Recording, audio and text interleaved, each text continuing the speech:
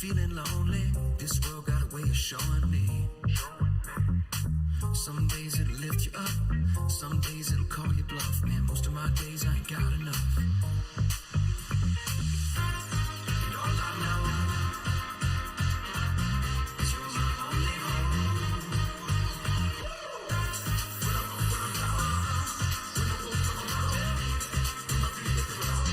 Again, my name.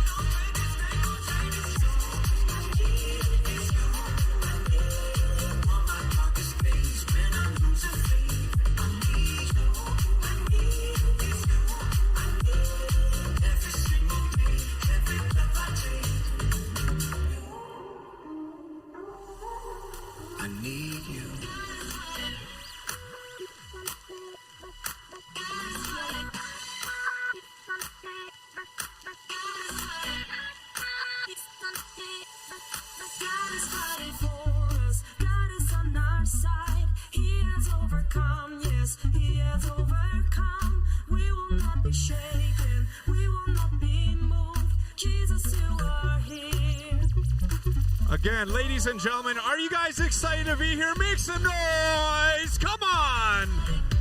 My name's DJ Benny K, part of Fire Drop here. Man, shout out to over 7 years, you guys, we've been doing this. Come on, give you guys a round of applause for the legacy that we are creating in Minnesota.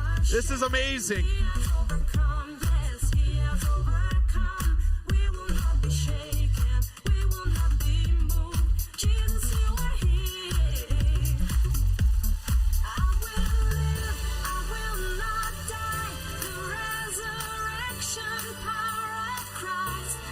I'm a Christian DJ too. Make some noise if you guys love Jesus. Come on, 1, 2, 3, make some noise. Hey, he's worthy. This track is called In Jesus' Name. Let's have some fun. And again, we're going to do a 10-minute countdown here. Get ready. We're going to have some fun. In 10 minutes, the program is going to begin.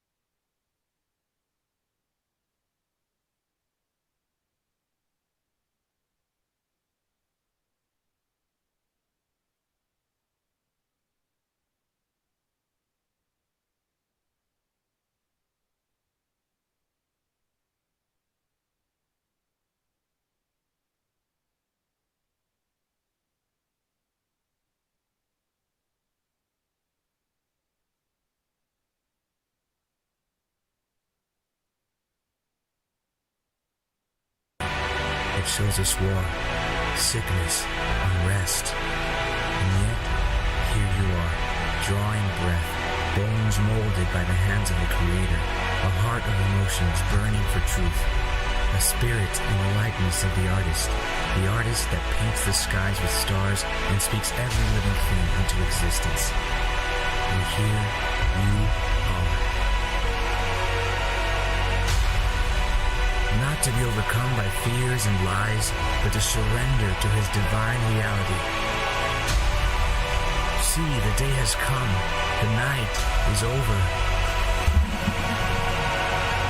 Awake, O sleeper, rise up from the dead, and Christ will give you light.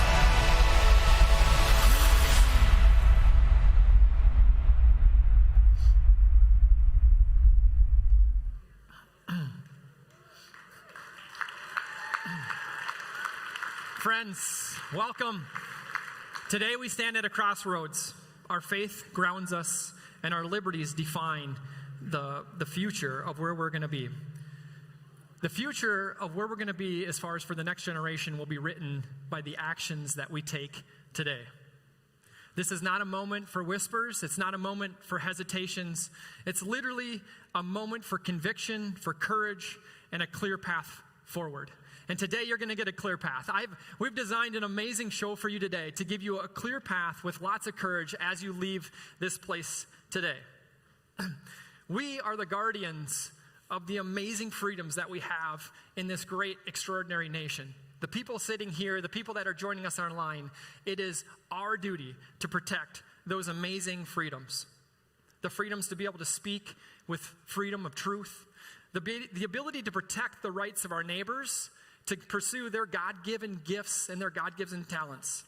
And when we see threats to those freedoms, it's our duty to stand up. So whether it's in policy or culture or complacency, we must answer with resolve and not resentment. And we must move forward with principled action, not apathy. If your faith guides us, let it also guide your compass in your calendars as well. Show up like you did today, right? As you leave today, you're going to leave with some amazing action steps. So hopefully some excitement and some fire inside of you to take back to your own communities. So make sure that you continue to show up in your own communities. Stand up, right? Stand up and draw a line in the sand of where those freedoms can no longer be taken away or shredded from us. The strength of our movement is measured not by just one loud voice. And trust me, we have a lot of loud voices today. We got a ton of loud voices. But the way that our movement is going to be measured is by a chorus of all of us singing together, moving together, using our hands and our feet together in our own communities, being that and doing that steadily and faithfully every single day. Real courage is choosing to act when others want to lie down and want to wait and want to rest. Real liberty is protected when we defend it for all, for every single person that we know. Today, let's commit to a couple different things. Let's commit to standing for faith-based values with integrity, courage, and kindness. Let's be committed to standing for engaging in informed conversations with our neighbors, right? We don't want to attack them. We want to engage in informed conversations so we can draw them in to this movement of amazing things. And one of the most important things that I want to say is we want to be able to vote with discernment. We have an amazing election, a powerful election coming up next November. Make sure that you are voting with discernment and supporting leaders who honor the Constitution and the declarations of faith in your liberty. Invest time in your communities. When you guys leave here today, you'll have action steps. You'll have fire. Invest time in your communities because that's ultimately how we're going to grow the next great generation. Mentor a young person, serve a neighbor in need, or even speak truth with love to the people around you. Protect the freedoms that empower families. Families to be able to teach, to be able to worship freely, to be able to work and dream without fear or anxiety. The road ahead is going to demand a lot of endurance. And we have a short period of time that you're going to hear today to make a lot of change in our country. You think about the administration that's intact right now here in the United States. We have 3 years left, basically, to make a lot of changes because who knows what happens after this. So we need to make sure that we're pressing into that road ahead. There's going to be challenges, distractions. There's probably going to be even moments of desperate despair or even doubts. But history is forged by those who rise when rise is hard, who organize when organizations falter, and who choose action over anxiety or even fear. There's a lot of times we have fear where we don't want to stand up or say the right thing, but do not let that fear bind you. The cause that we champion, things like family and faith and our freedoms, it's worth every single sacrifice that you'll make. It's worth every single late night. It's worth every single careful conversation that you have. And if you believe that liberty is not a passive idea, but it's ultimately a living call to action, then join us, right? Join us today. Engage today in the steps that it's going to help you move forward with your families, with your communities, and ultimately with our great nation. Let your voice be heard, let your feet move forward, and let your faith be the fuel that propels you forward to a brighter future. It's going to be an amazing day that we have planned for you together. And together we will rise, right? Together we stand, and together we act. I want to welcome you guys to the Freedom Summit 2025. Welcome to be here. My name is Dr. Jared Oxendorf. I'm going to be your guide, your leader, your MC today. We have a jam-packed, amazing event for you today.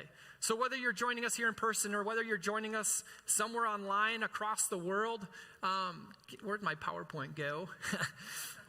And you're joining us somewhere around the world, we have 40 countries around the world. Yes, make some noise for those people that are online. It is absolutely incredible the things that we're seeing take place within the freedom movement across the world. And it's because of you guys that take time out of your schedules to be here, to be able to rise up and press into that movement. So I want you guys to just stand on your feet, move around a little bit, high-five your neighbor, meet somebody new, because this is an amazing time. High-five your neighbor, say it's great to be here. It's great to be here.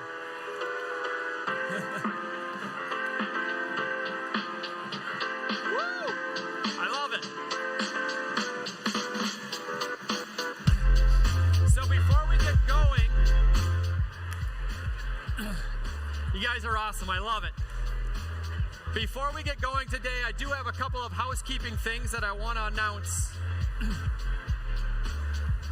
First and foremost,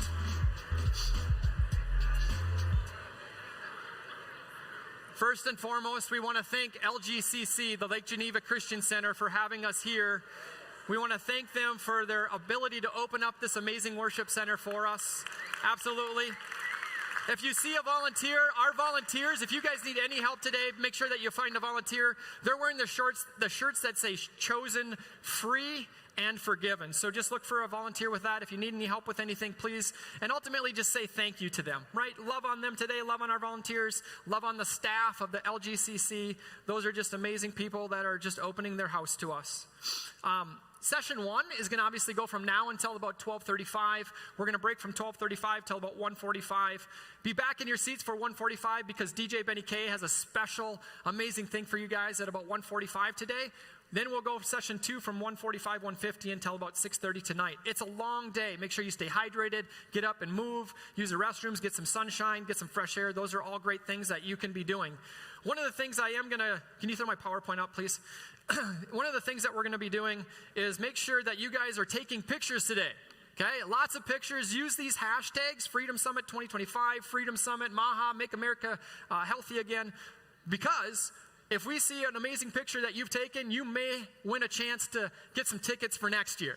So we're going to use all these hashtags and everything to pick a winner, and then we're going to pick out somebody that gets free tickets to next year's 2026 Summit, which will be held in September next year. Okay? Also, please join us on Facebook. This is one of the ways that we communicate through our Facebook and ultimately through your newsletters and that we send out. So we try to connect with you guys then. So make sure that you're joining us on that Facebook. Secondarily, we have security, right? So we have security in here. Ultimately, we do not allow any videoing or audio recording of the seminar. We have tons of amazing professional recordings. We have contracts with our speakers. So please, no audio or video recording. If one of our security guards sees you, they'll ask you to shut it off, delete your material. We'll give you grace the first time, but unfortunately the second time you may be removed from the premise. So please just honor the contracts that we have, no video or audio recording. Pictures are great, right? Throw your camera up, take some pictures, cool, but just please no audio or video recording with that. Also, I want to talk a little bit about the encore, okay? So the encore replay, we're going to play from about October 18th through the 25th. So the way that you get this encore is very, very simple. This little cool thing that you guys have around your neck, the lanyard. Who likes the lanyards this year? You guys like the lanyards versus the little bracelet things? Yeah, the lanyards are cool. So what you do, it's very simple. You take your phone out, open up your camera, you scan this little QR code thing, right? It's going to bring you up to this page, and then ultimately you're going to see 4 buttons. You're going to want to go down to the red button, okay? Down to the red button. For those of you that are at home online, you can scan that QR code as well. The red button, and you have to register for that replay. So sometime today, make sure you go on there, click that red button, fill out. It's a free replay, but you have to be registered for it. So that's a great way to do that. There's also other tickets and things on there too. We'll go over the tickets at a later time today. So just be aware of those things. Please shut your ringers off on your phones to be respectful of our speakers and everybody around you. And then be sure to check out our vendors. Our vendors are amazing sponsors and that come out and do amazing things with us. So please check out the vendor booths. I know that the Vaccine Safety Council in the back, they're doing notaries today. So if you need any exemption forms filled out and signed, they have the forms and everything for you at their booth. So stop by if you need any exemption forms done. Vaccine Safety Council in the back will do that. One of our presenting and our platinum sponsor this year is the Global Healing Institute and Dr. Ed group. You're going to hear from Dr. Ed and Marla Maples later. Yes, it's awesome. They're absolutely incredible. But Dr. Ed wants to give you guys a free gift. So there's a good way that we can all do this together. You can either do it off your lanyard. So just again, take your phones. Everybody take your phones really quick. Just want to see your phones. Raise your phones up, please. All right, raise your phones up. Go to your cameras, please. Okay, cameras. Camera. All right.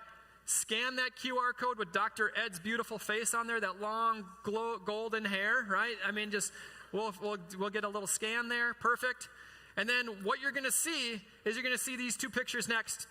So the picture on the right is where you go, the Secrets of the Vibrant Living. You want to scroll down that page until you get to that Secrets of Vibrant Living right there. Just put your name in there and your email. You don't need to put your cell phone. So just your name and your email in there. No need to put your cell phone, and just hit click, and you're going to get the code sent to your email. And then Dr. Ed's got an amazing gift for being here today. He wants to give that to you guys for free. So he wanted me to announce that. So go ahead and do that sometime today. But those are the QR codes that are on that lanyard. If you guys don't know a lot about Global Healing Institute, it's an amazing, amazing website that you guys will have privy to. It's a natural healing and natural solutions website. They do a lot of coaching and certifications. Dr. Ed's going to talk a lot about this later today. But the coaching certifications, a lot of free stuff that's on there. There's individual courses, but there's also some amazing certifications that you can become certified in if you're looking to do some more within your health and your health career. Lastly, I got a couple other announcements, and then we're going to get started. The buildings on campus, there's other groups on campus today, so please, if you're here joining us in person, make sure that you stay out of the other buildings to have the privacy and the respect of other people. Just if you're going to go into the lunch for cafeteria, obviously just make sure your QR code's out there for lunch. Hop in there, and then we'll get right into that right away. If you're staying on campus grounds, obviously respect the grounds, the things in and around you guys, making sure that we're just cleaning up, right? We're picking up after our neighbors. If they don't want to pick up after themselves, we want to just make sure that this place looks cleaner and better than when we came here this morning so that they invite us back next year, right? So just take care of God's house, take care of God's grounds, and just make sure that we are ready to rock and roll. If you need to use any restrooms or bathrooms, please feel free to do so. There's bathrooms in the back here. We also have a luxury kind of porta potty bathroom right across the green grass right outside as well. So nice porta potties out there to use as well, just for let you guys to know. All right, I'm done. Are you guys ready to rock and roll? Who's ready to go today? Come on, you guys are louder than that. Come on. Who's ready to go? Amen. You guys have an amazing day. I just want to play blessings over all of you. Thank you again for being here, and welcome to the 2025 Freedom Summit. I need that PowerPoint. Do you understand you are the most influential person in your life? And it is so important that when you talk to yourself, it is good, it is true, it is helpful. And if you are saying things to yourself that are not good, true, or helpful, be quiet. You do not understand how powerful you are. If you are living in fear, you are living in subjection to someone else's power. And I want us to take that power back today. On your feet and welcome Pastor Aaron Chambers to our chair. Welcome, buddy.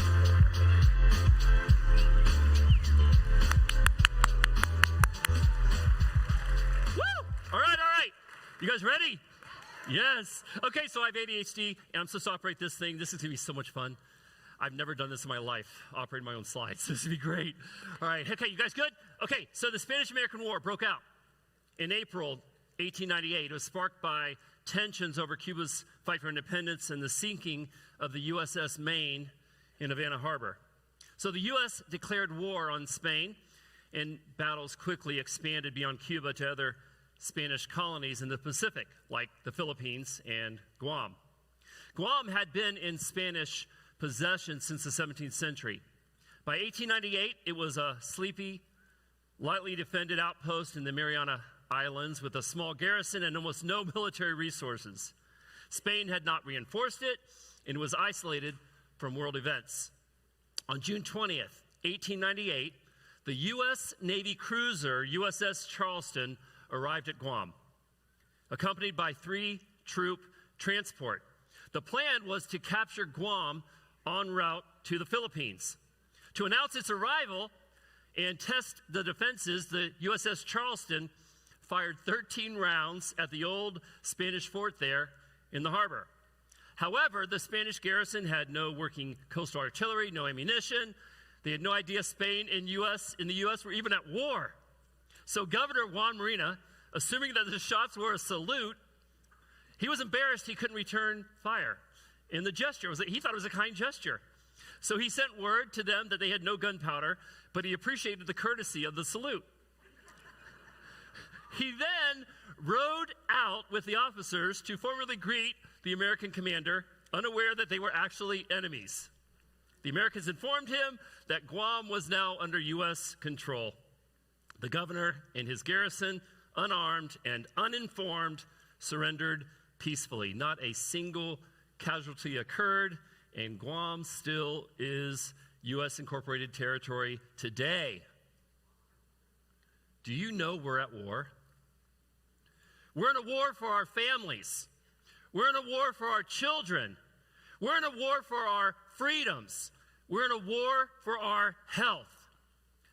And so now for the rest of the event, you're going to hear lots of stats from this war as to the cost we are paying, and you'll be asked to consider the cost we're willing to pay. We're going to be, the rest of the day, motivated, equipped to fight this war on all fronts. So that being noted, as a pastor, I want to start this day pointing out the nature of the war we are fighting. The shots you are experiencing are not a salute. The people shooting at us are not our friends. Don't you dare get in a rowboat and go out to greet them unaware that they want to destroy you, kill you, alter you, impact everything and everyone you love. Have no doubt about it. We are fighting a spiritual war. Have you all read Ephesians? It was written to a bunch of Christians who were living in a very corrupt city. It was one of the greatest cities in the Roman Empire. During the Roman era, it was second only in size to Rome, had a population of nearly 500,000. It was a center of commerce. I'm teaching you something here. You guys ready to learn? It was a center of commerce and culture and religion. Had wonders like the Temple of Artemis, the Library of Celsus, and aqueducts. And it had an arena that seated 25,000 people. It was known especially for the worship of Artemis, Diana, one of the 7 wonders of the ancient world. That cult fueled a lucrative industry of idol-making and ritual practices. The worship of Artemis was disgusting. Her statue, disgusting. It involved prostitutes and things we cannot get into here with the audience we have. The worshipers to Artemis gave money, jewelry, valuable items to secure that goddess's favor.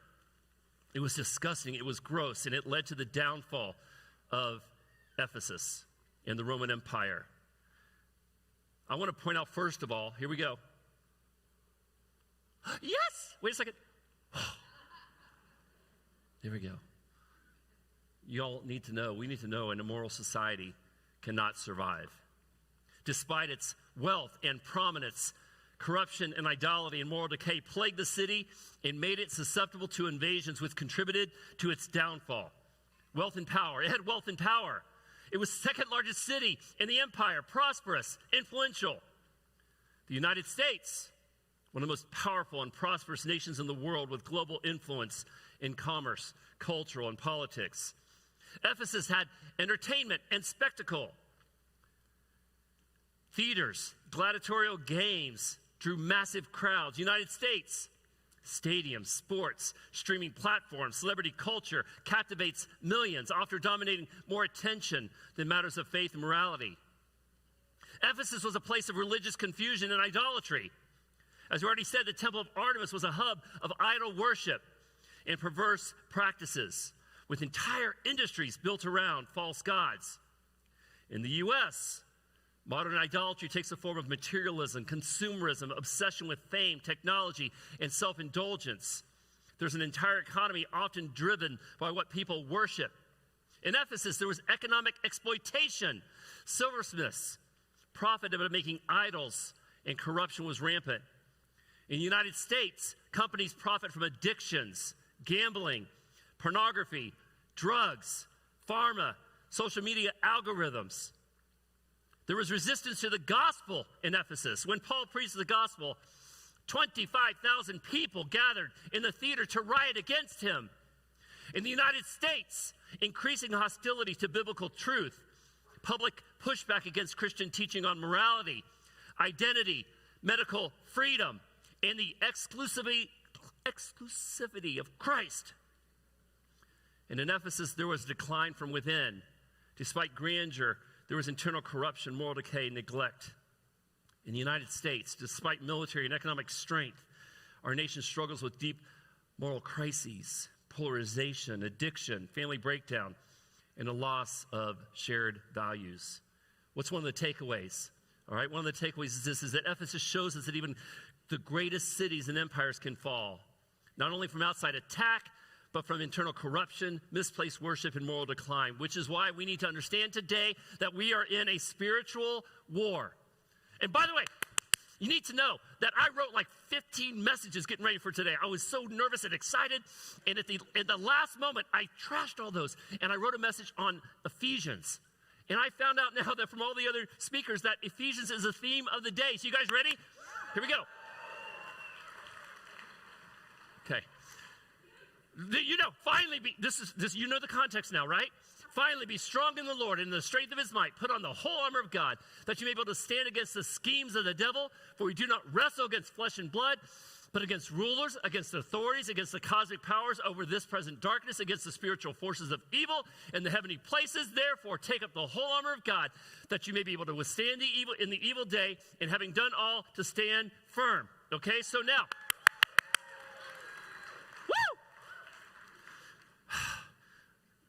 so now, we are all getting out of the rowboats. We are realizing right, that they are shooting at us. And so let's look how best we can fight this spiritual war. And I'm going to go through every chapter of Ephesians in the next 15 minutes and 44 seconds. You're like, man, I'm so glad that he is not on more coffee. So, if we want to win this spiritual war, all right? There we go. If we want to win the spiritual war, we must fight the spiritual war, trusting the power and the presence of the Holy Spirit. This is so much fun. I've never preached with a remote control before. This is amazing. I wish I had one for my neighbor's dog. Okay, look at this. Hey, we got to trust in the power of the Holy Spirit, okay? In him you also, when you heard the word of truth, the gospel of your salvation, and believed in him, you were sealed with the promised Holy Spirit, This is so beautiful. Who is the guarantee of our inheritance until we acquire the possession of it to the praise of his glory. If you are a Christian, you have the gift of the Holy Spirit. In fact, if you're a Christian, you are sealed with the Holy Spirit, stamped, sealed. All right, this is what they would do in antiquity. They would seal things to sign ownership. You and I must fight this spiritual war knowing that we are stamped, sealed. That word even means tattooed. You got to know, sorry. You and I must fight this spiritual war knowing that we are stamped, sealed, and tattooed with a clear message to the enemy that we belong to Jesus Christ. Yes. Woo! And then Paul adds this. I love this, that every time we feel the power of the Holy Spirit, it is a sign, proof, and a guarantee that we have the Holy Spirit. And I want you to understand, like when you feel that prompting of the Holy Spirit, or you hear something that doesn't feel right, and it stirs your spirit, you feel like you need to say something, you need to step in, you need to step forward. When you feel that, you need to understand, I'm a Christian.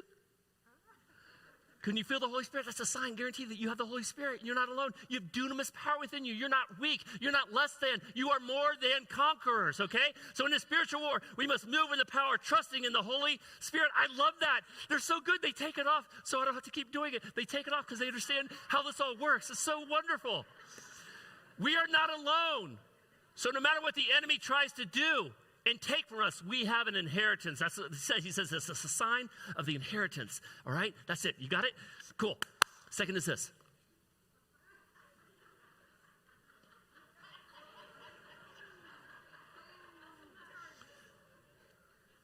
There we go.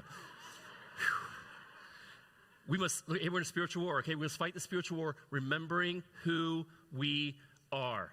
Paul says this, for we are his workmanship, his masterpiece, created in Christ Jesus for good works, which God prepared beforehand that we should walk in them. We are his workmanship. You're not an accident. You're his workmanship. So I have this lawn blower. It's very disappointing because I live in Colorado and we have leaves that fall, and they're falling right now. And I like this leaf blower is important. It's an important tool this time of year especially, okay? But it refuses to start. And I'm not a Christian, but when I try to start that thing and it doesn't start, it makes me want to, because my wife, she's from Tennessee, so she can curse for 7 minutes without repeating herself. But I'm a good Christian and I don't do that. But I can't get, so here's the thing, that leaf blower, we've given up on it. It was expensive, but I cannot get it started. And listen, we're like leaf blowers that God wants to use to clear the debris of this world and clear the debris in this country. And if you're not starting, you're going to be put out in the trash. You're going to be thrown away because we are his workmanship. It means we got to work, all right? There's things that we have to do. There's a reason you're sitting here today, all right? We are his workmanship, created in Christ Jesus for good works, which God prepared in it beforehand that we should walk in them, all right? We were created. I love that. The power that made our bodies can heal our bodies.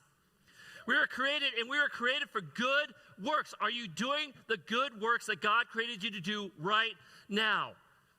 Because many of us, you need to understand, we are the answer to the questions they're asking right now. We just got to show up. We got to speak up. We got to stand up, understanding that a long time ago. See, I forgot. That's the problem. That's why this doesn't work. A long time ago, God prepared us to walk in the good works he created for us to work out today. Let's let that sink in. A long time ago, God is not up there looking at what's going on in our country saying, oh, I didn't see that happening.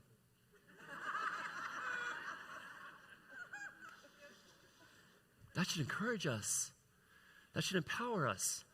A long time ago, God prepared us to walk in the good works he created for us to do, to work out today. If we hope to win this fight, we must remember who we are. We are his workmanship. We were created. Third is this. Come on, I'll move on. We must fight the spiritual war, asking and imagining for more.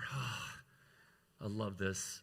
You see what I'm doing? Each chapter, this is all there, okay? That's what God wanted you. So Ephesians 3:20. Now to him who is able to do far more abundantly than all we ask or imagine. The original word is imagine for think. According to the power at work within us. I love that. We must fight the spiritual war, asking and imagining for more. We are not fighting this war in our power, and that's a good thing. We're fighting in God's power. So ask for more. So, tell you a story. So, Christmas. So I'm a pastor. So okay, I'm going to talk about. So I only had one cup of coffee too. So I'm a pastor. So anyway, the only point is I'm trying to say we were poor. So when our kids were little, my son Levi wanted for Christmas, all he wanted was a Spider-Man action set. What do you want for Christmas? I want a Spider-Man action set. Spider-Man action set's about this big. Okay, about this big, about this wide. It's where Spider-Man and all his friends could play. So you ask Levi, what do you want for Christmas? I want a Spider-Man action set. So now at our mall, there was a Santa Claus in our part of town, and he was sketchy. I'm not sure he was background check, and he always had food in his beard. By the way, why is it that we say, don't talk to strangers? And then at Christmas, we take our kids to the stranger and say, hey, tell him all your deepest, darkest secrets. Think about that. So anyway, so we decided, my sister and her kids and my wife, all of our kids, me and my sister's family, we went to the Mall of Millennia in Orlando because their Santa Claus was background checked. And so we get there and there's a long line and all the kids are going to see Santa at the Mall of Millennia and every kid gets a little bag. They go up and sit in his lap, they get a little bag and walk back. Okay, so my wife and I, they won't let you get anywhere close to take pictures. So my wife and I, we sneak behind the bushes to, so we can get good pictures. And Levi, who wants for Christmas, he wants a Spider-Man action set, right? He gets up there, he gets in line, and he gets in Santa's lap. And Santa says, what's your name? And he says, my name is Levi. He says, what do you want for Christmas? And Levi said, no. He said, G.I. Joe. And Santa had already done his work. And so my wife and I are a little distressed. And we're like, so Levi comes down the path, comes out of security, he gets in front of us. We're like, hey, bud, how was that? He said, it was great. What'd you tell Santa you want for Christmas? He said, G.I. Joe. And we said, hey, we thought you wanted a Spider-Man action set. He says, I do want a Spider-Man action set. Then Levi, why did you say you wanted G.I. Joe? And he said, I asked for something that would fit in the bag.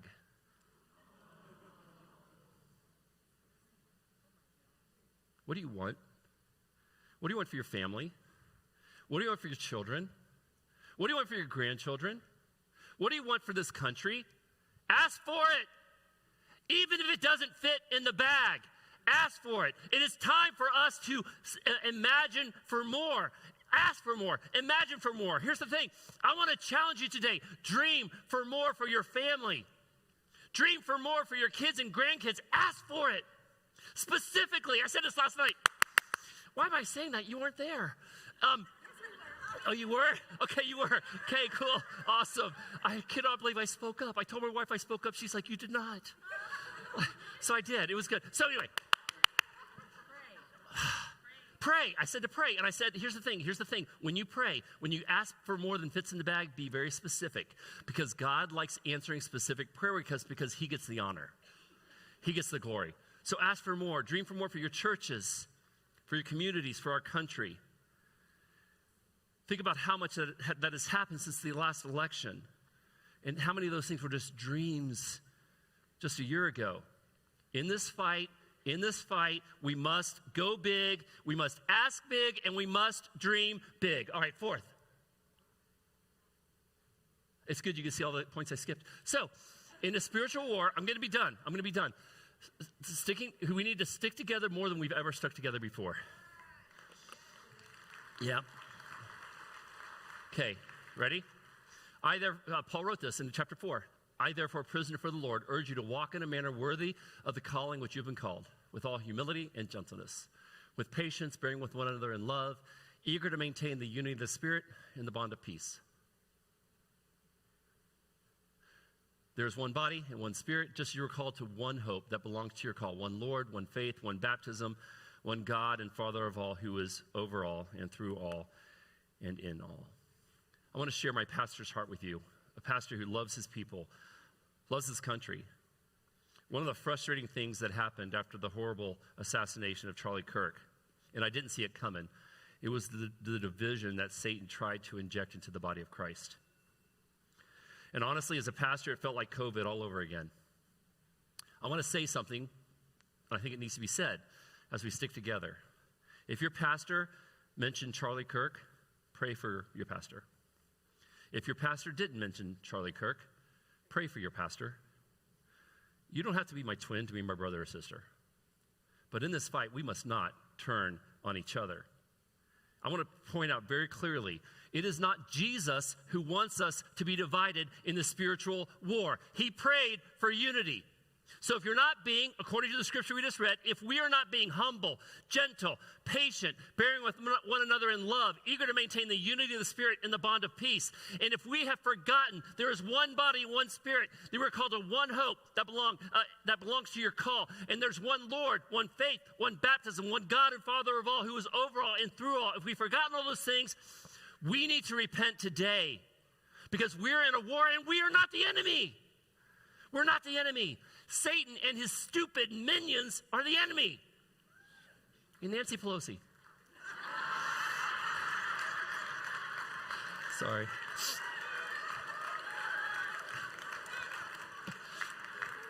Now, Aaron, don't be political. Okay.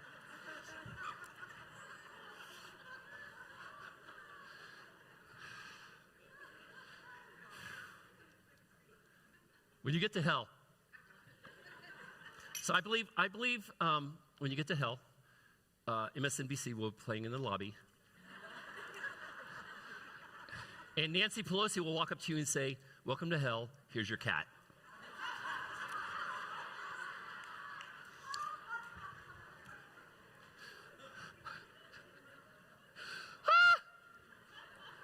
Okay, fifth. I got 3 minutes.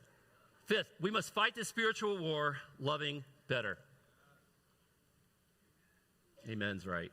Therefore, be imitators of God as beloved children and walk in love.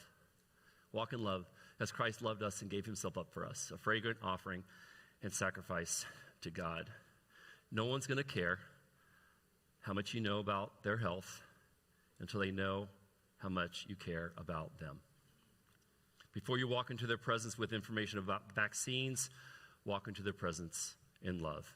Before you walk into their presence with information about toxins, walk into their presence in love. Before you walk into their presence about health freedom, walk into their presence in love. Before you walk into their presence about Jesus, walk into their presence as Jesus. That is what Paul is trying to teach us. Before you walk in as Jesus, who loved us and gave himself up for us. If we do that, we will be what Paul calls a fragrant offering. And that is important because some people stink. And last, we must fight the spiritual war wearing our armor. This is a long passage. You guys ready? You be strong in the Lord. We're doing this, okay? Be strong in the Lord, and in the strength of his might, put on the whole armor of God, that you may be able to stand against the schemes of the devil. For we do not wrestle against flesh and blood, but against the rulers, against the authorities, against the cosmic powers over this present darkness, against the spiritual forces of evil in the heavenly places.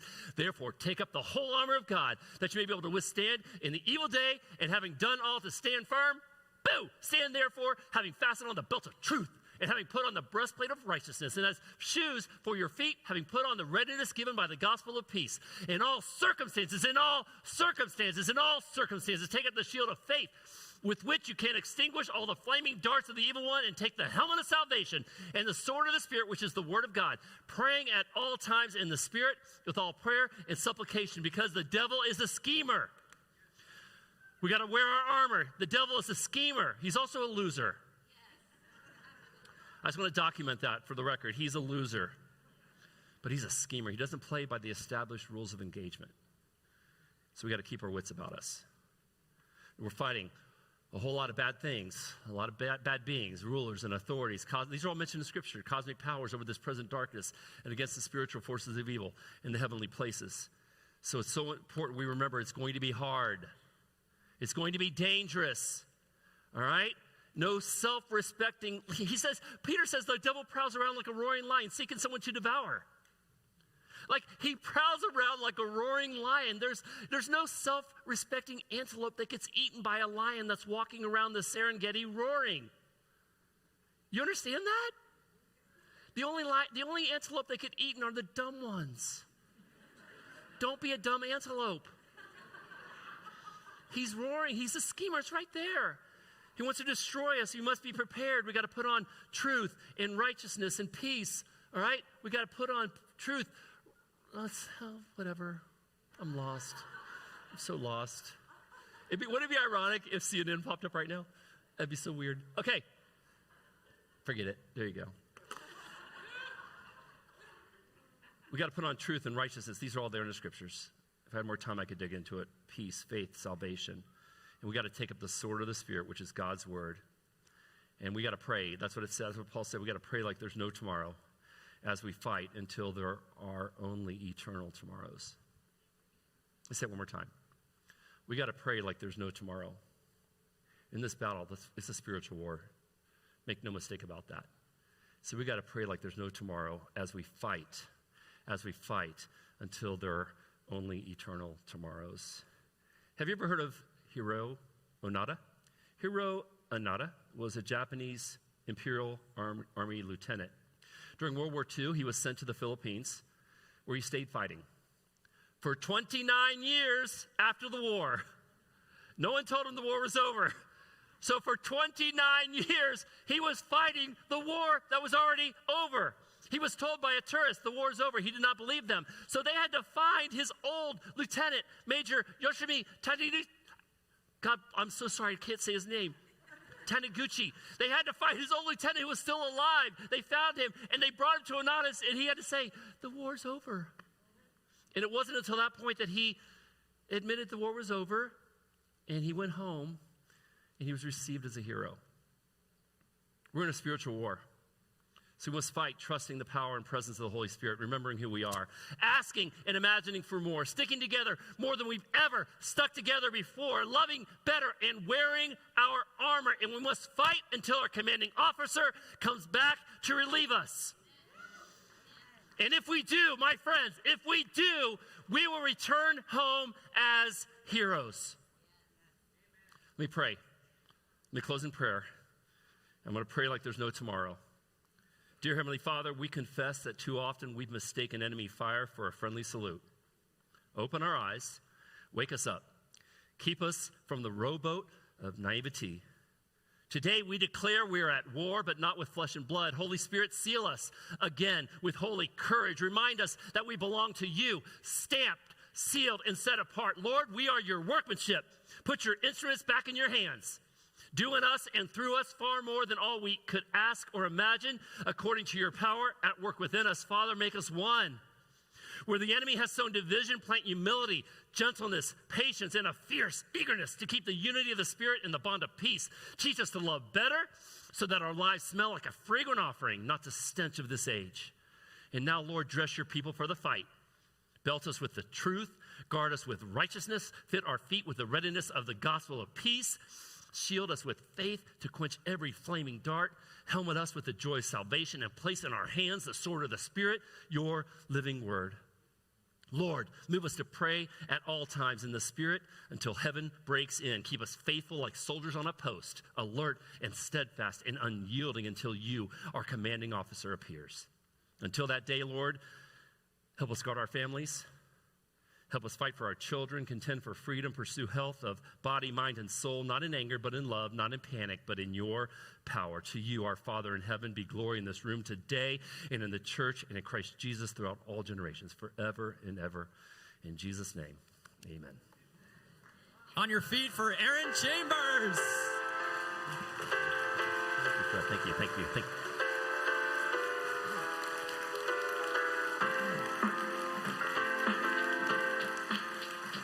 Absolutely incredible. Put on the armor of God and be woken up. Thank you, Pastor.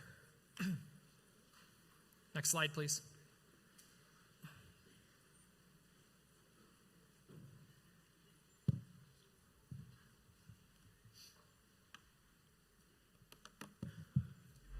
I am Leah Wilson, Indiana resident and executive director of Stand for Health Freedom. And our core values are religious freedom, parental rights, privacy, and informed consent.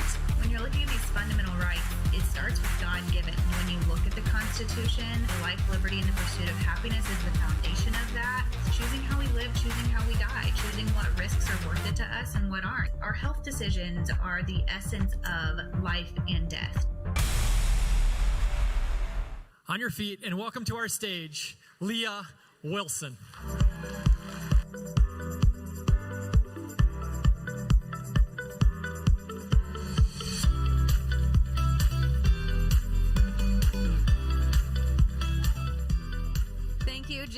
Thank you, Angie. Thanks so much for having me back. So you're stuck with me for the next 30 minutes since they asked me to come back today, but I'm so excited because we have a lot to cover. Just a spoiler alert, if you listen to everything that Pastor Chambers said, we might be able to go home by now, but we're going to talk about a flaming dart that's coming our way, and I want you to be able to see it, so hang with me until the end. So how many of you have ever taken action with Stand for Health Freedom? It might be that you've clicked to email your lawmaker on a call to action, or maybe you made a phone call to U.S. Congress to ask for Bobby's confirmation, or maybe you tried to stop the repeal of an exemption in your state. So if you've taken action with SHF before, please raise your hand. Awesome. We've had collectively 6.7 million actions taken in. I'm so thankful for this room because we brought Stand for Health Freedom to you early in our history, and it's been an honor to keep you informed and to do this with all of you. And our vision at Stand for Health Freedom is to live in a world where parents are the ones that make healthcare decisions for their children, right? A world where mothers are trusted above all outside authority, and a world where those decisions are never used against us. That's where we are going. Pastor Chambers told us to pray bold prayers, to ask for more, to ask for a better future, and together we're going to a place where there's no more mandates and no more one-size-fits-all default medical protocols. So 5 years ago, very short story. 5 years ago, I sat down with our director of development, and we were finalizing our strategic plan. And we said, in 5 years, so 2026, we will have reached a tipping point for health freedom. And we were drafting this plan. The premise was the Harvard research that shows if you can reach 3.5% of a population to engage in a peaceful protest, that you will create a cultural shift. So our team and our 41 state directors set out to build the largest voting block possible for health freedom. You know, just like I said it's based on informed consent. It's based on God-given rights, constitutionally protected rights, and moral boundaries in public health. This is not about who is right or wrong about vaccines. It's about knowing who's in charge of your health and having those moral boundaries in place, because an immoral society will fail. And now I'm proud to say that 5 years later, we have reached that tipping point. Oh, I'm going to go back. We are at that tipping point going into the 2026 elections. And, you know, I can't say that we can take credit for running X number of calls to actions per year or X number of speaking engagements per year, that really the veil of darkness that has been lifted and the number of Americans who are exiting the system, only God gets the glory for that. And for the wind at our backs, and for this year, it's going to be a year of policy. Starting in January, we're going to see a wave of policy. We're going to run the ball down the field. And in the 2026 midterms, we are going to together decide the elections as the Health Freedom Voting Bloc. The mainstream media is acknowledging the strength that we have as the MAHA movement, as the health freedom movement, to decide elections together. We're pulling from the black vote, the Latino vote, the independent vote, the left-leaning vote. It is a decisive voting bloc, and it is influential in what policy promises are being made today. I was talking with policymakers even this morning, and our teams across the U.S. are meeting during the summer in their state houses and with their congressmen to talk about what the priorities are. And the conversations are truly shifting from compliance and exemptions to health, and to thinking bigger about a landscape where our children can thrive and grow. And so I want you to embrace the win that going into the 2026 elections, we are America's new majority, and there has been an awakening, and Stand for Health Freedom represents those people. Because, you guys, America no longer trusts the fox to guard the hen house. We guard the hen house.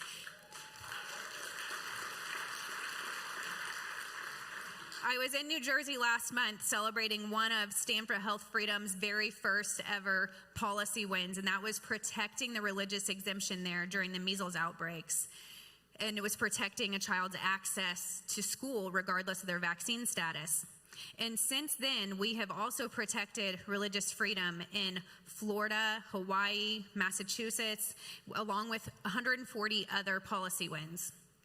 This year alone, we had 60 wins in the first 6 months of the year. And some of my favorite wins, I'm just going to tell you briefly so that you can understand that together we have the recipe for success and we can run the ball down the field this year. We protected those religious exemptions in Hawaii. Together, we got Secretary Kennedy confirmed.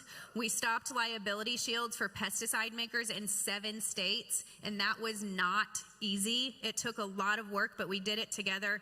We banned weather modification in Florida, banned fluoride in Florida, stopped a sketchy Surgeon General's appointment. That's the first appointment we've ever stopped instead of helped get through. HHS defended vaccine-injured students in West Virginia when we went to them for a solution. 5 state directors are ready to file bills to ban medical mandates in their state. We uncovered critical information from the EPA. Marjorie Taylor Greene filed the Clear Skies Act. Federal hearing on weather modification to move that act forward. 80,000 emails from y'all in 4 hours supporting Bobby when the CDC called a hearing to smear him without his presence. And in 4 hours, we supported his agenda for transparency with 80,000 emails. These wins are not just local and state and federal, they're also global, which speaks to the power of a mother and father's voice when they use it. We have taken together 665,000 actions to say we want the global health authority to go away, to not be a part of the U.S., not be a part of our states. And as a result of that, we have seen the disentangling of the U.S. with the WHO. Then we saw Secretary Kennedy opt out of the international health regulations, which would be devastating to the next emergency. And just this last week, we saw this pop up, that for the first time ever, the WHO staff took a vote and passed a motion of no confidence in their Secretary General. So the enemy is folding on itself at a global level. Let's keep going. We are asked all the time, are you happy, Leah, with how Secretary Kennedy is doing? Are you happy with the changes that are being made? Are you happy with the press releases that are happening? And if you look at what the federal government's job is in healthcare, we are extraordinarily happy. Yes, he is doing his job to create transparency, to disentangle the U.S. public health policy from industry interest, and to create big shifts as it relates to the medicalization of our children. I was just in D.C. with him 2 or 3 weeks ago, and his priority is very clear, and it is to stop the commoditization of U.S. children by the pharmaceutical industry. And for that reason, I am very thankful.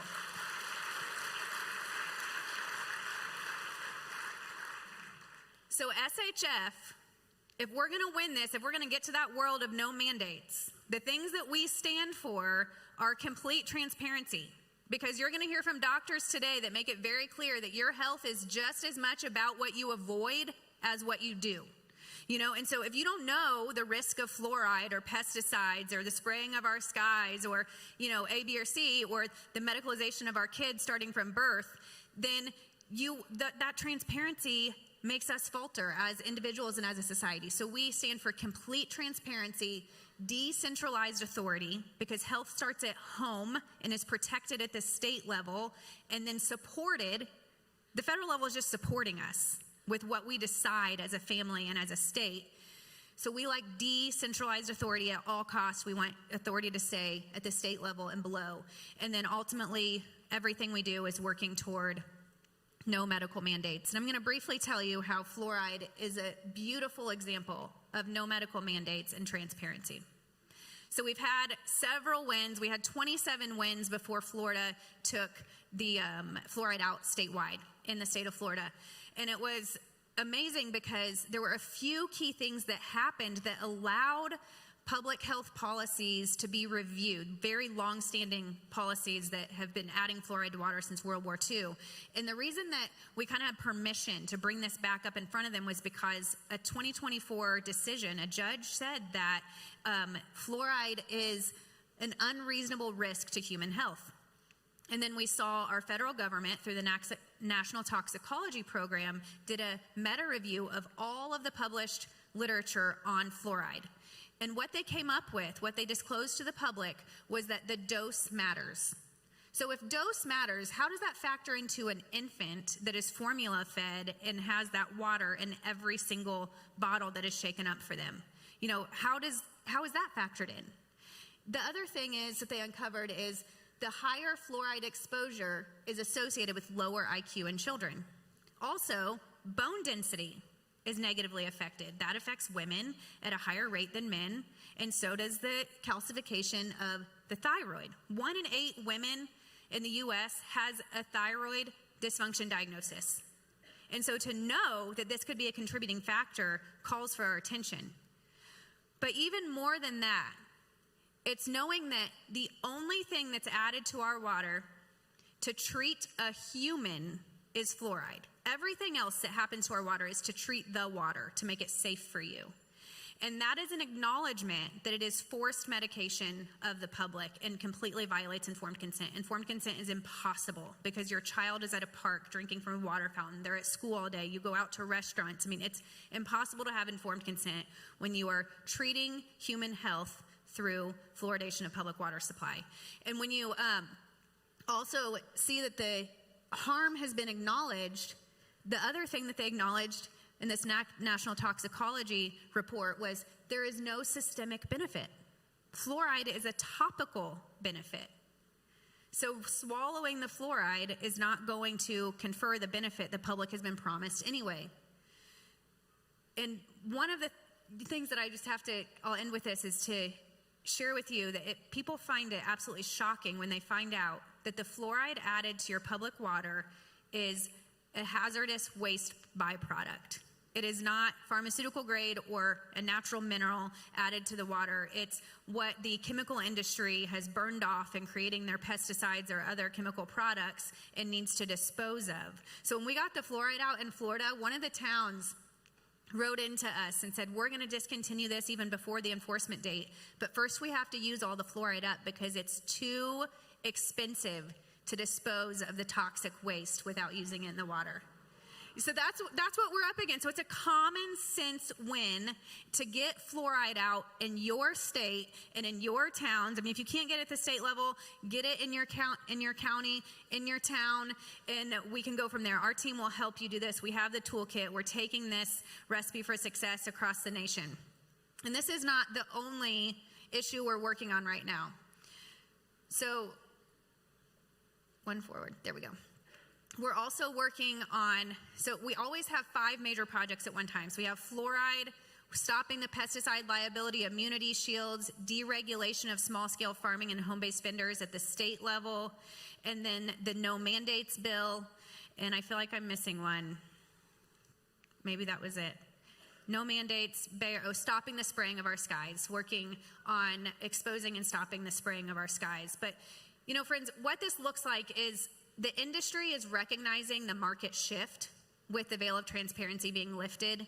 And so the industry like Walmart and Bayer and the pharmaceutical companies and biotech, they are clamping down. They are not letting up. They're not going to cede ground. And that's what makes our voices that much more important right now. Because if in the halls of government, they're only hearing the industry story and they're not hearing from their voters and the families, they don't have the backing they need to bring forward solutions for you. And that's what we're here to help you do, exactly that, to use your voice and get it to the right person at the right time. To get to the heart of vaccine mandates, Stand for Health Freedom sued the CDC this year to declare the childhood schedule illegal and unconstitutional.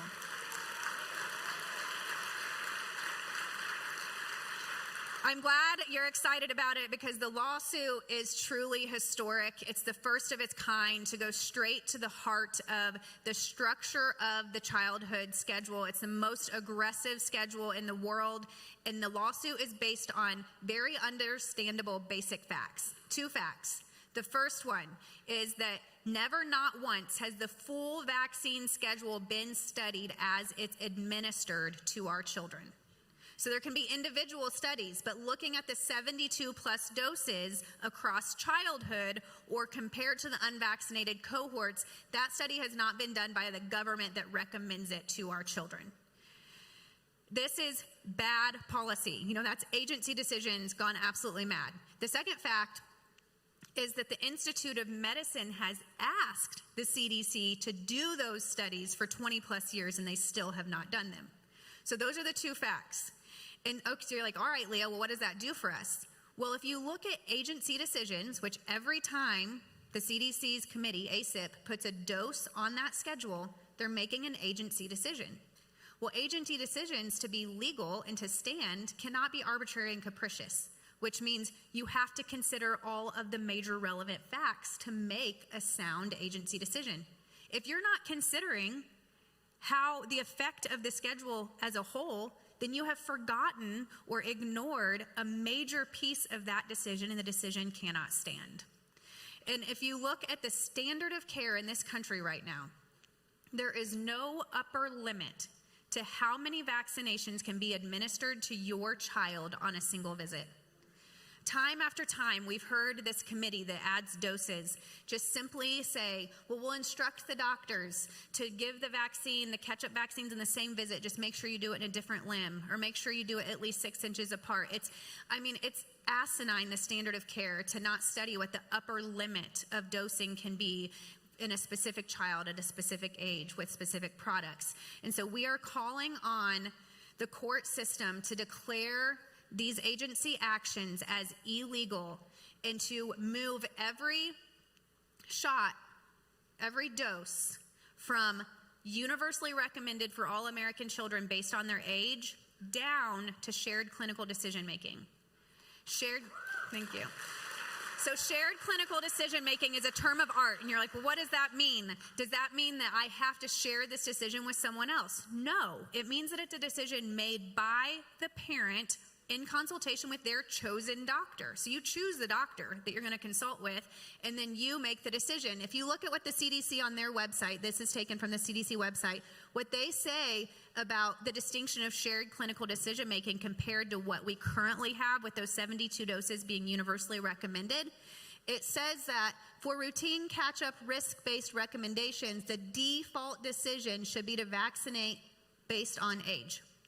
Okay, so that's a default decision based on if you're 3 months, 6 months, 9 months, 12 months. For shared clinical decision-making recommendations, there is no default. That means you won't walk into the doctor, check your child in, and the nurse goes ahead and gives you whatever you need for that day without ever even seeing a doctor, right?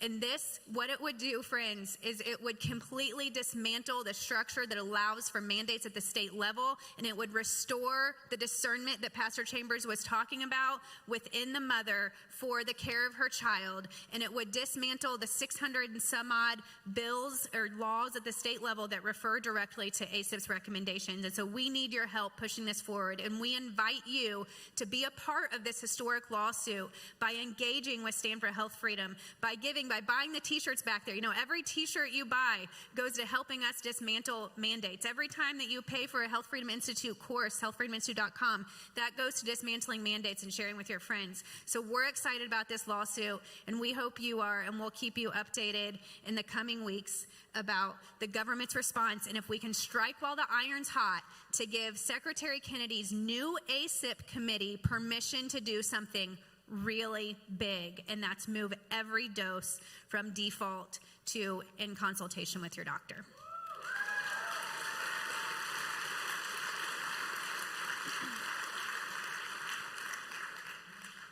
So COVID, I think most of us recognize that all things are used for us. And COVID was used for us in a sense that it exposed that mothers need to be in the driver's seat of their children's health, of their children's education, of the influences in their lives. And so this was really the pinnacle of a decades-long playbook. You know, it wasn't new that public health redefines things when it's convenient for them, like they did in COVID. They, instead of counting deaths, they started counting cases. Instead of just requiring this for school, they started requiring it for your job, and, you know, even told you that you shouldn't go to Christmas if you don't have shots. So the mandates were kind of the tip of this playbook. It was the pinnacle of this playbook. But there was something that was new about COVID, and that was the rollout of the first mass administered gene therapy. So mRNA is a gene therapy platform, even though we were told at the beginning of COVID that it does not alter your DNA and that it is not a gene therapy platform. The industry at their conference was celebrating that this is a milestone for the biotech world to have mass use of a gene therapy product. And I'm going to hang here for a minute on this whole gene therapy word, because I feel like we need to talk about something that's coming, a battle that's coming that hopefully collectively we can put a stop to. And, you know, I really wrestled with God on how do we show this agenda that's coming forward and do something about it? Who am I to do this? Are you sure this is what we should be focusing on? And I heard very clearly that we're supposed to defend his creation. And so I want to tell you about this. If you can hang with me to understand why I care and why I believe that you will deeply care about an announcement we received this month that is really the culmination of what we've been watching unfold with gene therapy for over 2 years. So we're all familiar with how dangerous gene therapy can be because of COVID mRNA. We also know that we're still calculating the damage, right? No one truly knows the net benefit or net harm of this mass rollout. We do know that there was an exponential rise in birth defects that the industry has completely ignored. We do know there has been serious brain and spinal cord injuries attributed to it. We do know that mitochondrial failure, immune collapse, and cancer have also been attributed directly to this therapy.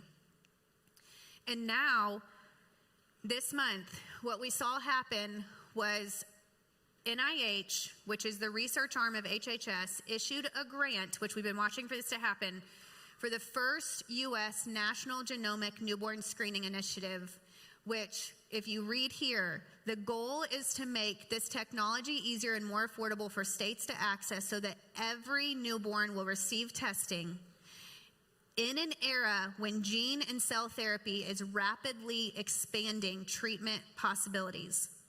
So it's genomic screening for hundreds of additional conditions on every U.S. newborn that can be treated with things such as gene and cell therapy. So why should we care about this? Leah, wouldn't we want to screen our babies for potential problems? Well, if you've had a child, your child most likely received a newborn screen. So it's been happening for 60 years. It started out as looking at a few metabolic markers. PKU was really the starting point of this. And now, depending on what state you live in, your state is screening for something between 35 and 75 markers on a newborn screening.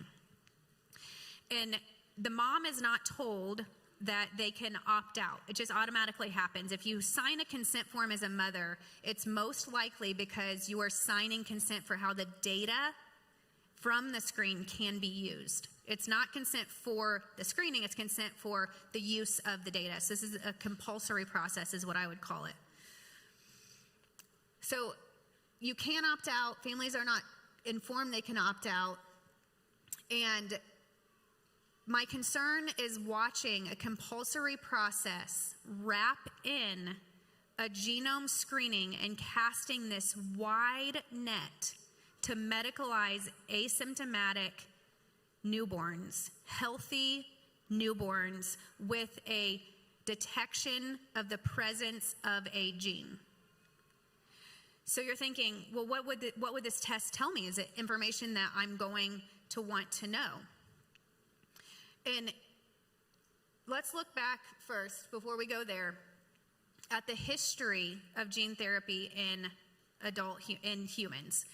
In 1990, right around there, 89, 90, gene therapy started, to be a body of research, a body of science that they were developing in the biotech world.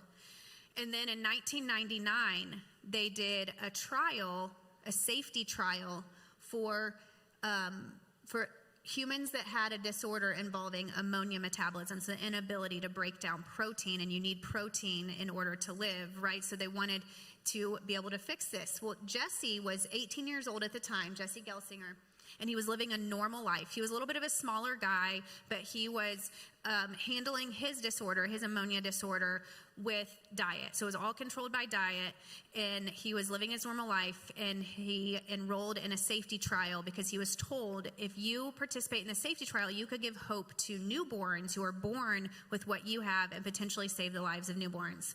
And 2 days after Jesse's transfusion, he passed away from complications of the safety trial. And his parents, his dad specifically, has really come out with this story, and his dad was absolutely stunned. He had no clue that this was a risk with him entering this. He thought this was completely safe. And then not only was his dad stunned, the entire scientific community within gene therapy was stunned. They said that it was a chilling effect on gene therapy, that it halted the progress of research in humans for nearly 20 years. They halted the research of gene therapy in humans because of Jesse Gelsinger. So you have that pause of halting research because of the death of a young man. And then 20 years later, there was this escalation, this rapid unfolding, which has really got our attention to start watching this.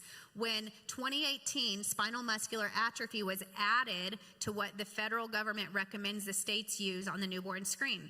And spinal muscular atrophy is treated with gene therapy, Zolgensma. It's an injection, a $2.1 million injection to edit the genes, and when spinal muscular atrophy is detected before the onset of symptoms. So it's based on the presence of a gene. Then we had 2021, the global rollout of mRNA. 2022, it was uncovered that the Zolgensma foundational paper that provided the basis for this product to be developed was retracted, because it wasn't 6 mice that survived and 1 mouse that died in their trial. It was the opposite. 6 mice had died and 1 mouse had survived. But Zolgensma today is still on the market when that was uncovered in 2022. 2024, Krabbe, the community who is suffering with children who have Krabbe, which, if you're not familiar with it, it is reminiscent of an encephalitic cry of a vaccine-injured newborn, but these children are so damaged, they have such a devastating disorder that they cry inconsolably until they eventually fail to thrive and leave us normally before age 2. It's a heart-wrenching, devastating thing, but Krabbe is the only place I've ever seen in scientific literature where they recognize that this child cannot be vaccinated. So they do recognize in the Krabbe literature that the child cannot be vaccinated, but then this was added to the newborn screen list with much resistance. 4 times the Krabbe community appealed to the federal government of, the Committee of Heritable Disorders. We want this added, and finally they won, even though there's not really an effective known treatment right now for Krabbe. So they're leaping over ethical boundaries to test things that we cannot effectively handle. And then in 2024, 2025, we saw all of the funding shift from the gene therapy development to the sequencing of newborns. So the funding that was going toward the development of the gene therapy was shifted to the sequencing of newborns, and that's when we thought they're gonna tie these things together. So the healthy asymptomatic babies being reclassified as broken, as patients in waiting, is what I think, that's the flaming arrow that we need to be aware of, because this could be bigger than the vaccine playbook. This could be bigger to funnel every American newborn into a system where they are a candidate to alter their DNA before the onset of symptoms in their first year of life in our nation. And this is coming out of a place of desperation in our country, that our children are sick and they are suffering, and this could provide hope and a promise to fix them, to fix our broken children. But is that really the solution when you dig into the fact that genetics are not determinative? Finding the presence of a gene tells you that there is a probability. It does not tell you that there is a certainty of anything. Doesn't that seem like the foretelling of your child's future without any certainty? So you think, well, Leah, I want to know if my child could get cancer or could have a crippling disease. And it's like, no, you need to thank God for your healthy baby and take that baby home and nurse that baby and let it thrive. Give it a chance for resilience.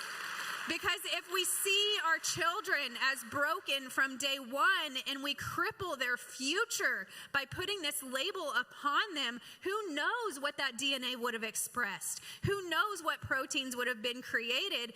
But when we choose the label, when we go based off of man's broken confidences to funnel our children into early medicalization, we are asking for another world of hurt as we are just lifting the veil of over-medicalization. And I will be damned if we allow this to proceed under a veil of darkness, and that we together can stop it in America.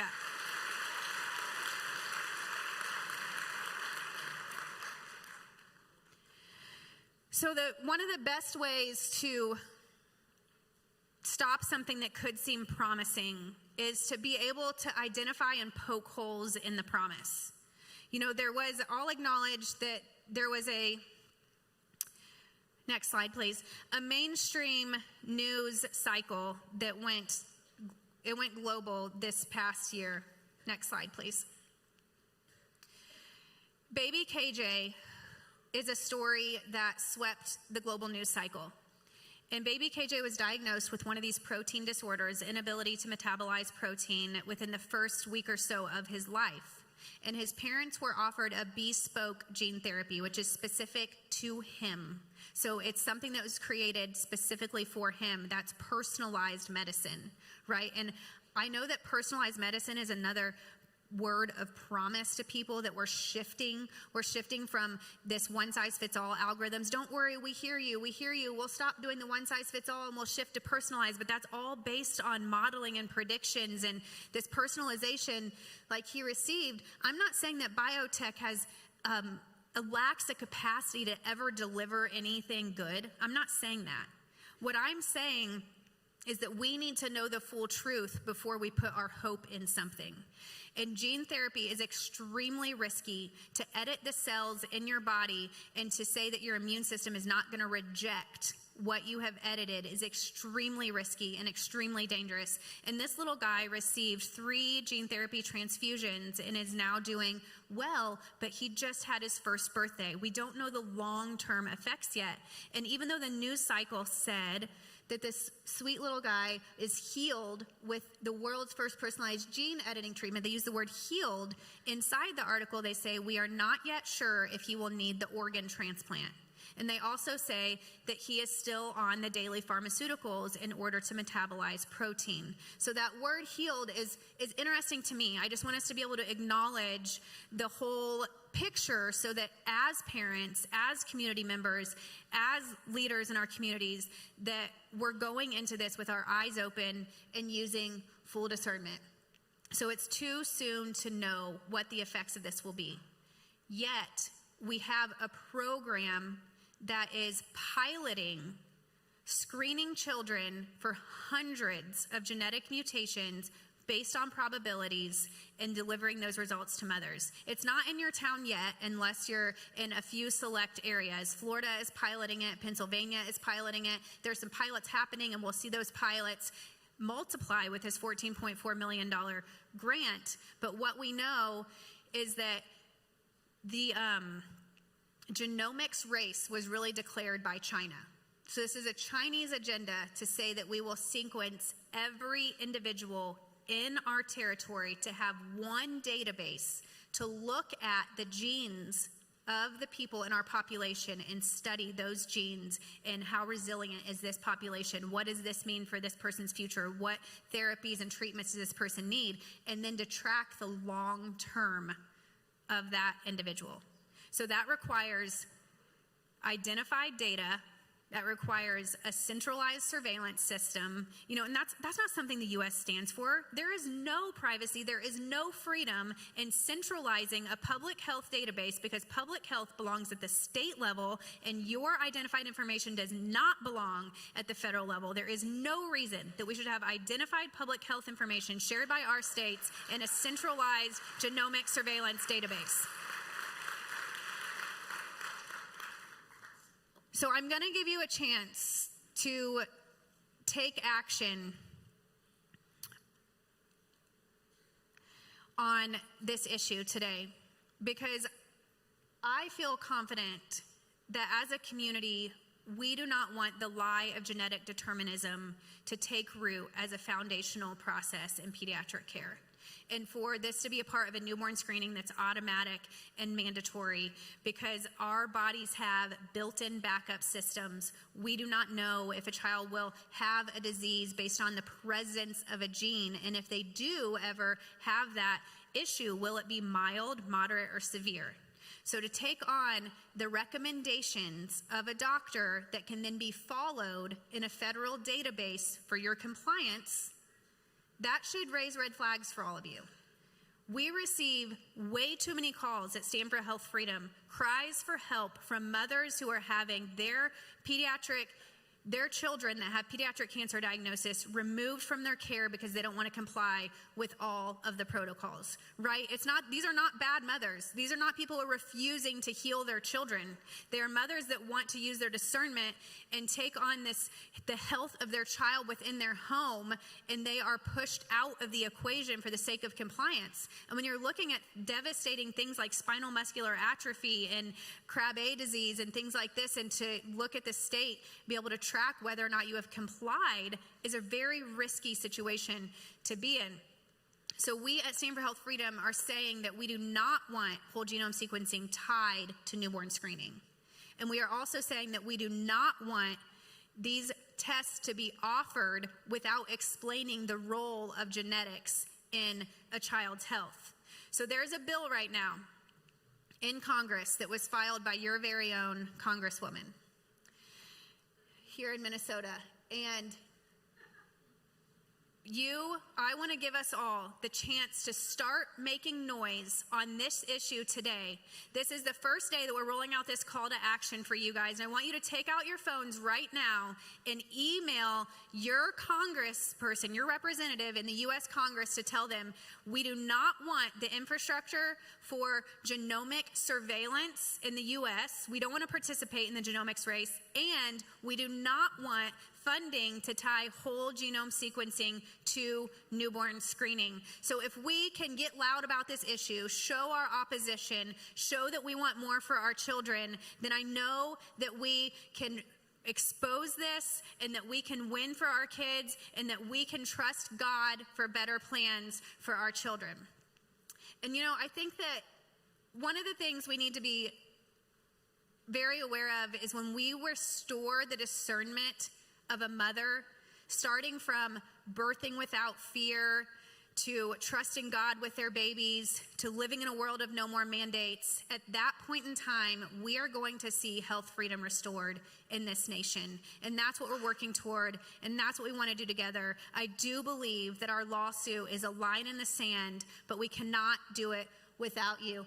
Every single donation that you give will go directly toward dismantling the structure of mandates. Every single time you interact on one of our calls to action, share those with friends, grow our voting block larger. Jared was just saying that we need to vote with discernment in 2026. We need to show up and do our parts. If you don't yet know who you're going to be supporting in the midterm elections, if you're going to be casting a vote for, talking about in your circles, then go to standforhealthfreedom.com and join, because we're going to be sending out the voter guides to help you guys know who's taken our survey, who's standing up for these issues, who's willing to go to bat for individual freedom, for the health of Americans. So join us in this. We promise that we're going to show up and give you the resources that you need to help us run the ball down the field.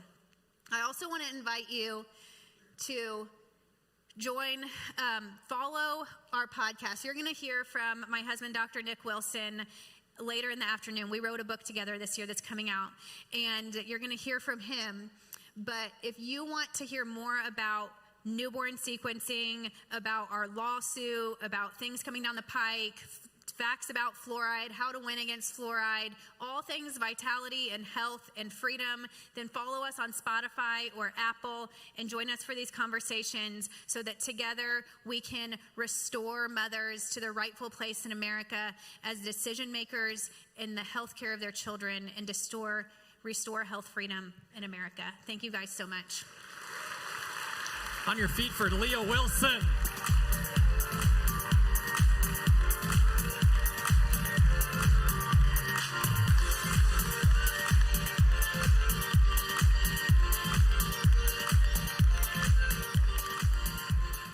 Thank you, Leah, and thank you, Stand for Health Freedom, for everything that you guys are doing for our freedoms in our country. Make sure that you stop by Stand for Health Freedom's booth in the back. If you missed those QR codes, they have some handouts and some things that they can get you connected to their podcasts, and ultimately continue to make those votes and cast those votes and make sure that we're getting into the right candidates come midterm elections and ultimately our next elections. Personalized medicine is essentially what I do. That variant from person to person can mean someone's more prone to some condition or another. Your genes are not your destiny, but they sure can be a great guide to what you should and should not be doing to avoid problems and optimizing your health. It's not about managed care anymore and chronic, use of medications, but rather getting to the root cause and using these supplements to get people well. Get ready to learn about your gut and welcome Dr. Elliot Danetz to our stage.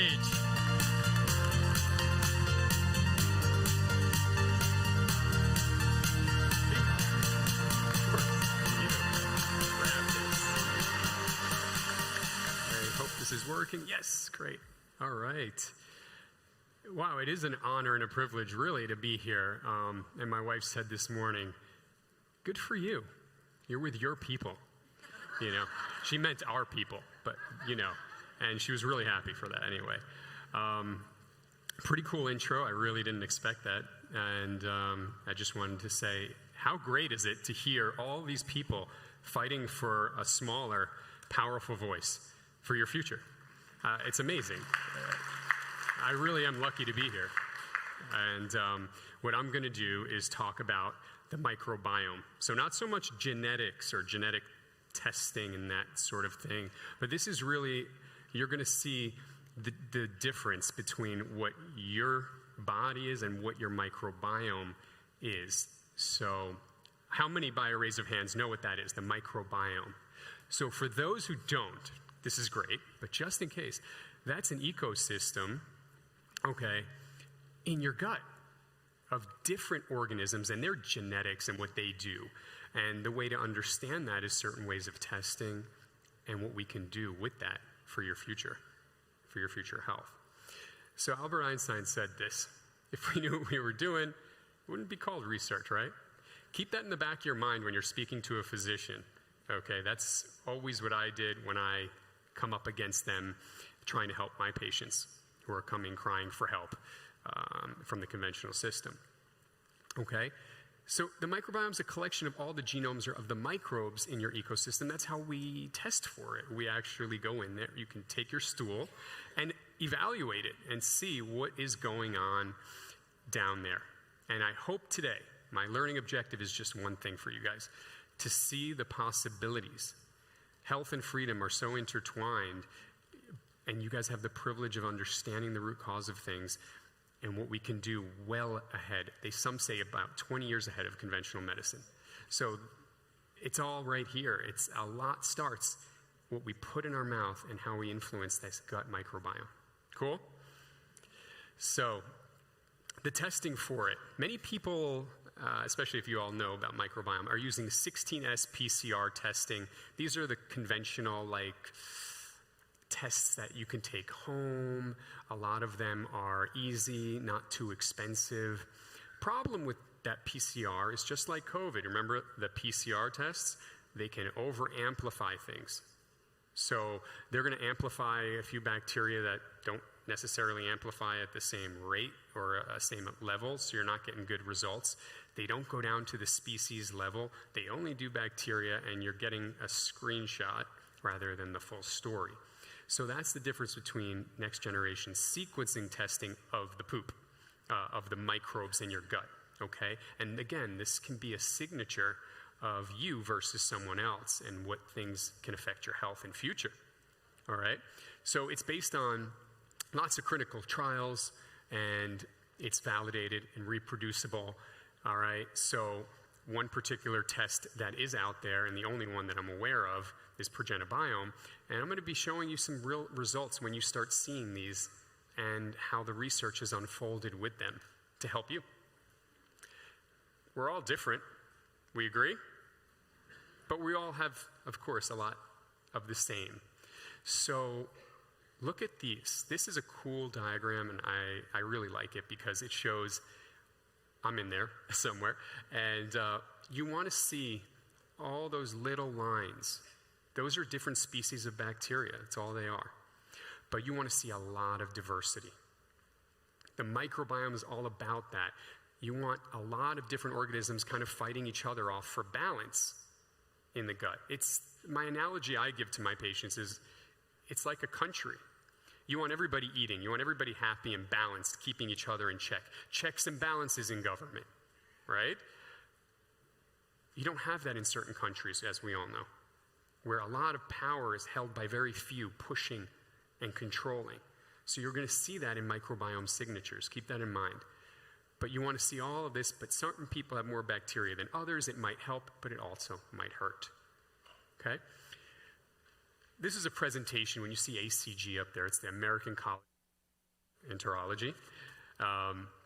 My colleague, Dr. Sabine Hazan, actually created this form of testing and had it validated and actually showed, hey, let's take all these healthy people I know, patients completely randomized, and see out of 31 people what they look like. Are they all the same? Are they all different?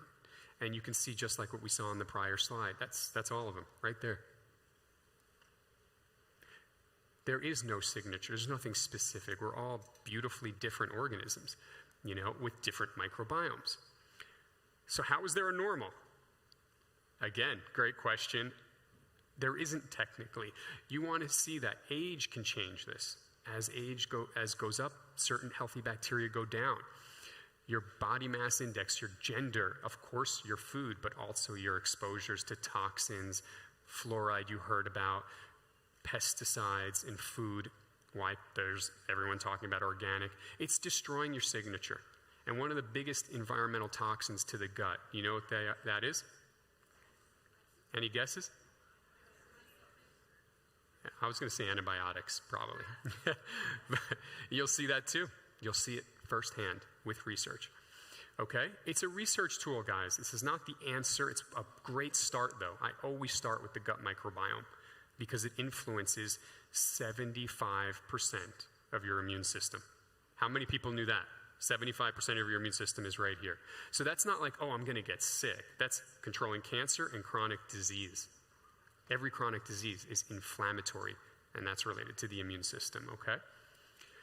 Look at the research. I want to edit this because if you look at 2016 to 2025, it blasts a hole through the ceiling of how much money is spent on research, publications, papers, and interest in everything from fecal transplants and poop to probiotics. So it's a very, very big industry and popularity because of where everything is getting discovered to help us. So let's talk about microbiome signatures, okay? We talked about we're all different, but families are similar. Not the same, right? But you guys can see the similarities. So how about disease? We were talking about this condition before. I'm going to make it real simple. I like simply explaining things. The first column is the mother, okay? See all the diversity on the top, all the different lines? We want that. But she's got a big chunk of that green in the bottom. The next three are her children. Which one looks the most different? The one all the way on the right. And that bug is something called bacteroides. We'll unfold a little bit later. And that one, okay, that child does not have as much diversity. It's not hard to see. That bug takes up a lot of space, and a lot of the other bacteria are also there.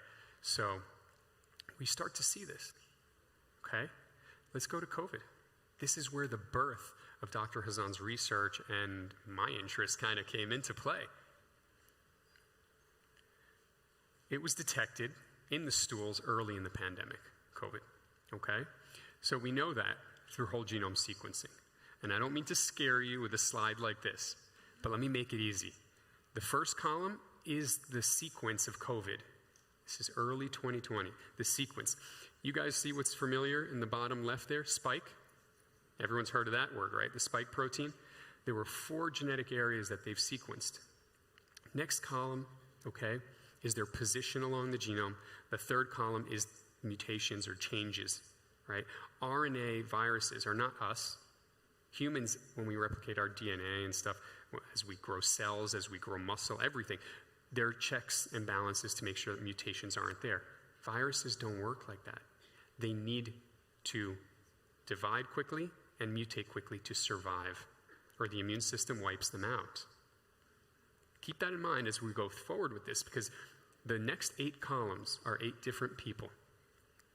And if you look at spike in those columns, okay, and just look straight across, you can see a difference between column 1, column 2, and column 3. All different gene variations of the spike protein.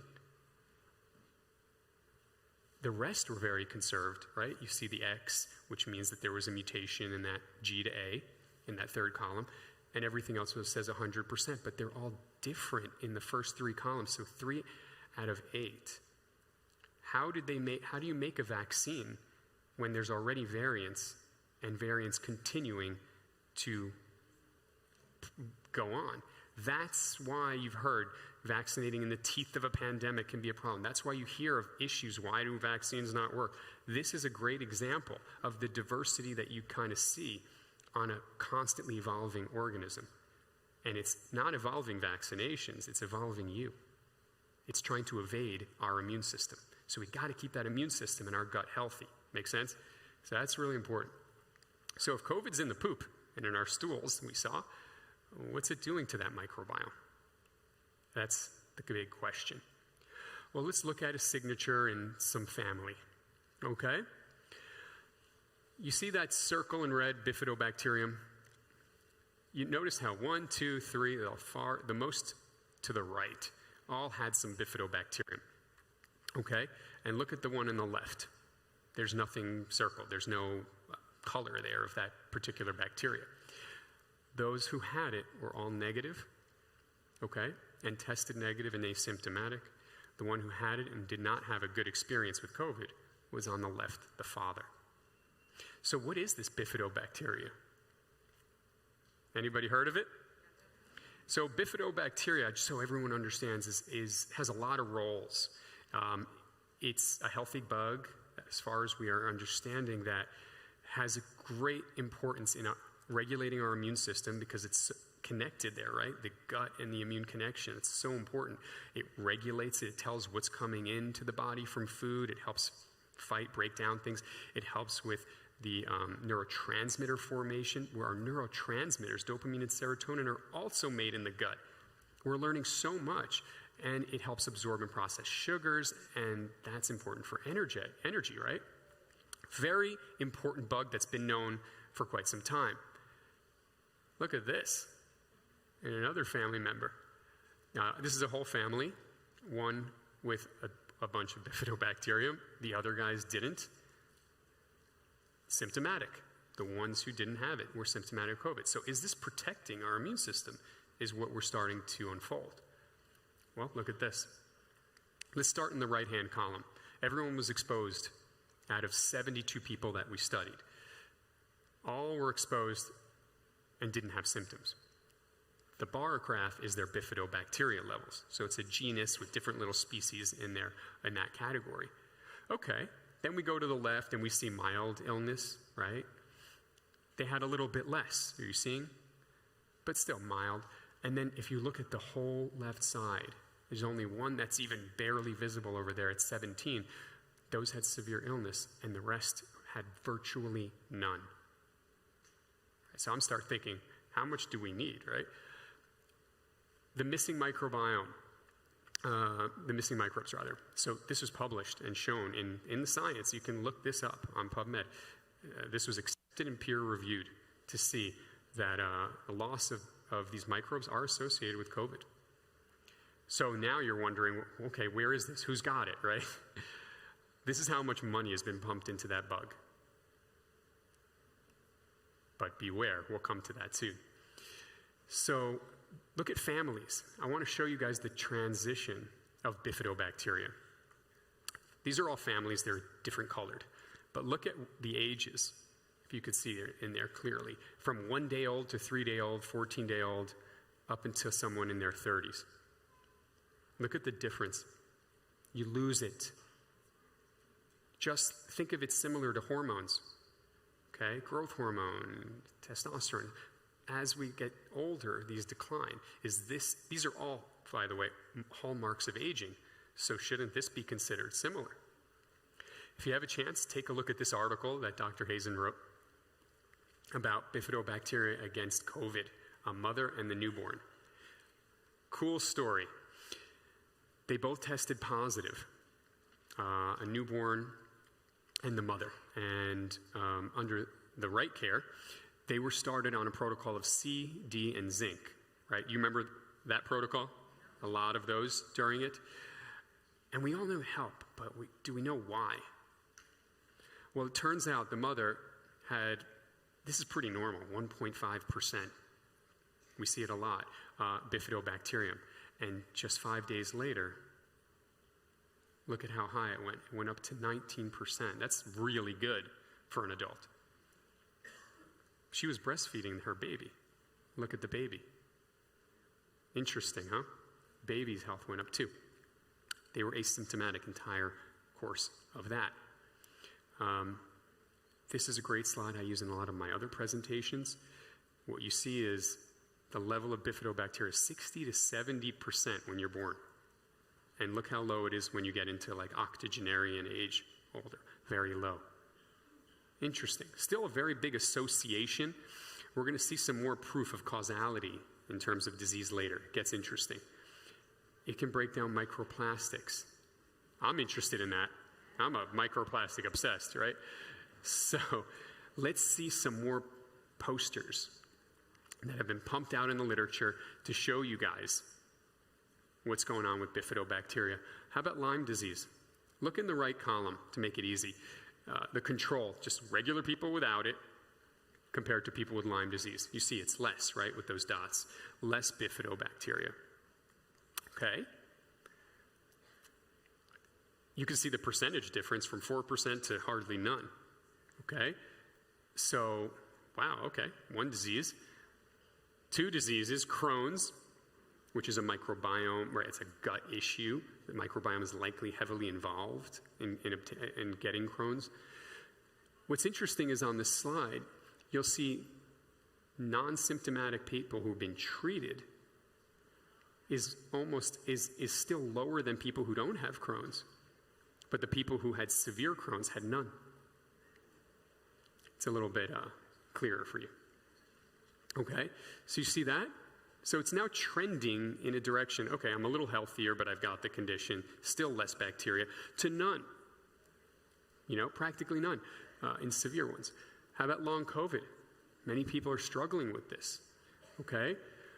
This is a busy slide, so I know you guys will have access to it, and I'm trying to pump through this. The third column is bifidobacteria, and you can kind of see, if you look at it, it's like, wow, so much lower in long COVID than in controls, okay? How about cancer? This is also where it's like, oh, the big C word. if you look at the amount of bifidobacterium in patients who are normal, non-cancer controls, okay, versus non-aggressive cancer, do you see a difference? Non-aggressive, meaning, okay, it's a mass, it's not systemically spread, where our immune system is going on attack mode, okay? But aggressive, it's clearly different. And there are other bacterial categories, Faecobacterium prausnitzii and Bacteroides we'll come back to, that you kind of see the opposite trend, okay? So a little bit higher in some of the bad guys, okay? Alzheimer's, we're going across the board here, okay? We're going to look at a lot of things. Low bifidobacterium, okay, compared to controls. So, very interesting. Let's go to autism a little bit more in detail. How about the gut microbiome of a relative, okay, with autism and their healthy sibling? Third column on the first upper left, if you guys can see it clearer than I can, but a lot less bifidobacteria than the sibling. So we looked a little different and a little more in depth and saw the gut microbiome in autism spectrum compared to just regular people who don't have autism. That one you don't need glasses for, okay? You see that green arrow, that green box? That's the controls bifidobacterium compared to age-matched kids with autism. That's a real big difference, okay? So the differences in the microbiome of anxiety patients and healthy controls. Here you see, in this beautiful diagram, again, a little bit simpler. If you look at, it says Bacteroides. We talked about that before. Look how much higher it is than the control of regular people without anxiety. So that's something I clinically am telling you I see. When I do the microbiome stool testing on people, which is not your DNA or anything, it's just poop, and we're looking at the signature of the microbiome, I see a lot of Bacteroides high that I'm playing games now, and I'm like, are you anxious? And a lot of people are like, how did you know? And we see when it's really high, I see that signature, and you see that here, okay? As well as, of course, less bifidobacteria. Okay? So we need to know what kills it. And what do you think kills it? Well, we're kind of here for a reason, huh? And we all have very similar thoughts on this. So we have witnessed it. We've seen what happens, especially I have in my clinic, young people with mRNA technology and who are not at risk by all means. So let's start with the bottom, okay? The bottom in the red and blue. It's not hard to see that blue is before and red is after. Look at the bifidobacterium. Any questions? Okay. There's something called a Shannon Diversity Index. That's just one way of measuring how much diversity. Remember we talked about we want to see a lot of different bacteria holding each other off. Balance, not oppression. So we see that in the gut, right? We see that the before and after, the diversity drops too. So it's doing something, and it's doing something bad. Okay? Does it last? I wish it didn't. But they were followed. At least 4 people were followed for 6 to 9 months, and you can see the trend on each of them. The consistency is there, okay? So at least we're getting answers though, right? So now we go, what increases the bifidobacterium? All right? That's what we want to see. Vitamin C. You're getting answers now. Vitamin C was tested with stool before and after administration of high-dose vitamin C. There's 20 people there. It's pretty consistent across the board. You see that they are showing higher amounts of bifido. That was important during COVID. So Dr. Hazen published it. Showed, hey, this is actually doing something. What about bovine IgG? Who's heard of colostrum? Okay, so this is similar. It's a blood-derived bovine IgG. And that's an immunoglobulin. It's an immunity, okay? And we've known in the literature it helps tight junctions, it helps the microbiome, but okay, let's see. So Actinobacteriaceae in the first column, that's the mother phylum, we call it, of bifidobacterium. So you see how it goes up there. But interestingly, it drops Bacteroides, and it actually helps increase Firmicutes. Firmicutes is your lactobacillus, you've heard of, right? Children are exposed to that, newborns, when they're born through the vaginal canal, okay? And it lowers some other bacterial classes as well, like proteobacteria. So it really helps do a balance of things. So we've got some other answers. Bovine colostrum, vitamin C, and case presentation just to show you guys what inflammatory bowel disease, which is Crohn's or ulcerative colitis, can happen if you administer it. Bifido goes up, bacteria goes down, as we clearly see here. So the signature is starting to improve, as will symptoms. Okay, who's heard of ivermectin in this audience? Look what it does to the bifidobacterium. It's all there for you guys to see. That's what research is. Proof. Okay, it does a good impact there. And pre and post, 25 people showed some really impressive numbers. When we're, as physicians, when we see things, we're compelled to share them to help people. It's not like we're hiding it away. No, that's the pharmaceutical companies, all right? If they don't want to share that, of course, right? So treatment with ivermectin increases population of bifidobacterium in the gut. You can read it yourself. It's all there. It spikes it. Something to know. Full disclosure, they don't last. You stop taking it, it does decrease. So, it's kind of like what I tell my patients. Vitamin C rich fruit every day in the morning. Low sugar, okay? So no one can say, oh, my sugar's high. Low glycemic index fruit every day. It's important. We're the only species, us and primates, are the only species that doesn't make vitamin C. Did you know that? That's a strong antioxidant for survival. You should be doing that and supplementing. I stand firmly on that. So the role of probiotics. Who here takes a probiotic? Oh, let's see. It's not bad or good. You'll see. You got to make sure to ask these questions, so take a picture of that, please. Okay. Is it alive or dead? Is it real or not? Am I getting this at Walgreens or from pharmaceutical grade? Does it implant or last? All right. Well, the impact of probiotics on the microbiome, the relative abundance. Okay. What is it doing to your bifidobacterium? First, do no harm. Remember that title.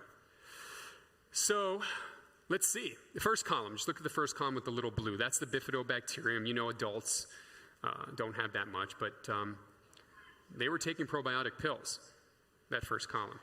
Okay. There were not regulated probiotic pills. Second column, those are regulated probiotic pills. Much higher, right? What does the third column say? None. I would say it's about even. I don't have answers, I'm just showing you data, okay? But labels at grocery stores, they mislead customers. We all know that. 26 probiotic, no, I cannot tell you those names, right? But 26, that's real research. They don't want to start throwing rocks at people. But 26 different probiotic drinks over the counter claims, you know, the cheap stuff you find. Probiotics are healthy. 3 of them tested positive for having the actual ingredient in there. Okay? The stuff that you would pull off the shelf. That's what they were. Okay? That won an award, okay, at the American College of Gastroenterology because it was such a sticker shock for a lot of people to see. 3. Okay? Healing, understanding the microbiome. Okay? This had to be published, but fecal transplant did show rapid improvement in Alzheimer's symptoms. Does that mean for every single one of them? We don't know, of course, but early research, that's what we're showing you guys. And as gross as it is, yes, taking poop from a healthy baby or donor, maybe even in your family, and putting it up there can lead to some rapid improvements. Okay? Find the bug creating the problem. Eradicate it. Restore the microbiome balance. Okay? So we talked about the biome diversity, right? We want to see, does that look like a diverse microbiome in the first 3 columns? Does anyone say yes? All right. Look at that. That's a course through antibiotics. So rest assured, I'm confident enough to say this. Antibiotics, oral antibiotics, way before they help you in anything, will destroy your healthy microbiome first. That's where they go. All right? So alternatives, if optional, right? Injectables, I always opt to do. So you have that Shannon Diversity Index. Remember we talked about how diverse is it? You want to be about 6 and above, 8. The more you have, the better. But this is not good, and it's getting worse with antibiotics. The physicians are not understanding this. So the last slide is after fecal transplant. Does that look better? Okay, so diversity is health. Loss of it is disease. So look at this one. This person had suicidal ideation, chronic UTIs, psoriasis. I mean, geez, Louise, and ultimately C. diff. Can you get worse? Like a lot of different conditions, but that's the populations. We see that. We see a lot of these intertwined conditions, and instead of sending them to 20 specialists, can we start in the microbiome, please? Before.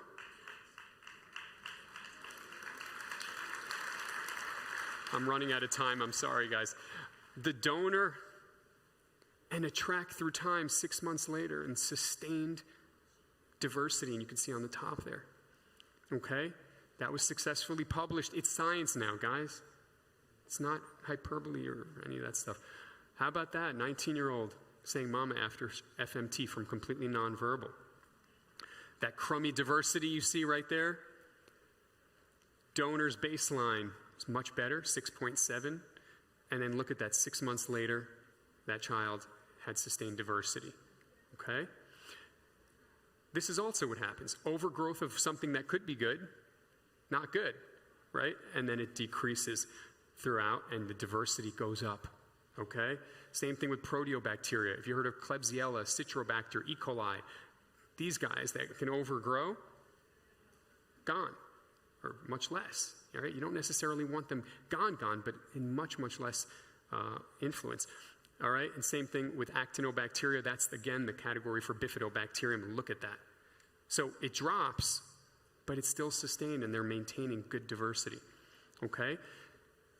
COVID triggered the development of Tourette's. We're seeing a lot of stuff like that, neurodegenerative stuff. How about this poor girl? 4 years old, 2 months, having 100+ seizures a day. I remember seeing the videos of this. It was really joyful. Father was a neurosurgeon who looked everywhere for help. And Dr. Hazen actually took on this case. Couldn't walk, couldn't do anything. Was on dependent rectal medications. Okay? I think there's something else you can put in the rectum that might help. And in this case, it was stool. Okay? Look at the bifidobacterium skyrocket. The bacteroides, the anxiety, and the agitation of the neurological system is down. Okay? And just so you know, no more seizures. Sorry. Okay? Yeah, I mean, it's great. Sorry, I'm over a little bit, but diversity in a patient we treated with, again, the serum-derived bovine immunoglobulin. Look up there. How much more diversity you see, those big gaps of gray and orange at the bottom, improved because it balances it out. Okay? Even in a metastatic mesothelioma case report, the guy gained, he was supposed to be sent to hospice immediately, and he lived over a year. Okay? Just doing that. Here's some other cases, very interesting cases. We're showing them. A 78-year-old rancher was diagnosed with squamous cell cancer of the throat. He refused conventional medicine, and he had stage 4 cancer, unable to swallow. Hemoglobin was 8, so he, normally is 13 plus. He was losing blood because anytime there's a bleed in the gastrointestinal tract, throat included, you're going to lose blood. He weighed 120 pounds. Same person. Okay, that was after a fecal transplant. So these are extreme options, not for everybody to get done, but these are things that you can do to really make rapid changes in more severe people. And here again, 1 month, 0, 1, and 3, how much bifidobacterium he gained. Akkermansia was a class of bacteria that he just had overgrown, and that came down to normal too. So I saw this and I said, wow, there's a lot of stuff out there. I wonder about heart disease and all these other diseases, right? So I went through the research and published what I found because it's out there. And I made a review of all the influential things you can do to your microbiome, not with fecal transplant, with foods, prebiotic, probiotic-rich foods, not supplements necessarily, foods. And all of these have dropped the main causes of heart disease. risk factors. So the title was published, Addressing the Missing Links in Cardiovascular Aging. I did that with my team in University of Miami. So it's out there. I mean, adjusting the microbiome is related to so many things. And out of 1,000 samples, less than 1 had healthy lactobacillus, and less than 5% had adequate bifidobacterium. So that's why we're here today telling you about this. So Einstein said if the bees left the planet, you'd have very few years left to live. Dr. Hazen likes to say if the BIF were to leave the planet, you'd have very few years left to live. She has this book. You could see in the... It's a great title. It's a great title. And you can learn a lot. It's not too long. The importance of the gut microbiome. And guys, we're just in the beginning of this. It's going to get bigger. It's going to get better. And I think it's the epicenter of health. One of the strongest foundational points so the pillars of health can stand is the microbiome. Dr. Sheldon is a neurologist. What is he doing on this slide? I love the guy because he knows neurological diseases start in the gut. And he treats that way as well. So if you guys are really interested in this and want to support, this is non-for-profit. She has research going on all these different categories. Support her, if you want. And us, we're doing it together, all these projects. And yes, because you might be wondering, can you get tested? Can I get tested? They are in the booth. Progenobiome is offering that with physician interpretation to see where your BIF is and to see if you can get anything done for it, okay? So thank you guys so very much for having me. Appreciate it. On your feet for Dr. Elliot Danette. Good time?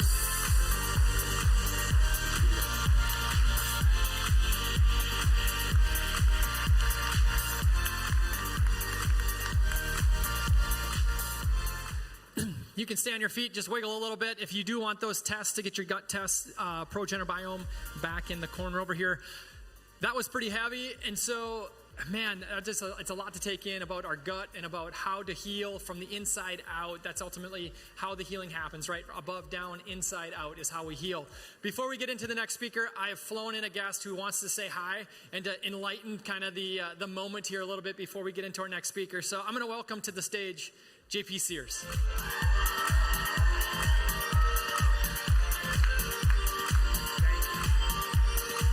Good morning, y'all. Hey, let's give it up one more time for Dr. Jared for leading this amazing movement. Right on. Y'all happy to be here? Y'all sound very vaccinated. I said, are you happy to be here? Right on. Well, if you don't know who I am, I'm the co-executive chair of the World Economic Forum. And I flew in on my private jet because I really care about climate change to be here. I've got, we've got a microchipping booth out back. If you don't want to be microchipped, don't worry, we already got you. And I know there's so many familiar faces that were here last year, and I think it's important to count our blessings. I think last year it was especially a stressful time. We're going through the election. We didn't know what was going to happen. And would y'all say, yeah, we still have problems, but would y'all say we've been blessed the past year?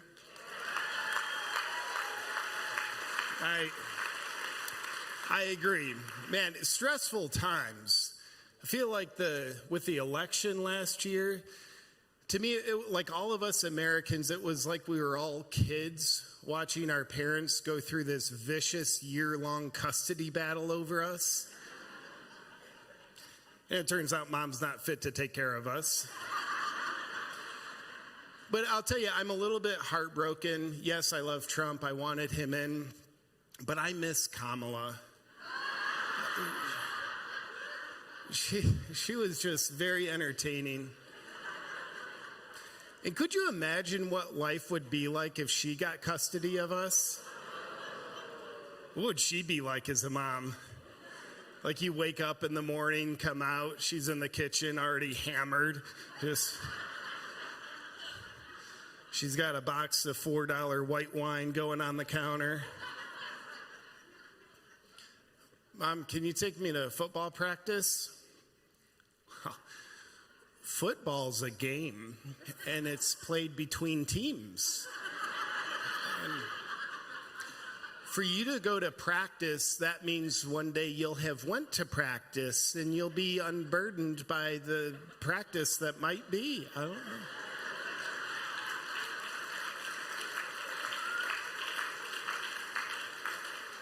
You're like, Coach, I don't know if I'll be at practice tonight. My mom can't answer a question to save her life.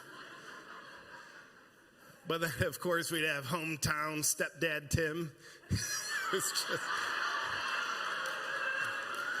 Do you imagine him as your stepdad? Like, you come out of your room, he's standing in the kitchen in his whitey-tighty. He's just like, hey, how are ya? Good, you're here. Ah.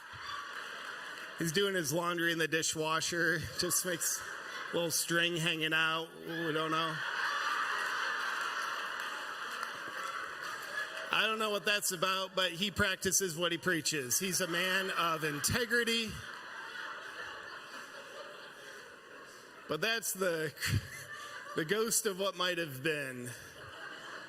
We're living with the same-sex power couple of Trump and Vance.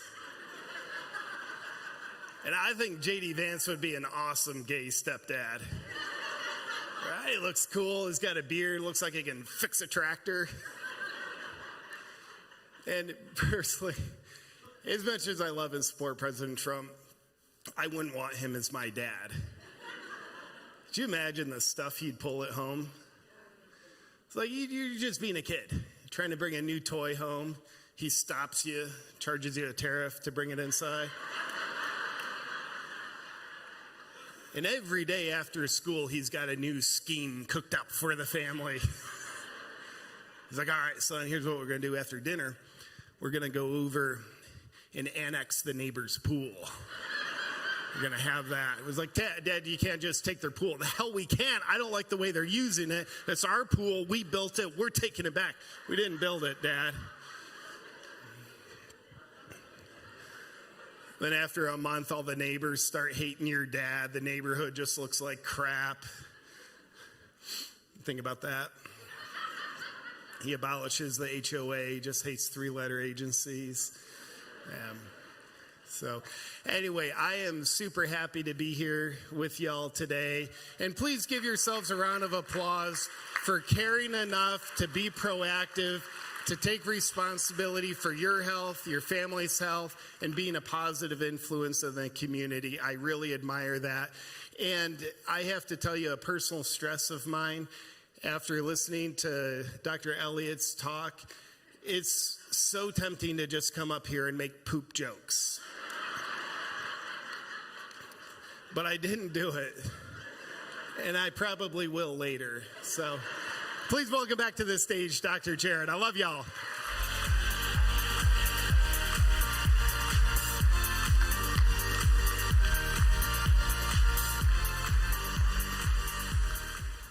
Slide, please. That was a great laugh. Now, a personal fan favorite of all, I'm sure. Welcome to the stage, Dr. Bob. Dr. Bob Zajac. He is a doctor in the state of Minnesota who is facing down the Medical Board of Minnesota in federal court over their attempt to not only silence him, but to control his speech and his beliefs. When we talk about the younger children, they're picking their gender, but they're also picking the nose, and yet they're making life decisions. If children can choose something that is different than their identity through God, we have a lot of other things we need to be talking about in our culture. On your feet for Dr. Bob Zajac.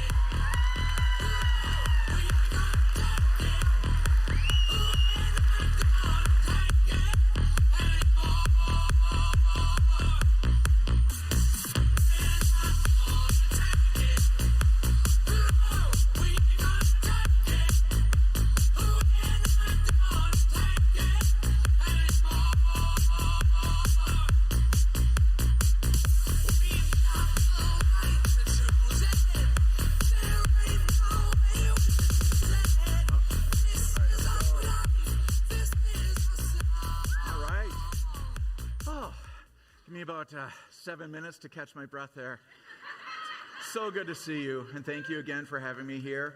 It's so nice to look out at the audience and see some familiar faces, including some patients. I can't point you out, but it's most of you. So thank you.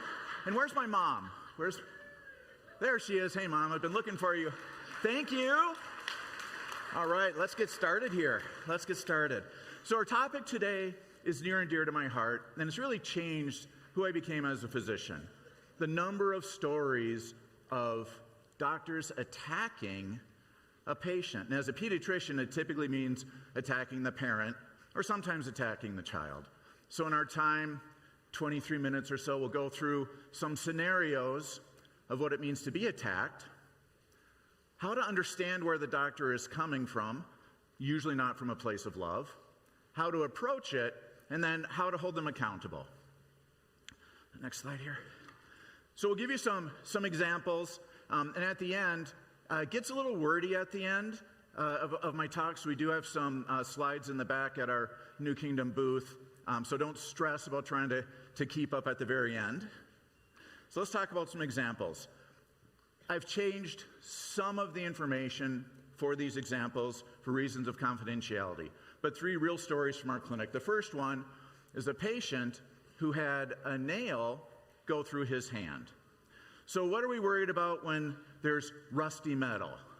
Well, tetanus, right? But it's not the rust and it's not the metal, it's dirt. We know that it's dirt, and it's not animal poop, and it's not true if you bleed you're fine, and spit on it, whatever.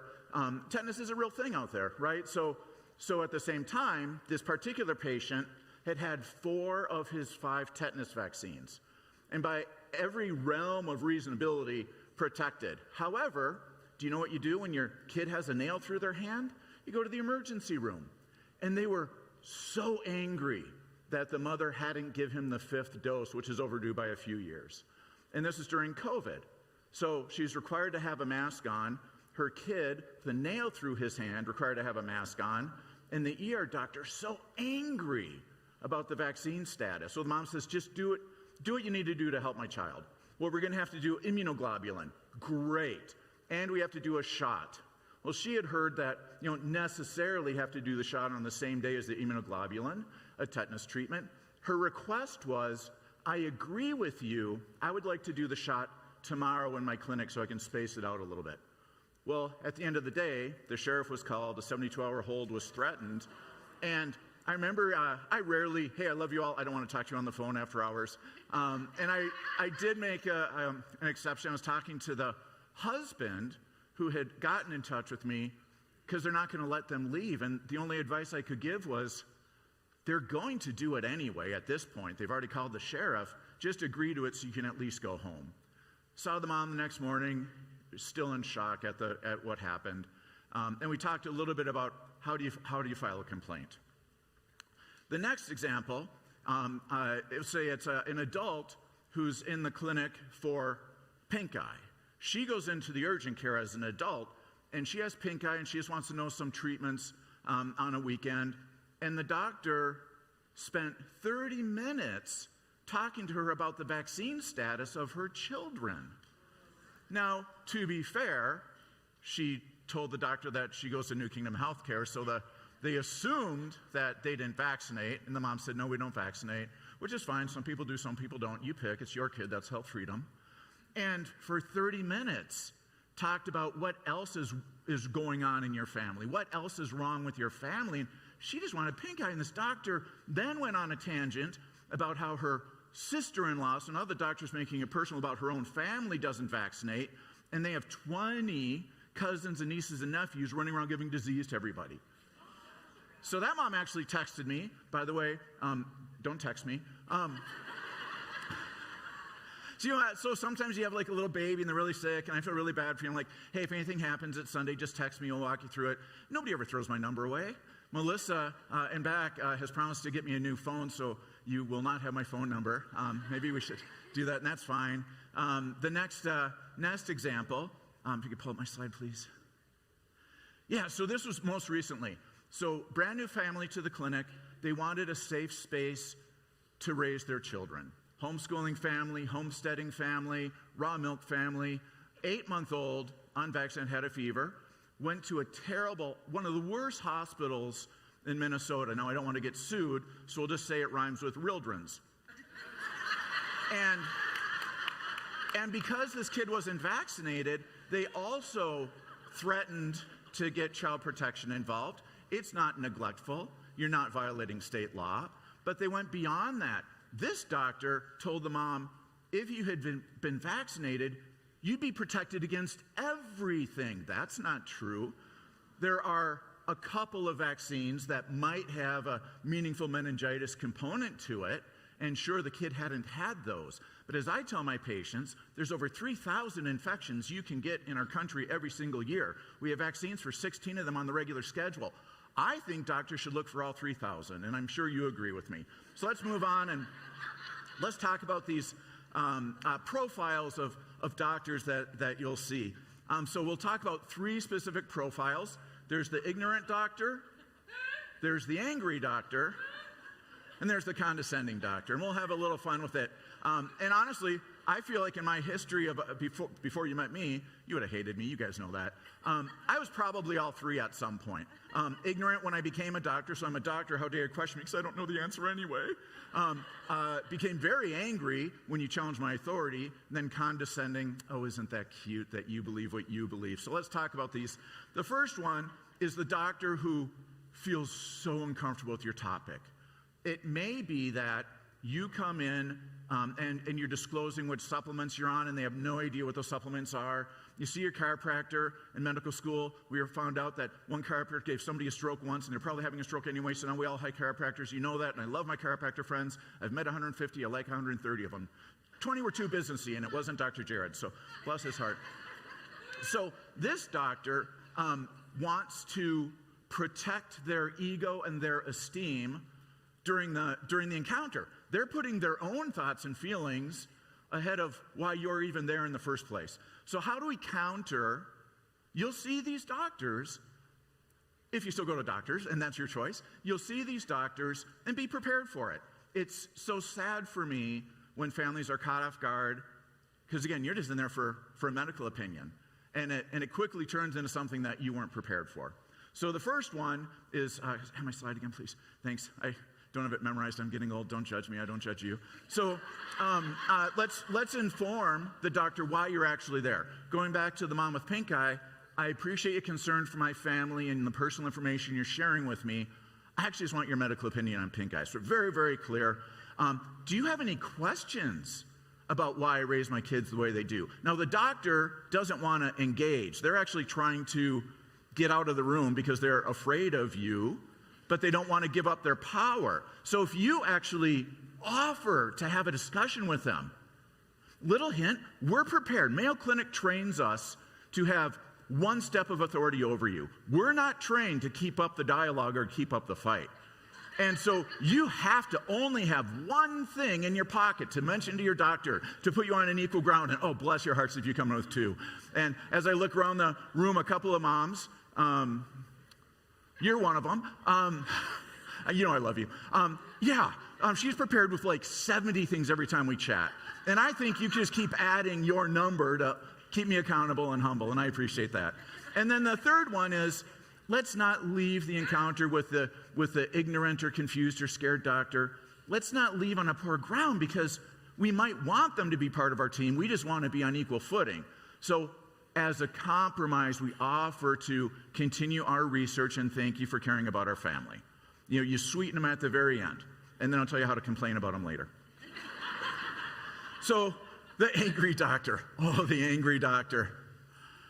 I am your doctor. I'm the authority.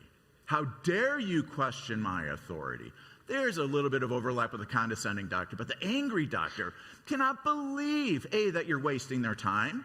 Why are you even here if you're not going to do what I say?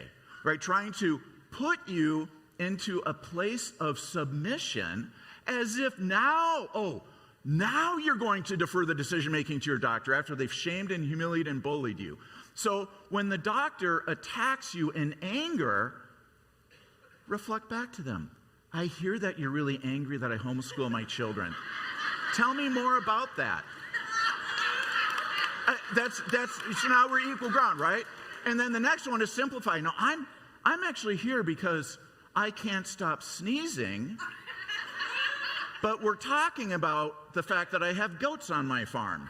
let's bring this back to what I think might be allergies. You probably knew that because you're the authority. That's being snarky, but it's an option. And then if I go to my next slide, please. The same slide. And then, so the angry doctor is even more angry. He's even more angry right now because you challenged the authority and you had your one talking point, and then you escalated to the second talking point, and they're so mad. And here's the end that gets you out of there. You know, I'm just not going to debate this right now. And you controlled the end. They don't want to end it. They're building their esteem and their ego and validating all their thoughts about what it means to be a doctor. What it means to be a doctor is to bully you and coerce you, right? Now, we call that patient-centered healthcare, as long as you do what I say, because I'm your doctor. Let's talk about the third one, the condescending doctor. Isn't it look just like such a condescending look? Yeah, that's what Grok, the artificial intelligence, that what he thinks a condescending doctor looks like, and I would agree. So the condescending doctor wants to mock you and belittle you as a way of helping them feel comfortable in the room, helping you understand that they're the doctor. So it's a subtle authority play. And if you've ever heard a doctor say it, it gets under my skin so much. Well, I went to medical school and learned most of what we don't want, right? Most of what people are in medical school is different than what we're hoping for. Or, no offense, I didn't get my degree from Google. Do you know the scariest thing for this doctor? Actually, for all the doctors, including me, the scariest thing is when you know more than I do about the topic. And it takes you moments. We go to medical school for 4 years, so 4-year degree, 4-year medical school, 3 years of residency and internship, and then more if you're a specialist. That we study everything for about 10 minutes, unless you're really interested in it. You know, we're memorizing things we'll never use again, and then they don't give us the common sense course because they had to cut it from the curriculum. And they replaced it with our 2-minute vaccine lecture. Safe and effective. And so when you research your topic before you go into the doctor, you've won already. Well, it was one mom, bless her heart. So I was giving a measles talk, right? I got in trouble because I said measles was a virus that gives you pink eye and a rash, and that's true. Sure, it can be more serious than that. Luckily, this is not being live streamed across the state right now to remind everybody about that. But a mom asked me in front of this whole group of people, she said, well, do you know the prevailing serotype of the measles virus that's going around? Is it A1 or A2? And I'm like, I didn't even know there were serotypes of measles, right? I'm a young doctor. So I ignored her and kicked her out, had security take her out of the room, and then I went on with my talk. How dare you challenge my authority? I'm your doctor. Well, let's move on. So when we talk about the condescending doctor wants you to just defer to the authority. And so how do we address the condescending doctor? We make a reference to an authority ourselves. Well, just like you, doctor, I've been reviewing the information from the CDC, the Department of Health, the American Medical Association, and if you want to, bugs us so much. And I have family that are medical professionals or doctors. You can lie. They don't know if you're lying. You say, yeah, I talked to my whole family's in medicine, and they all agree with me. Remember, doctors make up half of what they tell you, so you can embellish a little bit as well. But speaking the truth in love, everybody. So when we're dealing with the condescending doctor, and this is probably the most common, the angry doctor, well, they all get angry at some point. Ask the condescending doctor for more information. They don't have it. My favorite one, and remember this if you're in any of the emergency rooms, for yourself or for your loved ones, if it relates to vaccines and infection. Because they will suggest if you get the flu shot, it will protect you from everything, and it doesn't. They will suggest that the vaccine enhances your immune system. It doesn't. So ask them for more information about the ingredients. Oh, it's preservative-free. Really? Because when I read the package insert, and you'll see them turn pale white at that moment, they have not read the package insert.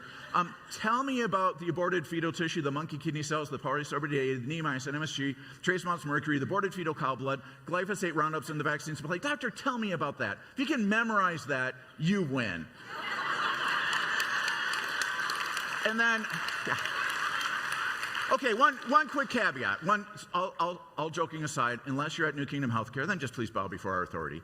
So when we talk about the condescending doctor and really the angry doctor, the scared one, the ignorant one, just off we go with them. But the other ones, be prepared to talk about your differential diagnosis, right? What do you think? You've already done your research. You probably already know the answer, and you want us to validate the research that you've done. You want us to validate that you were right. We just don't want to admit that. So when you say, well, my kid has a stomach ache, and reference to JP, he hasn't pooped today, and I think he might be constipated. Now, the doctor might say, well, it could be an appendix, it could be the gallbladder, it could be an obstruction, could be aliens, but you're there with your suspicion. And doctor, I want to make sure that it's not strep, because when my child gets strep, they get a stomach ache. Now, the doctor might not know that strep can give you a stomach ache, so you're informing them. They might be scared that they didn't know that.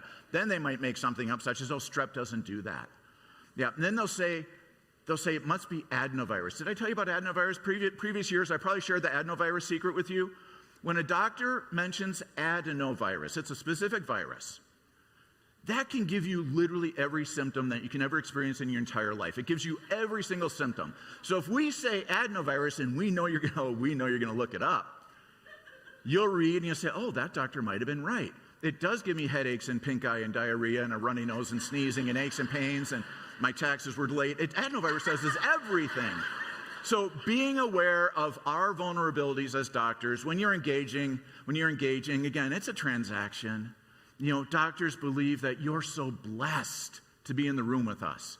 And when you can somehow communicate to the doctor, no, you're blessed that I'm here giving you my money and my time, and I just want your opinion. That's when we equalize. A theme from last night was, we don't need the broken healthcare system, and I 100% agree with that. Our system is so broken. Remember that it's about, can I tell you a little secret? It's about money. Do you know it's about money? Quick tangent if I can. Bobby Kennedy called me a couple of months ago now and then texted. At 3 in the morning, he texted me asking me something. And I did not text him back. I saw it because I was like, hey, you up? I don't want to be like weird about it. But he wanted some updates. He's in a lawsuit with the Academy of Pediatrics, and he wanted an update on the profits of vaccines and well-child visits. Pediatricians say there's no money in vaccines. Yes, there is. And there's no money in well-child visits. Of course there is. And so my updated numbers, our clinic now loses $6.2 million a year because we don't make you vaccinate. And if everybody who comes to New Kingdom, yeah, thank you, but I could use the money. I don't actually tell my wife the updated number anymore. And well-child visits, it's everybody that came into our clinic came in for their well-child visits. Even if you don't vaccinate, we'd make an extra $1.2 million a year. That's the profit on wellness visits. We barely keep our doors open, so thank for those of you that do come in for those annual visits. Now let's talk about the complaint part. At the end here, so, maintain your agenda, establish your authority, and don't back down, but it's okay to compromise so you can maintain the relationship if you want to maintain the relationship to get out of the door. And then, not just Holy Spirit-inspired anger, but I believe the pastors here will correct me if I'm wrong, I believe it's a type of a righteous anger for what you just went through, what your doctor, you trusted them and they made you go through a valley or path that you did not want to go through. They did not give you informed consent before they dragged you through the coals. So let's talk about how to hold them accountable. When you have an experience, and by the way, I don't want to forget, there's no statute of limitations on complaining about a doctor. Minnesota, medical doctors, nurse practitioners, physician assistants, any of the allied licensed health professionals. There's no statute. You can complain for something that was 7 years ago. If it's legal, like a malpractice, there is a limit, but you can still complain. You can complain about something from your own childhood to your doctor if you want to. And it does make a difference. As a few of us in the room have been through the process of working with the medical board, they're not there to protect you, they're there to catch you, and it's political, not medical, which is a bummer. A good friend of mine who will be speaking after me can share some of his experiences if he chooses to. But I will also thank him for his lawsuit against the medical board because they're leaving me alone because they don't want me to join his lawsuit. So thank you, Dr. Scott. So we want to protect other people after you, and here's how we do it. So you have your bullet points of what actually happened at the visit that didn't meet your expectations. You need to have some specifics, because the specifics are what will lead to the accountability.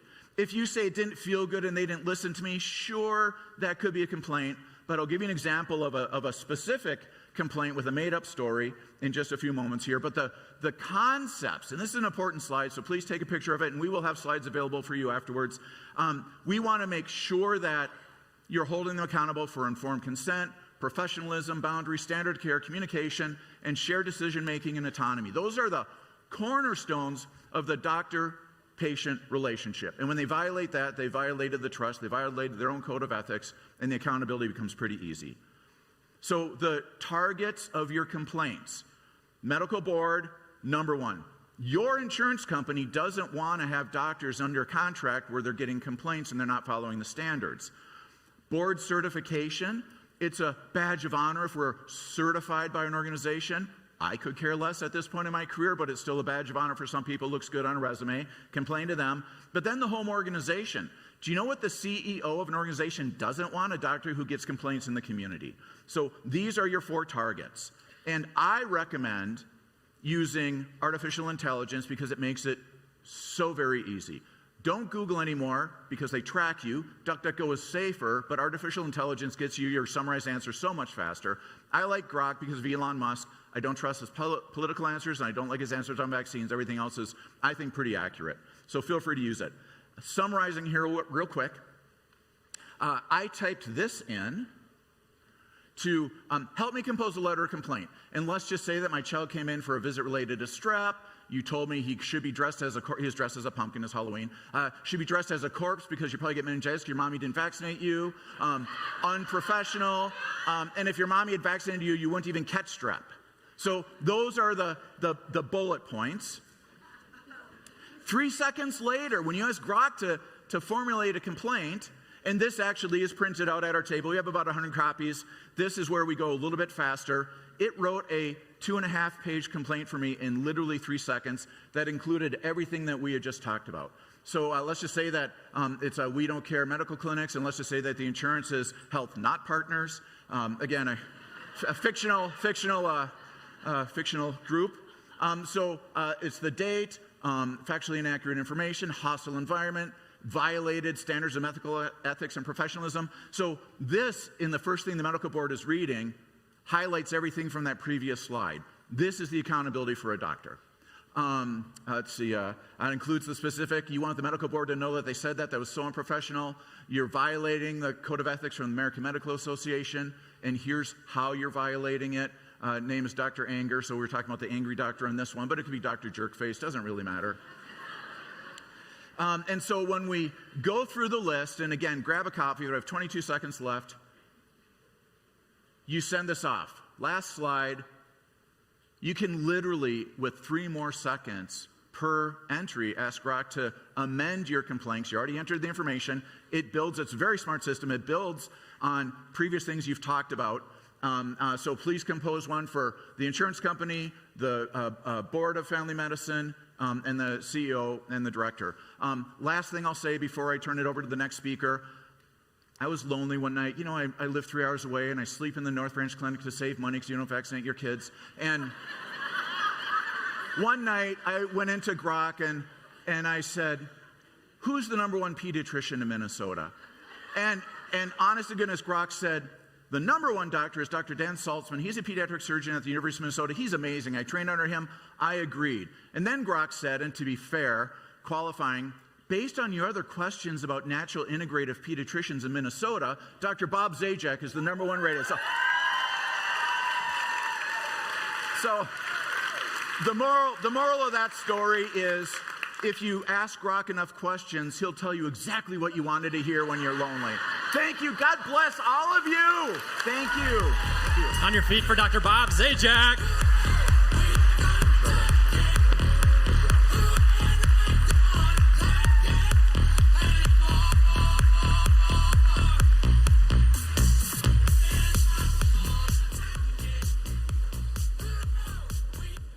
I was absolutely entrusted to be a voice, to watch out for those encroachments on our liberties, to say, no, we're not going to let government expand willy-nilly just because they can. When our rights are taken away, they can never be given back in the same form, because when they're given back, that very act implies that they're no longer rights, but they're gifts. When a rubber band is stretched beyond its capacity, it never returns to its normal shape and configuration. Welcome to the stage, Dr. Scott Jensen.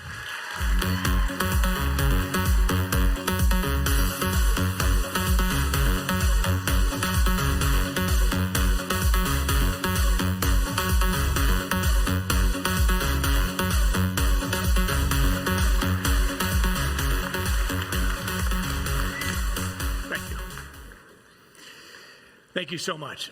It is so good to be here. So, I have learned in my life that almost everything you need to know comes from the movie The Wizard of Oz.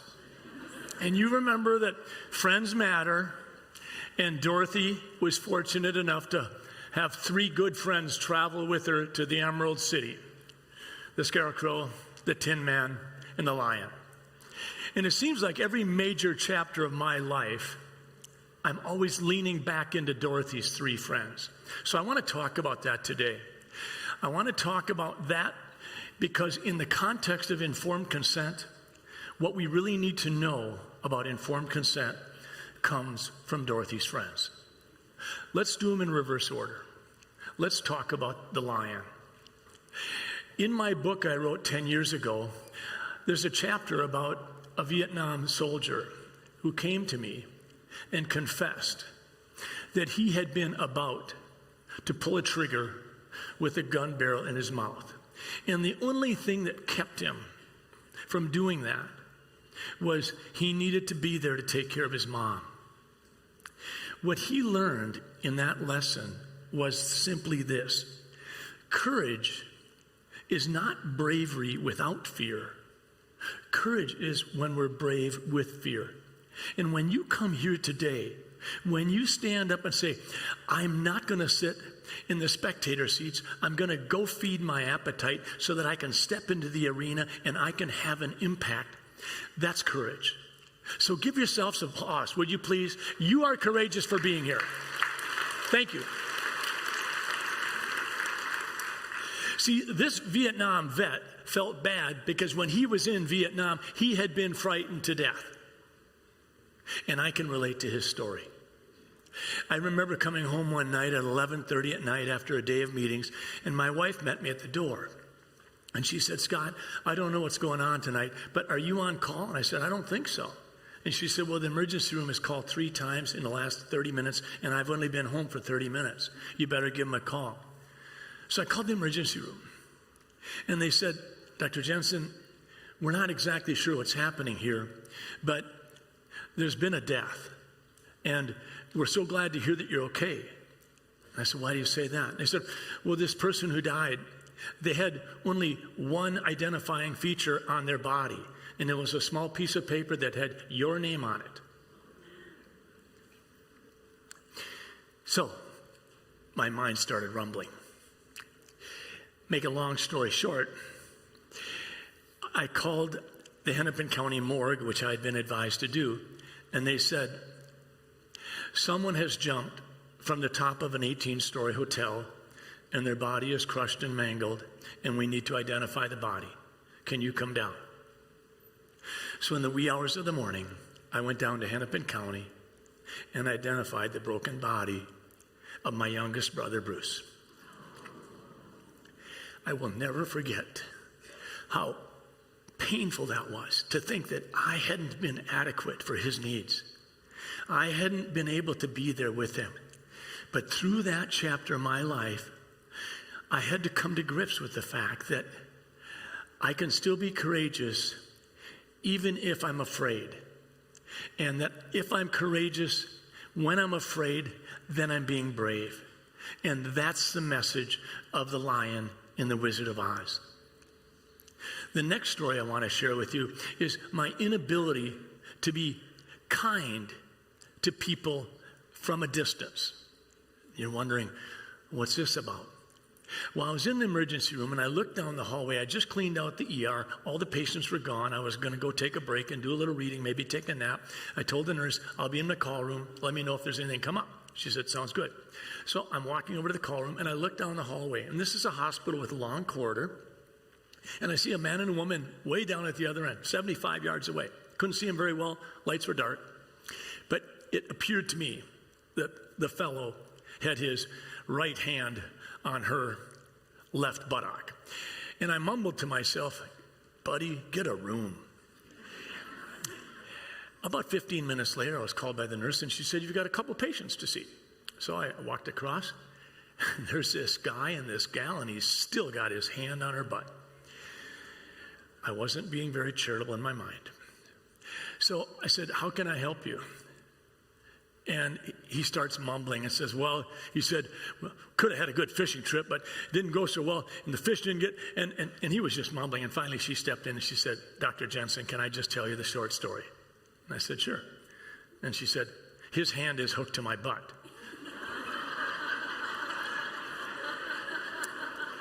So she starts talking.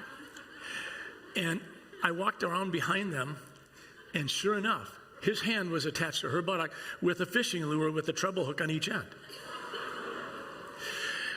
I won't go through the long story of how it started, but let me just tell you that when she casts the next time, I'm quite sure she won't go quite as far back. And if she hooks her butt, I'm quite certain that he's not going to be quite as chivalrous as he was that day. But I was faced with a dilemma. Who do you disconnect first? I mean, both a buttock and a hand are quite precious. I felt like I needed to save the hand first because he would look at that the rest of his life. She, on the other hand, probably would not be able to quite get a good look, so she might forgive me if I left a small scar. So I tell him what we're going to do. We're going to numb up both the hand and the butt, and we're going to get this off, and we're going to disconnect one at a time, and it's going to be okay. So I'm doing the procedure. The nurse is helping. And here's where the heartfelt part of the story comes into play. All of a sudden, this fellow who'd been a little bit like Archie Bunker said, Doc, can you save her? And I was just touched.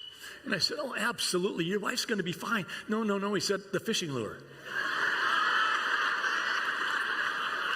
See, that fellow, he had a heart. It just wasn't quite the right heart. My last story is about the scarecrow looking for a brain.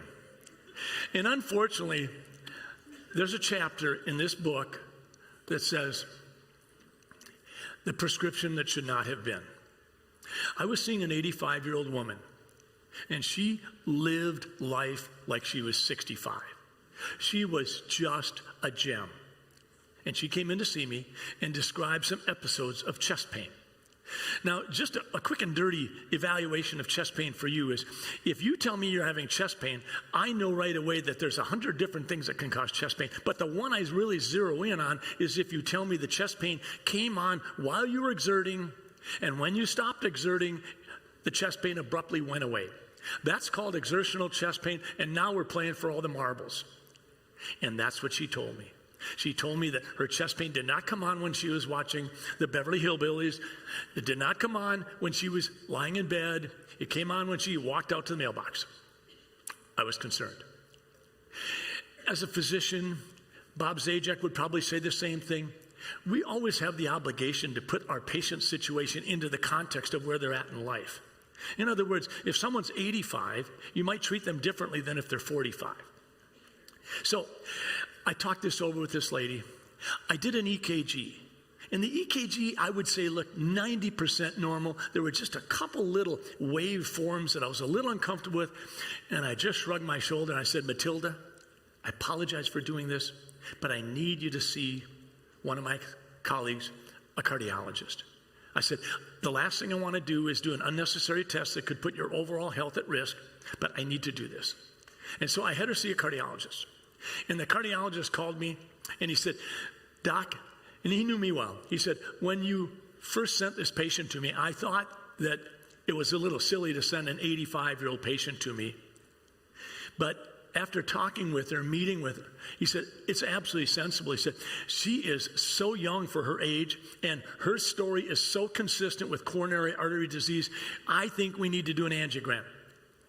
I said, well, I appreciate that. Please go ahead. Make sure you get informed consent, and we'll go forward. He did. 3 days later, he called me back.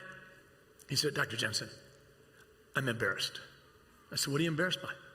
He said, we did the angiogram on Matilda, and her vessels are clean as a whistle.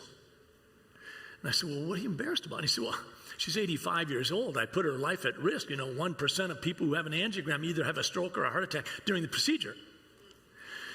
And I said, well, please, John, don't feel bad because it's going to help me take care of her going forward. And I said, thanks for doing that. I said, I'll see her next week in the office. He said, yep, she's going to see you next week. Oh, he said, and by the way, he said, I went ahead and put her on Lipitor.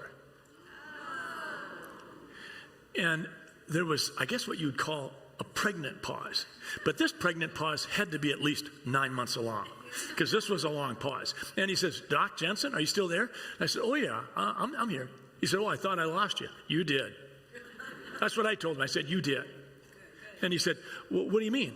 I said, John, what are you doing? I said, you just told me that this 85-year-old patient with 85 years of living under her belt has vessels that are absolutely clean. Why'd you put her on Lipitor? And it was quiet. And he said, well, I guess I thought that if she was a candidate for an angiogram, she would be a candidate to lower her cholesterol. I get what he's thinking. And I said, but if she can live the first 85 years without any help from us, why don't we leave her alone so she can live the next 85 years without us?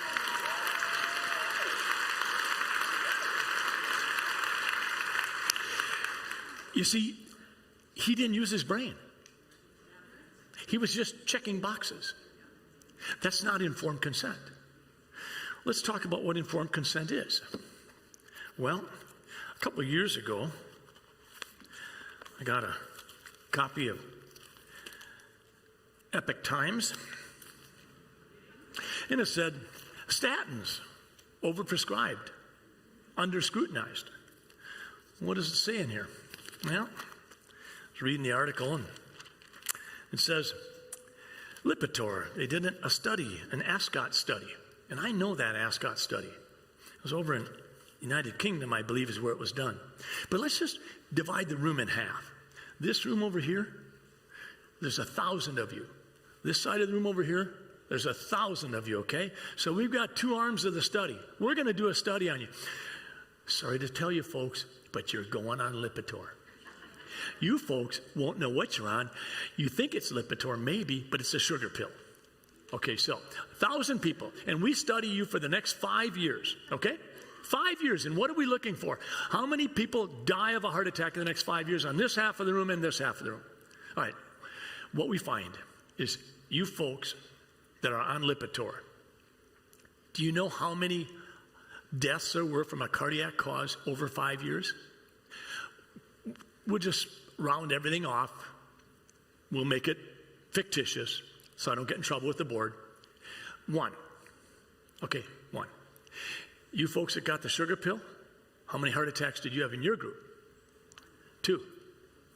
So let's look at the data. The common sense thought would be 1,000 people on Lipitor for 5 years, 1,000 people not, 2 heart attacks, 1 heart attack.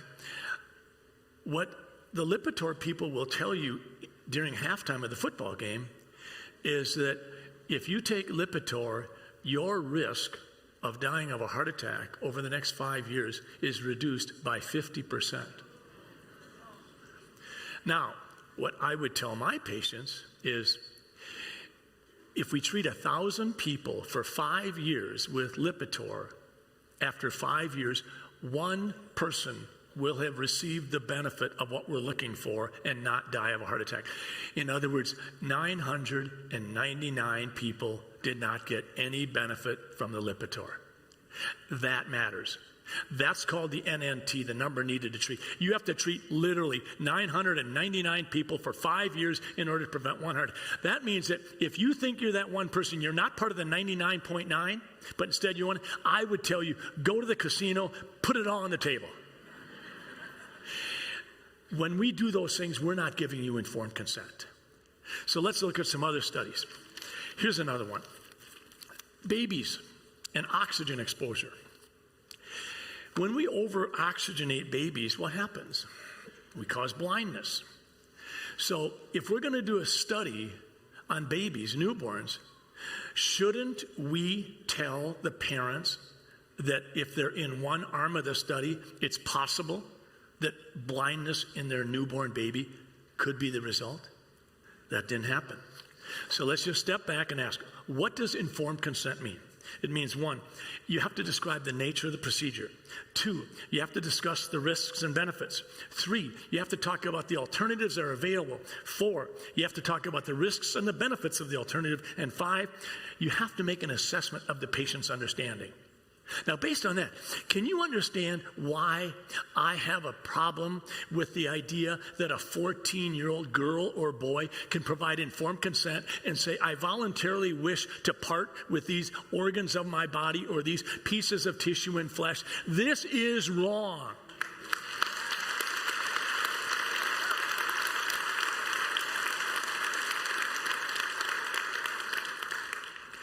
So, what else do we need to know about informed consent? Well, we need to understand that there's controversies with informed consent. What kind? Patient comprehension. Frequently, they don't understand. I don't know if you've ever read about the Tuskegee study on syphilis. There, they did not provide informed consent. They took one arm of the study, treated syphilis. The other arm of the study, they didn't treat them at all. And they just watched them die and wither. They never told them. They never told that group of people that they had syphilis, that it was progressing from first to second to third stage, that it would put their life at risk, and they died. That was a lack of informed consent. So now I go back to the baby study. And I know that if you say something in opposition to mainstream media, you put yourself at risk. Trust me, I've been there, done that, got the t-shirt.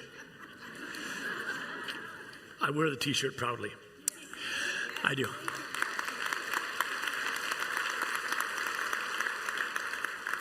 So the parents weren't advised that the result of the study could be blindness for the children. The New York Times comes out and excoriates the people who did the study. Another group comes out and says it was okay. Another group comes out and excoriates them. Bottom line is informed consent was violated. Here's one. This was an article that just came out this month, less than a week ago. OSHA admits it told healthcare employers not to report COVID vaccine injuries. So they created a double standard. Why did they do this? They did not want, the Occupational Safety and Health Administration issued the directive in June of 2021. They would not track workers' COVID-19 vaccine adverse events, even though it acknowledged that the vaccines may cause injuries that would require employees to take time off. OSHA continued to track reactions to other vaccines. They did not want to track COVID-19 vaccine injuries because they wanted those policies to remain in place. That's not informed consent. Is it informed consent if we don't tell you what Mike Osterholm said about the flu vaccine 10 to 15 years ago when he highlighted that traditional flu vaccines are less effective than once believed, that vaccine effectiveness varies and can even plunge as low as 10% in some years.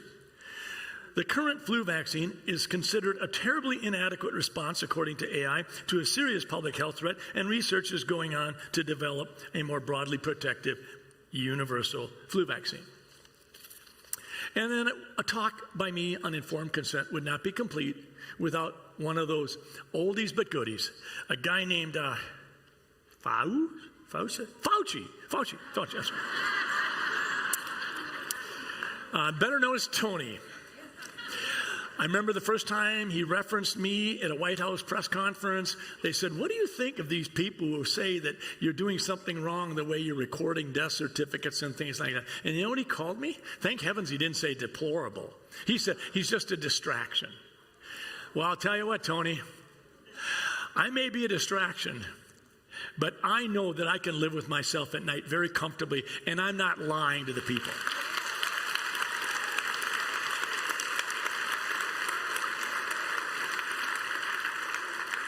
So here's a quote in an article Tony Fauci helped author. 2023, the name of the journal is Cell, Host, and Microbe. Here's Tony Fauci's quote. As of 2022, after more than 60 years of experience with influenza vaccines, very little improvement has been noted. Where was he in 2021? So I want to close by saying that when the American Academy of Pediatrics comes out and says that they advocate for the elimination of non-medical exemptions from immunizations, we got a problem. That's not informed consent. They're not even close. They're basically telling you, we don't care what you think. If you look at the conversations that Bobby Kennedy is trying to put on the table today, you may or may not agree with everything he says. But don't we have an obligation to ask the questions? If we know that there are numerous first world European countries that don't fluoridate their water, and we know that there are several states in the United States that don't fluoridate their water supplies, and we know, based on numerous studies, that the best way to incorporate fluoride into the enamel of children's teeth is by direct application or toothpaste, if we know all those things, isn't it reasonable to have a conversation about whether or not fluoridating water is the right way to go? And that's all he's asking. So then we get to Tylenol, and I get that question all the time now. Now, I have told many patients throughout 40 years of practicing medicine to take Tylenol to reduce your fever. If your temp's 102, 103, I'm nervous, you're going to get dehydrated.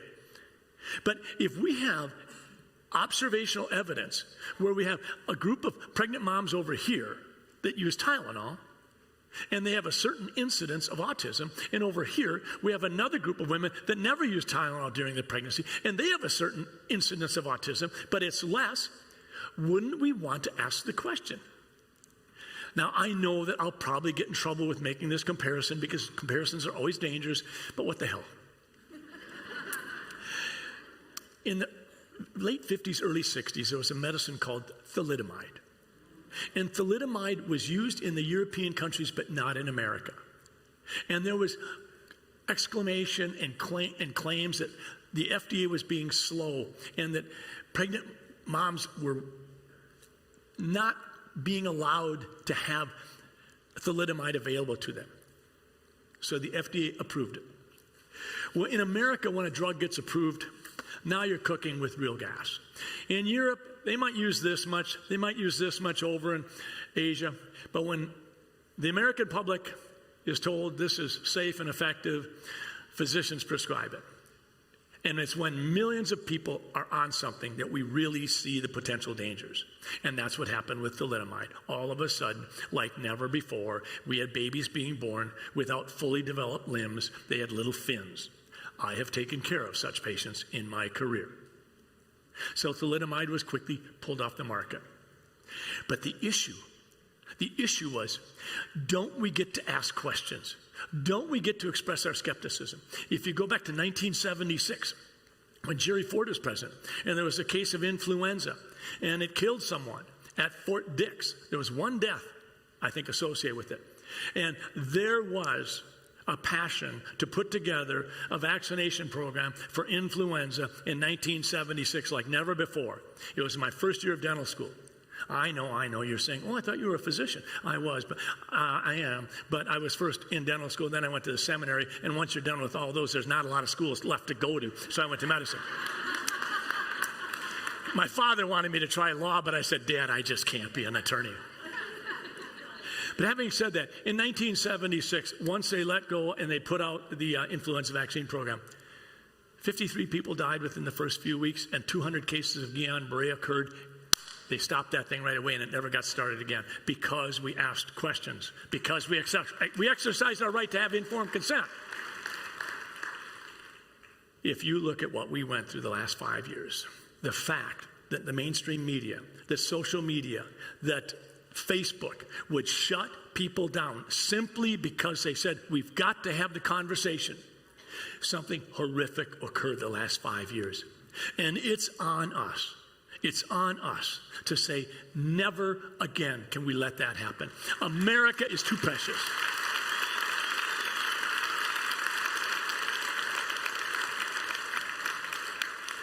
I know Bob wanted me to speak Jared wanted me to speak for an hour and a half, but I don't have that time. So I'm just going to say two things. Number one, there's a gentleman in the audience that has helped me understand how to speak to people better when you're in masses, because as a family doctor, I'm used to talking to people one at a time. So sometimes I can be a little boring because we just have a conversation, you and me. So I appreciate the fact that this guy has told me numerous times, put a little fire in the belly, Scott, you'll be more interesting. And I just want to announce that fellow's name so you know. So if you ever see his name down the road, and he's going to be getting this copy of my book. But his name, back in the left-hand corner of the room, is Max Reimer. Would you please stand up?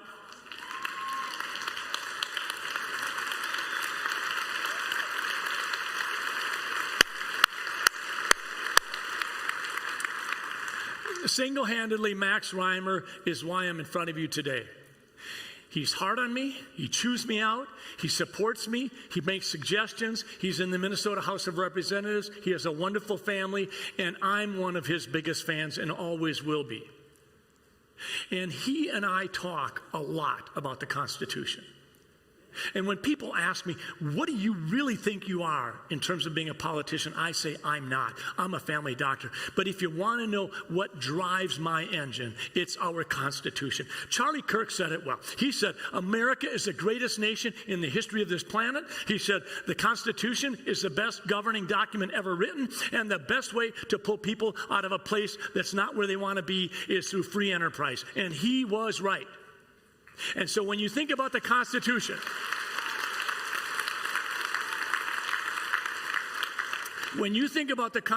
I want you to remember the preamble. We, the people of the United States, in order to form a more perfect union, 5 things: establish justice, ensure domestic tranquility, provide for the common defense, promote the general welfare, but secure the blessings of liberty to ourselves and our posterity. That's why we have the Constitution. That's why you're here. And I thank you from the bottom of my heart. Thank you. On your feet for Dr. Scott Jensen.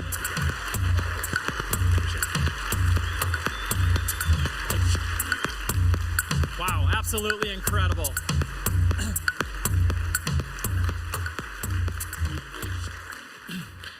Reminder that coming up in June, we will have some primaries, right, to push some candidates through to the election. So make sure that you're getting out in June to vote, because that is an important vote as well, to make sure that the right candidates get through and get on that ballot. So next, I'm going to bring up Jonathan. He is our marketing guy. So all the amazing emails, the Facebook, the event guide that you guys got today, the lanyards, everything has been designed by this guy. So Jonathan, come on up. So Jonathan's going to walk you through some amazing things today. Everybody's had some fun, right? How is the golden tickets this year? I see the golden ticket people. You guys are enjoying the golden tickets this year? Awesome. That's great. So Jonathan's going to walk you through a few different things, and we're going to get to our last speaker right before lunch. Welcome, ladies and gentlemen. So good to see you. I know every speaker gets up and they go, rah, and everyone stands up and claps. I'm not going to do that this time. If you could help me out real quick, I am the media and marketing manager for this event, and we moved back to Alexandria here, my wife and I and the family, back in 2017, and we were working with Dr. Jared as our chiropractor, and I was doing a little bit of stuff on the side for social media and such, and said, hey, do you need help anything? And so I was kind of helping him with the office. One day in 2018, he came to me and he said, hey, I have an idea. And 7 years later, here we are. And I think that's awesome. And it's not just because that, there's a team here that's building this and working on all of this to build things out, but I think it's awesome to see the transition here. What we did not expect in 2019 when we held our very first event, though, was that 6 months later, 2020, February and March would happen, and we all know what happened there. We did not order that. Somebody else did. And I want to run you guys through, if you could throw the next slide up, if you could, Paul. Something I found that's really, really interesting. I'm a data guy. I like to see the numbers. Part of my job is to try to figure out where the trends are going, and to use a hockey term, try to get to the place where the puck is before it's there so that we're ready to receive it when it happens. So if you look at this, in 2019, we had a number of attendees. It was about 500 people. That was fantastic for our very first event. In 2020, we all know that was a very special year. The event was labeled a super spreader event. We didn't know if it was going to happen or not, but we made it happen. 2021, we had approximately 1,200 plus people show up, both in person and on the live stream. 2022, we had a little over 1,500 people. 2023 was a very special year. You'll see that there's over 1,700 people there.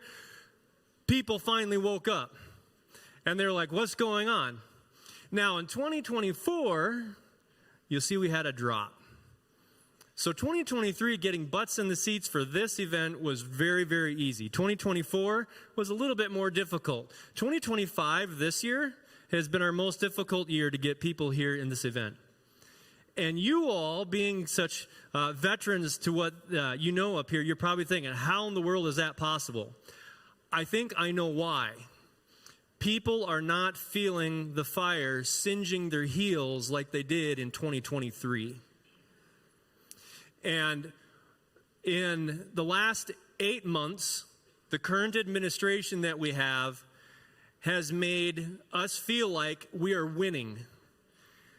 But all it takes is 1 or 2 elections, 1 or 2 seats to be flipped in the other direction, and everything that we feel like we're winning right now could be reversed.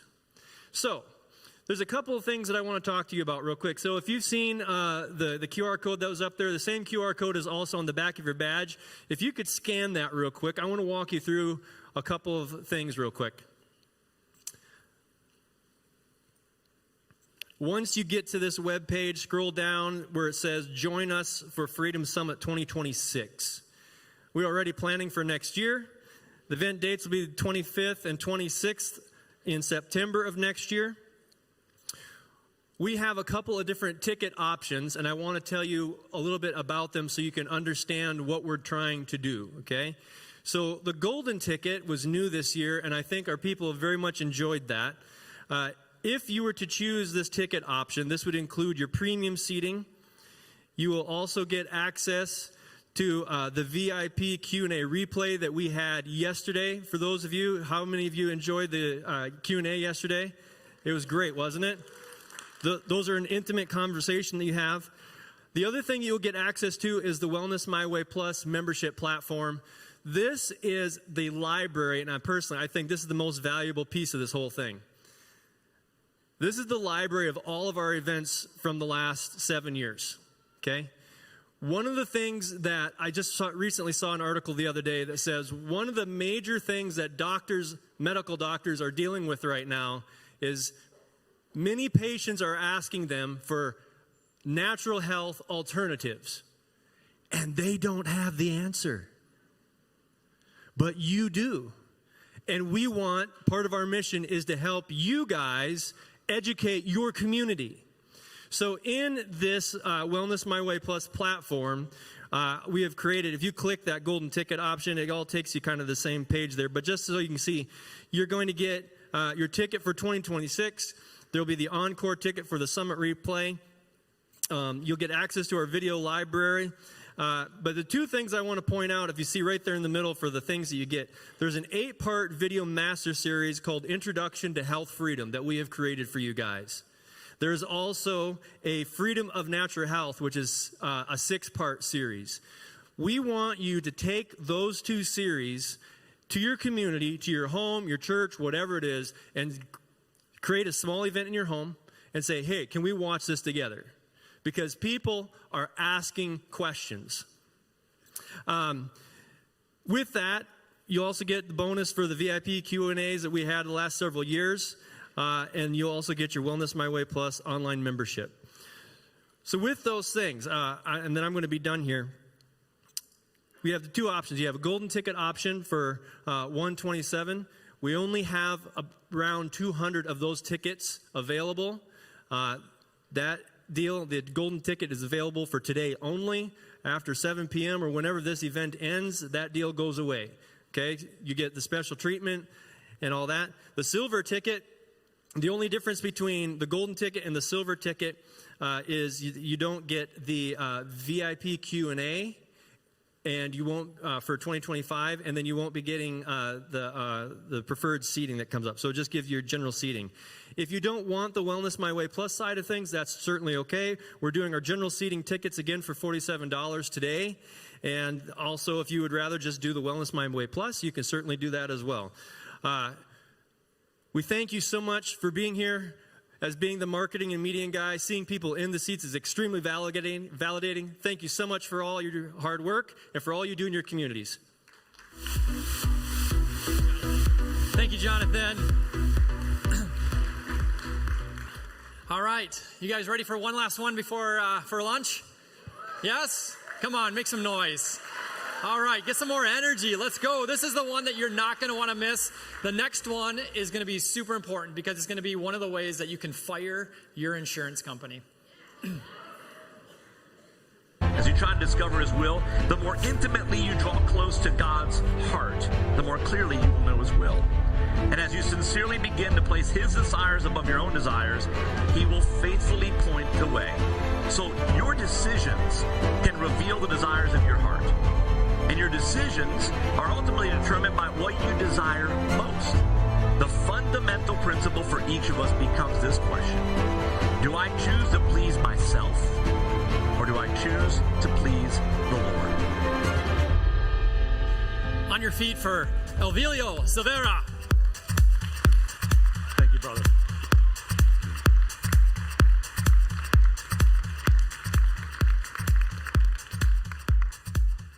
I had a pretty prototypical Cuban household. You're probably wondering, what on earth is a prototypical Cuban household? Well, all the lights are on. There's music and TV blaring in every room. People are coming to and fro. You kind of get a feeling like it's Grand Central Station. And that's what life was. My parents immigrated to this country. They met in this country. And we had a lot of Spanglish spoken in the house. And a prototypical day when I came home from school, I knew that I was going to have my pan con croquetas ready to go from my mom, that I probably was going to have the TV on in my room, that playing with my Nerf ball, doing my homework, and then eventually the highlight of the night would happen. The TV in the living room would come on. Peter Jennings of ABC World News Tonight would be the backdrop of dinner. My father would arrive. He would ask my mom what we're eating. My mom, God bless her, had 5 things in the rotation. 5 meals in the rotation. It was going to be one of those 5. We'd find out what it was. We would sit down. He would always ask me, "How was your day, son?"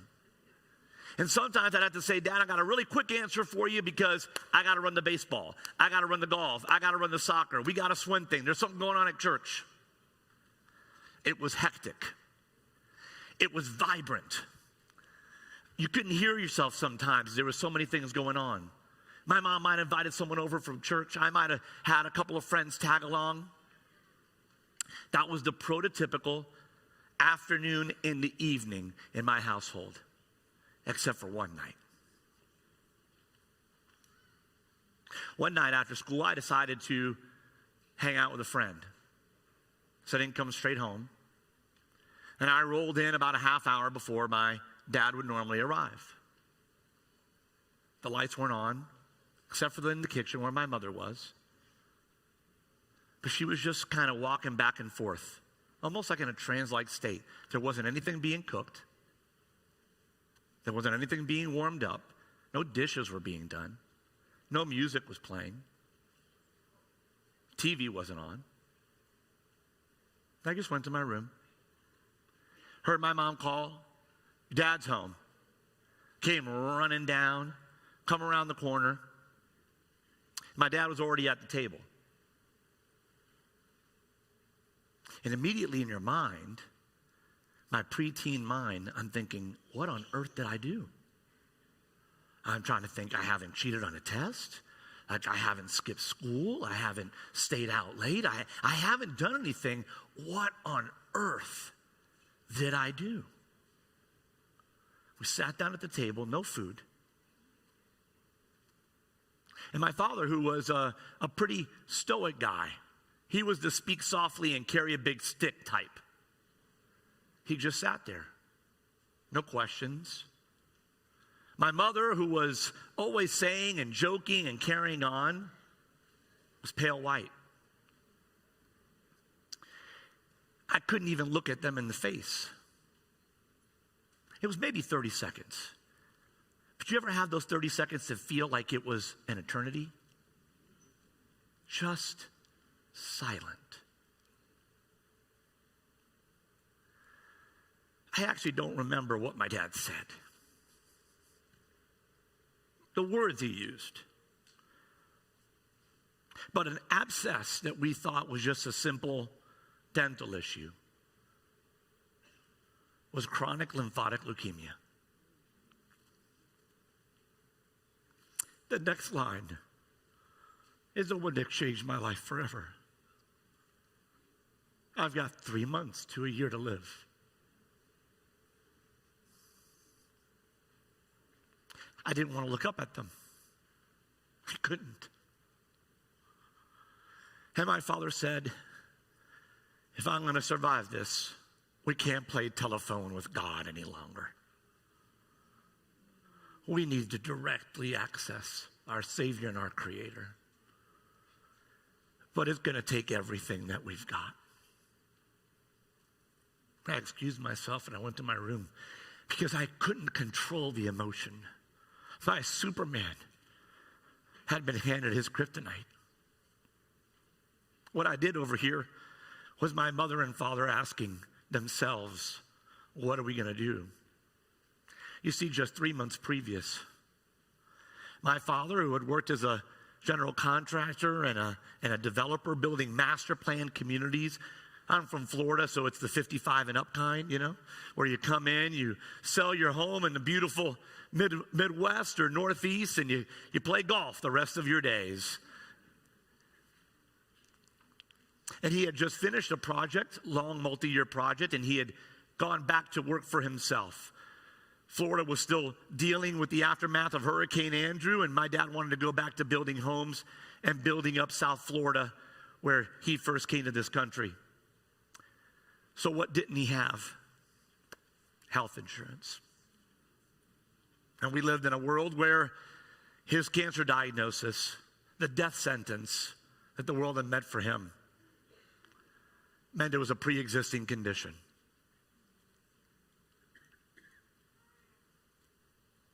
The real estate holdings, liquidated. The college savings, gone. The personal savings, gone. The go get a couple of jobs, yep, that was the new normal. The go to oncologist and ask what's available. Don't tell me about just this different drug. What's available? Well, Mr. Silvera, that insurance doesn't cover that. Well, I don't have insurance, so that's good news. I have cash. What can we do? Bartering back and forth. My father would go to live 7 years. By the grace of God, he is buried at Bay Pines Memorial. That is the Veterans National Memorial in Bay Pines, Florida.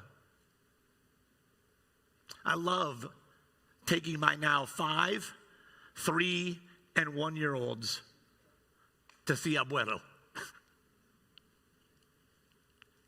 So you can understand that as a young man, when you hear the political promises of the ACA and Obamacare, you cannot be denied for a pre-existing condition.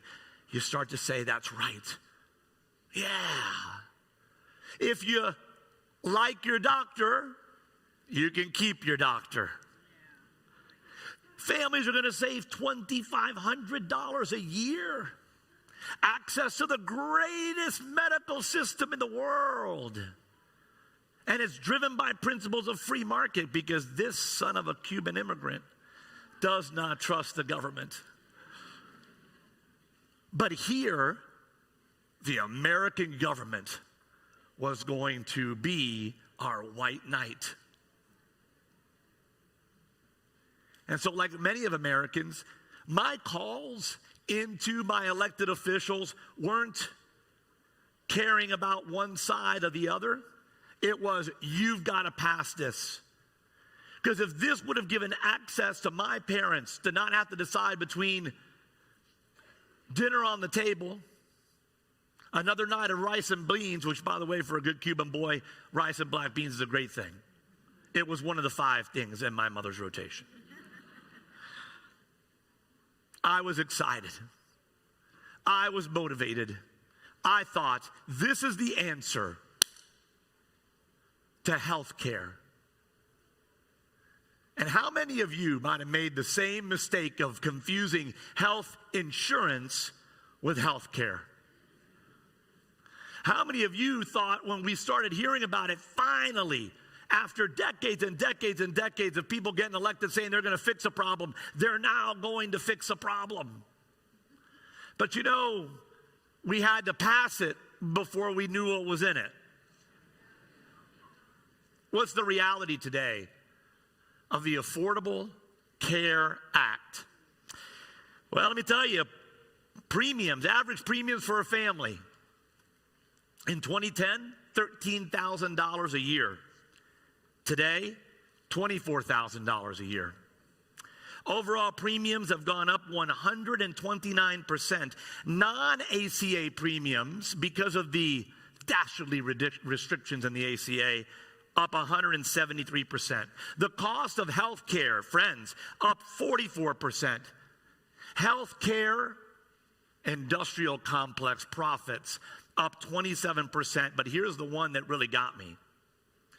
United Healthcare, their profits, friends, up 267%.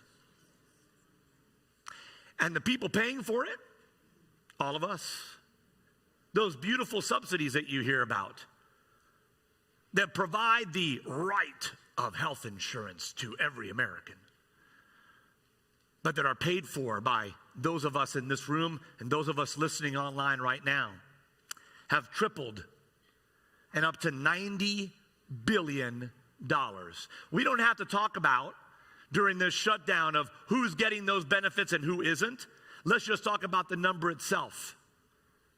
People that can't afford a health care premium are having extracted from their pocketbooks the payments to reduce a premium in the name of a subsidy. And for who? Subsidies fail. We know that. Why do subsidies fail? Because it's an artificial demand that rises prices. We got a sicker health pool because healthy people have dropped out, and providers have now consolidated the market. There are 30% large-scale hospital providers less in this country than there was in 2010. What does that mean? No allowed competition and billions of dollars in profit. Why? Because if they know they can charge you $1,000 and the government will give you $800, why make it $200 when they can make it $1,800? That is what's happened. And then we have the illusion of coverage. What the ACA does is have functionally uninsured over half of the American population. Avilio, what do you mean by functionally uninsured? Well, friends, the average deductible, somewhere in the $8,000 to $12,000 range. Okay. The average out of pocket, an additional $9,000 to $12,000. Survey after survey says that most Americans, over 80% of Americans, can't withstand a $1,000 emergency. Average savings accounts, less than $300. Sure, you can have a health insurance coverage that covers your pre-existing conditions, that drives you to the places that they want to go to for the diagnosis that they want you to have, to take the protocols that they want you to have.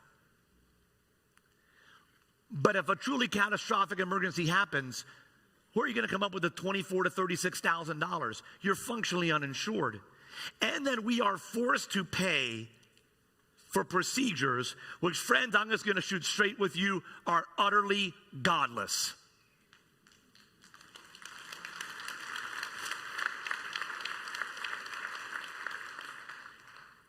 There are healthcare providers with that wonderful, even gold level health insurance that will tell you when you have a cancer diagnosis that you can't find or do something alternative. They'll tell you food isn't medicine. Where did you hear that garbage? Dr. Bob telling us that the angry and the condescending, that's what you get. You can't seek an alternative treatment because that's not covered by your insurance. AKA, we don't have a CPT code that we can profit from. But if your 3-year-old thinks they're a fire engine and a female fire engine, even though they were born a male fire engine, we will mutilate them. And that is covered. And if you ask me not to cover it, I will tell you how transphobic and discriminatory you are. So they are dictating our access to health care by what they will pay for and reimbursed. So, what's the current state of health?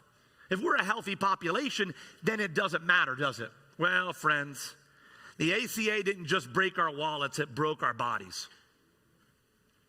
Life expectancy for the first time is down in this country from 77.8 years old to 76.8. Obesity is up. 23% of the population was obese in 2010. Now 42% are obese. And because words matter, friends, there's a difference between being overweight and obese. 74% of the population is overweight. Chronic disease, 6 in 10 Americans have more than one chronic disease. Every 34 seconds, someone dies of heart disease. 70 million Americans with gut issues. Maternal mortality has doubled. Young adult cancer is up 79%. Suicide, infertility, autism, all screeching upwards. Newsflash, friends, your health insurance is killing you.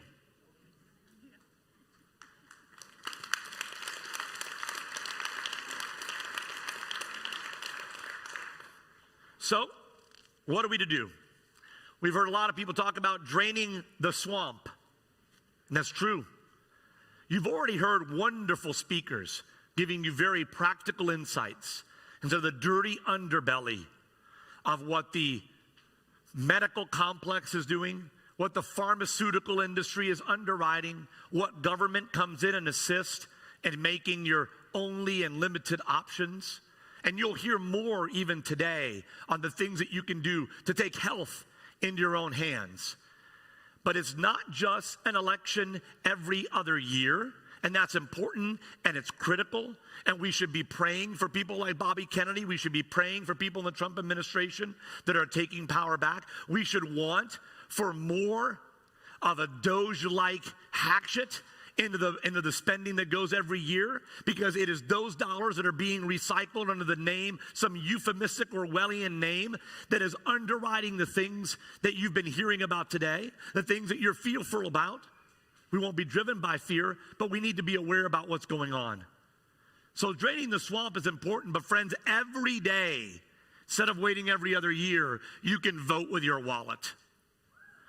Every day, you can have the power of consumerism and you can vote, because we don't just need to drain the swamp, we need to drain their accounts.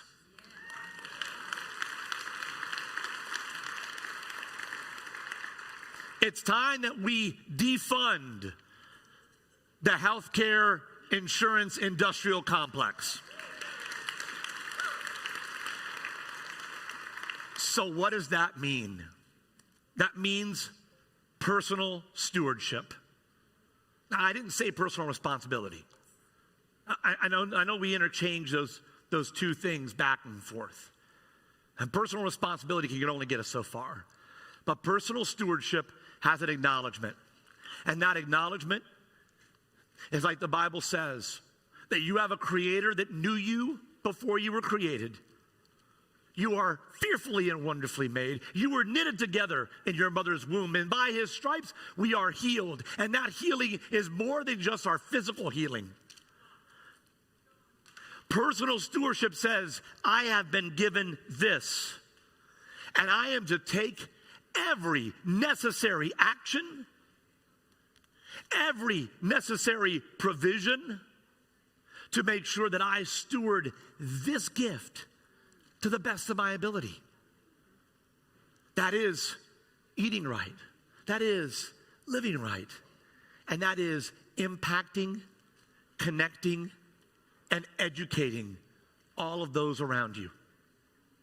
This is a calling that's important that every individual take up, take personally, and take advantage of. Friends, the days of playing around the edges are over. We can't just simply, we're going to make, you know what, I'm going to add a probiotic to my diet. I'm doing great. Right? I'm going to eat carnivore. I'm going to intermittent fast. I'm doing my part. Those are all wonderful things, glorious things, fantastic things. They will have an impact on you.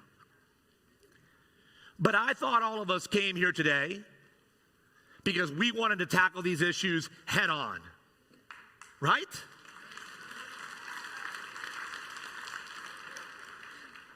Believe you me, I'm not going to make you late to lunch. We just got a few thoughts to share with you, some things to empower you, some things that you can make some different decisions and begin to prayerfully consider how to be a better personal steward. You know, Barry Goldwater said it in a different era in the 60s, but it has so application here. I want you to insert the thoughts of medical freedom and your health liberties into the comment that extremism in the defense of liberty is no vice, and moderation in the pursuit of justice is no virtue.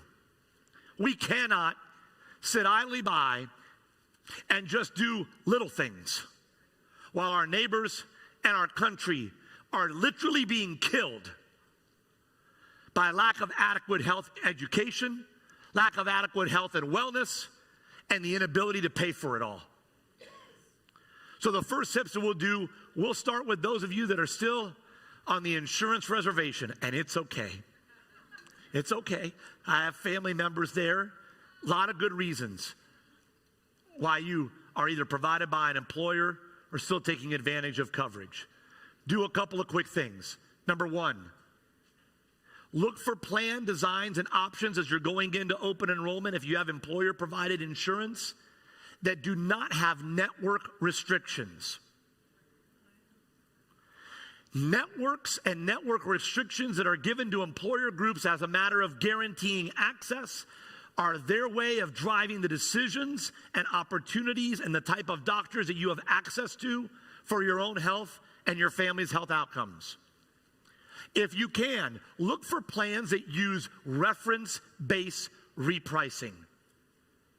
Reference-based repricing does this. It says there is no network, there's no network penalty, and what they do is the payer calls the provider and says, John had knee surgery.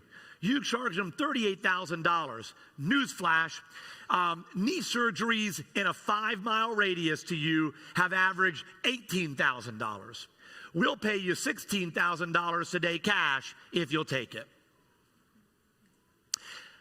Now, I know that they want to jack up the price of whatever it is that you have to do. But the cost of getting a reimbursement or a payment from an insurance provider costs a doctor and a hospital a lot of money. They have multiple staff members dedicated to each, Blue Cross, United, Cigna, Aetna, Humana, and they might float 90 to 120 days before they receive payment. They'll take cash on the barrel if someone's offering. Reference-based repricing allows that negotiation to be based on a market-based price, and it's to your benefit. Look out for that.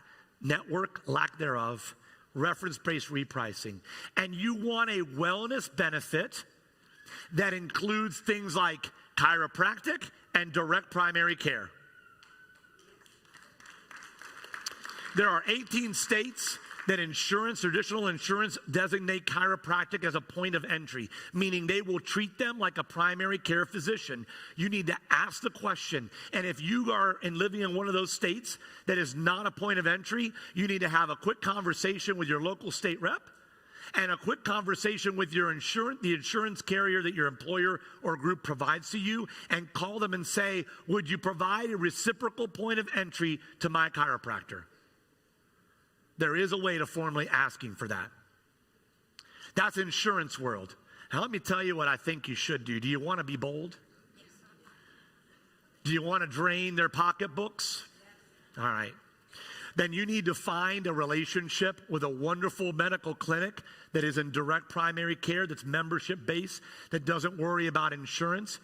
And or you need to become very, very educated on being a cash pay individual.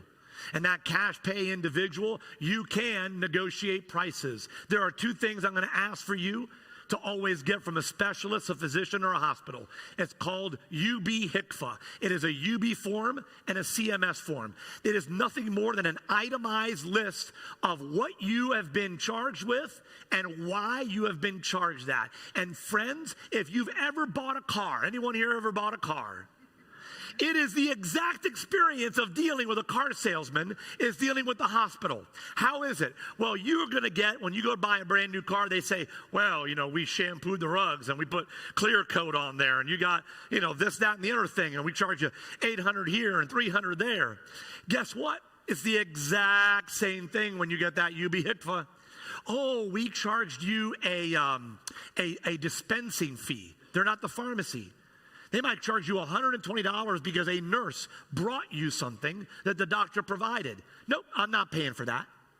Nope, I'm not paying for that. And you can say, what if I'm a cash payer? Many times, right off the top, they'll do 30 to 40% off. You need to also ask, do you have a payment program? Do you have a payment program at 0% interest? The answer is always yes. Why? Because they don't have to spend money extracting those dollars from insurance when you're negotiating the cash price and a payment plan. If you're worried about catastrophic, then let me introduce you to something that I spent 5 years of my life as an executive, and that is healthcare sharing.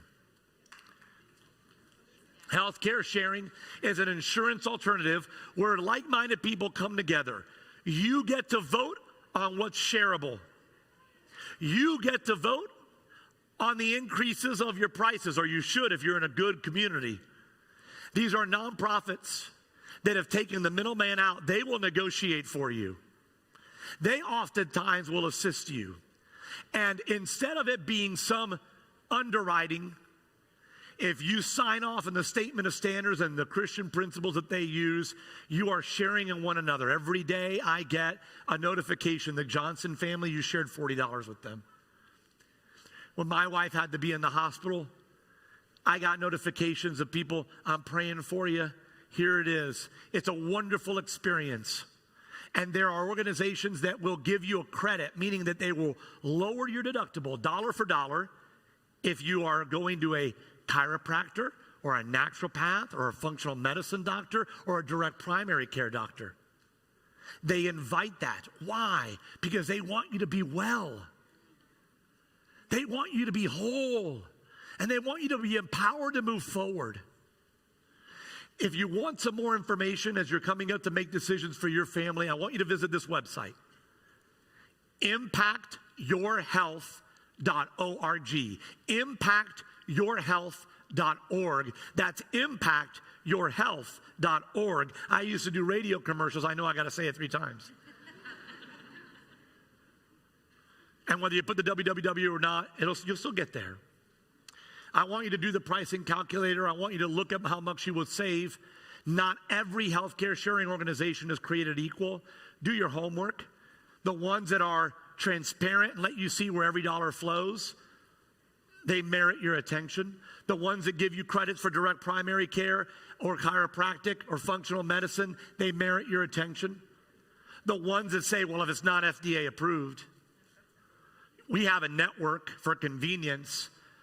They're just a nonprofit wing of the health insurance industrial complex. My friends, my father passed away May 7th, 2001. I just turned 21 years old. I felt like I had the weight of the world on me to carry on with my family. He died at 58. I felt helpless. You ran through all the scenarios of, well, what if I would have known this? And what if I would have known that? And what if I would have known about this product? Or this particular physician? Or if we could have taken him there. And there's one thing that has become clear to me. There isn't an easy solution when it comes to stewarding our health and that of our families and our loved ones. But it is a blessing to be able to understand that there are things that we can do to avail ourselves of understanding how our unique body works, to avail ourselves of the doctors that the world wants to tell you, well, they just don't know what they're talking about. But honestly, want to tell you that your design is absolutely perfect. And if you can come into correlation between understanding how your Creator made you and the things that you need to do and finding a way to take stewardship over your funds, your provision, your body, and your ability to impact others, there is absolutely no shame of that. If you arrive here today and you didn't know a lot of the things that we've talked about, yeah, the best time to start was yesterday. The next best time, today. I want for each and every one of you, when you're sitting at that lonely kitchen table and you can't look anyone in the eyes because you received what the world would tell you is a death sentence, to be able to immediately look up and know, this too shall pass. Without a test, we have no testimony. And I know what I have to do, who I have to go to, and where I have to go to make the decisions, not that some bureaucrat tells me is right, and not that some corporate paper pusher in some nondescript building in a capital city in this country tells me is right. But what I know my God designed me to do. Thank you. God bless you. Enjoy your lunch. And let's have a blessed rest of the day. Appreciate it. Give it up for Avilio Silvera. All right, marching orders. I got marching orders for you over lunch, okay? We're going to break from now until about 1:40. I want you back in the seats by 1:45. But here's your marching orders. Make sure that you scan both sides of that QR code of your badge. Get the free things from Dr. Ed. Get registered for your tickets for next year. These deals will be closed in a week, okay? So that's one of your marching orders. The second marching orders, visit all the vendors, have fun, meet some new community, meet some new people. And lastly, check out that impactyourhealth.org, impactyourhealth.org. Bless you guys. Have a great lunch. We'll see you soon.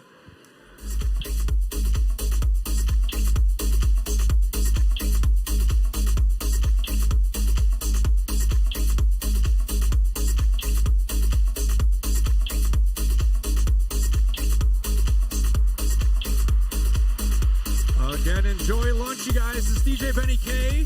Come back at 1:45. We have a surprise for you. A live painter, and you might see Jesus breakdancing on the screen. Get ready. Enjoy lunch, and we'll see you guys back in just a little bit. Connect with our vendors, too. We got some amazing Patriot vendors. They're changing this world one organization at a time. Have some fun. Keep that energy up.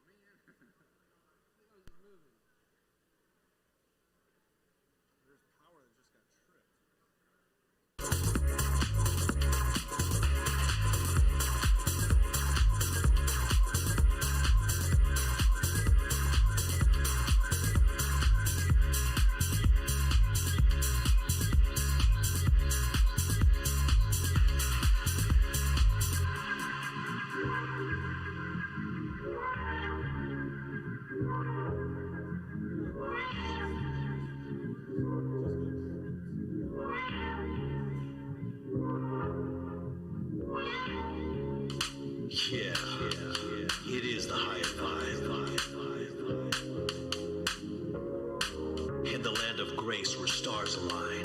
There's a higher vibe, a love so divine. A love that overcame the darkest night. A love that draws by his guiding light. There's nothing too big he can't handle. It's time to break free and let it go. Get walking with the way, the truth and the light. The higher vibe. We're gonna take flight.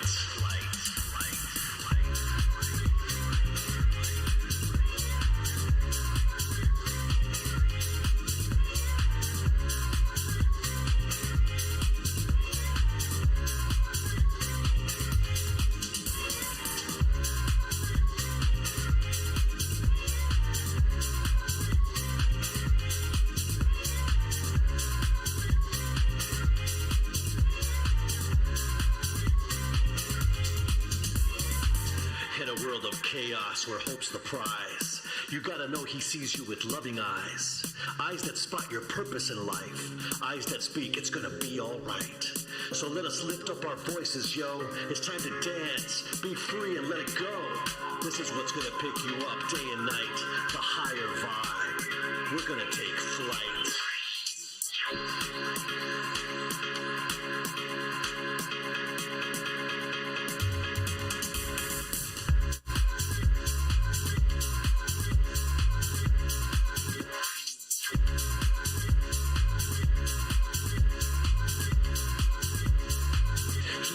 Of love, he's the higher vibe.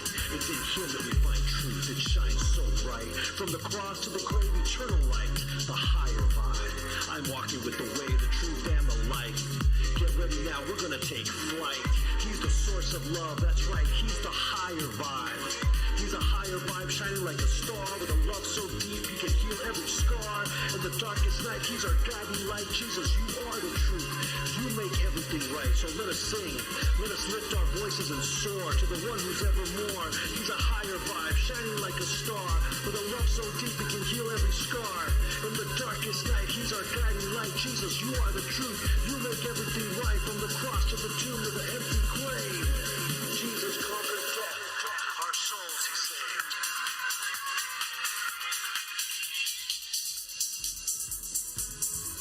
There's so much on your mind, and I see it in your eyes. Some days you're gonna wanna hide, you're brave, just keep going. There's a rhythm inside your head, there's a light down deep in there. Let it all flow through your hands and make it up as you go.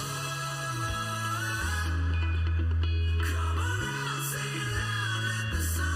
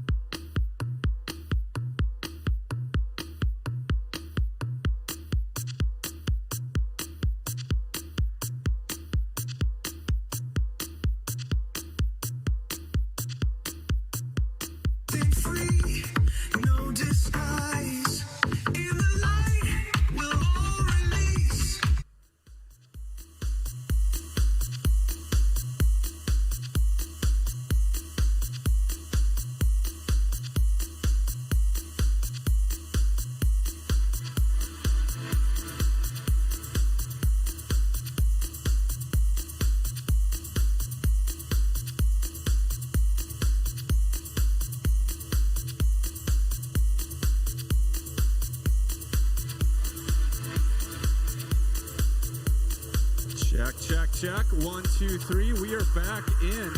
There we go. Thank you, Carl. The Paul Ridgway crew, production. You guys are awesome. Thank you. Thank you. Thank you.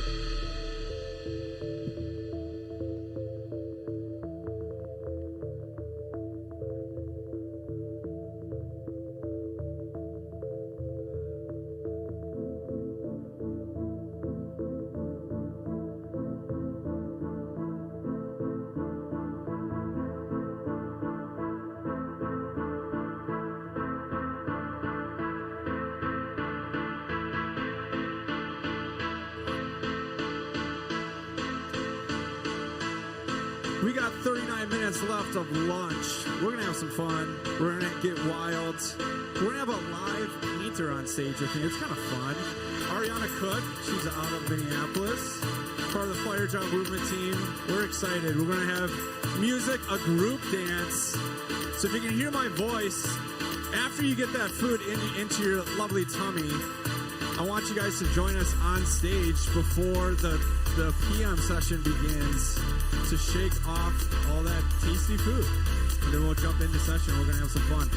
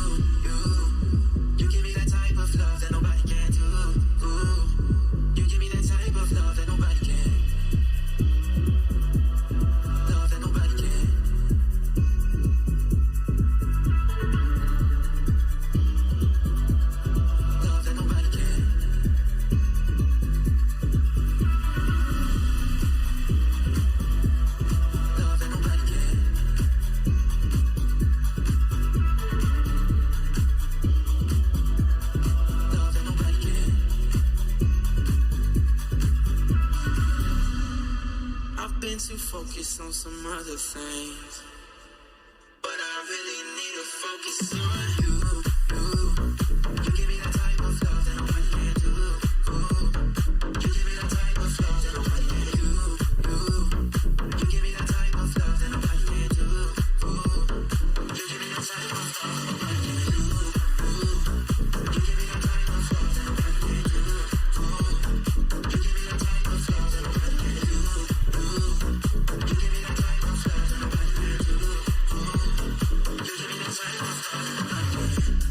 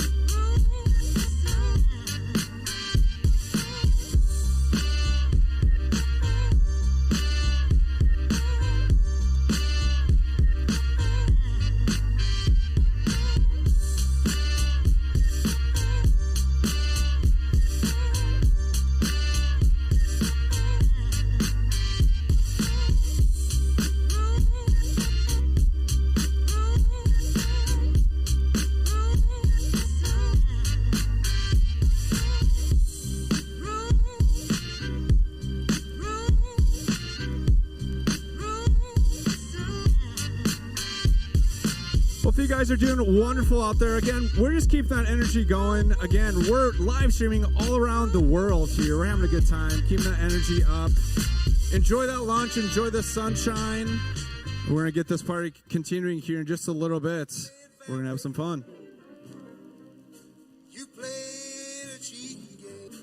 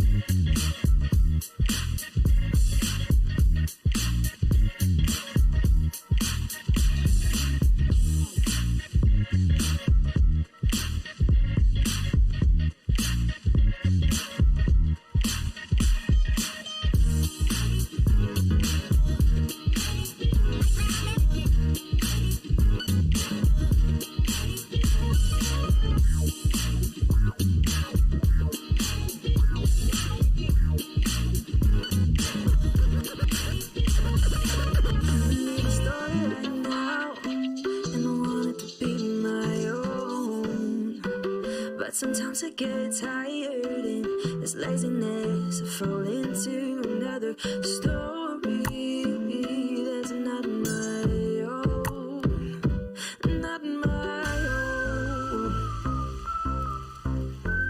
not my own, not my own.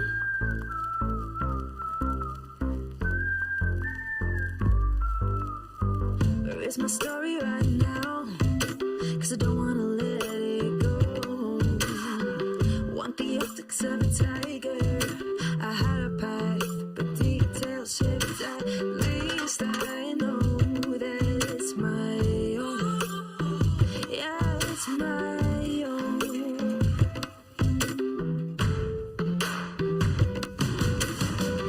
Wasn't run away. Love in the fashion. I have my own way. I wasn't run away.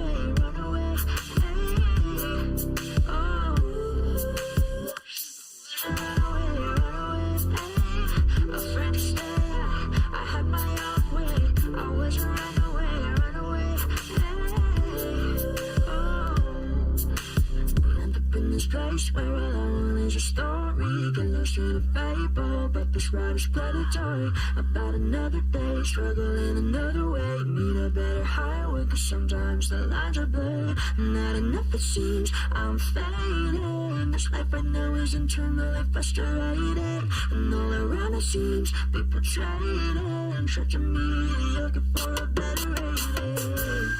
And my hands are cold. Spin, spin, spin. And my mind is blurry. Spin, spin, spin. I'm unraveling. I can't begin to understand or know who I am or where to go. Spin, spin, spin. My mind is blurry and I'm running too fast. In such a hurry. Spin, spin, spin. I need a feeling. If I don't, I'll run to it's not real. Breathing in the cool air. This time not hating it. Sleeping in late, and this time not shaming it. Letting you go, but this time not changing it. Hating the world, and this time not blaming it. Maybe this is just a house of Hope you guys are enjoying the nice, beautiful weather that the Lord has blessed us with today. Again, meet a new friend. Maybe some of you haven't met yet. This is an awesome opportunity to build community, build connection, have Patriots vibe together. It's amazing. That's why we do these events, to form the community so we can change the world outside of these doors.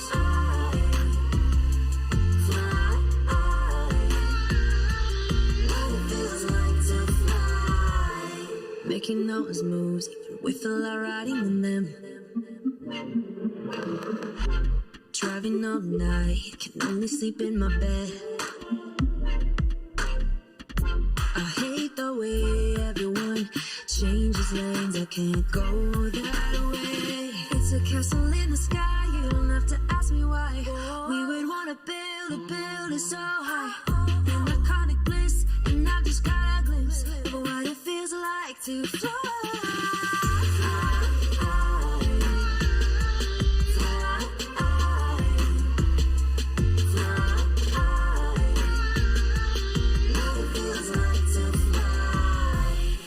I'm wondering if I deserve it all. Sick of people asking me if I'm concerned at all. I just played it out and I forgot to fall. Stop wondering why. I'm sick of wondering if I deserve it all. Sick of people asking me if I'm concerned at all. I just played it out and I forgot to fall. Stop wondering why. It's a castle in the sky, you don't have to ask me why. We would want to build it so high. An iconic bliss, and I've just caught a glimpse of what it feels like to fly. It's a castle in the sky, you don't have to ask me why. We would want to build it so high. An iconic bliss, and I've just caught a glimpse of what it feels like to fly.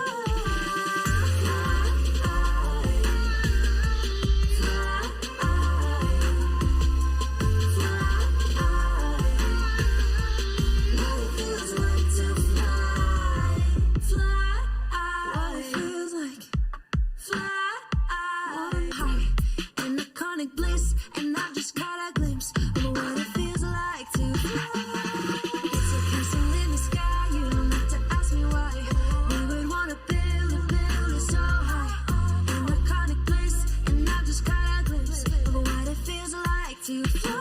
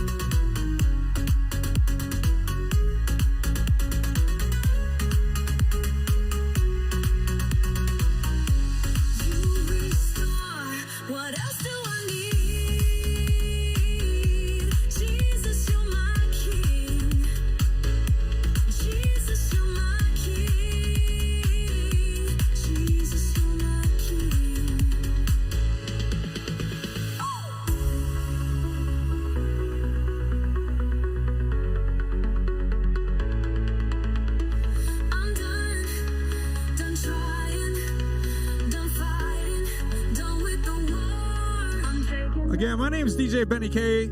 Thank you guys so much for coming out this weekend, coming out to Alexandria. It's a beautiful day as well as amazing content.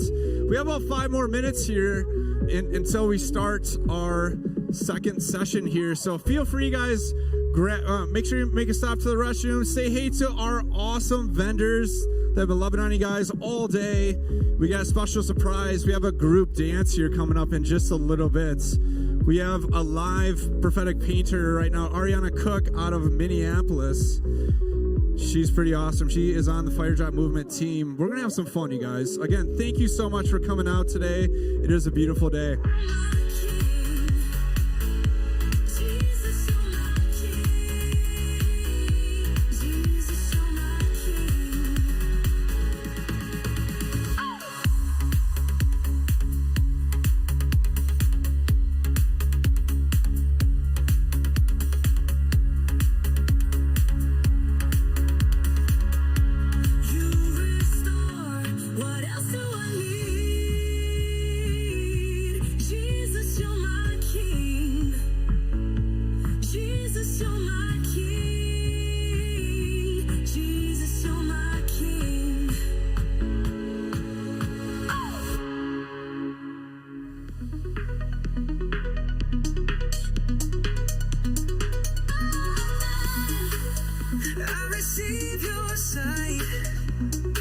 Feel free if you have those phones, take some photos, tag this amazing painter here. It's kind of fun. Music with art.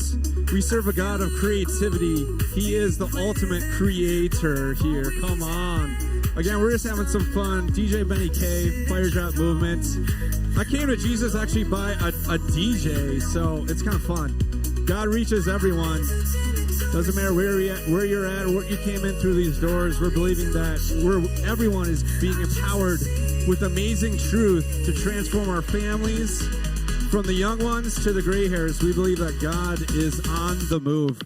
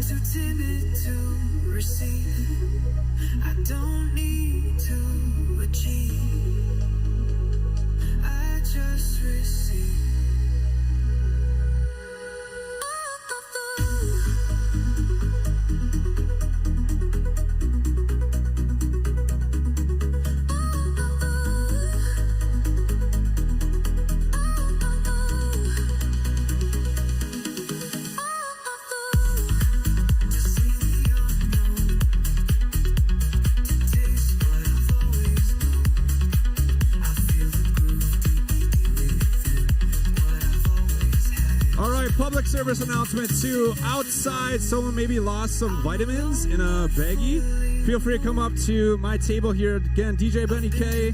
Come on up, say hello, claim your awesome, I think they are vitamins. Let's go.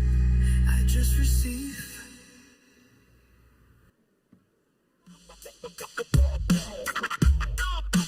Jesus, it's your presence.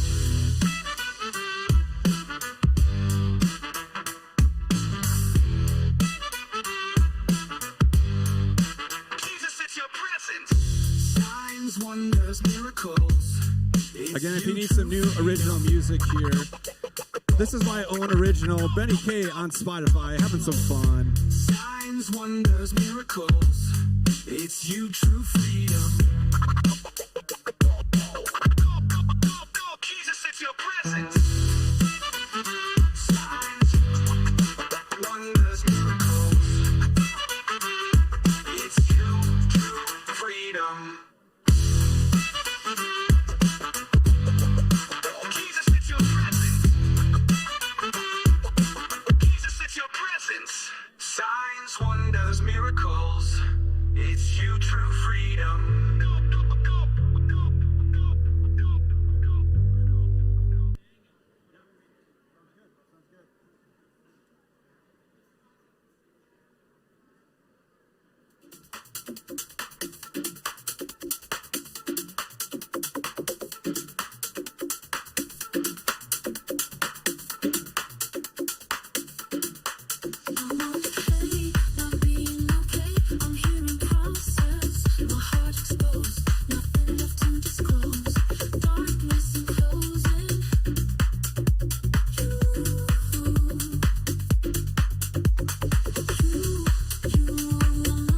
Did you guys have a good lunch? Make some noise if you guys had a good lunch. Come on now. Are you guys alive out there?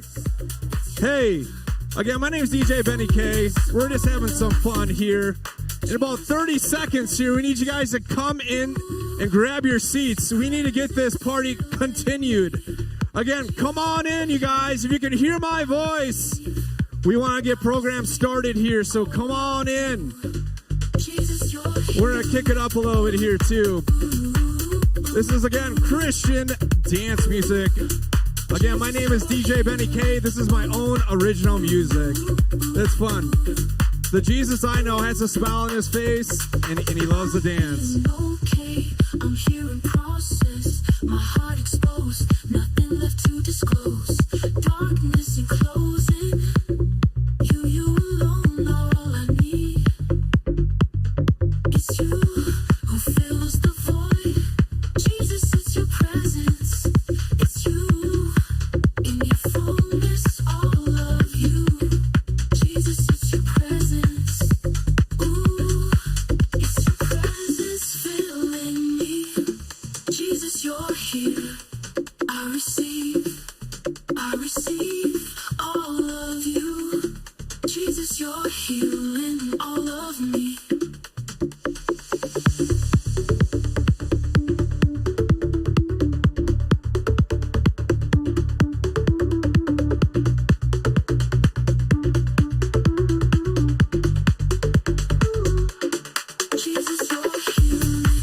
Again, ladies and gentlemen, if you guys want to start making your way to your seats here, we want to get this party started here.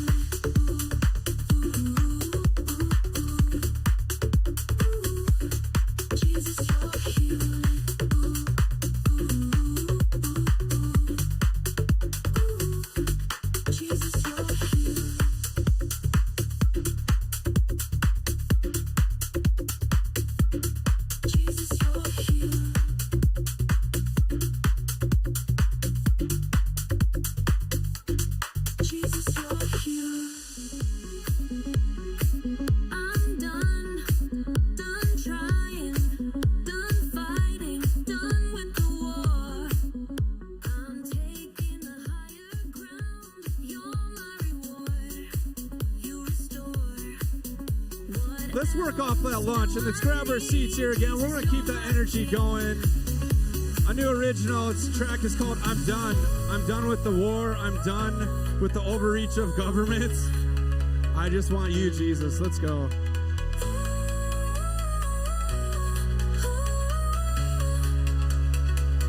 Jesus, you're my king.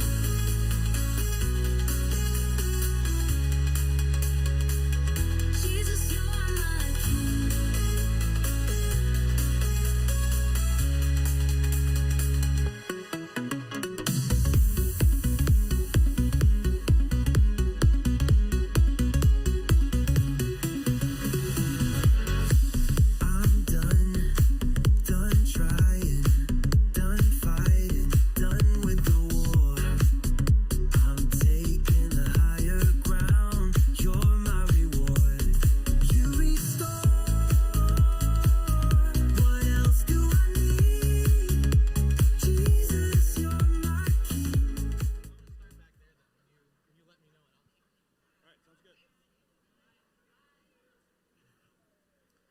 Ladies and gentlemen, again, my name is DJ Benny K. Make some noise if you guys are excited to be here. Come on. 1, 2, 3, make some noise. Did you guys have a good lunch? All right, we need you guys to work off that lunch. So, Dr. Jared told me you guys are the interactive bunch. Make some noise if you guys are interactive. Can I hear you? That was okay. All right, so we have a very quick, fun moment. If you're a volunteer, I need you guys to come up to the stage. All my volunteers, as well as gray hair to little ones, I want to see the biggest group dance that our Freedom Summit has ever seen. So be bold. It says in the Bible that there is no fear in God's perfect love. It casts out fear. So we're going to get a video up here in just a second. It's actually my own song, and we're going to see the best dance moves to join my artist here. Can we make some noise for live painting? Come on now. This is Ariana Cook out of Minneapolis, part of the Fire Drop team. It beats my stick person, I'm just saying. That's pretty awesome. So what we're going to do, literally, we have just a second here. Every minute counts, so I need anyone that wants to come to the stage. I will reward you with some Fire Drop merch if you do come up to the stage. So where's my volunteers at? Mr. Lyle, Angie's dad, come on, where are you at? We're going to have some fun. So again, anyone that wants to come to the stage, or if you guys just want to stand to your feet here, let's go. Can we get everyone to stand to their feet? Let's stretch a little bit. Come on. Let's go. We got a lot of chiropractors in the room. I'm not a chiropractor, but we can at least stretch here. Let's stretch. And if you can't dance, it's okay. You can do a fist bump, but I already got some brave ones here. Again, 2 seconds. Anyone else? Ladies and gentlemen, where's my righteous dudes at? Come on. Righteous men of God, get up here. Come on, let's have some fun. All my ladies, shout out to the ladies. My Proverbs 31 ladies, come on, guys. Come on. We're going to have some fun. Ladies, you're awesome. This is going to be like a lady party here. I need one righteous dude to come up here. There we go. Here we go. Come on. Let's go. Let's go. All right. So, you guys, on the video, you're going to see Jesus actually breakdancing. I made this video. So, again, I have a nonprofit called Fire Drop. It was birthed out of the George Floyd riots when our city was in flames.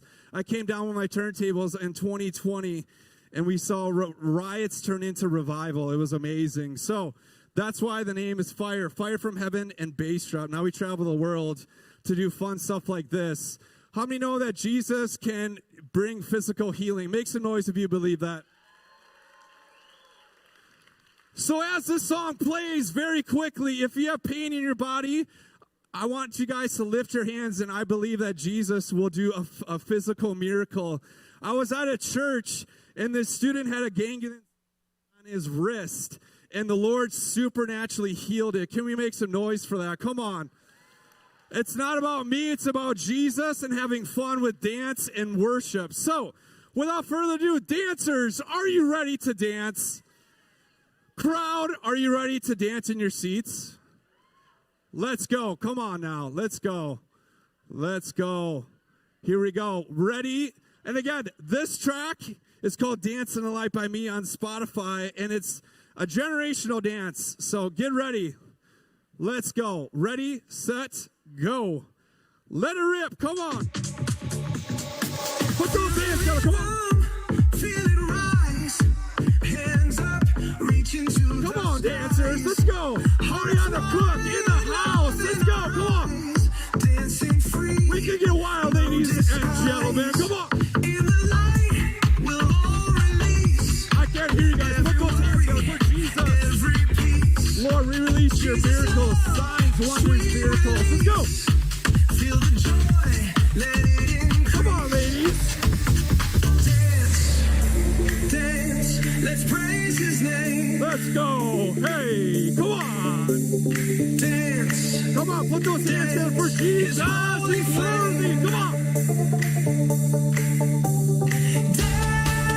We're into the biggest dance train. Let's go, ladies. Biggest dance train. Let's go. Come on.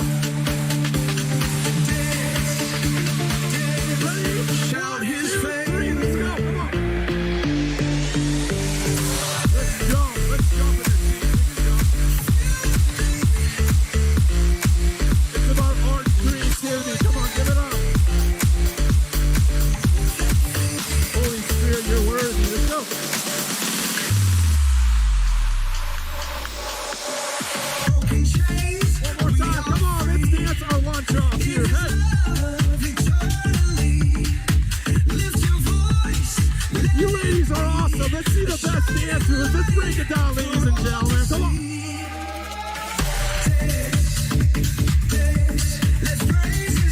Jesus, you're worthy. We lift you up. Let's go. You ladies are awesome. Come on. Put those hands up for Jesus. Come on. Lord, you're worthy. Give it up for the breakdancing Jesus. Come on. On the count of three, let's go. Up and down. Hey. You guys are doing awesome. Come on.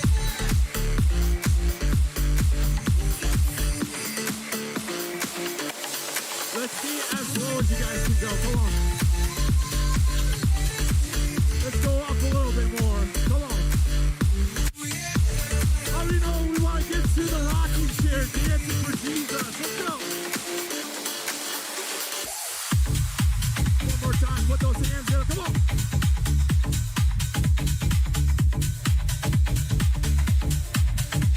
You ladies are awesome. Am I righteous, dude? Come on. Let's go.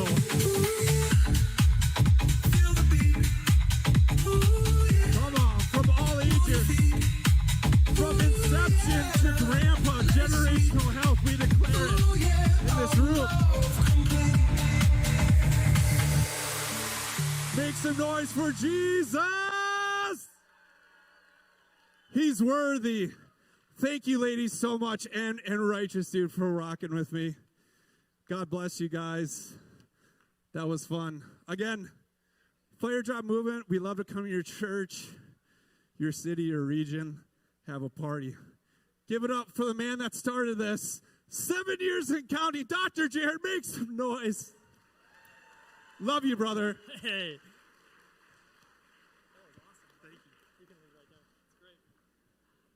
Wow, what a way to start off the afternoon. So, we have a jam-packed afternoon for you guys, and we are super excited for the afternoon. We have amazing speakers coming up, so make sure that you're getting up, staying hydrated. We have about 4, maybe 5 hours of great, amazing content. This afternoon, we're going to go deeper, okay? So we're going to go a lot deeper, so prepare your minds, prepare your hearts to receive some amazing things.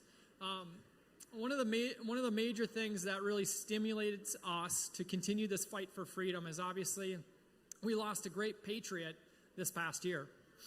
We lost somebody named Charlie Kirk. And he's doing some amazing things, right? He was doing some awesome stuff.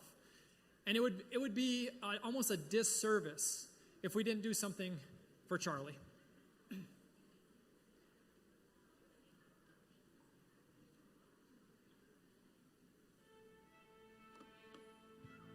What started as an idea, what started as a movement with no money, no connections, and no idea what I was doing, is now a movement on 1,800 high school and college chapters across the country. We're starting chapters nationwide with Turning Point USA, and on our website, you'll see the unbelievable positive support we're having from my generation. Only in America is a story like Turning Point USA possible. And honestly, let me say this again. It's not that we at Turning Point USA have done anything that amazing. It's God that is doing amazing things on these college campuses, and He deserves all the credit and the glory. You see, they wanted us to be quiet and afraid and silent and subservient. They wanted us to cower into our corner. But the conservative movement has changed fundamentally. I hope you guys understand this. What young people especially are screaming at is they say, give me a structure that I can live my life by. And especially with young men, more challenging of them, more saying, you know what, honestly, I'm not going to talk down to you. Stop being a boy and become a man. You want to learn what that means? Come to church and I'll tell you what it means to become a man. Because we have the greatest story ever told. The conservative movement's stronger than ever before. This is the greatest country ever to exist in the history of the world. And I can say, wow, there was a debate. Is God done with this country? Now I can say confidently, no. God is not done with America, and our best days are ahead. If everything completely goes away, how do you want to be remembered? I want to be remembered for courage for my faith. That would be the most important thing. Most important thing is my faith.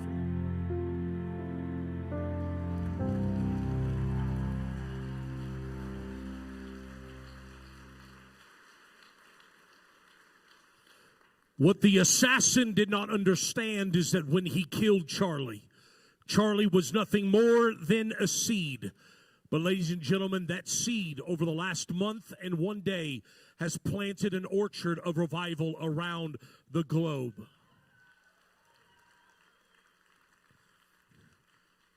So how is it that we live like Charlie? You know, it's interesting because as we come to this conference, you gather here in this beautiful, beautiful campus, and for hours you listen to some of the most courageous and well-informed patriots that grace this stage and give us understanding and knowledge and revelation and insight. But ladies and gentlemen, it's not just about coming to a conference. What happens when you leave here?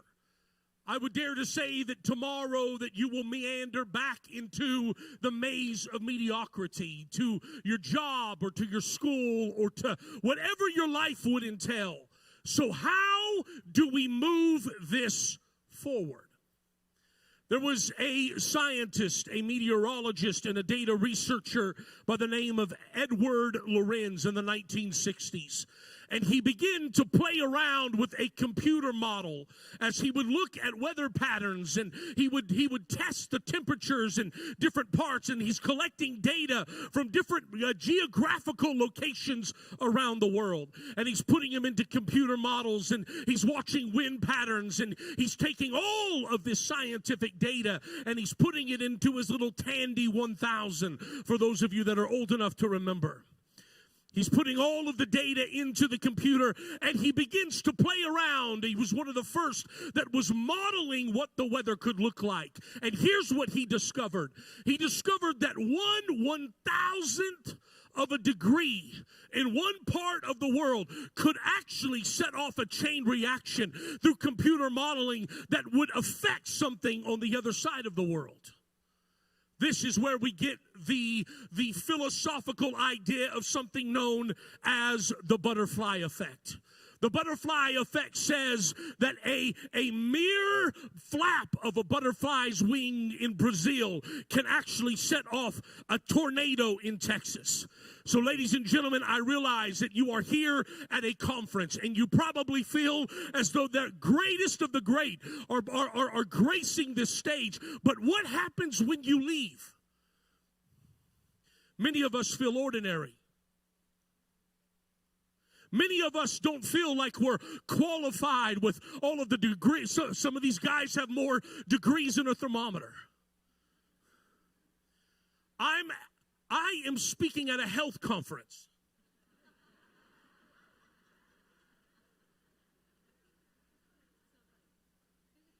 One of my favorite conferences to come to, because as I come in the back, not only are they lathering me in elderberry syrup and oils, and this guy said, "Would you like to buy a hog?" I said, "I didn't know Rosie O'Donnell was here." She is a horrible person. We don't like Rosie. She is a fat, disgusting pig. But the reality is that many of us in this place right now feel like we are not one of these people, me included. How is it that we can go out and make change when we are seemingly insignificant? And herein lies the problem. Ladies and gentlemen, I first met Charlie when he was an 18-year-old boy. I was at something called Council for National Policy, when at that time I was the big deal, not just physically, but literally. And they brought me this 18-year-old kid, and a man by the name of Kent Emmons said, "Josh, you have to meet this young guy. He's something special." And here is Charlie, a young pimple-faced teenager that walks up and begins to share with me this idea that he has to take over college campuses. And you have to understand, we're at a Republican event, a think tank, and he and I are the youngest people. The average age is 150. But he begins to share with me this crazy idea that the future is going to be about changing the lives of young people, and that we have thought too small, because we only think about people once they're in their 30s, 40s, and 50s and are more likely to vote. But he said, what if we could reach young people? And the more that he and I begin to sit down and talk over coffee, we begin to talk about the fact that, ladies and gentlemen, you will not be able to legislate righteousness in America. I love our politicians, and I especially love the ones that have hair on their chest. Even some of the ladies. But ladies and gentlemen, we will not be able to make America great again until we make America godly again.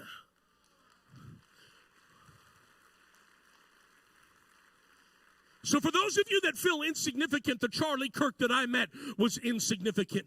He was this young boy that had a wild dream, but he had one thing that superseded all of it, and that was courage to speak out. You see, oftentimes it is that we look at ourselves as insignificant, but look at the people that God uses like Charlie. Look at the people like David, who was an insignificant little boy, but he had a slingshot. You see, it's funny because God can take what is less and make it more. Charlie did not start off with broadcast cameras and stadiums. He started off with a little iPhone. There's many of you today that are holding a little iPhone. Do you understand that you are holding a weapon that the enemy is afraid of? But you feel like because you're not media trained, honey, you don't have to be media trained. You just have to be courageous enough to say the stuff that nobody else will say.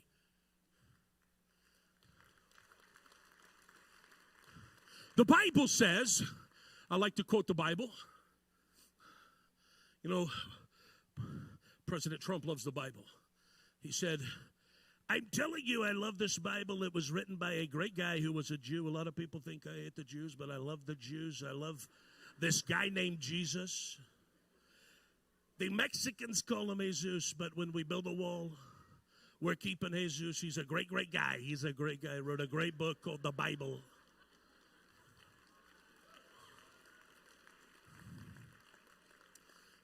Ladies and gentlemen, President Trump this last week made the greatest trade.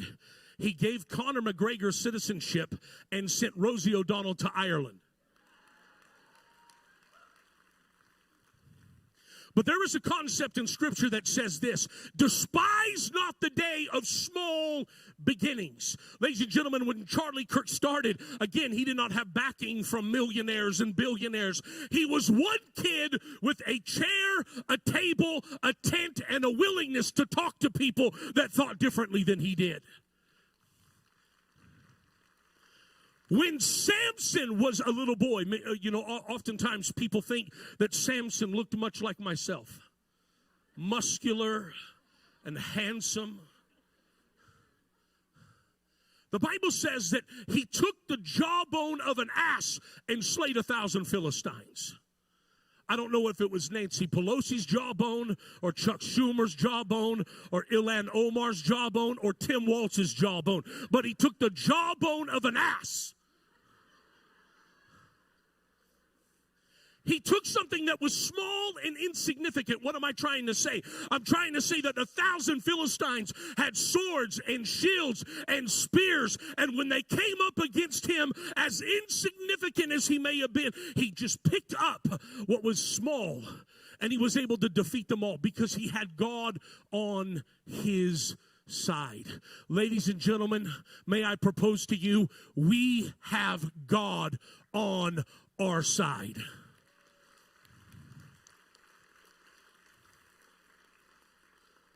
The problem is that we oftentimes don't understand the moment that we're living in.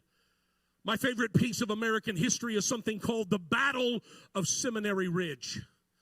The Battle of Seminary Ridge was a little battle that was fought. It was hand-to-hand combat between people on the north and people on the south. The Battle of Seminary Ridge took place right in the middle of a little hollowed piece of Pennsylvania real estate known as Gettysburg.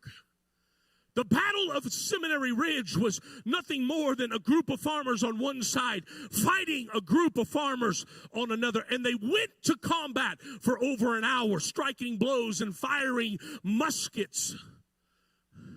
And finally, after about an hour and a half of combat, the one side had pushed the other over across. And here's what's interesting about Seminary Ridge is that historians would go on to find, as they would begin to calculate the tides and the patterns of war, they would come to agree that Seminary Ridge was the turning point of the Battle of Gettysburg. And the Battle of Gettysburg was the turning point of the Civil War. And the Civil War was the turning point of a nation that would rise out of its ashes by the name of America. And America would go on to become, in mere 200 years, the most powerful force ever known on the face of the earth. Hear me? But Seminary Ridge was the hinge point of history. But do you understand this? That when they went back and read in the diaries and the journals of the men from Seminary Ridge that fought in hand-to-hand combat, those insignificant men whose names are not heralded in all of the halls of greatness, they read in their journals that they thought it was just another ordinary fight, much like many more that they had already been in. Ladies and gentlemen, you may think that you just came to a conference that was just another health conference or another freedom conference, and that this is just another election and another year. But ladies and gentlemen, we are living in an hour of unprecedented momentum. We have come under attack over the last decade, but I am here today to tell you that I am here with people that do not understand the gravity of the moment that you are living in, and you have the opportunity. Insignificant, you may feel, but so did Rosa Parks. All she had was a seat on the bus. But one act of defiance set off a butterfly effect that caused the civil rights movement. One table is all that Charlie Kirk had, but that one table set off billions and billions of views, and I would argue the greatest revival in American history.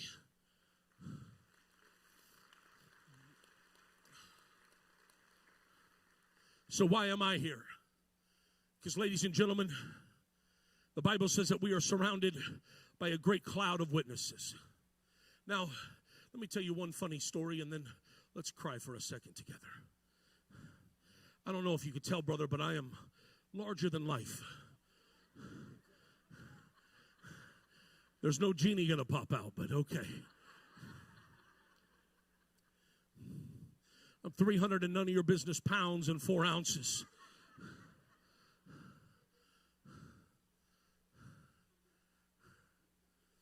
But when I was in high school, they gave us an option.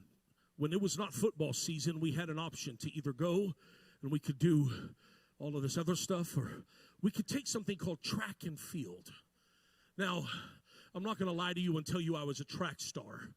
But I did know how to do the field part, the shot put and the discus, because it only required me to take 2 or 3 steps and push. And so I took field. All of us fat guys were on the shot put team. But here's the thing. Every single invitational, after all of the races had been run, there was a moment that they would gather all the fat guys together. And all of the schools and all of the real athletes would come together, and they would fill the stands in the infield. And us fat guys would do something called the Fat Man's Relay. One fat guy would start off with the baton and run, and then jog and basically walk to the line and pass it to the next guy. While everybody's cheering and laughing and falling on the ground, the next fat guy would take, and our teams were racing against each other. And I always liked the 4th position, the last leg, because this was the moment of glory, as Nacho Libre would say. So I would wait there, and I would grab the baton, and I would take off running. And as I'm running, all of my teammates were cheering. All of the schools and people were screaming because they were invested in seeing me win the race and get to the end. I wasn't perfect. I didn't have great form, but I was in the race and I was running. Let me tell you this. We are on the very last leg of a biblical race that started not just with Jesus, but started with the disciples and the Apostle Paul, and it went down to the martyrs through history, and then to George Washington, and all of these great patriots that started this country held a baton that is bloody. It's bloody with the blood of those that were willing to die for the things that they believed in. And they have handed that baton to us. You and me. I just simply want to ask you this. Are you willing to sit back and stand there with a bloodied baton? Or are you ready to change the state of Minnesota and change the United States of America and see God do something, not just in this nation, but around the world? Can I hear somebody shout amen? So I'll close by telling you what we're doing. I do something called America's Revival. A few years ago, I started something called America's Revival. We started gathering in stadiums, people from different denominations coming together to pray and to worship. They labeled me. You can go back and see in 2020, America's Revival made the front page of Fox and front page of CNN because we were anti-vax. And we were COVID deniers. And I said things that, well, I probably shouldn't even say here. I'm more radical than some of the people here. I'm mega radical. But hear me, hear me, hear me, hear me. And so we begin to see these things happen. And then God takes me through a season to where I pull back from public ministry. And the Lord speaks to me and says this: if you're going to see revival in America, you have to have revival in your family. And if you have revival in your family, it's going to have to start in you. And so I left the stadiums and the arenas, and I preached to the most important people in the world, my wife and my children.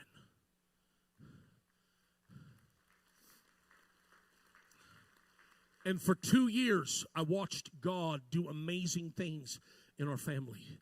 Hear me. And so finally the Lord said, it's time to take it back. I get approached by a senior advisor to the White House. And he says, what does revival mean to you? President Trump wants to see revival happen in America. But what does revival mean to you? And I start to tell him there's two things that we need to retake. We need to retake the homes and the high places. Elijah understood this. That's why he went to the top of Mount Carmel.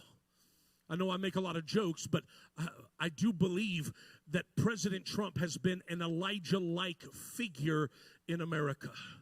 He was willing to go 1 versus 450. Look, I may have said this before, but I'll say it again. Could you imagine? The Bible literally says, I know everyone says, in fact, they put, back in the speaker's room, they put a sign that says, speak the truth in love. They put it because they knew I was speaking, and they wanted me to read it before I got up here. But the Bible says that Elijah literally mocked the prophets of Baal. Yeah, God is a real loser. This guy went to sleep probably on Mike Lindell's mattresses. He hasn't woke up. He is probably, maybe even on the potty. He probably is on the potty. Doing a Democrat. He's doing a Democrat, but we like this guy.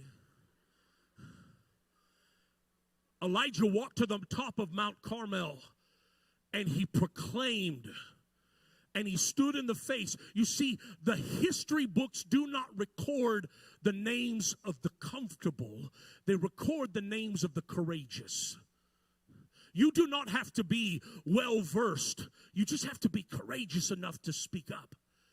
And so I told him, I said, there's two places that God wants. He wants us to take the high places and the homes. A few weeks later, we were invited into the home of President Trump at Mar-a-Lago. And I took with me a guy named Sean Foyt and some others. And we went in, and we had Baptists and we had Pentecostals who normally don't get along. But we all went in and we said, we're going to have revival in the president's living room. And so we went into the formal area where all of the people come in. And in fact, Jared came, and 80 of us gathered there and just started worshiping the Lord. Hear me. And so thus, over the next year, America's revival is traveling around the nation. We're doing revival at national monuments and national malls and at literally at Mount Rushmore and the Kennedy Center and all of these places that were once held captive by evildoers.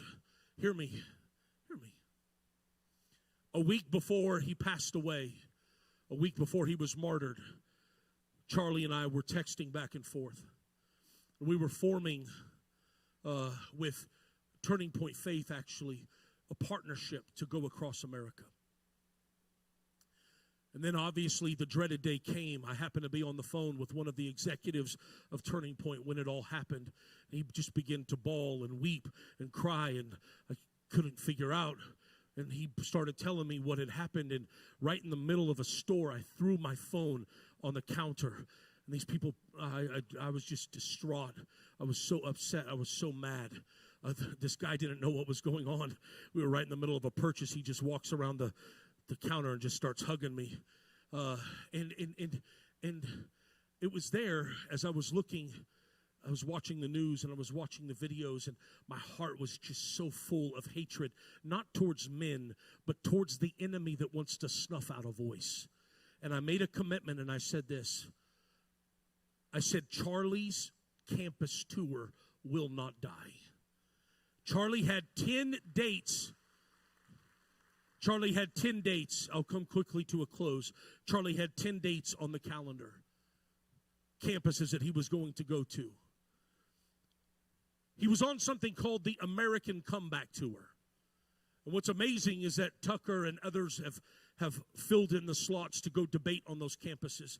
But I sat down and I started talking to the team and some of the people at Turning Point, and I said, look, I love a lot of these conservative guys, but they're not preachers of the gospel. And that's really what was at the heart of what Charlie lived for. So, ladies and gentlemen, I made a commitment, not 10 campuses, but I made the commitment that by the end of 2026 that we will visit 100 campuses. Are you ready? Not with the American Comeback Tour, but with the American Comeback to God Tour.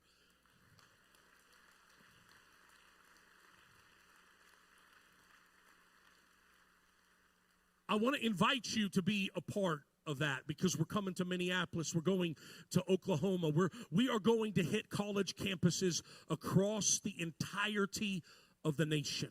Why? Because when the enemy tries to take the head and the blood of one that is courageous, he doesn't make his words mute. He only makes them more powerful. And we are standing in a moment and a place in history where you and I guarantee that Charlie would say the same thing. The most important thing that you could do is go out into this world and not be an echo, but be a voice. So tomorrow, last minute, we have arranged right here at Lake Geneva Center at 2 p.m. If you're anywhere, in fact, would you just do me a favor? Would you just grab your phone? I'm the one speaker that wants to see you take your phone out. Grab your phone, and I want you to do this. I want you just to open up your text messages. Hurry. This is a weapon. And what I want you to do is I want you to text somebody and say, join me tomorrow at Lake Geneva Christian Center at 2 p.m. because we are going to have a time of worship and preaching and demonstration right here in this building. And ladies and gentlemen, I believe that this is going to be the first spark that is going to set off a revolutionary blaze that is going to move across Minnesota. Why am I thankful for this Freedom Summit? I'll tell you why. Because you're bringing together strong men and women of God. Hear me. You think I'm talking about the ones that will grace this pulpit. No, I'm talking about the people that really matter. The people that wade into the swamp day in and day out and have to fight all of the nonsense and all of the debauchery that this world tries to throw at us. But remember this. They always threaten to feed Christians to the lions. Now they try to feed them to the liars. But the greatest enemy of truth, if you remember one thing I say from all of this, the greatest enemy of truth is not a lie. It is silence. The greatest enemy of truth is not a lie. It is silence. So I'm not asking you to go onto a college campus and debate. I'm not asking you to start a social media page. I'm just asking you this in memory of Charlie, in fact, not in memory of Charlie, in honor of Charlie, would you just leave this conference and would you decide to be a voice? Somebody say amen. Would you stand with me? I just want to pray over you.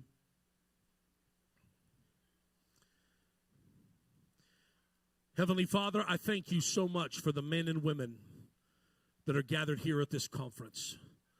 Much like the hand of Samson to a couple hundred foxes, he brought them together, he caught them, he tied them together, he lit them on fire and sent them out into the harvest to burn it down. Lord, I'm asking right now that there would be a courage that would be deposited into the very hearts of men and women that are gathered here in this conference. That although they may feel like they're ill-equipped, although they may feel like they're insignificant, although they may feel in a moment that their voice doesn't matter, I pray tonight, God, that you would show them the effect that one righteous individual that speaks truth in the midst of a world of lies can make to change the course of this nation. I just pray this in the wonderful, awesome name of Jesus. And everybody said, God bless you guys.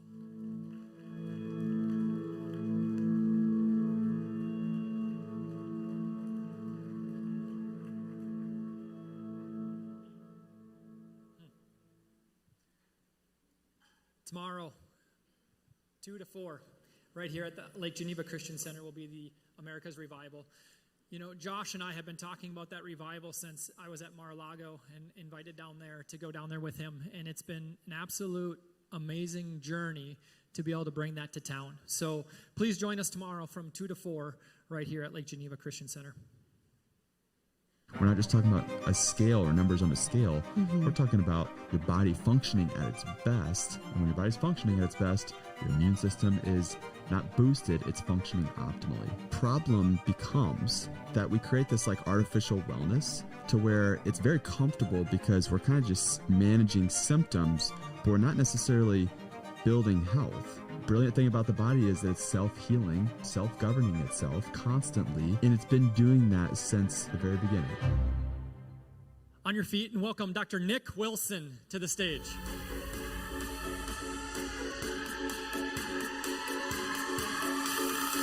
Can you say bless the Lord?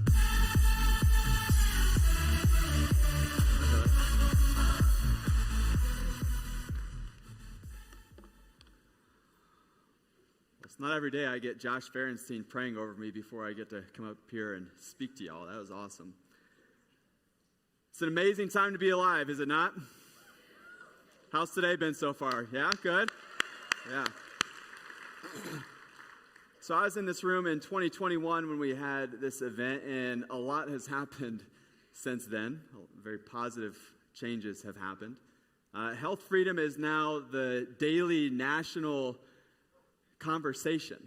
It's in the daily news. It's incredible. How many of you saw the announcement about acetaminophen in autism? Raise your hands. Yeah, okay. Keep your hands raised if you also saw the clips of pregnant women taking Tylenol in defiance of that.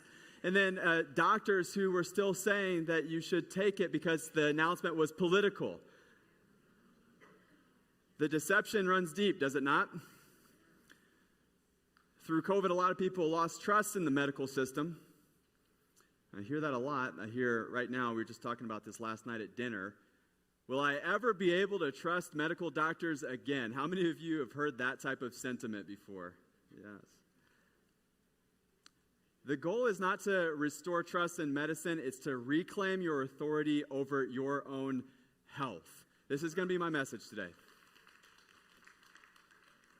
We've got to stop outsourcing our God-given design that we were designed to steward, because until we stop doing that, we're going to keep being tethered to that system that we are all trying to avoid. I hear a lot of things that I don't want. I don't want to take more drugs. I don't want to have a surgery. I don't want to go to the medical doctor and be on a lifetime of medications. We have to start defining what we do want, what we are going after. It's one of the principles of success. You can't just focus on what you are avoiding and staring that in the face. You got to do an about face and start moving towards what you actually want. So we're going to talk about that today, how to do an about face on medicine and start running towards what we call vitality. You ready for that?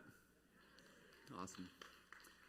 So I recently visited an emergency room with my 2-year-old. She was running outside and tripped and fell and busted her head right on the raised beds of our planters. Split it wide open, horizontal cut. Go to the ER in order to get it stitched up. If she was a boy and I had it my way, I would have just glued it. But Leah talked me into taking her in to get it stitched. And we're sitting there getting it stitched, and the medical doctor who's doing the stitching says, we're going to go ahead and give her Tylenol to make sure she can keep things down. Now, mind you, my kids have never had a drug or vaccine in their life. I have a 13, 8, and 2-year-old. Yeah, give it up for that. That's awesome. Outside of when Isaiah broke his arm in 2 places and had to have it surgically set. That's the exception. And he says, we're going to give her Tylenol so we can see how she keeps things down. And, of course, I say, no. No, we're not going to do that. To which he then replies, okay. And he moves on. I was like, no applesauce, no Jell-O? Or there's nothing else that we can possibly give her to see if she's going to keep things down. But nope, we're just going to move on. Have you realized this yet, that the system doesn't know what to do when you choose not to play by their rules? Do you recognize that? When you're in that system, you got to follow their rules. They'll put up with it here and there, but largely, if you're playing in their playground, you've got to follow their rules, and that's why I make the case to exit. You've got to find a new playground to play in. I've not had a drug in over 20 years. The last one I remember taking was a drug called Accutane. It was an acne drug when I was young. Caused liver toxicity, so I traded acne for chronic liver toxicity, which was great. So outside of broken bones and emergencies, my family is largely drug and vaccine free. We are non-interventionists. And, yep, thanks. And there's a spectrum of intervention. There's non-interventionists over here where we might be, and there's total interventionists over here, and you might be somewhere on that spectrum, but I've now watched and helped thousands of families exit conventional medicine. I've watched them live naturally. I've seen them raise their kids with health freedom as a primary virtue, and I've seen the difference. The difference is unmistakable with these children. They have bright eyes. They have strong bodies. They are well connected. They look you in the eye when you speak to them. How many of you seen the difference, and the difference is unmistakable? How many of you agree with that? Yes, and here's the thing that I see more frequently now than ever is there is a pull or a tension that's been created with people of this, I would call it even maybe a fear of, if I don't go into that system, what if I miss something? What if I'm being irresponsible? What if I don't get my annuals, or I don't get my mammography or my prostate exam, or if I don't take all my kids to all of their well baby checkups? What if I miss something? And that's the thing that I'm here to address. So over the next 20 minutes or so, I'm going to show you what it looks like to exit practically, how to rebuild strength from the inside out, and then stop outsourcing your health to an outside-in system. This has been my life's work. It's been what Leah is my wife. You heard from her earlier with what she's talked about with Stand for Health Freedom. Give it up for Leah. Yeah. We spent the last couple of years just pouring into this because we've seen the need, and it's our life's work, and we said there's not a good resource for people out there to help them navigate. There's just this unfortunate tension that's built, and there's nothing to help guide people. And we have our clinic in Indianapolis, and we try to do the best that we can, but that's the reason why we wrote the new book. We just finished the manuscript. It's called Reclaim Vitality. In the book, we talk about how to stop playing what we call whack-a-mole healthcare and stop doing the Band-Aid approach to your own individual health. And then beyond that, how to live naturally and be your own health advocate. How many of you know you need to be your own health advocate? Yes? Yeah, you got to be. And so our publicists, we've turned it in. Our publicists just literally put it on pre-sale this week. Literally this week, it went up on Amazon. So I'm super excited about that. This talk is really the heartbeat of that book. And I want to be very clear here, because I talk a lot about medicine and exiting medicine. When I say medicine, I'm talking about medicine with a capital M. In my writings, you'll see I capitalize M on purpose because I'm differentiating the difference of the art of healing and the true practice of genuine care, which is the art of medicine, versus the medical industrial complex, the practice of putting on people on a lifetime of pharmaceutical interventions, the barbaric practice of removing unnecessary organs as if you had too many, and then putting you on medications for a lifetime for which, what is your plan to get off of them? Is there one? Almost never there is. That is capital M medicine, and that is, my friends, not healthcare, by the way.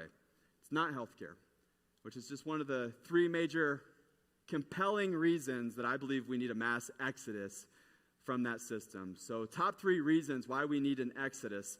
Number one, it causes more harm than good. Causes net harm. Gary Knoll wrote a book called Death by Medicine. Who's read that book before? Raise your hands. He's coming out with a new one. Almost no one. Okay, great. Wonderful. That's not the response that I thought I was going to get.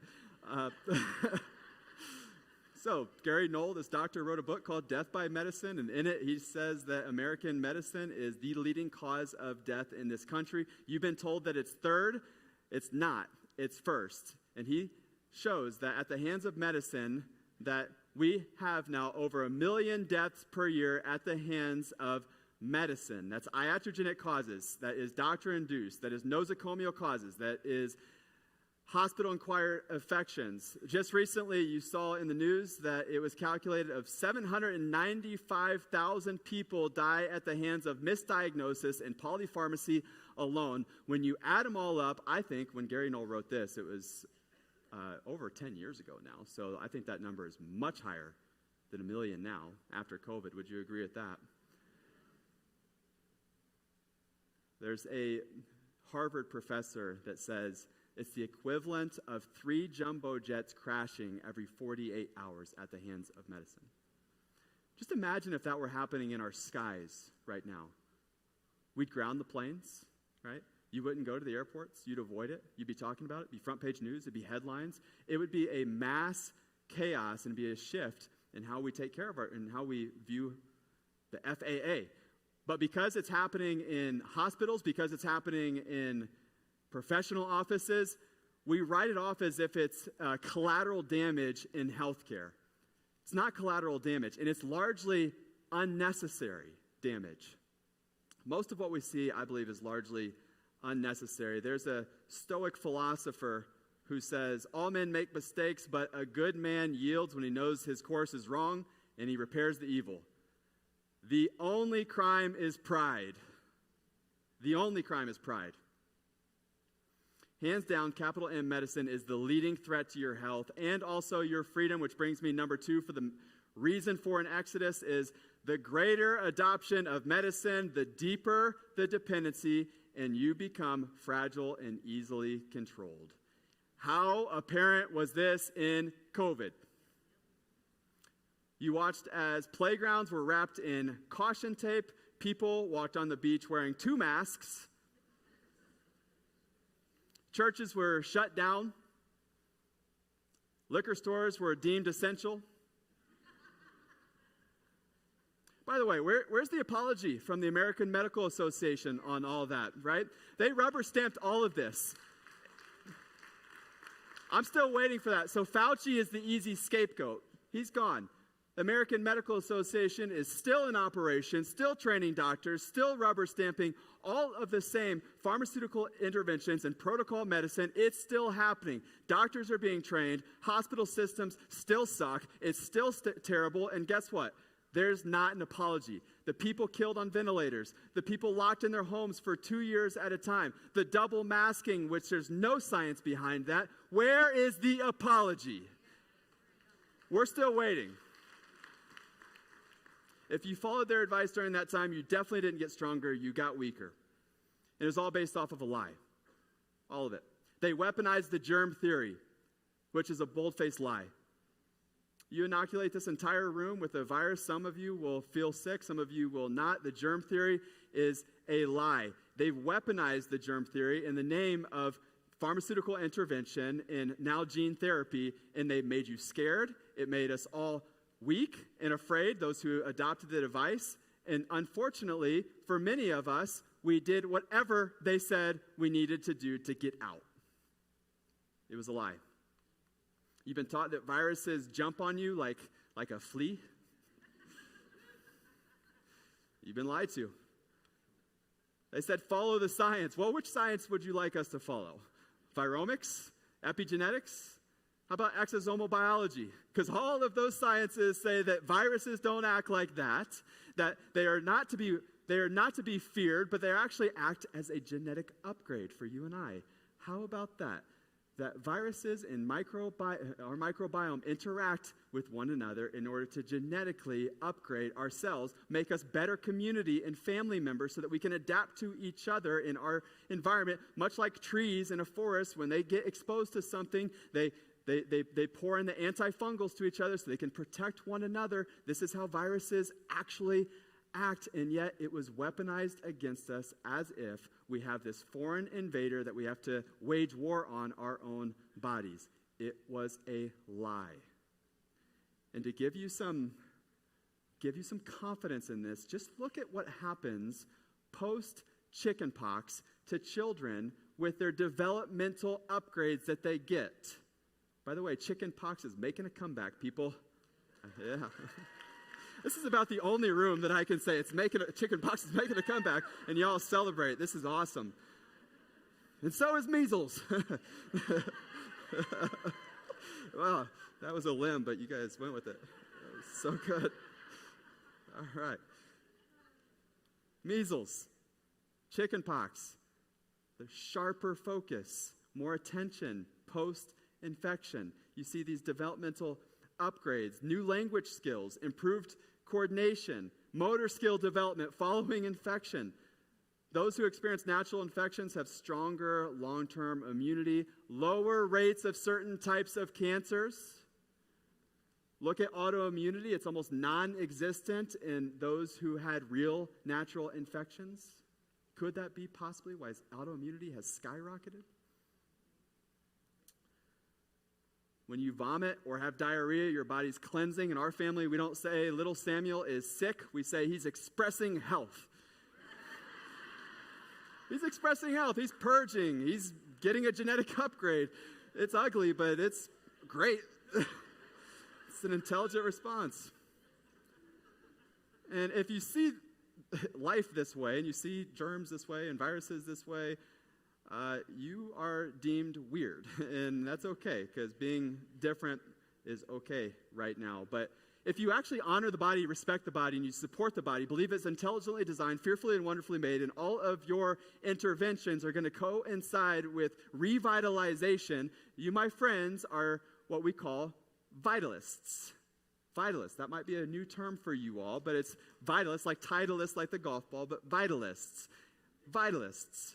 I'm a golfer, so things tend to relate back to that. So vitalists. And vitalists are very difficult to manipulate. They are very difficult to manipulate. They're not scared of the next virus. They're not scared into experimental shots. Vitalists are not easily convinced to trade bodily sovereignty for the premise or illusion of safety. Vitalists are also not fragile. They're not afraid. They recognize the real risk, which is fear in and of itself. Vitalists are strong. And you, my friends, since you all clapped for the chickenpox and measles things, are clearly vitalists. Oh, that's good. Which brings me to number 3, misplaced faith, the third reason for the Exodus. This event is about faith and freedom. I love that we kicked it off with Aaron Chambers. I love that I got a piggyback right off of Joshua Ferenstein. That was awesome. I believe the root cause to what keeps people tethered to this system, and really maybe the root cause of a lot of things, is misplaced faith.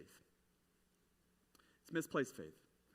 The reason we don't recognize the system for what it is because we've been raised to believe in medicine. Have we not? From the very beginning, the white coat's a symbol of authority. If you question vaccines or the idea that all vaccines are always safe all the time, then you were considered someone who is anti-science. If you still hold that position, by the way, that all vaccines are always safe all the time, that's very strong faith that you have, because that's what that is. That is not science. And I meet with pastors and Christians, and I want to speak directly. I believe this audience to be a lot of Christians. My family and I are as well. And I have this conversation because I think we need to have it, because good Bible-believing Christians fell for the shot. And they fall for a lot of the tricks of medicine. And they say things like, I believe we need it in a fallen world, that medicine is a gift of God. And in some ways that's true. Penicillin, and there's undeniably in emergency situations, and also in those who are really ill, that medicine unequivocally has saved lives, and there's no contestation of that. But there are a lot of examples in the Bible where a gift was then weaponized or hijacked. Is there not? Think about Satan when he tempted Jesus. After 40 days, he tempted Jesus with Scripture. Think about the Levitical priesthood as another example that was once used and created as a gift, was then hijacked for greed and corruption. There's a lot of examples of gifts that are then hijacked, but we would have to then ignore Galatians and Revelations and pharmakia, and the idea of pharmakia, which was known as what? Witchcraft and sorcery. And it's peppered throughout the Bible to be on guard against witchcraft and sorcery. Galatians 5:19, pharmakia is listed as the works of the flesh that lead to destruction, translated directly as sorcery or witchcraft. Revelations 18:23 warns that nations will be deceived by your sorcery. The word sorcery there was pharmakia. It's where we get pharmaceutical. It's never used in a positive light in the Bible. Look no further than the psychiatric industry for a clear example of that in real time. Millions of people are placed on antidepressants and antipsychotics, and now electronic, it's really electrocution, ECT is. It's tranquilization, in the name of chemical imbalance. Waging war on your own body in the name of chemical imbalance. I believe God actually wants to journey through the hard times with you. I believe that when you're going through hard times, that's actually when faith is expressed. When you're going through hard times, it's really easy to then run to the medic or run to the pharmacy. How many times is that actually robbing us of a breakthrough? If that's our Savior, what need is there for an actual one? It's misplaced faith. And that's why I keep coming back to this, that faith in medicine makes you fragile. Trust in your design makes you strong. You're not born broken. You were born vital. And recognize that your body is smarter than you is a place of humility. Your body is smarter than you. Your body is smarter than your doctor. Your body is smarter than all the doctors at Johns Hopkins and the Mayo Clinic. It's smarter than all doctors combined. That's a place of humility, and this is where the shift actually happens. Because when you realize your body's always doing a smart thing all the time, and that the greatest doctor in the world is not at any of those places, it's not any of the doctors that are up on this stage, the greatest doctor in the world lives right inside of you. That is a position of humility and respect and honor. When you hold that position, you start to make different healthcare decisions. One of which would be one of the third principle of vitalism, which is every intervention must align with revitalization. If you're taking notes, write that down. Every intervention must align with revitalization. If this intervention is not aligning with revitalization of the body, it is not for me. You're trying to play trick or treat medicine. Trick the body into what we believe it should do, manipulate it into what and how we think it should go, and then treat it as if it is defective. It's trick or treat medicine. Halloween's coming up. That's actually, I should write a post about that. That's good. But this is when the shift happens. You recognize the brilliance of the body. Look at the screen. This is COVID breast milk. The baby had COVID in the middle. The baby had COVID in the middle. The mom was breastfeeding. When the baby is congested or irritable or sneezing and the baby is breastfeeding, the mom's milk actually changes to tailor specifically to that baby's needs.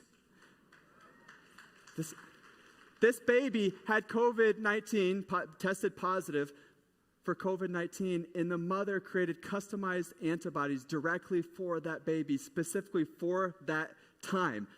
People ask, like, what is the definition of vitality? Is it like energy? Is it libido?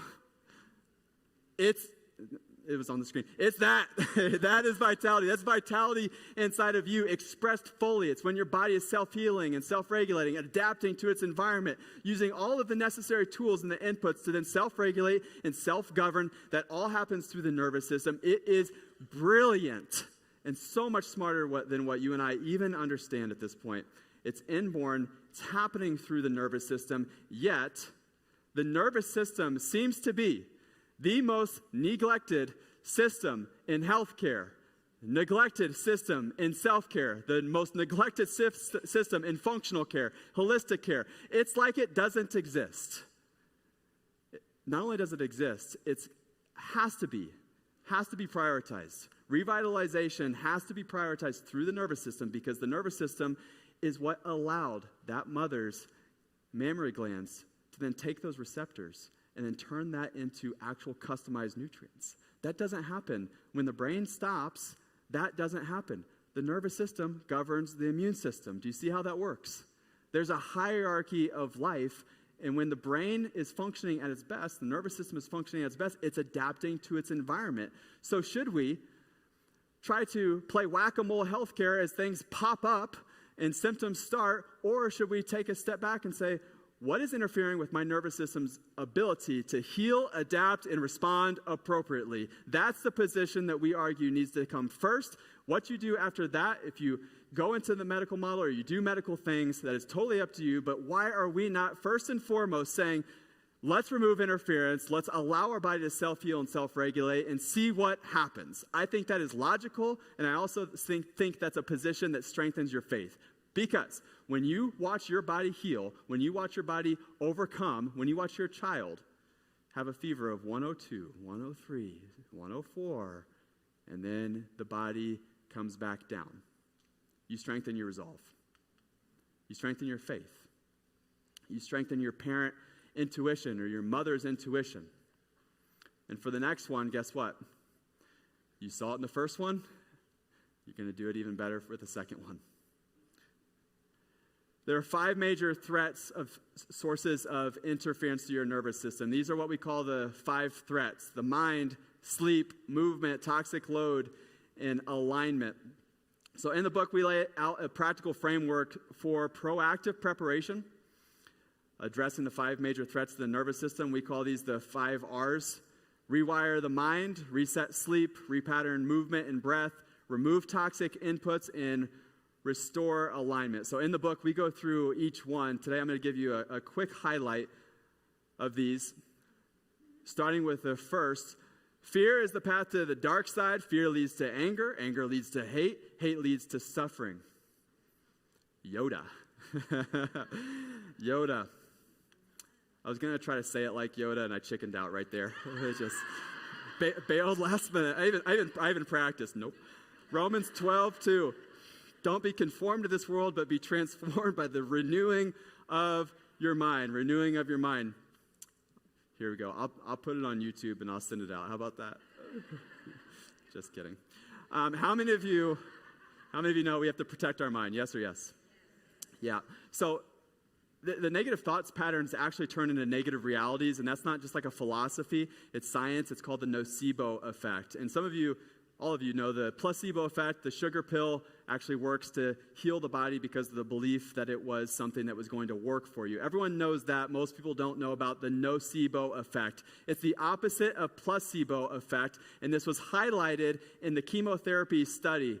There's a study where patients were told they were taking a chemotherapy. These were patients who couldn't take chemotherapy, but they were told that they were taking it. It wasn't a chemotherapy. It was a saline solution. They took it intravenously. You know what happened? Their hair fell out. They vomited. They started developing sores on their body. It's the power of the mind. And it's happening every single day. When you believe something to be true about your genetics, this is why we are screaming about this genetics thing. Genetic determinism, as Leah pointed out earlier, I believe is so detrimental, because when you believe something to be true about your genetics or your baby's genetics and you act upon that, you're going to not only treat that child differently, but now that child grows up believing he or she is fragile. This is genetic determinism. It's like planting seeds of deception that play out in real time. It's like a little bomb that you plant inside of your body that is just ticking, ticking, ticking, ticking, and it limits that person's ability to really express the fullness of their potential. I think it's dangerous. I think this genetic determinism and what's coming is much bigger than the vaccines, by the way, and I think that's the reason why we're doing what we're doing with Stand for Health Freedom. Give Leah applause. This is for Leah.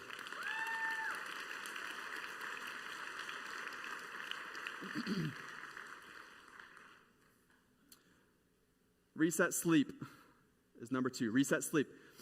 It's not in order of priority. This is all-encompassing. Reset sleep. That means prioritizing sleep. We got to fight for sleep, especially with the devices that just zap our pineal gland right here. So sleep is one of the top things that I'm seeing people struggle with right now as like a secondary complaint. They're like, talk about their hormones and then sleep, or they're struggling with digestion and also sleep, or struggling with fertility and also sleep. Why are we seeing that? It's because we are blasting our pineal gland that creates melatonin with screens early in the morning, late at night. We're not fighting for sleep. Just one night of 4 to 5 hours of sleep decreases your natural killer cell activity by 70%. That's your body's first line defense against infection and cancer and toxicants. Zapped. One night of bad sleep. Take a look at the sleep audit here. If you can answer no to 2 or more of these questions, sleep is a liability for you. Don't wait for it to express itself in the form of sickness. Start doing something now. What can you start doing right now? It's more of stop. What can you stop doing right now? Health is often about subtraction, not about addition. Stop blasting your pineal gland first thing in the morning with your phone. That would be a really good start to stop. Number 2, stop staying up so late. Fight for sleep. Go to bed on time. Get up on time. Normal times, 7 days a week. Be consistent. That's how you establish circadian rhythm. If you wake up, don't open your phone. Here's an idea. A book. Ones that like open and they're bound. It's amazing. You can buy mine on Amazon right now, pre-sale. That was so good. Crispy pages of a real book. That's the new dopamine. You got to fight for sleep. Number 3, remove toxic inputs from the foods you eat, the drugs you take, household cleaners that you get exposed to, synthetic light, like what I'm talking about there. Listen, if this is overwhelming to you right now to talk about this subject, just wait until Dr. Ed Group comes up next. You're going to love him. Because he breaks it all down perfectly, and he's awesome. I've been following him for years. EWG.org is a good reference point for you. EWG.org. And you can start with just the one thing that's going to move the needle for you. What's the one thing that's going to move the needle? And in my opinion, social media would be the most toxic thing that can move the needle right now. Just don't even open it. Don't even click on it, or whatever that's called when you do that on your phone. Touch it. Actually, touch it for just like 3 seconds. It'll wiggle. It's really fun. And then you hit the X, and it's gone. Poof. Number 4, repattern breath and movement. Proper breathing stimulates what's called interoception. Interoception, inside of your body's ability to sense what's going on. It interprets what is happening from temperature, from heart rate. Being able to feel tension before it becomes pain. That is interoception. Breathing is the fastest way to influence this on your own. As a chiropractor, we can influence it with an adjustment, but breathing is the fastest way you can do it on your own. It regulates what's called the vagus nerve. It's what runs right through here. The vagus nerve is the master switch between the fight and flight system and the rest and digest. So it's what we call the stress or rest system. Vagus nerves flip that switch. I teach a simple technique called the amen breath.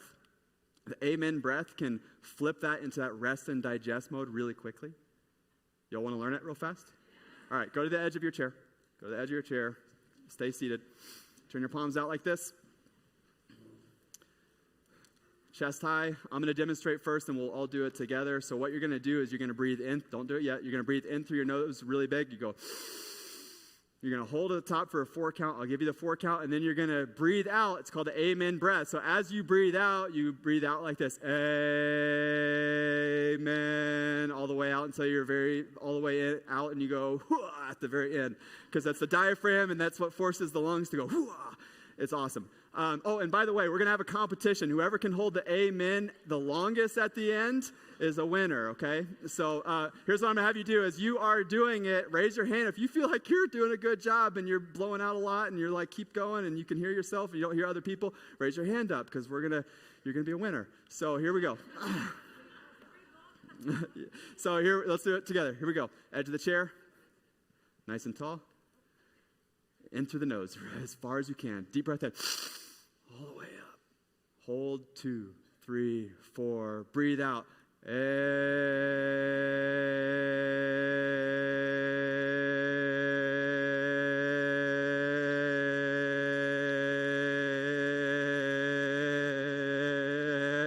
guys are so good.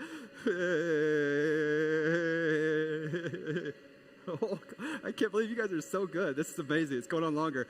I've got like a timeline here though. But keep going. Man. We still got some. I got some noise. I got noise. Do we have noise? Noise? Raise your hand if you still have noise. Who? Raise your hand. All right, you're a winner.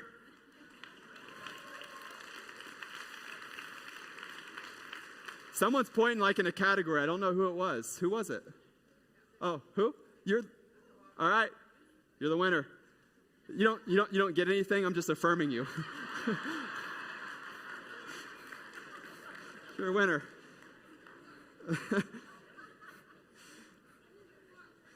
Yeah, you can't unentwine. Oh, by the way, after you do that, you kind of feel it. It's like there's. You can do that every day, or times of periods of stress. It's a good stress release. But also, doing it daily in the morning is incredibly important. It's like a reset. So breath and movement and posture, these things are all interrelated. They're inseparable. Everyone in this room has a muscle imbalance that also affects how you move and how you breathe. If you notice that you had difficulty with that, you're like, man, mine ran out way before hers. There's certain posture patterns that will set that up. Take a look at the screen. These are the 7 alignment types. I developed a program called Alignment Training. It's a program that helped to retrain posture and breath all at the same time based off your unique alignment type.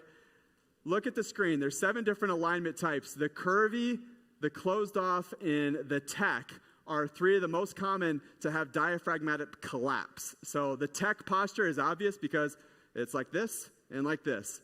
What does that look like? It's called tech for a reason.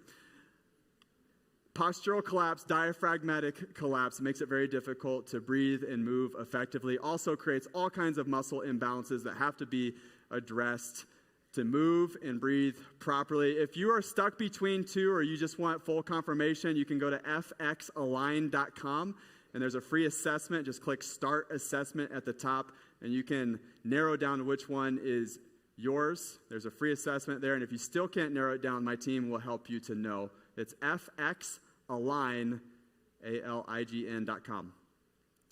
Number 5, restore alignment. So I say this one for last on purpose. The direct assault on your nervous system happens from a physical assault. That's spinal misalignment. This is what's called subluxation. How many of you have heard that word? Subluxation. Great. So that's when the spine shifts out of alignment, causes stress and pressure on the nervous system. It flips a physical switch to fight or flight. Because your spine is not just a stack of bones, it's the communication superhighway by which your spinal cord runs through and communicates out to every single organ, cell, and tissue in your body. And we now know that making sure that that is in good alignment and chiropractic adjustments, specifically by those trained in neurospinal care, helps to not only improve your posture, but it actually changes your neurology. It restores what's called autonomic balance. It lowers your inflammation. We've seen this in practice for decades, but now the new research on the brain is showing that it actually changes your brain. It's incredible how it works.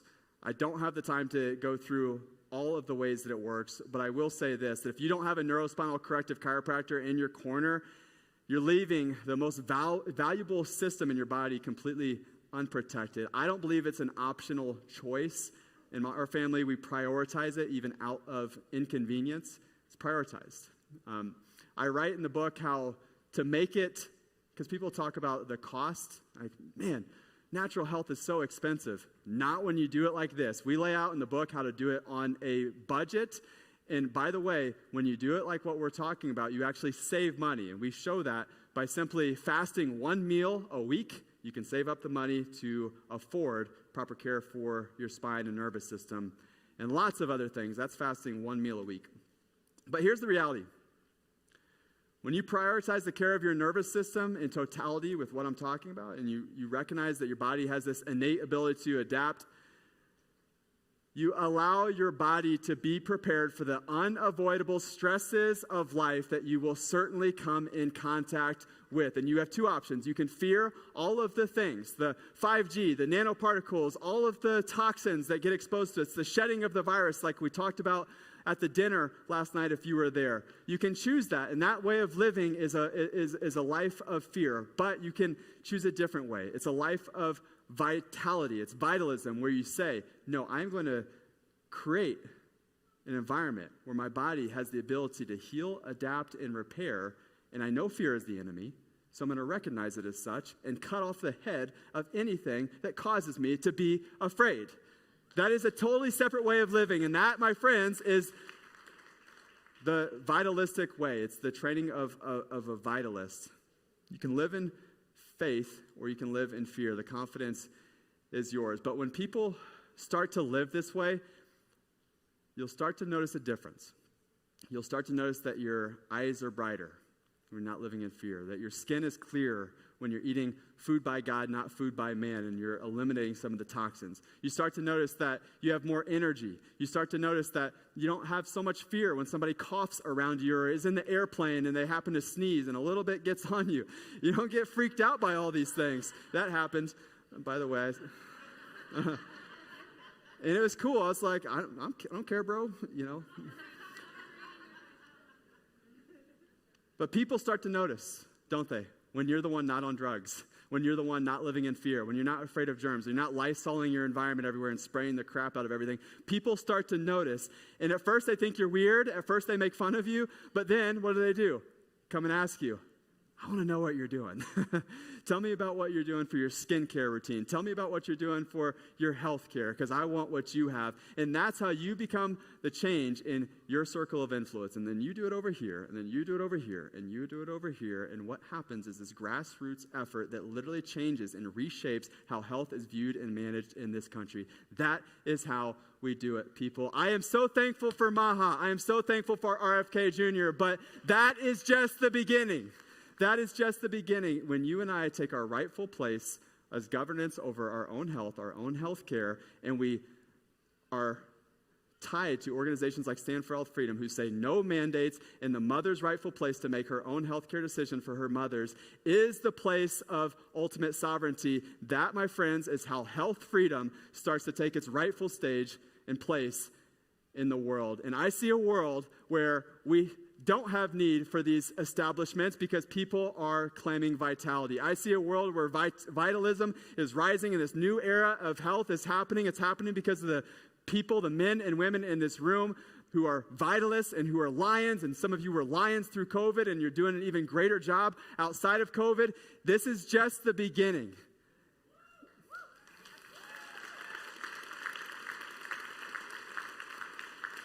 I believe papers are going to be written about this time in history when the American Medical Association becomes largely unnecessary because of the rise of vitalism. I believe the new health era has already begun. I'm excited about that. I'm thankful to be here. Leah and I are on a mission to create an army of vitalists. That's why we do the podcast every Tuesday. You can catch that. That's why we also wrote the book. So reclaim vitality over your health and your future. I'm Dr. Nick Wilson. Thank you, guys. On your feet for Dr. Nick Wilson.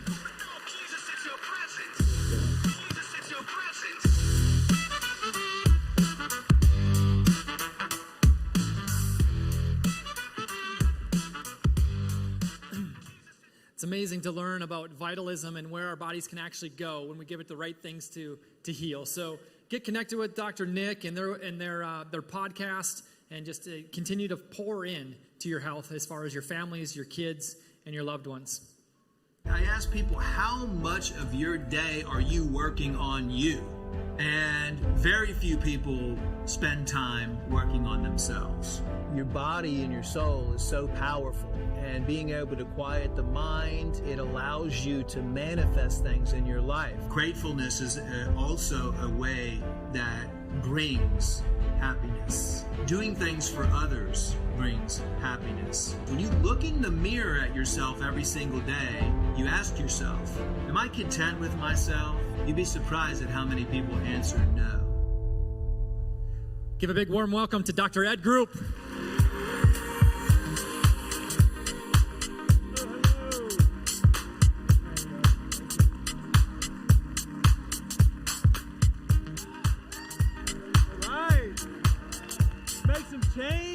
Coming up. Good to see everybody. Thank you so much for coming out. Thanks to the staff. Everything's been great. Thanks, Dr. Nick. That was a good presentation. Well, I don't know if a lot of you guys know me, but in 2008, I started about 30 years ago with a cancer clinic, and got raided by the FDA multiple times, almost been in jail multiple times. Out of 30, I'm always searching for the answers that are for free, and that is usually the stuff that's reserved for the elites, right? The ones that are in control. They don't want the population to have the good stuff. So today's presentation is going to be jammed into 40 minutes of 30 years of research, and really some research that I've uncovered in the last 4 years. All good, all to help you out, and the majority of it is stuff you can do for free. It's really about merging the ancient secrets with the modern secrets. It's been fascinating for me because I've been on a journey the last 4 years, traveled all over the world, met with ancient people in Nepal and these grand masters, and uncovering all of these, ancient texts, etc. But I'll back that up with what happened to me in 2018. It was before 2018 when I noticed a change from big pharma to biotech. I'm like, what's going on? Why is everybody changing their name to biotech? And I'm like looking up biotech, and it's changing the biology of the human into technology. I'm like, that does not sound good. And then I start looking at what's going on and start digging deep into the World Economic Forum and Klaus Schwab and Bill Gates, and I'm like, what are they doing and what are they working on? And I start digging into the patents, and I start seeing all this stuff on nanotechnology, quantum dots, rectennas, like all of this crazy stuff, and they're making it seem like it's really good for you. So in 2018, I came out on the Alex Jones show, actually, and I said, this is the plan of the future. They're going to create, their goal is to create transhumanism. That means converting you from a carbon-based, this is their exact words, convert you from a carbon-based life form which is God, to a silica-based life form. And I wanted to warn everybody, but of course I'm all about solutions. So at that time I'm like, okay, what can we do to counteract this? What can we do to get this out of the body? Because I don't like to instill fear in anybody. Fear is what brings you down, right? But somebody's got to figure out how to, prevent this from happening. So I come on his show and I say, lay it all out and say they're going to create a pandemic. They're going to inject everybody with this nanotech. And this is going to be which they say, the fifth revolution, which is, basically creating a synthetic world, right? They've already been working on synthetic agriculture, synthetic air, synthetic sun, everything is synthetic controllable. Well, 2 weeks after that show, I got death threats. I was followed around in a black car. Alex Jones had 13 lawsuits filed against him for Sandy Hook. My employees had death threats. it was a pretty bad situation because I exposed what they were going to do. And not only that, they completely wiped me clean from everywhere online. Took all my videos down, all my social accounts, everything. Like basically, I completely disappeared. When COVID happened, I was asked to be on Trump's COVID task force. There was 27 doctors on the COVID task force under President Trump. And we were doing a really good job at educating the Surgeon General and basically trying to prevent Operation Warp Speed from happening because we knew, what was going to happen. Then, all of a sudden, Bill Gates flies in and has a one-day meeting with President Trump. And then within days after that, Kennedy's vaccine task force was disbanded and we were disbanded. So I've made it one of the things that was happening during that time behind the scenes was Operations Telecommunications Upgrade. And this is in line with what you hear about the smart cities and this, and everybody wants to be connected. They want to have everybody connected to the grid, and this electronic transhumanism, half human, half cyborg, playing God type of a situation that's going on.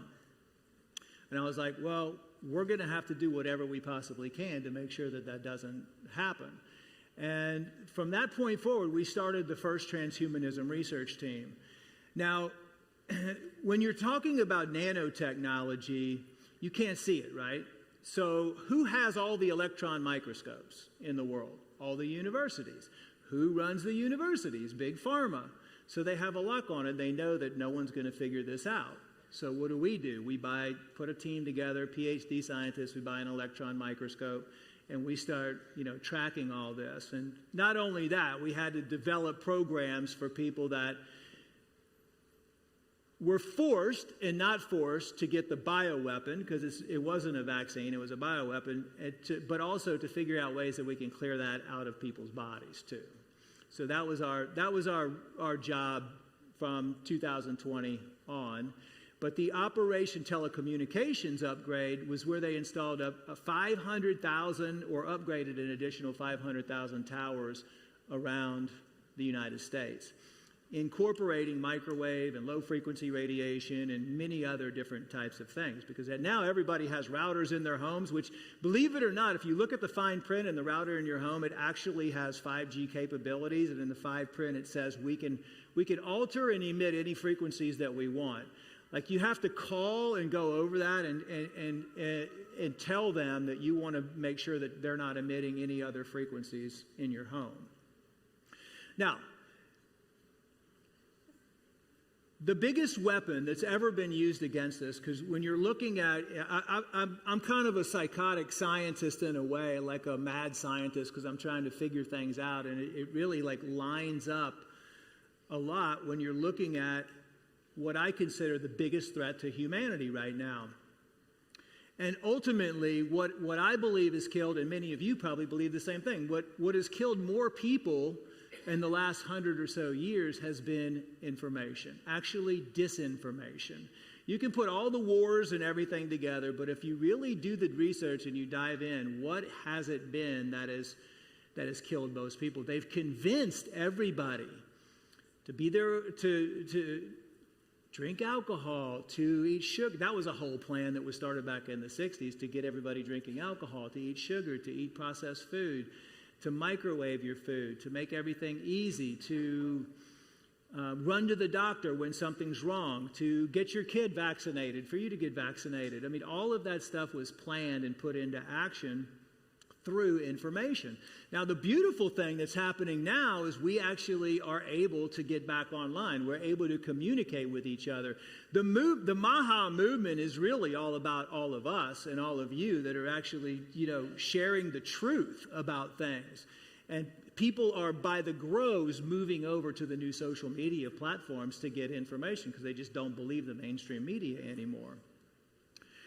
But during the time that I'm going through all this and analyzing it, if you really look back at history, what we're going through right now is people have been so zombified, they've been so asleep, that we're going through a higher level of consciousness shift right now. We're going through God. God is basically saying, I'm going to create lots of pain and trauma and suffering and chaos, because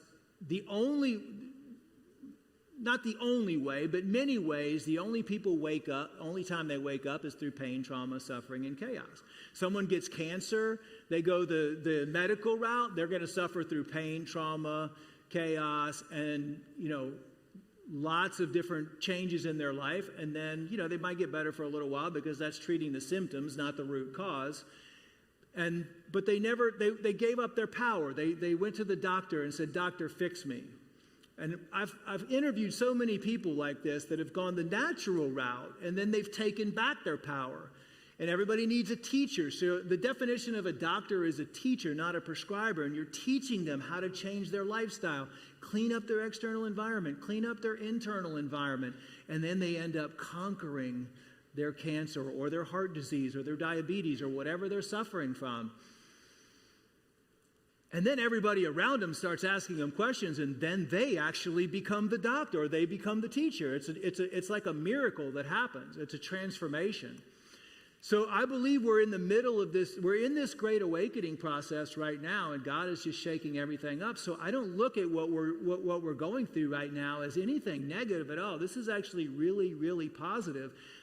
But the question is, and what we have to ask ourselves is, am I willing to transform into a better person, a better me, or am I going to allow them to deform me or transform me into whatever they want to transform themselves into? So this is really like a calling that we're in right now, because everybody in here probably feels like they were sent here for this reason, either to improve their own health, their body, mind, and soul, or to help humanity in some way. I mean, you've been awakened, you know the truth. Maybe some of you are just beginning, maybe some of you are advanced, but the beautiful thing is you're here. Now, and we need you. Like, we all need to work together to help humanity move forward. I've been to so many conferences and, chiropractic conferences and natural medicine conferences, and I'm looking out, and the one thing that's missing, I'm looking out, and like even the speakers, a lot of the speakers might be overweight, 10 or 15 pounds overweight. They don't really look sick. They don't really look healthy. And I'm looking out at the patriots and the freedom fighters and the people that are just dedicating all their time to humanity, and yet they're not taking care of themselves. So one of my messages today is that we need to step up to the plate. All of us need to step up to the plate, because it's about you and it's about the people that are awakened. We need you to be the next level of teachers. We need you to be the guides. We need you to wake. People are going to come to you. And the message that I've been getting and the message that we've been putting out there this year is to not have any fear, but to really focus in on yourself. Because you can awaken within, and you are really the only one that can help yourself. Finding the right teacher that can guide you. It's so hard to change habits, because we've been just ingrained. These habits have been ingrained inside of us, these addictions. Like it's hard to, every single thing that you do is really based and comes down to time and decisions, right? Like I learned this from working with so many individuals and millionaires and billionaires and stuff. And I'm like, what would you do wrong? Do you have any regrets in your life? Do you, and a lot of times it was like, yes, I do. I wish I would have spent more time with my kids. I wish I would have spent more time on my health. I wish I would have spent more time working on my relationship. Now I'm on my 6th wife. I wish I would have done all these things. And time is the only asset that you can never get back. It's that important. So I tell people, like, if you analyze your whole life, it really comes down to time and decisions, because you make so many decisions every single day. Like, what time am I going to go to bed tonight? Am I going to be responsible? And what time am I going to wake up in the morning? Am I going to have the cheeseburger or am I going to have the salad? I'm going to, everything that you're doing is a decision. So it's about balancing your time and decisions. And now is the time for you to start focusing on yourself.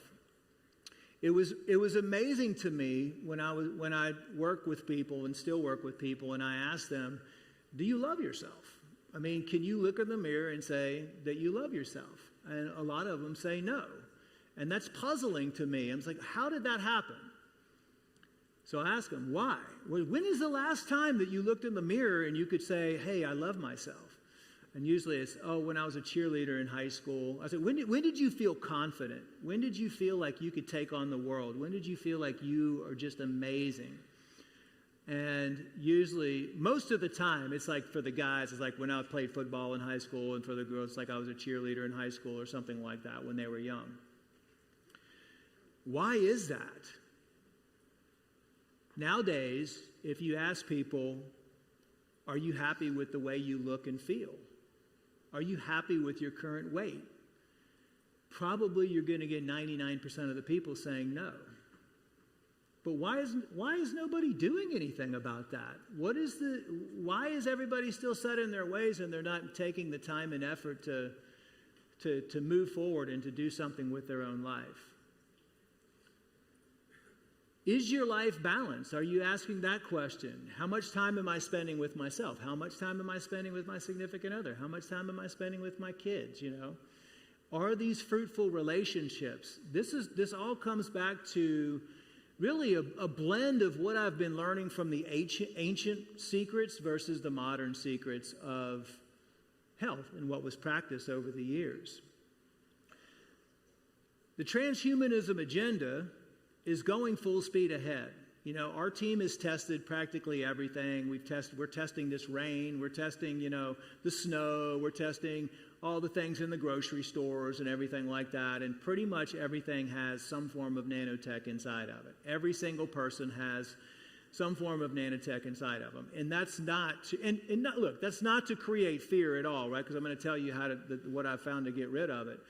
The message is, now is the time for everybody to wake up. This is the first time that I've actually been giving this message in 30 years because it's serious and it's time, because God wants you to wake up. God wants you to become better. God wants you to clean the temple, and God wants you to raise the frequency of the planet, the consciousness within yourself, really, accessing the kingdom of heaven within, becoming an enlightened being, which I believe that's why we're here.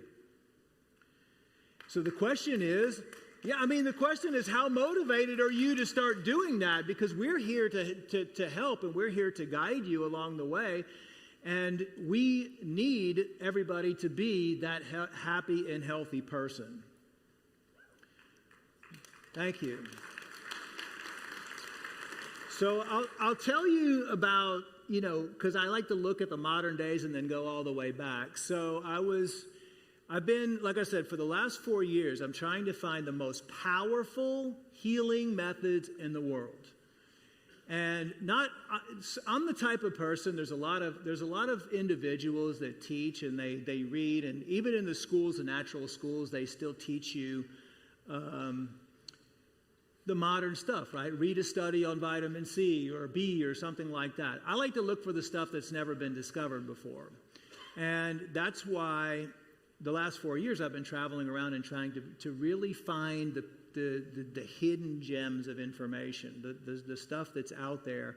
And I've kind of gravitated towards the ancient Taoist. Tao is actually spelled T-A-O, Tao.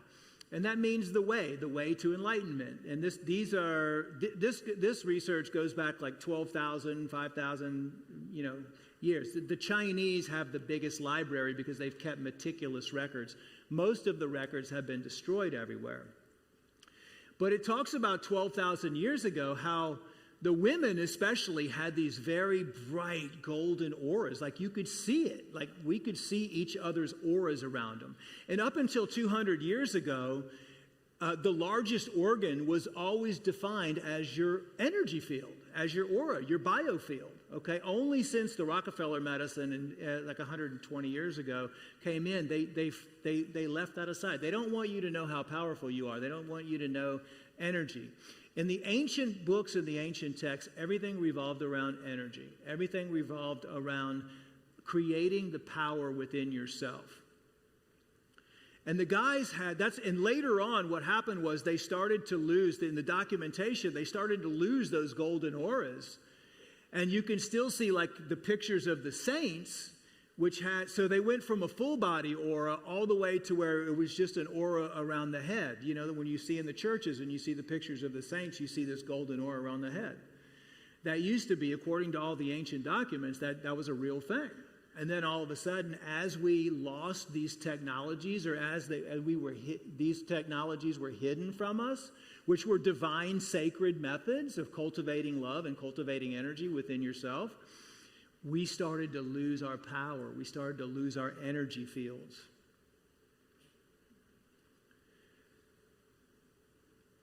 One of the most interesting things that I matched up from all of these ancient cultures was they all talked about the difference between a male and a female and the sacred energies. And they talked about, for healing disease and immortality, they lived 200, 300, 400, 600 years back then. And when you cross-reference the text, they all talk about the reason why is because they were practicing divine, sacred lovemaking. Now, that might sound a little way out there for some people, but I'm not talking about what we define as sex today. I'm talking about what they did was love making. In other words, in the text, it talks about making the frequency and vibration of love. So I've dove into this really, really powerful technique and actually been practicing it with my wife for about 4 years now. And it's the most powerful way to heal. As a matter of fact, these were the ways that they were using to create a better connection with God, to create immortality. Because the female, according to the ancient text, was the positive polarity. The negative polarity, and the male was the positive polarity. And in all the books, it talks about the magnetic pull. And it's interesting in the books, it talks about that for thousands of years, it talks about females having a very, very powerful love energy because they give birth, right? They are the vessel of creation. And over these thousands of years, it says females, when they're living, they want love is the most important thing for them. They want to feel love, right? That's if a female feels love and they're open, and then they feel secure, they feel happy, they're in a perfect place of divine energy. And these for the male is really they called the woman the garden of love and the male the gardener of love. And it was the male's responsibility to be able to provide through that magnetic, energetic flow the love that the female needs. But this was also used for very advanced healing technologies. In other words, when you cultivate the frequency of love within your body, all things are possible. There's stories about every single disease or plague going away within 15 minutes to 15 days. Most things are completely gone within 15 days. These are the kind of things that and then I start tracking it and feel, and I'm going, whoa, this is crazy, because the Taoists talk about this, the ancient Indian texts talk about this, all this talks about this sacred way to create a bond between the male and the female. And then you look at what's happened in the last 100 years, and I start, well, what happened with that? Because I realized that the powers to be have actually taken something that was so sacred and so divine and so healing and completely changed it. And then they invented the word sex, which originally was to define male and female, but then it became an act, and they completely took and turned everything upside down to where nowadays the men are ejaculating in like 4 to 10 seconds or whatever, and they're eliminating their vital life force.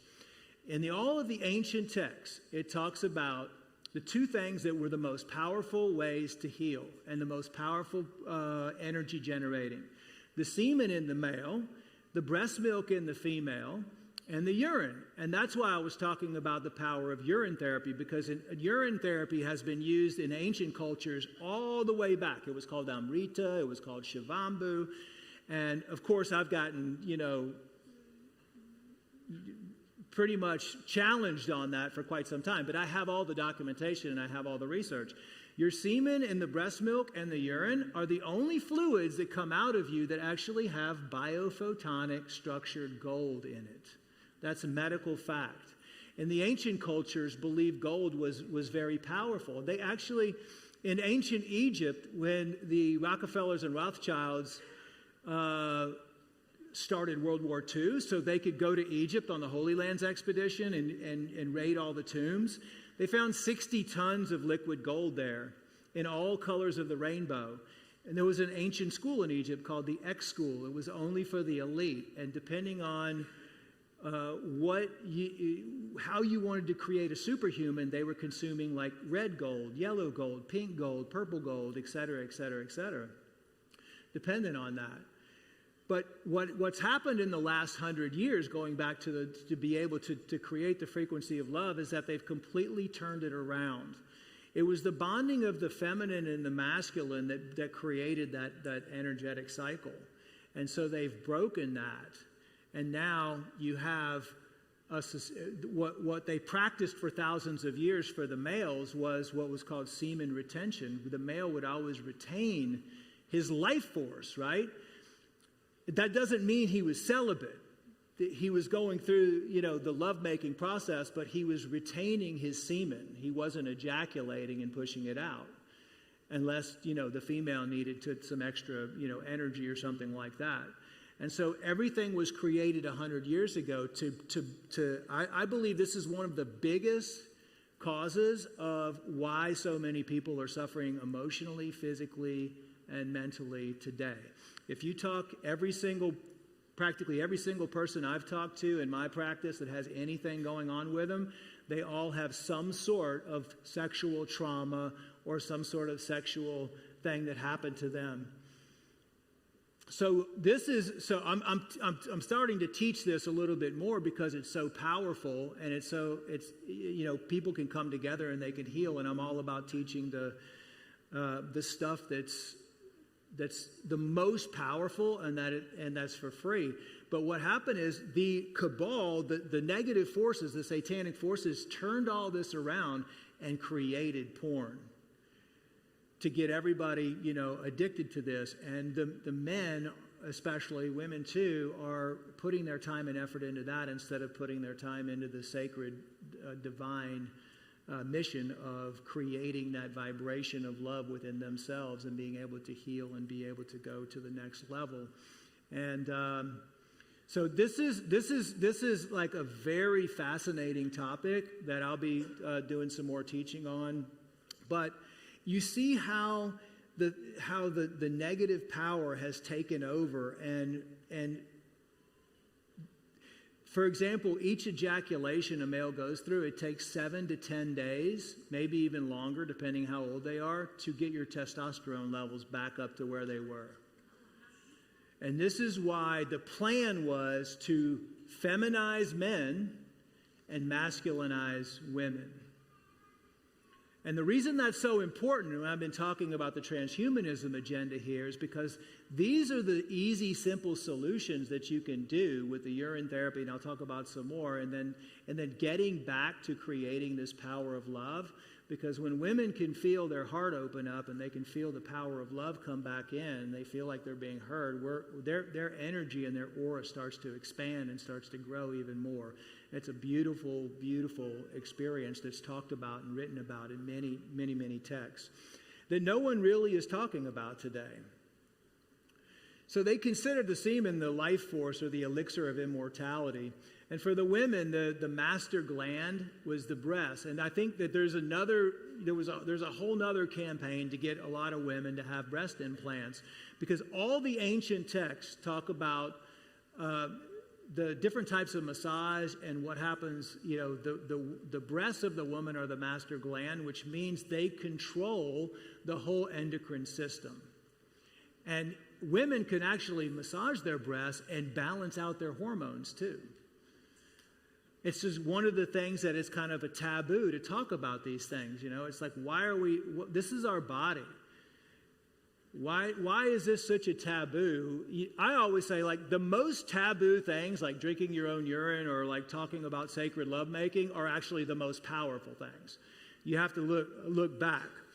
And what they would do, even with the urine therapy, which we have websites and talk about all that through Global Healing Institute, your urine contains over 5,000 compounds, healing compounds. It contains all kinds of peptides, hormones. It's basically distilled medicine. Dr. Brian Ardis talks about the venoms that are being produced. It's been known in the jungles of Africa and everything else, if you get bit by a poisonous snake, within 15 seconds, your body produces the antivenoms, and then you drink your own urine. If you get bit by a jellyfish, you put it on there. So the urine and the generating energy, I really feel like we are at the point right now when we take over our own bodies and we start, cleaning our temple, that when we start generating this next level of consciousness, this next level of frequency, this next level of connection with God, which is what I believe God wants for us right now, this will transform and bring us to the next level of health of the body, the mind, and the soul. It even talks about, in the ancient texts, especially for women, like each guy that a woman sleeps with, they hold their energy, their imprints, for 7 to 12 years.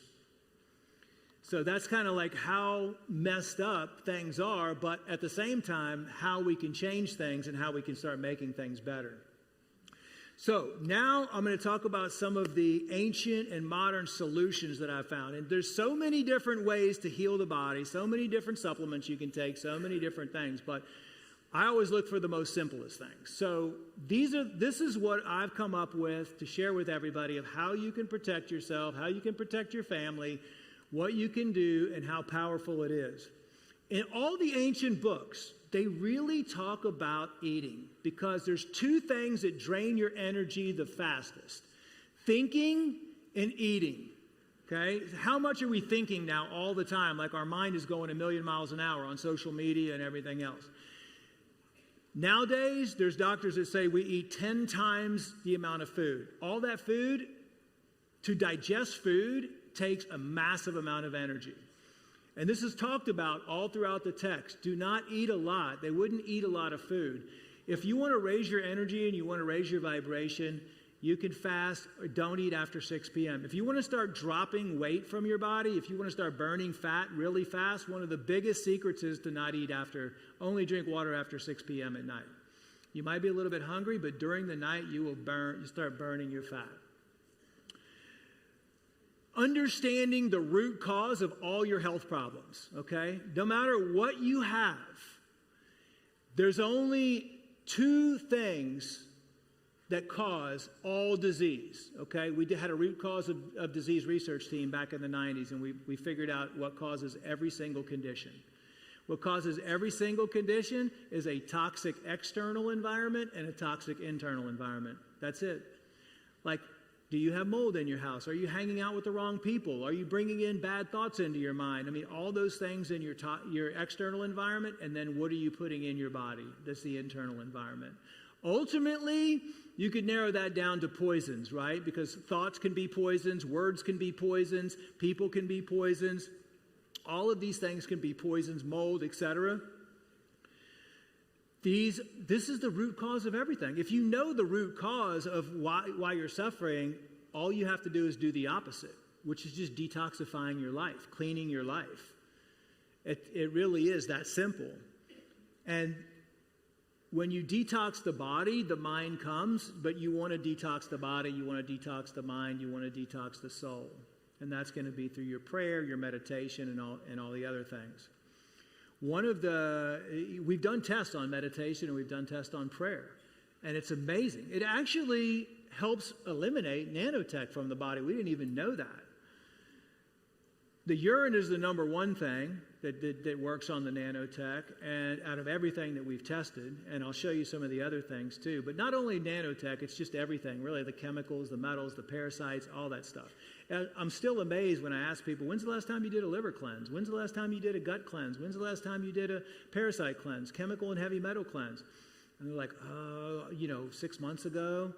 So now is the time really to start doing those cleansings and cleansing your body and taking care of your own health. Some of these things are so simple. These are the most powerful things that I'm sharing with you. I couldn't believe it myself. I was asking all these masters and all these people that had translated all these texts. I said, you spent 20 years looking at all these ancient texts, trying to uncover the secrets of the elites that they were using. Give me the top 5 things that you found in all the years that you've studied this.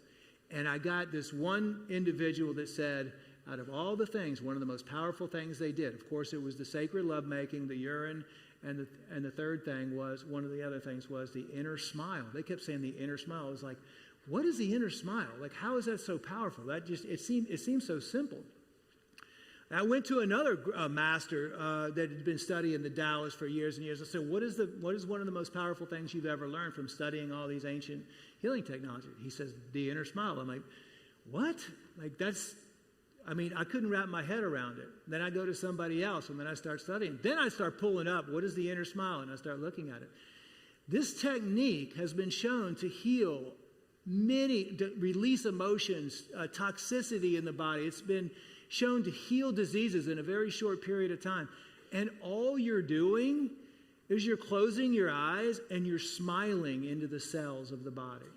That's all you're doing for like 5 minutes in the morning. You can do it as much as you want. Smiling. I mean, why is nobody smiling anymore? I walk through the airport now and I'm like, and like nobody has a smile on their face, but then they see me smile and then they start smiling. It's like smiling actually is so powerful. It completely shifts your whole energy whenever you smile. It's amazing. So the inner smile, Qigong, they're very big on grounding, okay? Like moving the stagnant energy out of your body and bringing the energy into your body. And all the ancient teachings talk about how important it is to move your spine, okay? Because the spine, all the energy goes up the spine and goes out to every single organ. A good exercise is just spinning like this. You can just spin. You're just nourishing your spine. Okay, so these are all super easy techniques that if you practice these, you're going to be making lots of progress. Sweating, sunlight, making the frequency of love, coming back to yourself, knowing that your body, your self-healing mechanism in your body is this God's given self-healing mechanism, is the strongest medicine you'll ever have. Your own self-healing mechanism. Music, we tested music, divine music like solfeggio tones and like the Mozart, the Beethoven. They knew the power of music back then. Instruments were created to help heal the body. Certain violin tones would actually, vibrate. That's why the singing bowls are coming out again now. Those are divine, sacred sounds that actually vibrate through your body and heal you. Sweating, we did tests on sweating to see how powerful it was. This is one of the best things you can do out of everything that I've tested. We found that you can do chelation with EDTA, you can do all kinds of toxin binders, you can do all that to get the chemicals, heavy metals, nanotech, all that stuff out of your system. A 20-minute sauna session. We tested people's sweat after sitting in the sauna for 20 minutes. You pushed out more toxins through your skin than being on a detox program for a month straight, taking all kinds of supplements. So start sweating every single day. Your body doesn't like it. Your body knows what to do, and your body will push it out. Okay. Internal, external, the gut. Keeping the gut clean. I like Oxy powder. It was developed by Tesla. It's one of my favorite products. A few times a week, it flushes all your gut out. Using oxygen. It uses natural oxygen to keep your gut clean. The liver, a lot of people don't talk about it. You have no disease will ever develop in your body unless your liver is congested and not working, if your liver's working below 50%. There's no medical test for the liver, the ALTS. The liver has over 500 vital functions it performs, and people are, it's your first immune organ. People are disregarding it, but if you clean your liver multiple times, I've had people do 28 liver cleanses, just liver cleanses, and they had 4-stage cancer, and all their cancer went away. Just from cleaning the liver. That's why it's bolded. You got to clean your liver. Your liver pretty much does everything for you. Biophotonic gold, we were able to actually produce the same gold that they were in ancient Egypt. It's extremely effective for you to take and for you to put on your skin. The urine therapy, the black seed oil with cinnamon oil. We have a black seed oil. We added cinnamon oil. We spent 3 years trying to find the best black seed oil in the world. Black seed oil is amazing. It's like the next ivermectin. There's over 500 uses for it. We're really dealing with a lot of yeast and parasites. When you look at what's happening with spike proteins, it's being developed by brewer's yeast. So you have to get the yeast out of your system, the mold out of your system, and the parasites out of your system. The supercharged C60 is not regular C60. It's a nano carbon onion chain, a good multivitamin, raw super green sprouts because you're getting organic minerals versus inorganic minerals, and distilled water. As much distilled water as you can drink. Distilled water doesn't have inorganic minerals in it. I've got a whole article for people that want to learn more about how powerful distilled water is. The microsomal EDTA, most people, believe it or not, are deficient in vitamin C, so it's really good to take vitamin C. And then tobacco, we've been doing a lot of work on tobacco, nicotine. I'm already out of time right now, so it's like I just get going and I'm out of time. So, but anyway, all of this is available at the Global Healing Institute, where we started a school to teach people how to heal themselves. Our motto is we teach what nobody else teaches. And everything that we teach is basically, so scan the code on the back of your lanyard and you're going to get a free course, and then you have free access to all the protocols, all the new research that we're doing. And by the way, it's not just me. Like, I take stuff from all these great doctors. Like, I'm friends with all of them. We all work together. It's not like an ego thing, we look at everything and see what's working, and we support everybody with that. But the nicotine is really doing a good job. Tobacco was never bad for people. Only when they started spraying it was 682 chemicals on a Marlboro cigarette. 682. The ancient people used tobacco. They didn't use it all the time, but they used it as sacred. It was sacred tobacco. They used to believe that smoking tobacco sent your prayers straight to God. That's what they believe. But it has a lot of good uses in the body. Okay, so my mini course right here. Knowledge is the new medicine. You're going to have, certification courses. We have a certified natural health coach course, like I was saying earlier. There's so many people that need teachers right now. People are reaching out left and right. Like, we don't have enough health coaches. We don't have enough people that can guide people through detoxification, guide them through detoxifying from the bioweapon, all this stuff. So if any of you guys are interested in becoming a health coach, we have a great sale going on right now. This weekend only, you get to save 40% on the natural health coach certification, which includes all the stuff and includes the time. We bring in a lot of the speakers, all the time to the school too, so we can all learn. I mean, you never stop learning. You're always a student. I always consider myself a student forever. And the most important thing you can do is create your own environment. And honestly, like what I was talking about today, is if there's any point that I'd like to make with everybody, it's just love yourself and start paying attention to yourself, because we really need everybody to just take back that power and change and not live in a state of fear. There's no need to live in a state of fear. We have all of these solutions have been given to us already by God. So thank you so much for your time today. If you need anything, you want to ask any questions, I'll be available afterwards, but then also you can always reach out to our team. I barely touched the surface of a lot of these topics, but I wanted to at least give you guys the basics of what you can do, and a lot of this stuff is free. I mean, God has given us the plants. He's given us the ability to generate energy. He's given us the medicine within our own body. He's given us the techniques of grounding in the earth and how to balance everything out and how to detoxify our bodies, our minds, and our souls. Love you guys. Thank you so much. I'll see you next time. On your feet for Dr. Ed Group.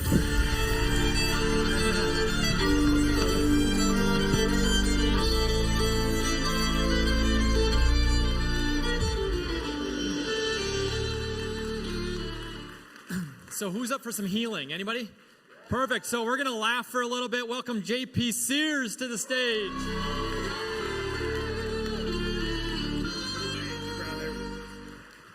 Did y'all enjoy Dr. Ed Group? Oh, amazing. Well, Dr. Jared has asked me to come up and guide y'all through a urine therapy practice. He only puts me on after people talk about poop and pee, which are my two favorite subjects. I'm not complaining. And I'm just curious. I probably know the answer, but I do want to ask, with all the work he's doing, taking on the autism epidemic, amongst other things, any RFK fans in the house? It's amazing. I don't like what he's doing. I feel like he's trying to shrink my dating pool.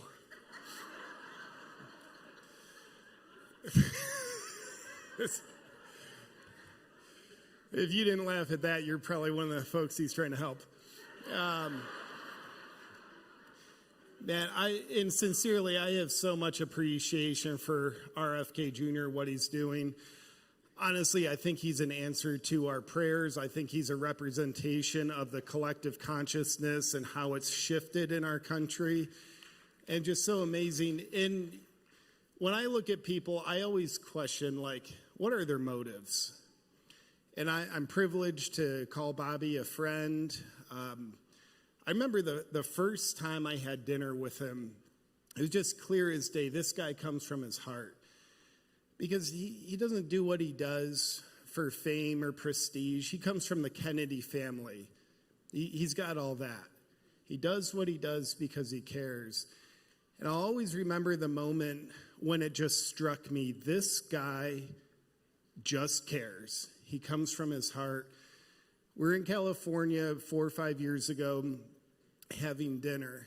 And he looked at me and he said, JP, the children are eating crowns during Alzheimer's. And I looked at him and I said, I don't know what the hell you just said, Bobby. Y'all were a little bit tight when I was doing the impression of him. Dude, I did that. He was in the room when I did that once. He liked it better than you guys. I'm just kidding. He didn't like it.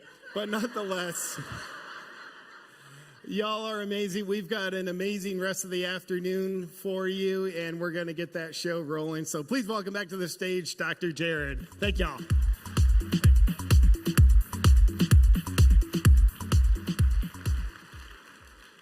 All right, our next guest needs no introduction. I want to make sure that products are safe for people. Whether or not I think you always have the choice to use it.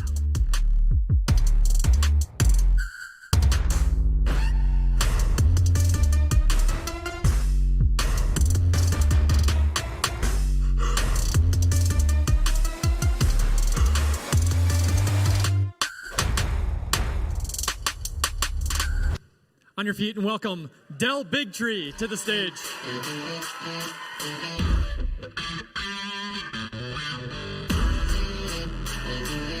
How's everyone doing? Awesome.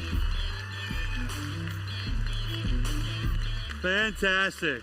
What an amazing crowd. What an amazing room. What an amazing day. I mean, when Jared invited me, I said, Jared, look at this lineup you have. You do not need me at this thing.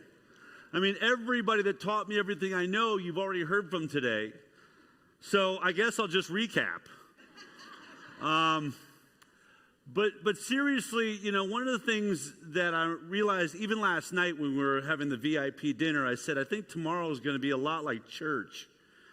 Because, and a couple of people come up to me and said, you know, this whole mixing of religion and Christianity and health, like it's somewhat disconcerting. And what I want to tell you is that none of us called each other. None of us planned what we're going to talk about today. In fact, we're all so self-absorbed, we rarely know what each other's doing at all. In fact, Mikki Willis, I saw walking around back there. Mikki lives like 5 blocks away from me, and the last time I saw him, I think, was like in New York City when we were at some other event. I never see him. But all that to say, we are all coming to the same conclusion, no matter what direction we came from, whether we started as a television producer like I did, or a doctor, or a scientist.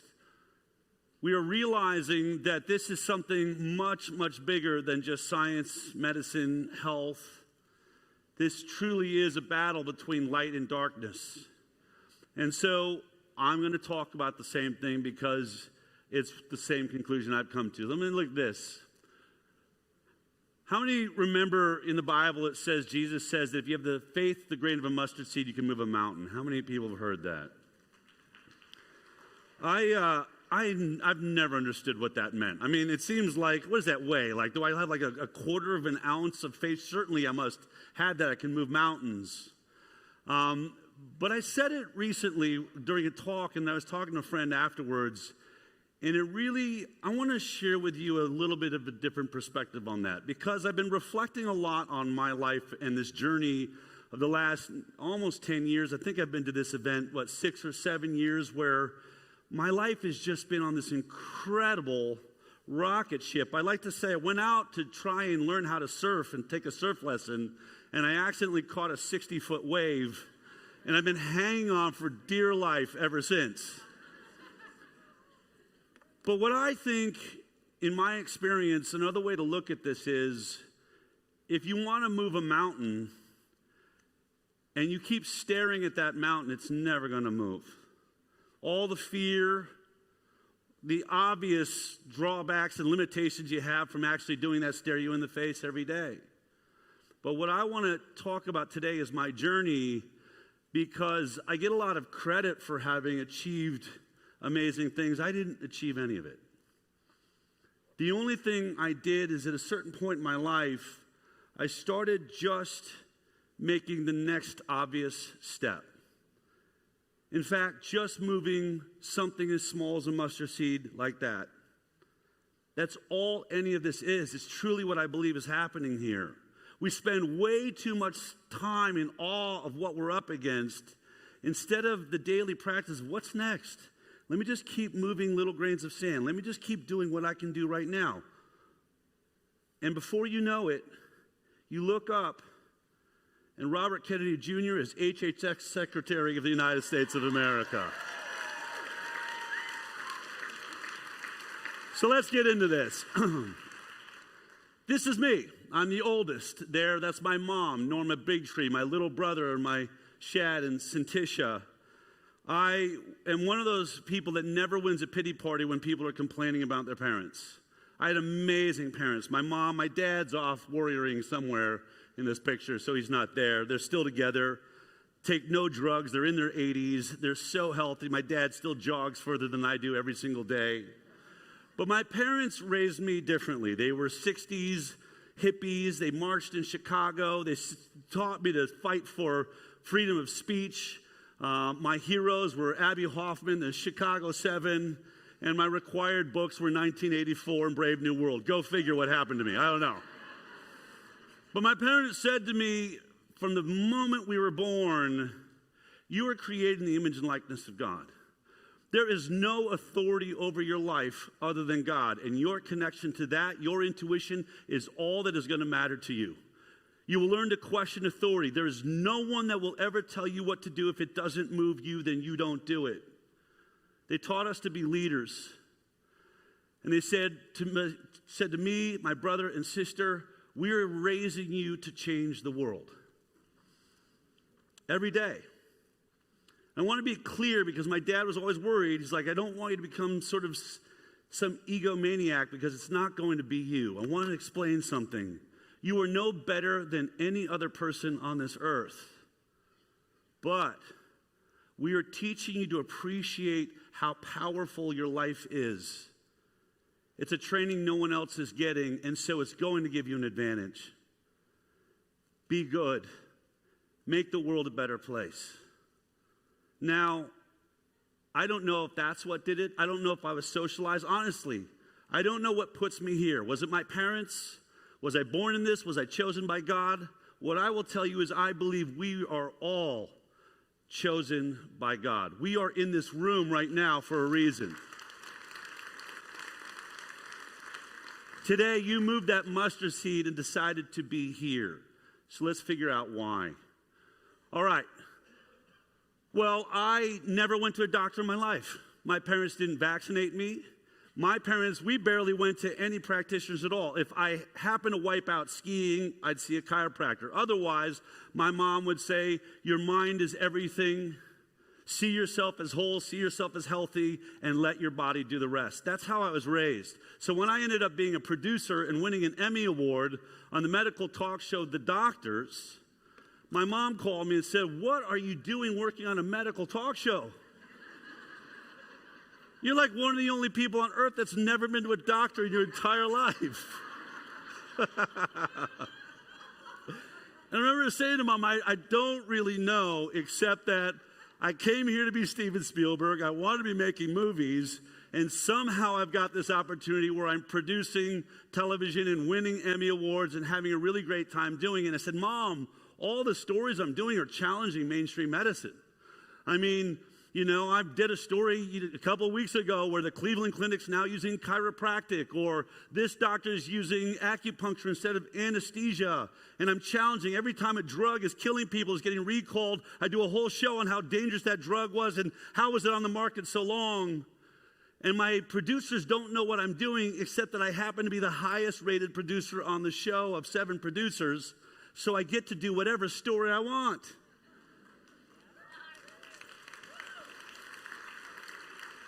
Because as it turns out, that medical audience that was watching this show were curious about the things I was curious about.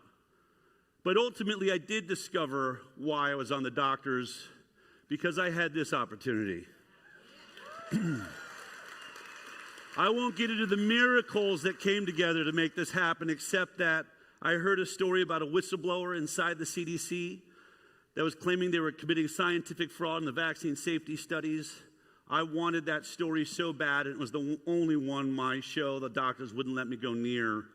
And I said a prayer, and within 30 seconds after that prayer began an introduction to Andy Wakefield. I got a call. I was introduced to Andy Wakefield. He was already working on this story and doing this movie, and I could go on and on about the miracles that made that happen, but there's more I want to talk about. I just remember in the moment when I was sitting in his basement, and I was watching Vaxxed in its current state where he thought it was finished. And I watched it all the way through. He put 10,000 documents next to me. They were all provided by the whistleblower, Dr. Thompson, Bill Thompson. And I watched it and I just thought, oh my God, this movie's got everything that's needed to change the world, except I don't think 10 people in the world will understand it. It's way too scientific. It's not telling enough of the personal stories. And I realized in that moment, my mom asked me, why are you working on a medical talk show? And I said, it was for this. I've now been editing for 10 years, tens of thousands of hours of medicine and science, and turning into entertainment for the television. And that's exactly what this movie needs. It needs someone that knows how to get people to understand this and care. And I realized in that moment, not only am I qualified to make this movie what it's supposed to be, I think I'm actually the most qualified human being on earth. I'm the only kid I know that somehow never got vaccinated. That kid goes on to work on a medical talk show, the first of its kind to make science and medicine into entertainment. And now this guy whose reputation's been destroyed, that's trying to save children's lives, has found me, and we've come together. And I realized in that moment, for this, I was born.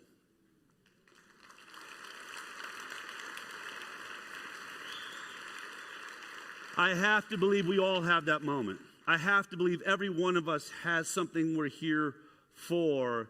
But my life changed from then on.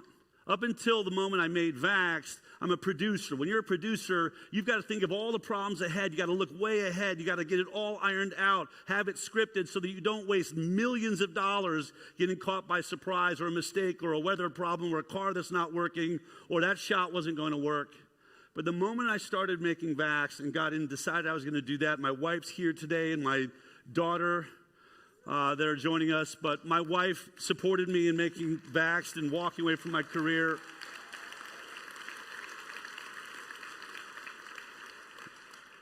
But the moment I stepped into Vaxxed, something changed. It took walking away from the career that I had. It took really stepping into faith, I guess, even though it was so clear to me that I was designed for this. Like I said, there was not a question. It was the easiest decision I've ever made. But from that moment on, I didn't know where it was going to go. I just knew it was going to be big. I knew it was important.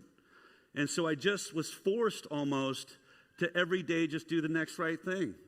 And it was a tug of war with Andy, who was worried I was going to make it too entertaining and lose the science or lose the legal side. And we went every day, I'd meditate and I'd pray and say, God, help guide me to work with Andy so this film can be everything it can be.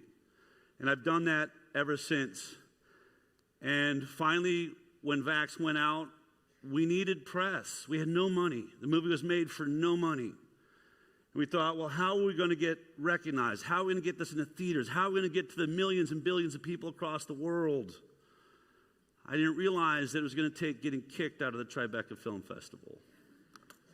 To a firestorm over the film festival and a Hollywood star. The decision to run a controversial documentary about vaccines has Robert De Niro at the center of a big screen backlash. But late tonight, a new twist. ABC's Eva Pilgrim has more. Tonight, the film festival Robert De Niro started under fire. The Hollywood heavyweight initially defending the screening of a controversial new film that many are characterizing as anti-vaccine. Grievous harm to innocent children. De Niro writing in a statement why this is important to the actor and his wife. Grace and I have a child with autism. This is very personal to me and my family, and I want there to be a discussion, though he isn't anti-vaccine. That statement generating backlash on Twitter, comments like disappointing and really irresponsible. The film is directed by Andrew Wakefield, who authored the faulty study that linked vaccines and autism. That report now retracted and Wakefield stripped of his medical license. This film is just the truth as we have found it. But the message from the medical community is clear. This is one of those scientific questions that where science has provided an answer. Study after study have been done and have shown vaccines do not cause autism. And late tonight, a reversal from the star. De Niro telling ABC News that after conferring with scientific experts, he's decided Vaxxed will be taken out of the Tribeca Film Festival, saying he does not believe it contributes to the discussion I had hoped for. Eva Pilgrim, ABC News, New York. I remember when I watched that on television, there was about 5 minutes where all of my friends in Hollywood that had seen the film, I'd run it by them. They said, "You're crazy. This is going to destroy your career. Great movie, but it'll be the last movie you ever make." And I was watching that on the news. I thought, I guess they're right. That's it. I've left television, can't go back. I've just been kicked out of the Tribeca Film Festival. Nowhere to go now. Kicked out of the Tribeca Film Festival. I've been kicked out of the Tribeca Film Festival. I've never heard of that happening to anybody. Ever. That's like historic. Certainly I can make something out of that.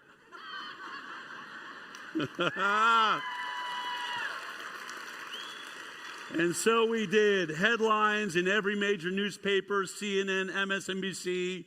No one could talk about anything else.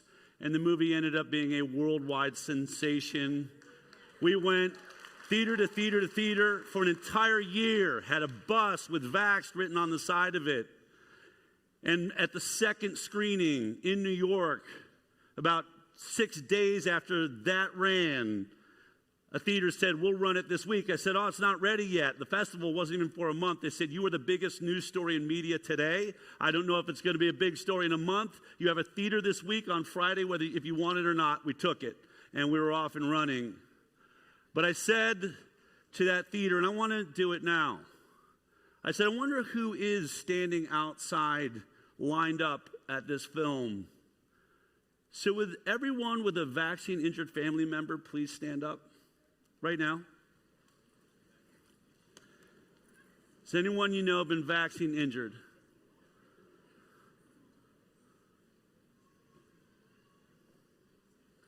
That night, the first time I asked it, 3/4 of the room stood up. And I ended up asking that question. You can go ahead and sit down, and I'm sorry that that's the reality we live in. I asked that question 3 shows a day, 5 days a week, for an entire year, and 3/4 of the audience stood up. I knew I was making a film about an issue. I had no idea that there was an ocean of injury out there. So much pain. How had they gotten away with it? How was it possible? And so as we were traveling, we started interviewing people on this bus. Everywhere we went, they wanted to tell their story after the film. Can you bring up the slide for me, please? This was the bus we were on. But there was one interview that really changed this conversation for me forever. This is Colton. Colton was a 13-year-old healthy, strong boy. He loved anything that has to do with an adrenaline rush. Motocross was his passion. We went to the doctor's office, and the doctor says, hey, he's the age that you should get the HPV vaccine. I said, okay. So he was administered the vaccine, and on the 3rd round, 2 weeks after, he started having a really bad neck ache. And then this is the last day he got to ride that big boy bike. And that day he came home, he was pale, starting to feel nauseous, really sore neck. It didn't feel good. He went to bed, and the next day I checked on him. He still didn't want to get out of bed. I just thought, man, you're just really weak and exhausted. And that evening, when he sat up to take a drink of water, he said, Mom, can you give that to me in my left hand? I can't use my right arm very good. It's weak. And he tried to lift up, and all of a sudden he just flopped back, and his head just hit the pillow, and I went, Colton, are you going paralyzed? They immediately took him down to Primary Children's Hospital in Salt Lake. When the doctor came out and asked me questions, they said, well, has he been sick? Has he had any changes or anything? I said, no, he hasn't been sick. He had the HPV vaccine on February 1st, and they went, oh, well, we'll be reporting that to VARS, and they did. I did do a lot of sports, and it was my favorite. But now I have to sit on the sideline, just watch everybody. I'm angry that they're still giving out the vaccine. They don't care that people are getting hurt. It's a joke. You gotta do your research. Like, you can't just trust a doctor anymore.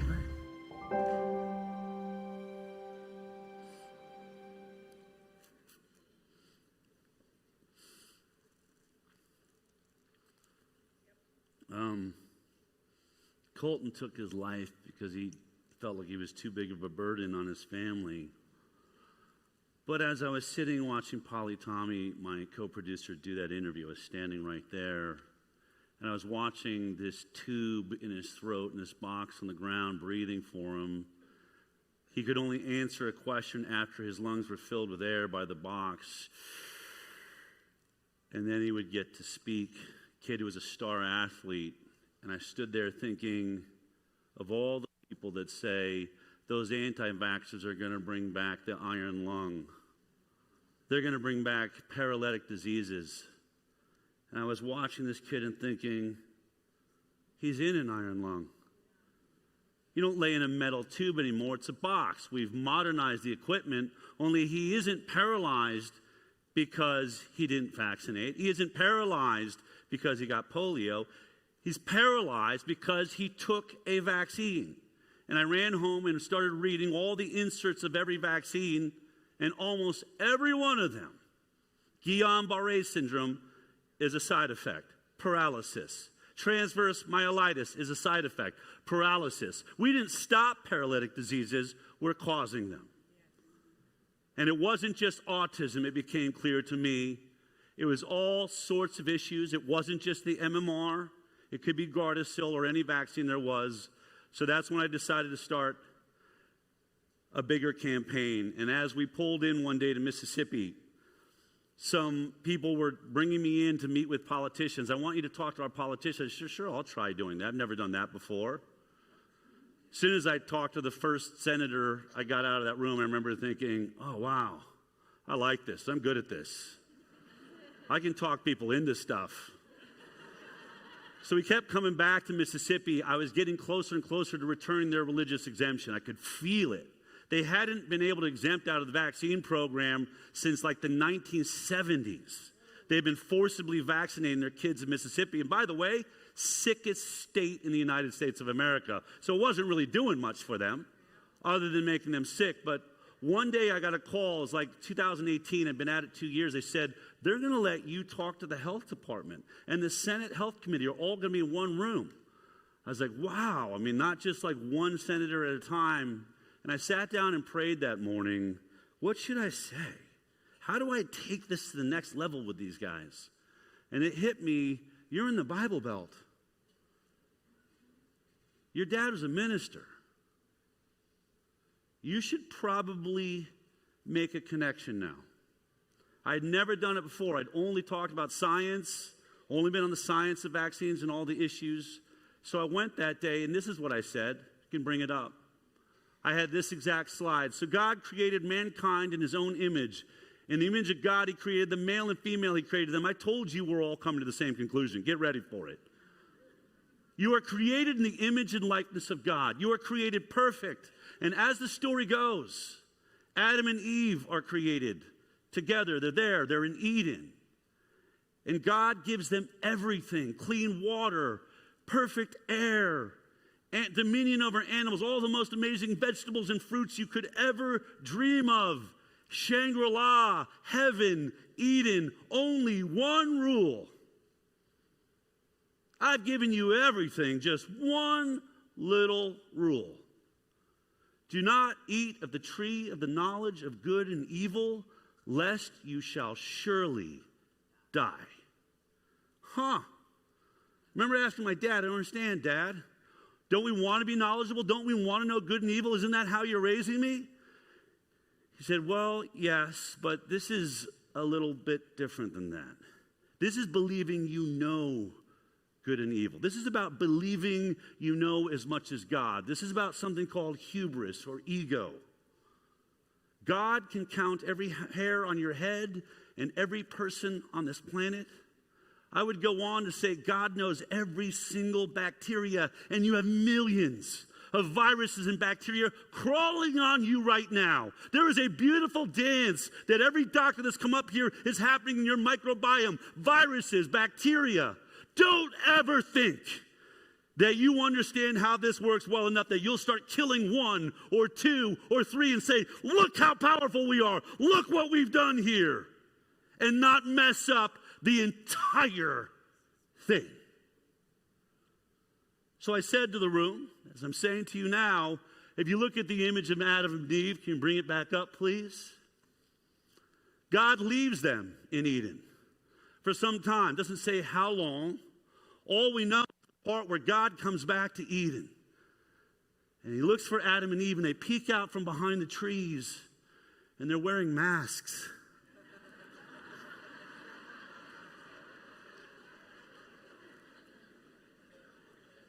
They're covering themselves. They're hiding.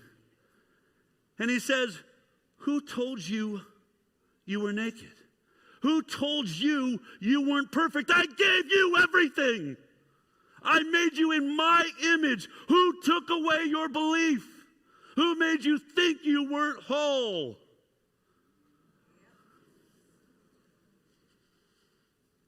Yeah, same thing the health department did that morning.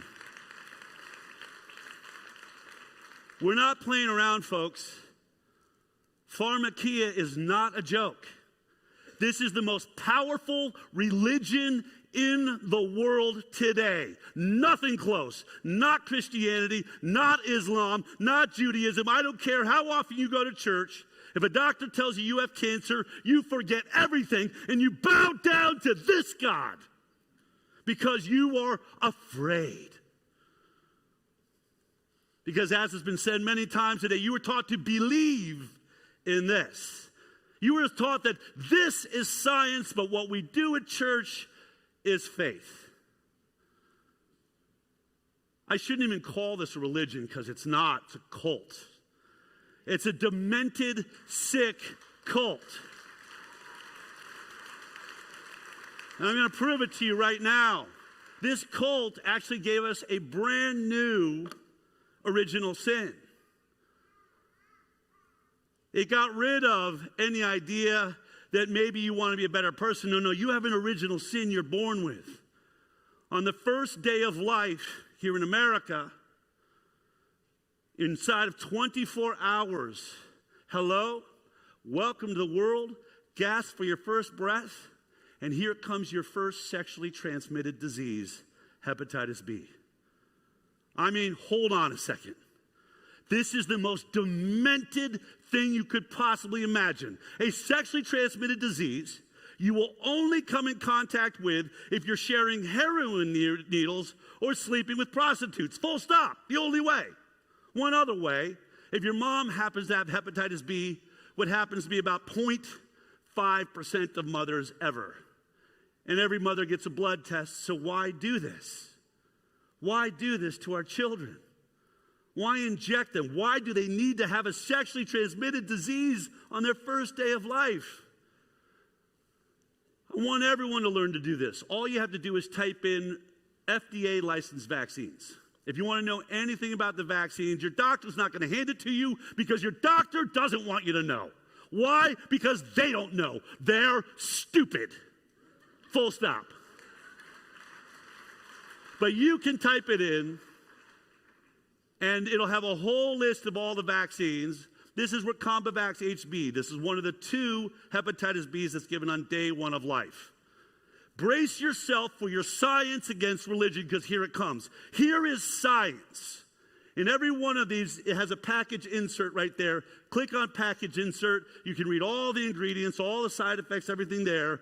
But every time at 6.1, it tells you how the science was done, how the clinical trials that establish safety are done. And in this one, you'll find 3 clinical studies of 434 doses were administered to 147 healthy infants and children up to 10 years of age, who were monitored for 5 days after each dose. And there's no placebo group. Let me just take this back. You know how many times there's been studies, vax versus unvax studies, like 600 homeschooled kids or 2,000 kids, and they'll say the study was too small. It wasn't statistically powered. But they've decided to inject your day 1 old baby with a disease that was only tested on 147 children. Let's be honest, right? FDA isn't doing this study.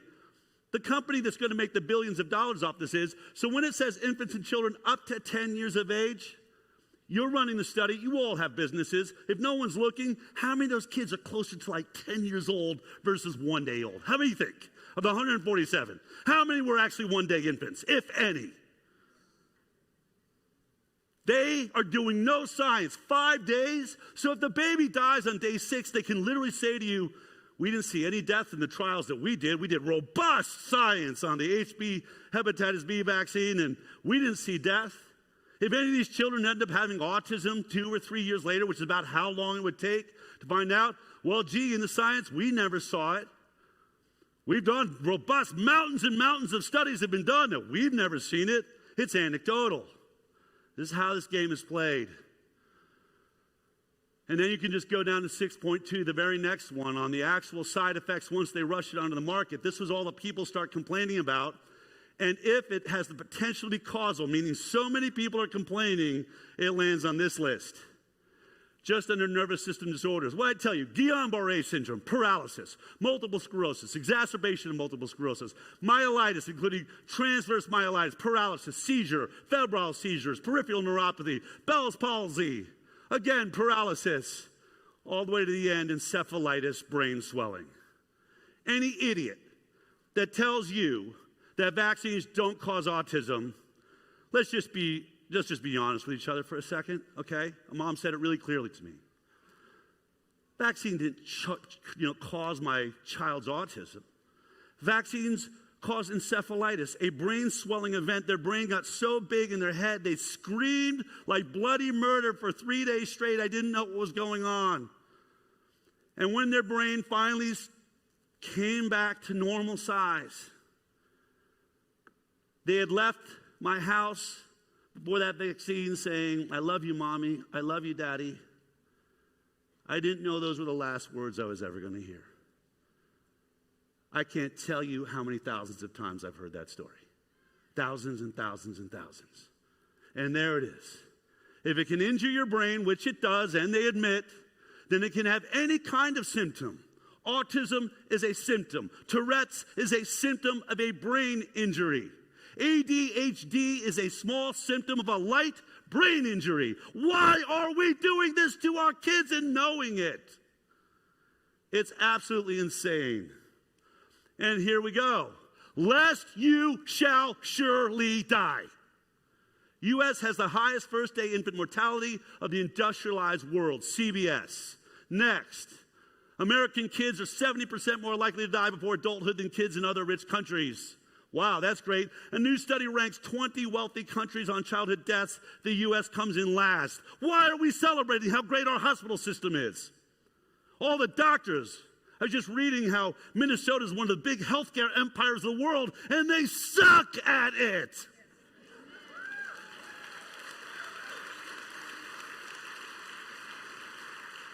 This is why I started my nonprofit, the Informed Consent Action Network. I wanted to investigate every vaccine. I wanted scientists from around the world and lawyers, and we were going to sue, which we did. You can't sue a manufacturer because this product is so amazing, it needs liability protection. So that you can, if it kills you or hurts you or injures you, you can't get near the manufacturer. You can't sue the doctor. You can't sue the hospital. That's how much they believe in this product. So I hired a constitutional attorney and we started suing the government, winning. CDC, NIH, FDA, HHS.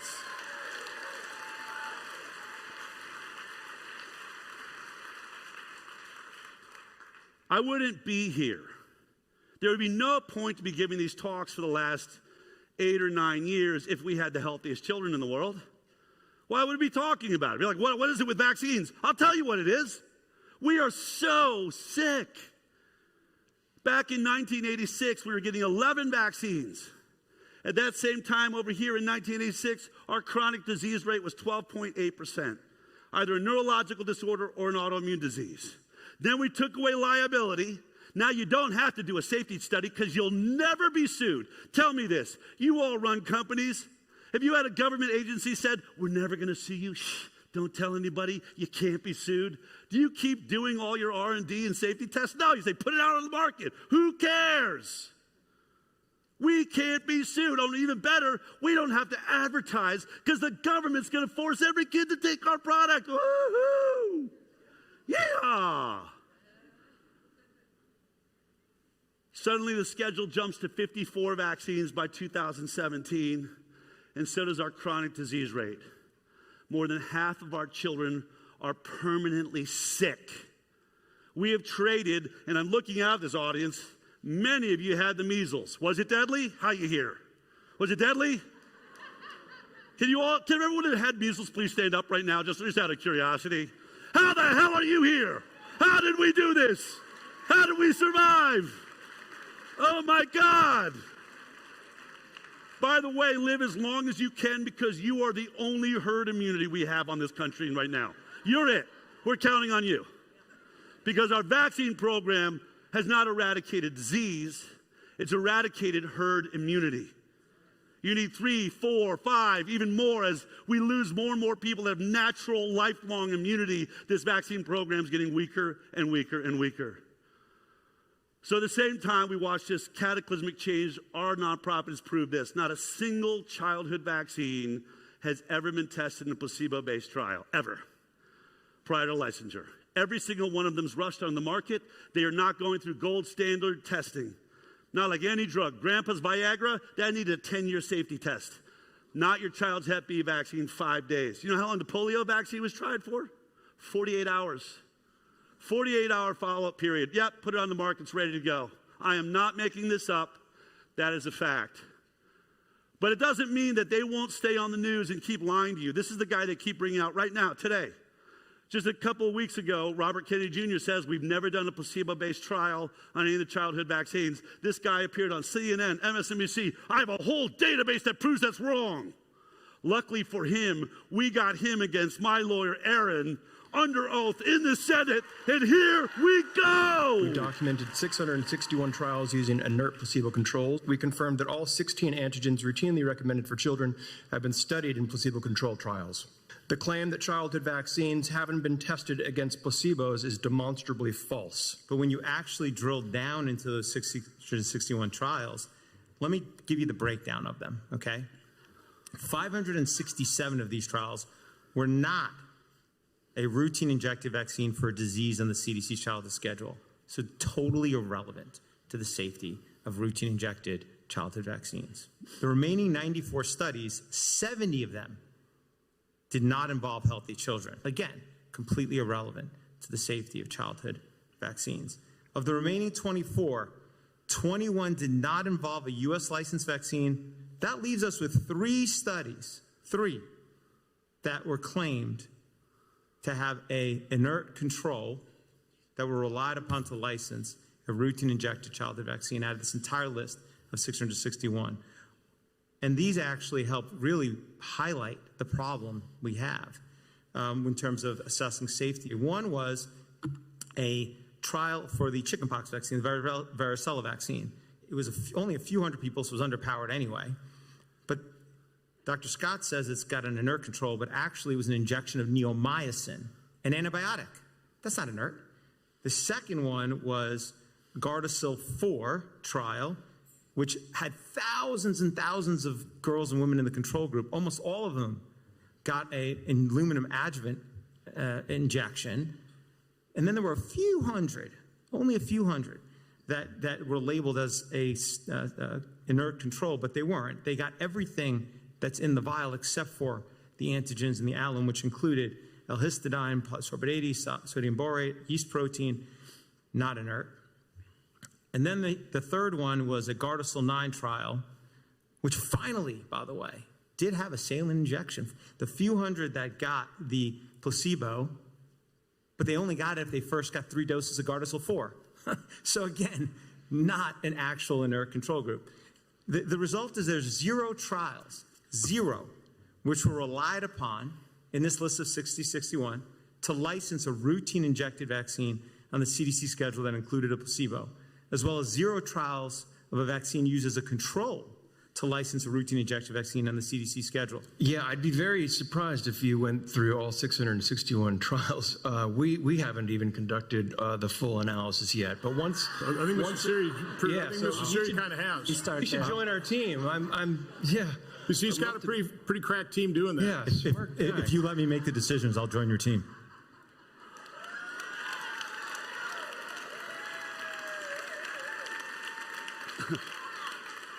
Part of what I want to do today, if I do nothing else, I'm really tired of you all talking about they, this all-powerful they that are controlling your minds and taking over the world. They are a pack of morons. I'm telling you, they're the dumbest people I've ever met. I mean, think about it. You show up for a Senate hearing with 661 studies, none of which have anything to do with the childhood schedule. How do you think that's going to work out for you? Did you never have a debate class? And by the way, once you're getting your ass kicked in the middle of that debate, where did you learn that the final answer should be, I don't know how you did that and read that, because we haven't even read the information I gave you.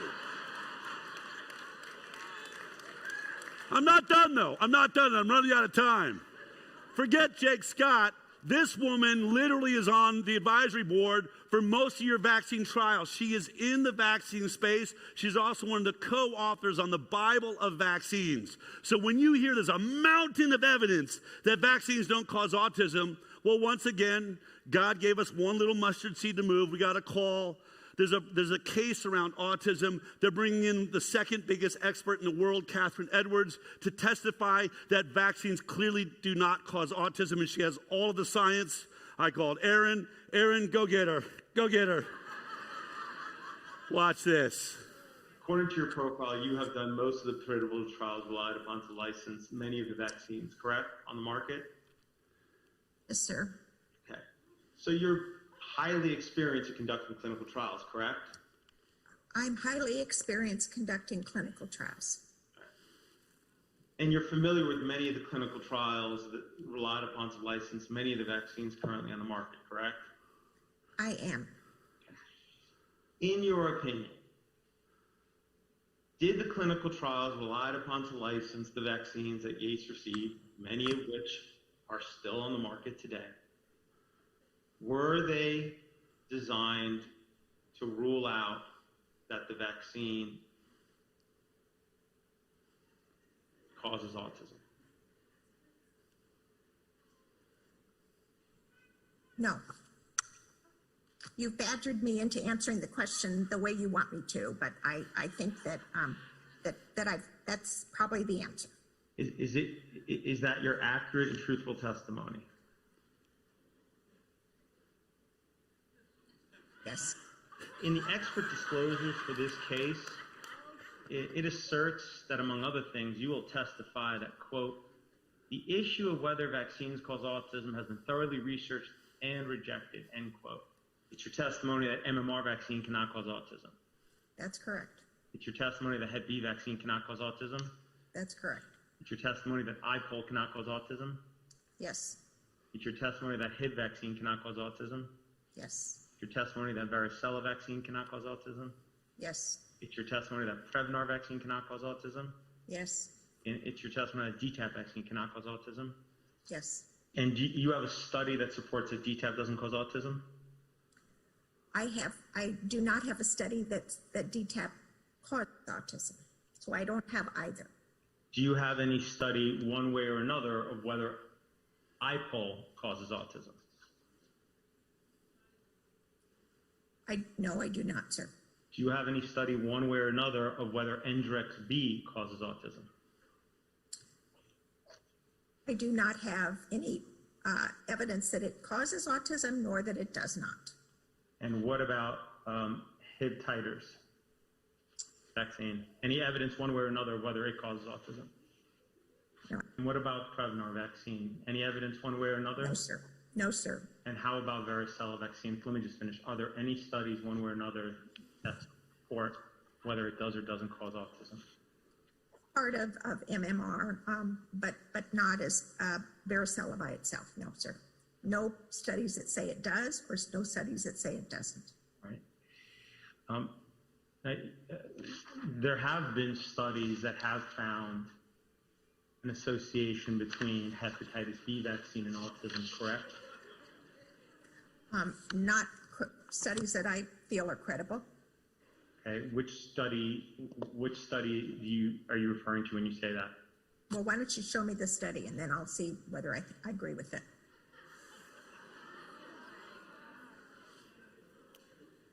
It's funny, but you should be enraged.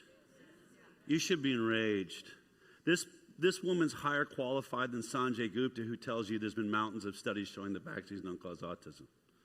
This is the second highest rated scientist in the world on vaccines that showed up for a court case to be under oath to prove unequivocally that vaccines do not cause autism. And when we listed it out, there wasn't a mountain. There wasn't a molehill. There was nothing. This is the greatest fraud of all times. Put scientists under oath and they'll tell you 0 studies have shown vaccines don't cause autism. I've got nothing but bravado because I expected when I showed up in this courtroom that I'd be wearing my white coat and the whole jury would just go, okay, we believe you. We believe you. I don't know why that didn't happen. It happened up until about 7 years ago when we started kicking their ass.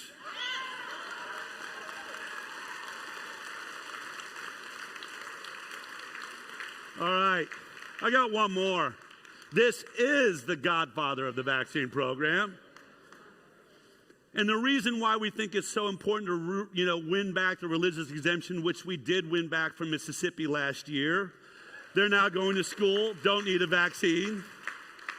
We're going to win in West Virginia. We are in court right now. I'm telling you, West Virginia is going to turn. We're bringing back the religious exemption. And you want to talk about this cult. You want to talk about Eye of Newt and Toad of Frog or whatever that they're making out of these things. How about the DNA of dead babies injected into your own children? In your work related to vaccines, how many fetuses have been part of that work? My own personal work, 2. I'm going to hand you what's been marked Plaintiff's Exhibit 41. Okay.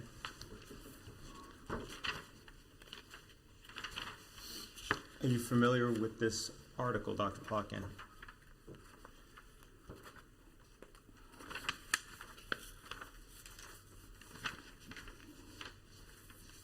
Yes.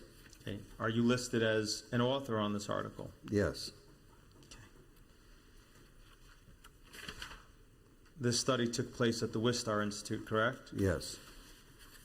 You were at the Wistar Institute, correct? Yes. How many fetuses were used in the study described in this article?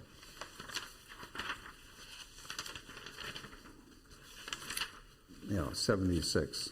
76. Mm-hmm. And these fetuses were all 3 months or older when aborted, correct? Yes. Okay. And these were all normally developed fetuses, correct? Yes. What organs did you harvest from these fetuses?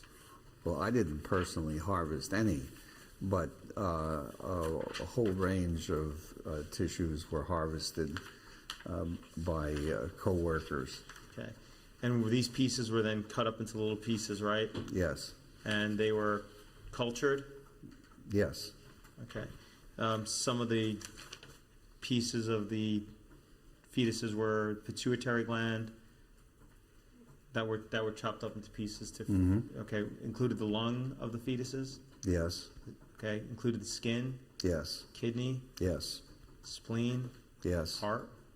Yes. And tongue? I don't recall, but yeah, probably yes.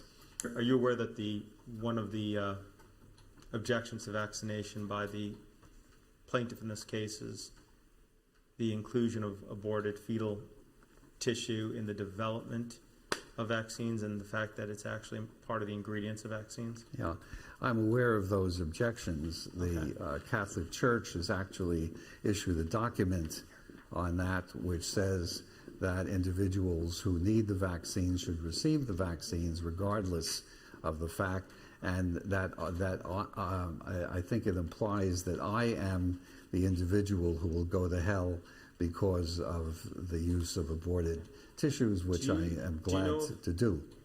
Okay. You have said that, quote, vaccination is always under attack by religious zealots who believe that the will of God includes death and disease? Yes. You stand by that statement? I absolutely do. Okay. Are you an atheist? Yes. Okay. We can get on microphones and tell you our opinions. That's why I'm a journalist. I'm not telling you my opinion. I'm showing you. That guy designed the childhood vaccine program, all 72, growing towards 100 vaccines for your children. Aborted fetal cell lines are being injected into your children. Who knows if they were male or female? Would that matter? Maybe want to look into that. But there's also monkey kidneys, worm cells, other animals, aluminum, polysorbate 80. I don't know how they ever got away with making us believe that somehow vaccines were perfectly safe while drugs you should watch out, because there's nothing more dangerous than what's in vaccines. Nothing. They're horrific. And our kids are showing it. 57% chronic disease.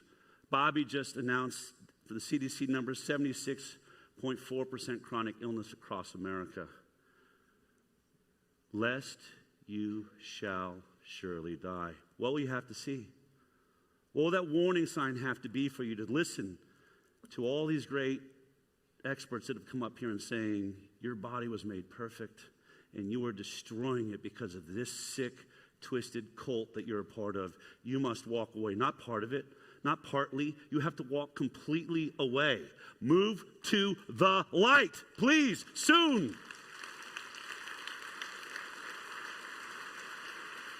I'm out of time, so let me skip through. You knew you went through the coronavirus where they tried to lock you down. They told you this. This is not about freedom or personal choice. It's about protecting yourself and those around you. So tonight, I'm going to force you all to vaccinate, to be a part of our cult. Thank God for this guy. A true warrior. I was lucky enough to meet him in 2022. He called me and said, Del, I'm thinking of running for president. Will you help me? The greatest honor of my life was being his director of communications as he ran for president. I'm going to skip his speech, unfortunately. I hope you watched it online. But this is one of the greatest moments in American political history. That moment right there is the only reason we have a choice. And I don't care if you're a Democrat. I was a Democrat my whole life. I'm so happy this happened. Oh, my God. I'm so happy. Thank God. God is good. And when I was standing in the Oval Office, when Bobby put his hand on that Bible, all I thought was God was good. God is good. We never imagined this was possible. When I started this journey, when I was looking at that mountain, all anyone said to me, Del, you're crazy. Pharma owns everything. It owns our television. It owns our government. You're never going to be able to do anything against it. But we were hiding in the shadows. We were hiding from the press. I said, no. I'm getting out in front of the press. I want all the negative ads I can get. I want all the negative headlines I can get, because finally we'll be talking about it, and then we will change the world.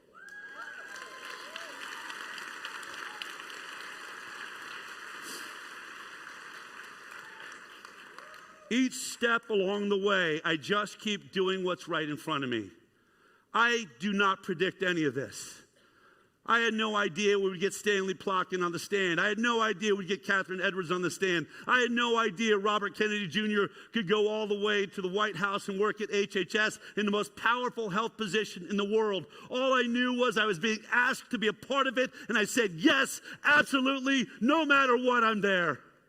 No matter what, I will do that. I will keep saying yes. God, I will say yes. I don't know how I'll find the time, but I will say yes, yes, yes, and yes. So back in 2016 when I was on tour with Vaxxed, someone said, I know the head of infectious disease at Henry Ford Health, one of the biggest medical research centers in the world. Would you like to meet him? I said, sure. I'd love that. We sat down to dinner. He said to me, I don't really know what I'm doing here, but we have a mutual friend. He says, but I did watch your movie. It's compelling, Vax, it's a compelling movie. He says, but there's something you've been saying as you're traveling around the country that I found bothersome. You keep saying in all these videos, they've never done the proper science to say that vaccines are safe. So I sit on the biggest databases in the world, and I went and researched that. And he said, and I'm shocked that I have to sit across from this table and tell you you're right. That's what he said. Got to hand it to him. You're right. I can't believe we've never done any safety studies to prove safety prior to putting these products on the market. He said, no, that doesn't mean they're not safe. It just means we can't say they're safe based on science. That's all I've ever said. So anyway, he ended up doing a vax versus unvax study because I asked him to. I said, well, if you want to get to the bottom of this, I'll challenge you. If vaccines are safe, you should be able to prove it. Take your database. Compare the vaccinated to the completely unvaccinated, which is something we've been asking every single health agency in the world to do, and show us that the vaccinated are healthier. Sure, I would do that, he said. He ended up doing it. It was done in 2020. And even though he promised no matter what would happen, he would release it, he didn't. And I hounded him, and I tried to get it published. And ultimately, I took hidden cameras with me for a final dinner with him because I wanted to hear from his mouth, what are you afraid of? Why aren't you publishing this?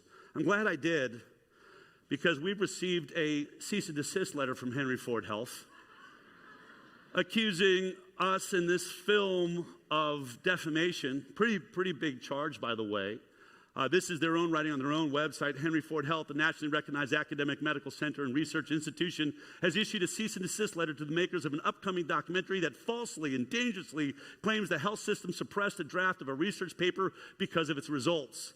The health system also condemns the purposeful twisting of information, the spread of disinformation happening on the topic, which poses a direct threat to public health. I remember when we got this, I called my lawyer and said, I'm going to read the letter on the show on the high wire. He's like, I don't know if that's a good idea. I was like, no. I'm all about transparency. God has put us here for a reason, and the people need to know the truth. And by the way, defamation comes down to, is it my opinion? Am I lying on purpose? All of those types of things. But really, in Michigan, it comes down to, what is the evidence of my opinion? Well, we hadn't put out the trailer yet of the footage that I had. So when I said, this is Henry Ford's letter, saying that I'm misrepresenting the facts, only one problem for them. I took hidden cameras to talk to the head of infectious disease from their hospital and the lead author on this study, and here's what he said.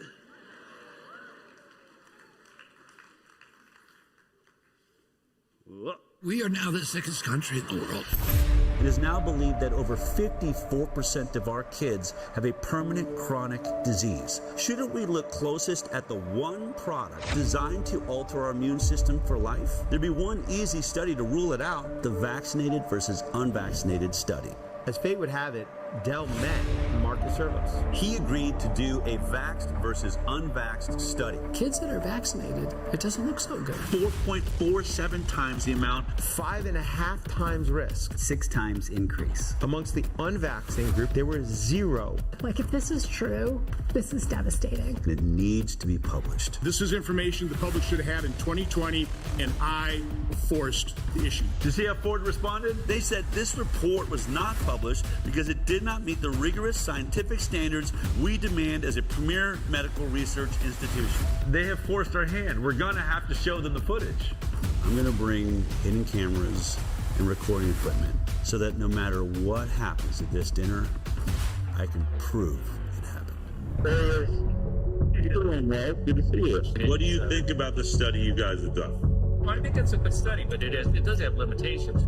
Do you find any flaws in the study? I mean, is there a way they could do the study better? Not that I put it out just how it is. I don't want to say it's not the right thing to do. It's the right thing to do, but I just don't want to. Somebody's going to come back and they're going to say, the study is flawed. The unpublished Henry Ford analysis is fundamentally flawed. How about looking at this as important scientific information that can inform how the proper study should be done when you take them like that? And then I can say, because there's a political agenda to it. Is what your study shows, is it important? Yeah, it is important. I'm not going to do it. If I can't get the study out, then what hope is there for every kid in the future? I said to you, if you do this study, you're going to come under fire. You said, I don't care about that. I'm all about the data, and I'm about to retire anyway. That's literally what you said. Yeah. So your energy has definitely changed on that. But energy's changing. Publishing something like that, might as well retire. I'd be finished. This is an inconvenient study for the entire vaccine agenda.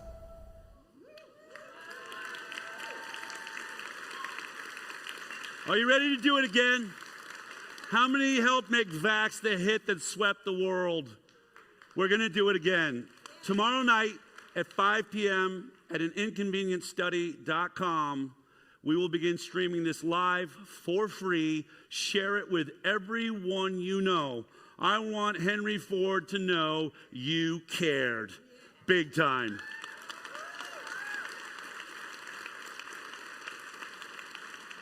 I'm racing out as soon as I finish this talk to hop in the car to get to the airport, because tomorrow morning we're going to premiere at the Malibu Film Festival, which is a great honor, and I'm looking forward to that.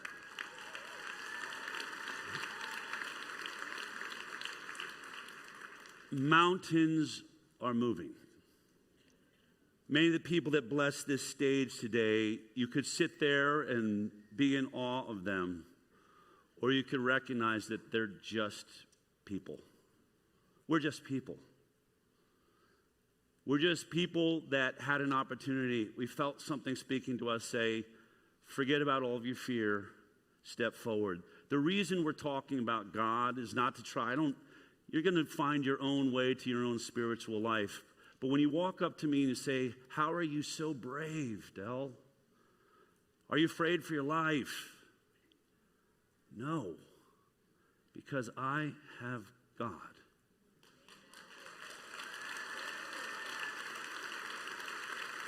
And when you read the Bible, one of the interesting things I think that's there is when Moses is up on the mountain and he wants to go back to the children of Israel and he says, who am I supposed to say has sent me? What is your name? It doesn't say God. It doesn't say Jehovah. He says, I am. Tell them I am has sent you. I don't know what this means, but I'll tell you what it means for me. It means that I can't talk about anything that God is not a part of. And when we've said never take the Lord's name in vain, is it possible it means this? Can God be sick? Can God be afraid?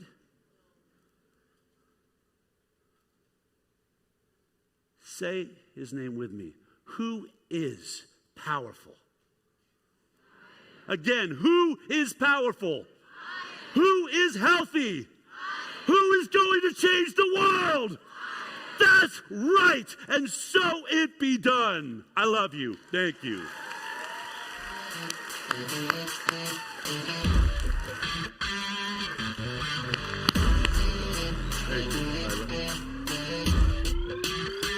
One more time for Del Bigtree.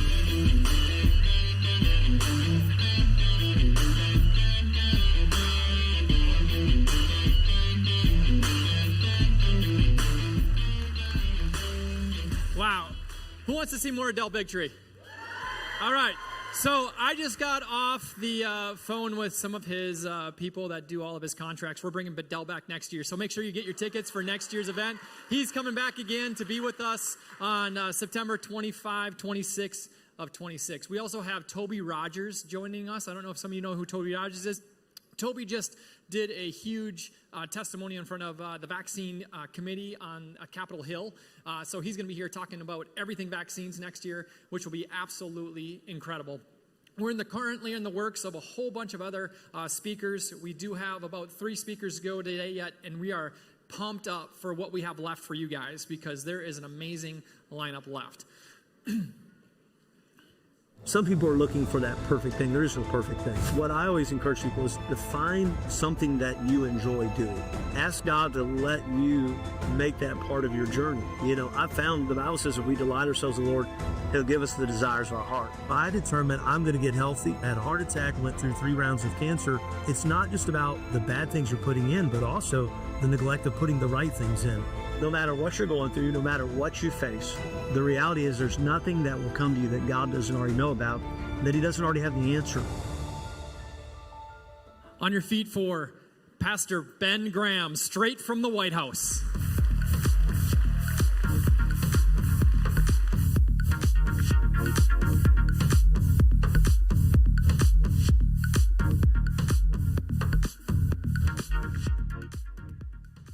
It's so awesome to be here. I appreciate the opportunity. Man, listen, Del was amazing. We got a selfie a while ago, and I sent it to Bobby Kennedy. Bobby's the one that introduced us, and Del's amazing. And I know Marla and I know Marla Maples and Mikki are coming up after me. And what I realized is they put a redneck between all the smart people so your brain could have a moment to just relax, amen? And so this might be the easiest going you have during this conference today, but it has been amazing. I'm so glad to be a part of it. I grew up, I'm a 5th generation preacher, raised around ministry all my life. Matter of fact, I went to church. I was there Sunday morning, Sunday night, Wednesday night. I was there at conferences. I was at church all the time. I don't know if I'm up north. Do y'all go to church here? I didn't know. No, I'm just kidding. I grew up and I was like, I'm going to be the only kid that never got to skip church. And I remember I was like 11. I went to my mom, maybe 12, and I went to her. I said, Mom, I can't go to church today. I'm feeling sick. My mom said, have you thrown up? And I said, no, ma'am, I haven't. She said, you're not that sick. Let's go to church. And I thought I'm going to be the only kid that never got to skip church one time. And all week long, I'm trying to come up with a way to get out of church. And next Sunday rolls around, I go to Mom. I say, Mom, I can't go to church today. I am feeling sick. She said, have you thrown up? I said, yes, ma'am, I have. She said, well, don't you feel better now? Let's go to church. Amen. And my parents had this attitude, as for me and my house, we're going to serve the Lord. But, there came a time I no longer had to go to church. I didn't have to do those things. I wanted to. You say, what happened? God became real in my life. And can I say, when God is real, it makes all the difference in your life. Man, I was so excited about being here. I've been blessed. I get to go in the White House, and I still think every time I walk in there, security's going to stop me and say, we were just kidding.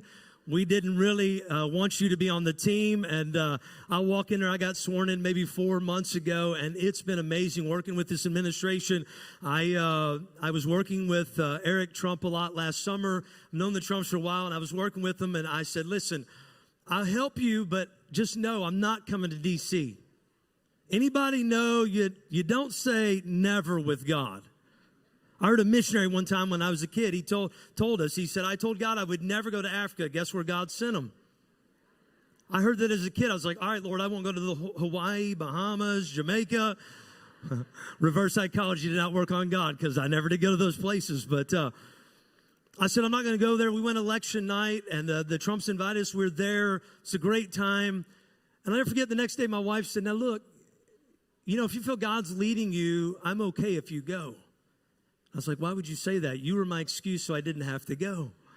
My wife and I, we have 4 boys. Our oldest is married. We have 2 granddaughters. Man, I didn't want to go to D.C. I live in Nashville, Tennessee. The greatest thing ever is becoming a grandparent. Anybody else know what I'm talking about? Well, let me just tell you a little story about how I became a grandparent. This isn't a birds and bees conversation, but it's a little more than that. Our oldest son, we own a film company. I've been involved in film. I did my first movie when I was 11, this little movie called Sling Blade. It was, a little nothing movie that turned into something, and I got to be in these films, and my wife and I, we have 4 boys and raising them up. I was a senior pastor for 24 years and just loving life and thankful for our boys. And our oldest son kind of got into the filmmaking at 14. The Walking Dead tried to hire him as a cameraman, and when he graduated high school, he got hired to run a university's film department, and he was just enjoying life. And then finally he said he was a little bored. He decided to join the Army. And so he started serving in the Army, and of course things happened in 2020, and we got a new president that we would have never wanted our son to serve under, but he was there. And but then came the time where they mandated they had to get vaccinated. And I remember we started talking to him, and he said, Dad, I am definitely not getting vaccinated. He went in there, and, all of his unit, they're not getting vaccinated. Nobody was. Everybody, the commander, everybody was behind him. We're not getting vaccinated. And finally, they started turning them on. Next thing you know, they're bringing them in. They're calling them traitors. If you don't get vaccinated, they're telling them they just are no good. And finally, Jordan said, Dad, I got to base today, and he said, I had to sit with 30 of the base leaders by myself and tell them why I wasn't going to get vaccinated. And me being the, political guy, the preacher, I said, son, I wish you would have talked to me. I could have helped you out. And when he told me what he told them, the base commander said this. He said, if I wasn't a couple years away from retiring, I would go along with what you said. He said, it makes sense. And when he got done telling me this, I said, man, son, you did a great job. But I'll never forget, he said, and the number one reason is because he said, I'm afraid if I get vaccinated, one day I won't have kids. And he said, you want us to have grandkids, right? And I said, yes, I do. And, of course, none of our family did, and I was so proud of him. He got kicked out of the military, and he started this little company called Old U.S. Outdoor, and within a year, it was an apparel company. It had surpassed companies that have been around 20 years. I mean, just blew up, and God bless them.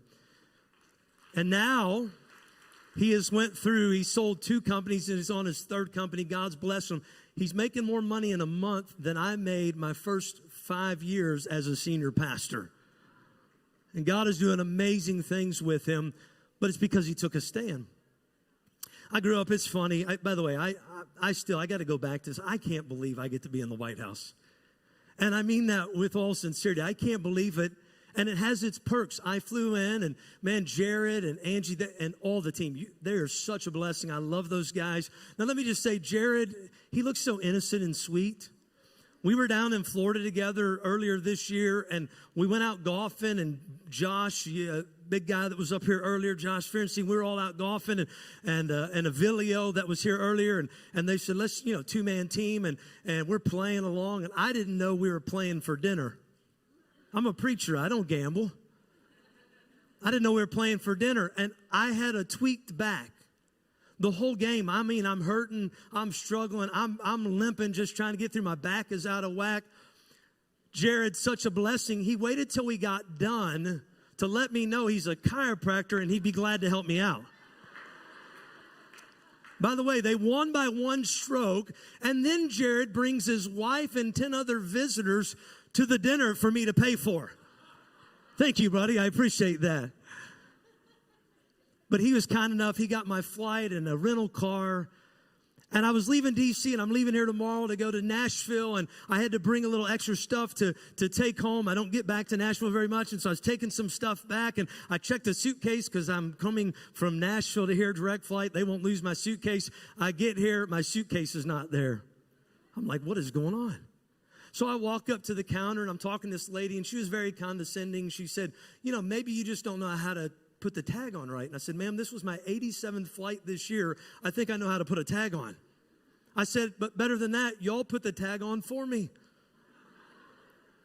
She said, well, what are you doing here anyway? I said, my boss sent me to come speak at a conference. She said, well, I don't know what we're going to do. And I said, well, is there any way you can get the bag there by tonight? Last night we had a little dinner. I was planning on being a little more professionally dressed. I looked like I had just come out of the woods cutting down some trees. It was okay. But I was like, by Saturday I need my clothes. And she said, well, I don't think we can go that far. She was just kind of being rude. This other guy come over and being a little nicer. And finally she said, I told him maybe he just needs to have his boss call up and get somebody fired at Delta. It's a good idea. Then she said, so tell me just who your boss is. I said, it's this guy named President Trump. You ever heard of him? She said, we got this form right here. If you need to buy a suit or anything, we'll reimburse you. We'll take care of everything. I promise we're going to get you taken care of. Now, listen, I don't know. I know we have some power over some people in the airports. I don't know if baggage attendants at Delta counts, but she sure thought we might be able to get her fired, and I loved it. Amen.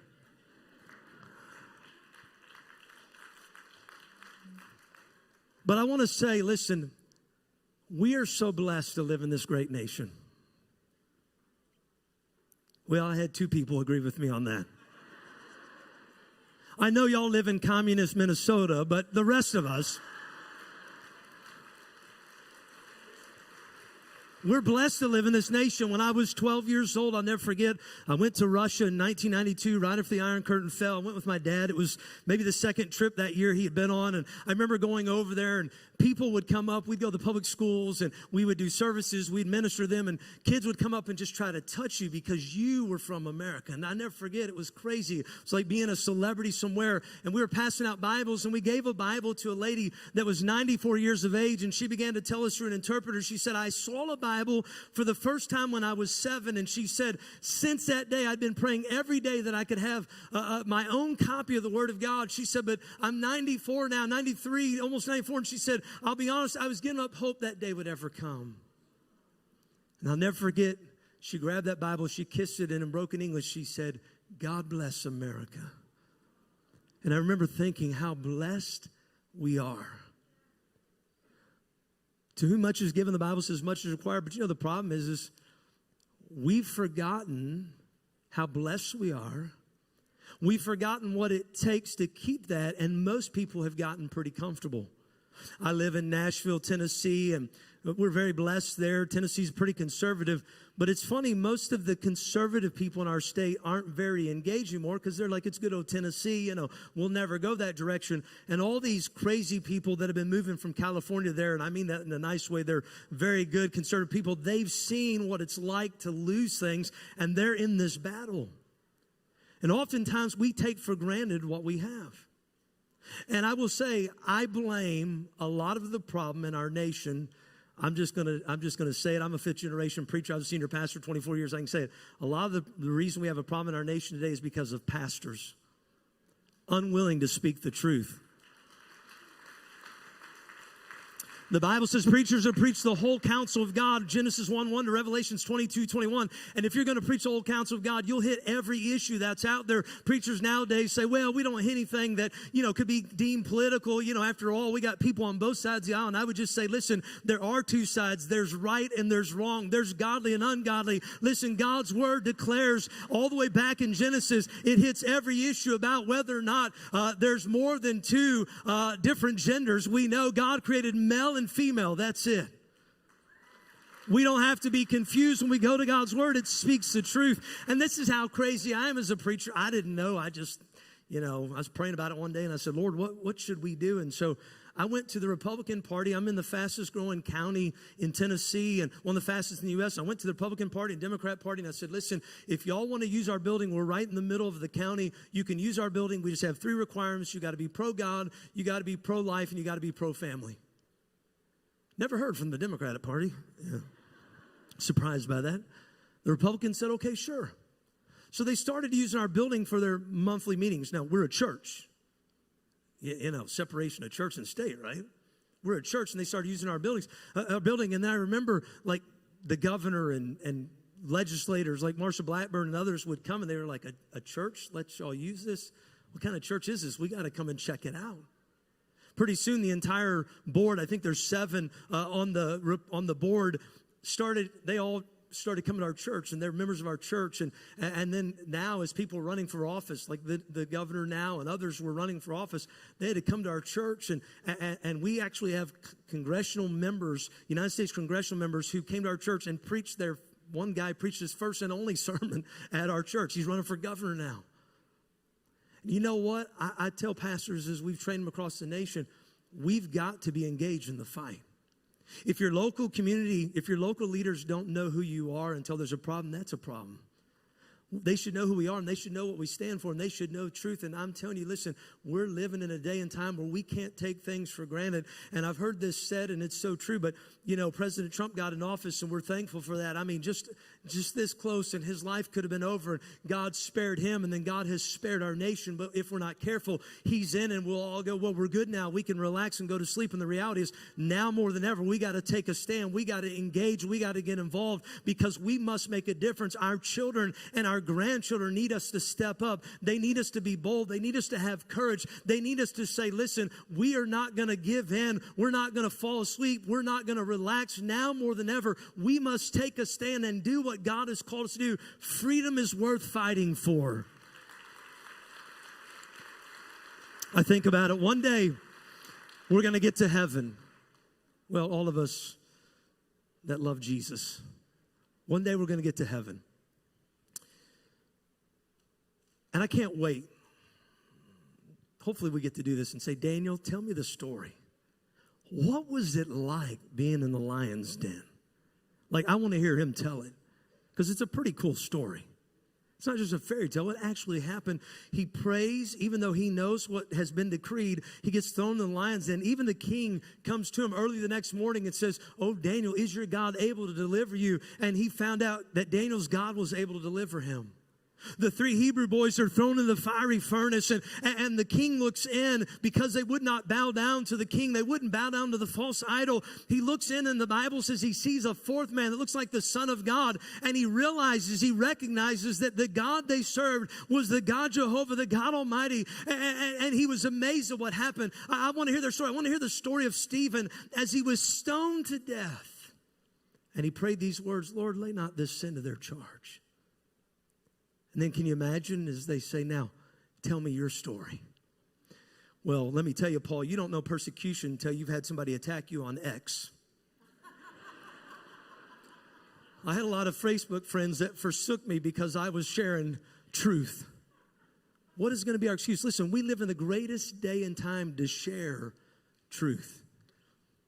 During the COVID lockdown, we were pretty open in Tennessee. We kept having church, and we didn't know better. I remember our governor, he was he was pretty good. He had some issues, but he was like, you can have church, just maybe don't be hugging. And our churches, we're huggers, I guess. Everybody was hugging. I was like, well, so much for that. Everybody's hugging. We're glad to see you. And we were having a great time. But during COVID, a lot of the world's locked down, and I started preaching around the world via Zoom. I remember I was preaching in like Pakistan at 2 or 3 in the morning and preached there on Saturday night our time, and then get up and go to church and preach, and I was doing all this. You know what? I was amazed at how we can reach the world with the technology we have. But what's going to be our excuse for why we didn't do what we should have been doing? We live in the greatest age ever. We live in the greatest country ever. I mean, when they let a redneck like me into the White House, we're in a pretty good country. I got in there. It wasn't like the first week I'm there. They came to me and they said, President Trump doesn't like Lake Ontario. That's a Canadian name. You have any ideas for what we could rename it? Yes, I do. How about Lake Ben? I like that. They said, no, it's got to be somebody that's done something worthwhile. Amen. They're like, and if there's any mountains or streams or other things you think we need to rename, let us know. I'm like, this is the greatest thing ever. First off, I can't believe, because if you know me as I'm a preacher's kid, I'm a little messed up. If you knew some of the things that I could come up with, you wouldn't be asking me that. I'm like, greatest day ever. Last week, right before the shutdown, the New York Times, by the way, I'm not supposed to be here. We're on shutdown. Don't let anybody know I'm here. Last week, the New York Times, or right before shutdown, somehow they found out that we started doing weekly prayer with all of our political staff. And they demanded with the White House, we need to interview Ben Graham, and we need to know what's going on, and is he paid, is he volunteer, what is going on, why are they having faith in the White House, why do they have faith directors in every department? They want to know all about this.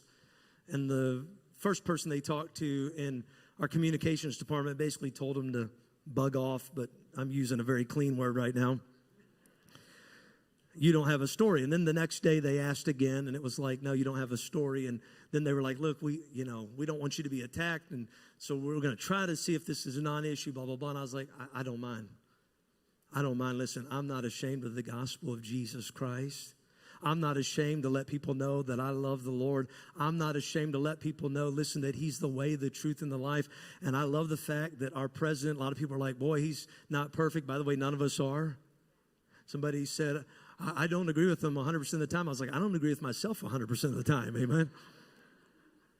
Hey, but listen, we live in a day and time where we have a president who says, I believe that faith is important enough to put a faith director in every department of our government to let this country know that we stand upon the principles of God's word. We are a Judeo-Christian nation. I'll finish with this. Revolutionary War. There was a preacher that got up. They're in the middle of the war, and he preached out of Ecclesiastes. There's a time to live. There's a time to die. He said there's a time for war, and he said time is coming. He took off his black robe, and he grabbed his musket, and he walked out, and his men walked out with him, and he got involved in the war. And his brother, who was also a preacher, he wrote him a scathing letter. He said, how dare you, being a man of the cloth, how dare you engage in this war?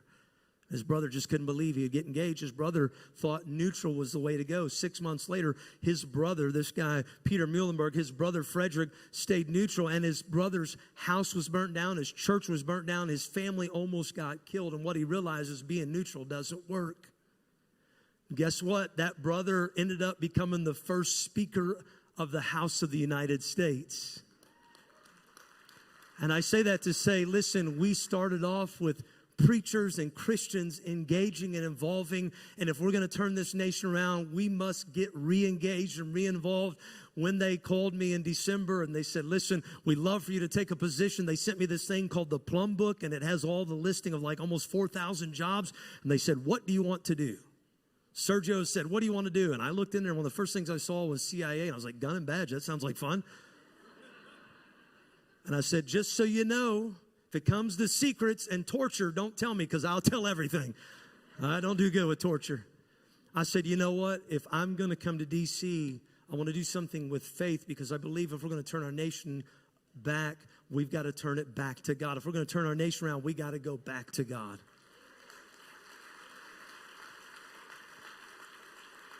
I'm probably the last person that should be in the position I'm in. There's nothing special about me. But here's what I want to say, and I've heard this said 3 or 4 times about it, because, you know, every time somebody gets up to speak, when I go to conferences like this that I'm not speaking at, I'm thinking, I wish they'd call me next. I'm ready to speak. But sometimes we go, we're like, eh. But listen, I'm telling you, God can use anybody if you're willing. And if you'll just say, here am I, Lord, send me. You never know what he's got for you around the corner.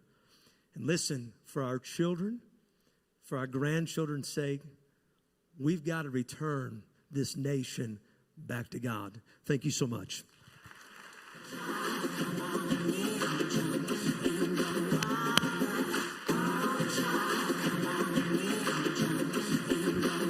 Pastor Ben Graham.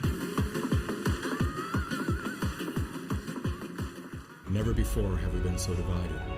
Divided by politics, religion, nation, state, race, class, gender. As a documentary filmmaker, I've been on the front lines of many of our nation's biggest scandals and protests. Problems that are happening have to do with the demolishing of the family. The question is, how bad does it have to get before we're willing to change?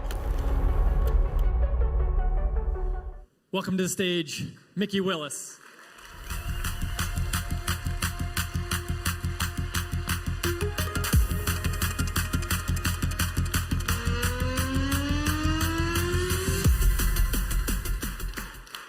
You know, Mikki, we should do something we've never done before. All right? All right, so we're going to invite another guest up on the stage with you. Is that okay? All right, let's do it. The mission of what we're doing is to bring awareness to what has happened to our nation and our world as far as pollutants in the sky and the water and our food. It's just about creating awareness in the hearts of people to see and to question. We have to be the bosses of our own health. We have to choose what we put on the plates of our children, our grandchildren. We have to do our work, and the more we do and the more we gather community and people that are like ourselves, not afraid of speaking out, the more good we're going to do. Welcome to the stage, Miss Marla Maples.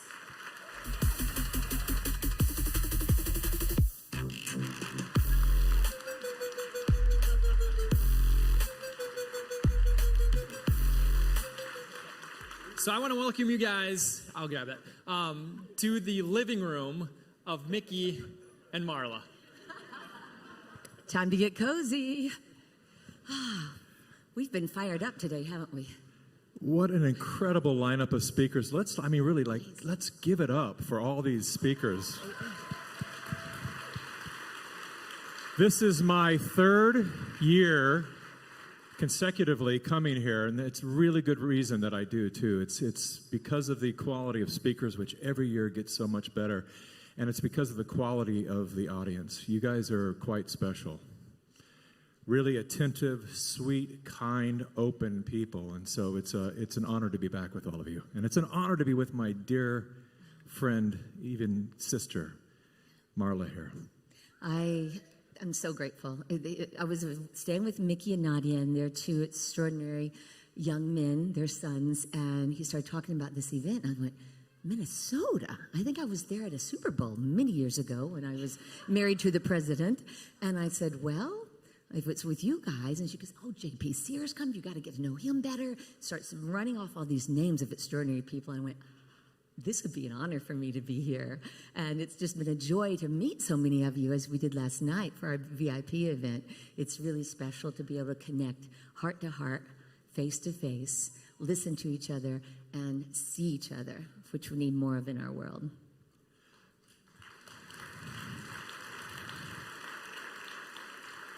So I'm honored to be on stage here with my dear friend Marla. We've been friends, really close friends, and now allies for a little over 15 years. And I really wanted to let everyone know the work that this incredible being does, because a lot of times we get to see the people that are out front, the people that were elected, the people that were selected, and the ones that are out there on camera taking all the accolades. And always there's people behind the scenes that are doing a lot of work, and oftentimes that work is not known. But the people that work around Marla knows what she's doing.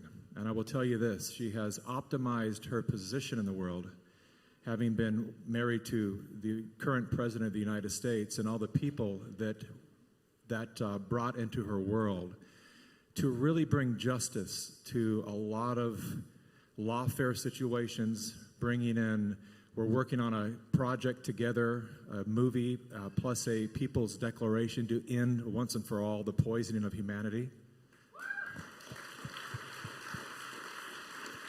And we're working together with incredible people like Dr. Ed Group, Sayer G, and a whole staff of other people that are really powerful in their voices, really on the pioneers on the forefront of bringing truth to the people and really making changes. Because it's one thing to complain about what's happening in the world, and it's another thing to do like what Del Bigtree, my friend, that I'm so proud of, has made so much happen in the world, real change.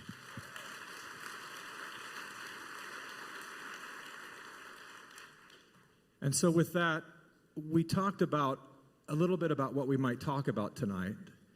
And what we decided on was to really drill into pretty much the theme of this event. What we noticed last night, and we were delighted to really feel it, is that there's been this progression. I've been speaking since the pandemic came out in 2020, and it's been really amazing, quite fascinating to watch the progression of the audiences. We kind of went from, is this pandemic real in 2022, to this was all a pandemic in 2023, to who's behind it. And now we're moving into a real solution base with real viable pathways to get out of the situation that we've all been kind of corralled into. And so what we noticed last night when we were on the panel at the VIP dinner, which I want to say, Jared, where are you? Raise your hand. Are you out there, Jared? There he is. I would like to petition for the idea that we change the name of the VIP dinner and that we don't use the language of the hierarchy that suggests that some people are more important than others, and that we just call it the good-looking people's dinner. The wealthy people's center. I'm kidding. Nothing but heart with this one, but every now and then he drops one. You know, we've known each other since I think it was 2008. Is that what or was it 10? Maybe 2010. And we were both living in California. We were asked to go to Seattle, Washington, a very easy place to live now. And though it is full of beauty, that's for sure. God bless that state with so much beauty. But unfortunately, as you know, if we don't honor each other and our free will, that everything can go south very quickly. And we were doing a unity event in honor of September 11th. And I saw this man on stage and went, where is he from? I think he must be from a heavenly realm. And I went, this is going to be my brother for life. After I realized that he had a beautiful wife that was about to have a baby, you were close to, and I was like, okay, he's not my soulmate. He belongs to her, who is my sister. But okay, God, we're going to have a beautiful time together. And at that point, there you are, Nadia. Hi, beauty. Love you. So at that point, you know, we just cared so much about the world, and we were Californians. I mean, we were basically believing in what we were seeing around us, but our hearts were all about how can we make an impact? How can we change? How can we come together? And I think that started the beginning of a really deep friendship. And then as we grew and we progressed, we learned things that we had no idea, because we were also living in a world where, you know, there was CNN and other media that was controlling what we saw. And we always had the intention of let's help humanity. But I voted more Democrat back then, and always more in the middle. But it wasn't until a few years later that the veil came open and we saw the truth that was hidden. And we found each other on the other side. And one of the many gifts that Marla provides for many people, but for me in particular, is that it's one thing to make a movie, a piece of media that is to counter the lies that are out there and to really reveal the truth. But if the right people don't see it, it makes no difference. And so Marla has really been incredibly instrumental in helping some of the films that we make get to the right people, to make sure that those in charge, those in a position to actually make policy changes, see the movies. It was through her and Tiffany that Donald Trump saw Plandemic 1. And the very next day is when he came out. This is in 2000. This is in 2020. What would it have been? I'm not good with years. I'm trying to make the years go backwards. Oh, it would have been 2020. Thank you. Of course, it had to be 2020, and he came out the next day after he watched it and said he will not support mandated vaccines. That's thanks to Marla.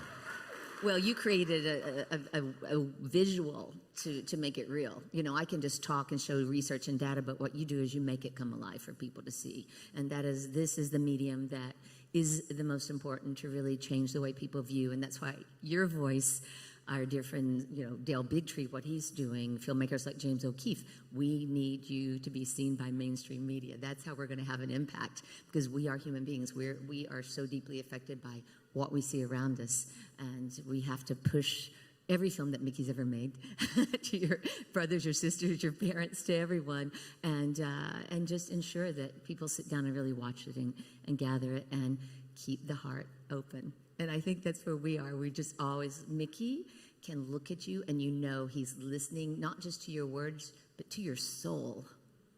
And this is a gift that you have, and I think that's a gift that, I try to really bring out more forward in my life. And I think the more we all learn to do that with each other, then we're going to have a better impact, not judging others for not knowing what they don't know, but listening with all of our hearts and souls to where their fears lie, where their joys lie, and just holding that space of care.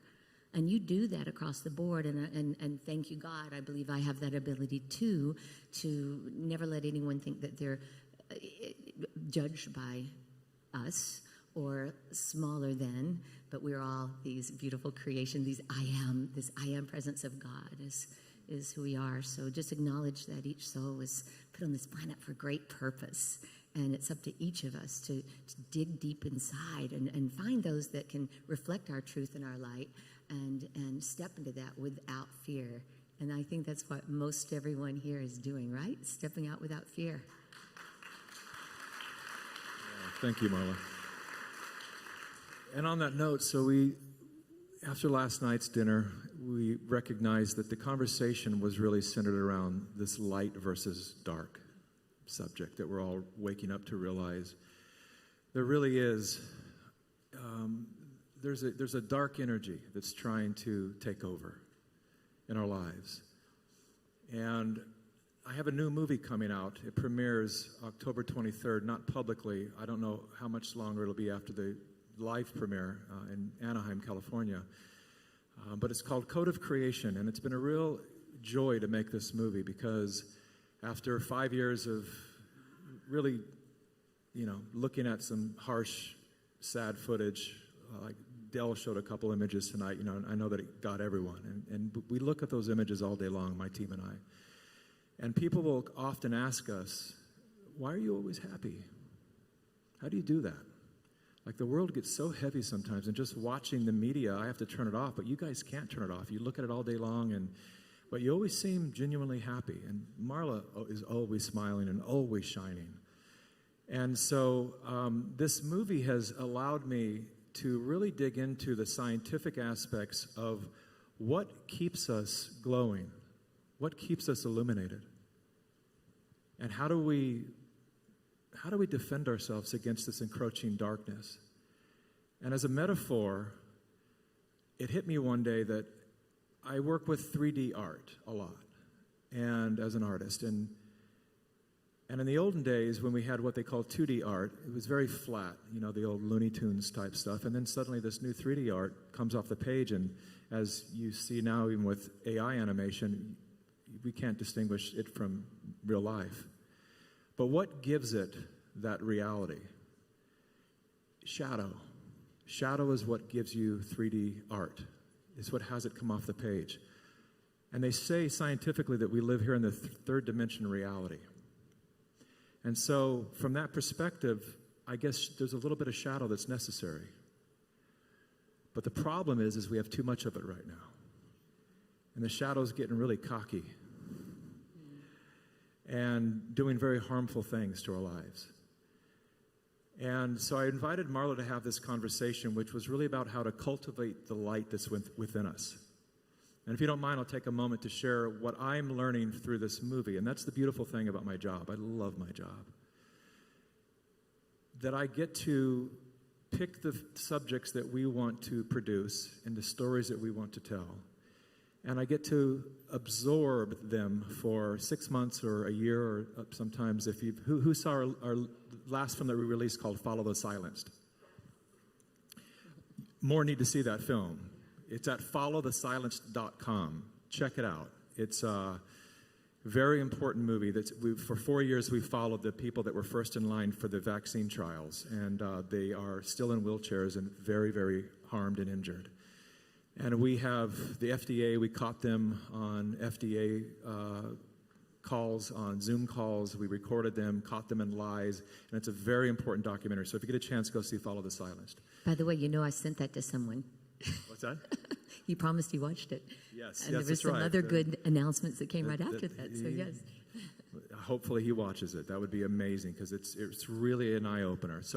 But what I want to get to is this. What I've learned from this latest movie, really digging into when we talk about the light, what are we really talking about? Well, of course, Jesus said, I am the light. I am the light of the world.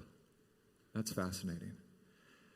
And if we are created in the image and likeness, then we're the light of the world.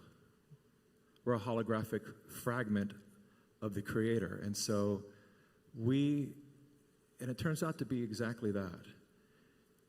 Our cells, every cell in your body emits biophotons, light. And that light becomes information that communicates with the DNA in your body.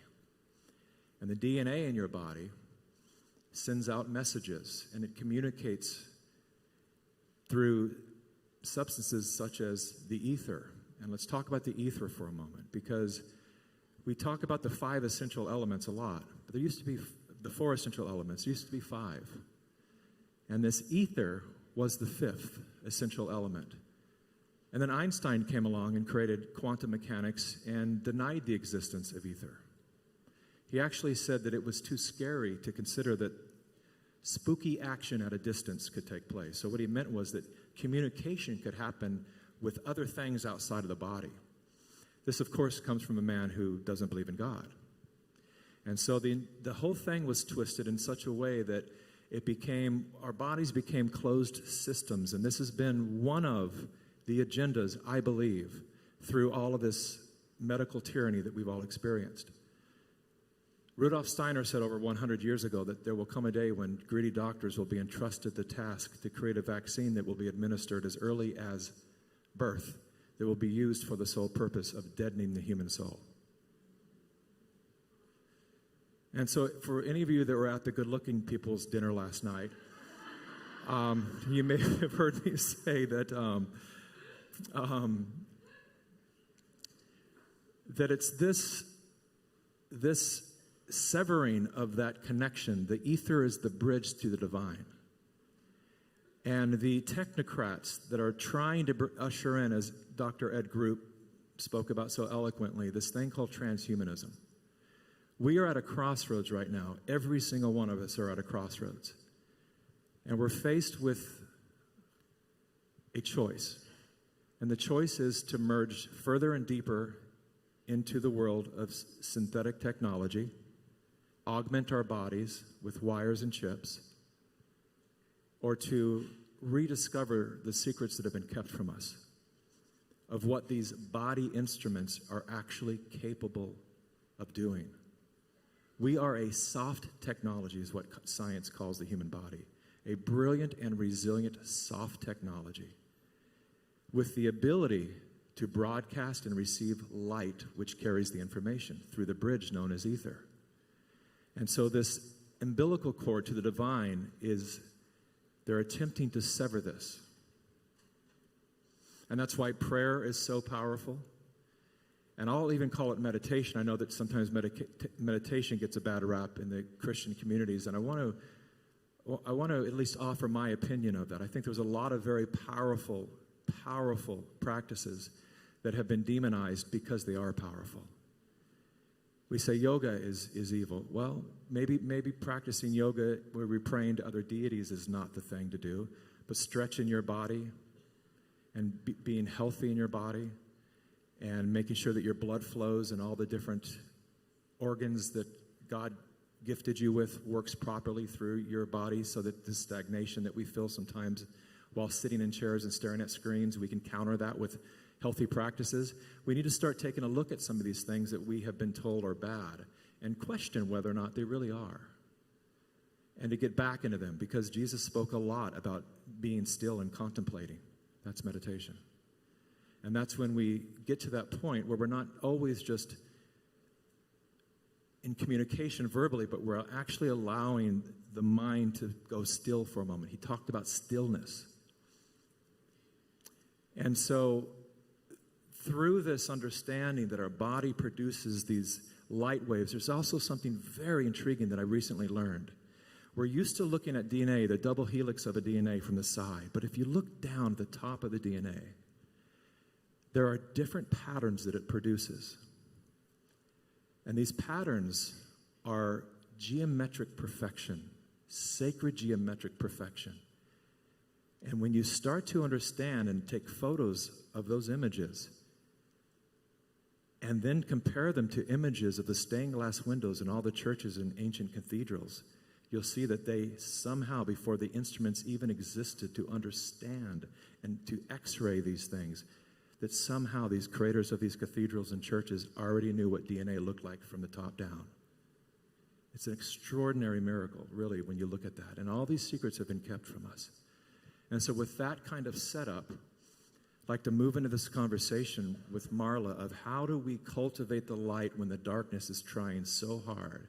There's going to become a point when it's going to surrender. All we have to do is outlast it.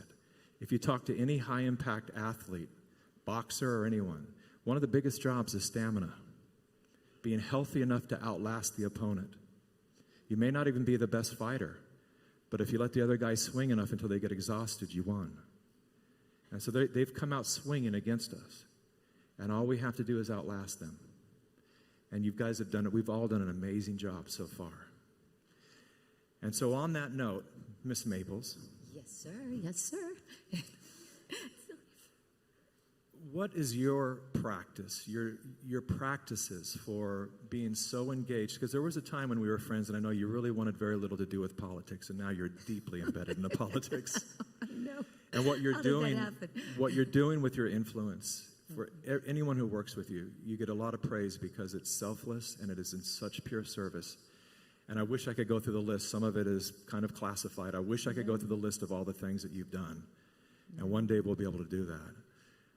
But through all of that, through the concerns of safety for your daughter, her new husband, your new grandbaby, and yourself, and through all of that, knowing that you're intermingling with and helping people that the shadow doesn't want to be helped.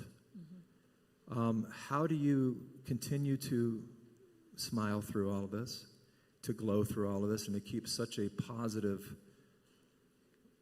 and constructive, enlightened persona? Thank you. Thank you, my friend. Well, every day is a new day, right? And we have to wake up and be grateful. First thing, even if we are not ready to wake up. Maybe our dreams haven't been wonderful. Maybe we didn't get a lot of sleep, but I feel the sun rise, and I'm like, if the sun can rise, can't I too?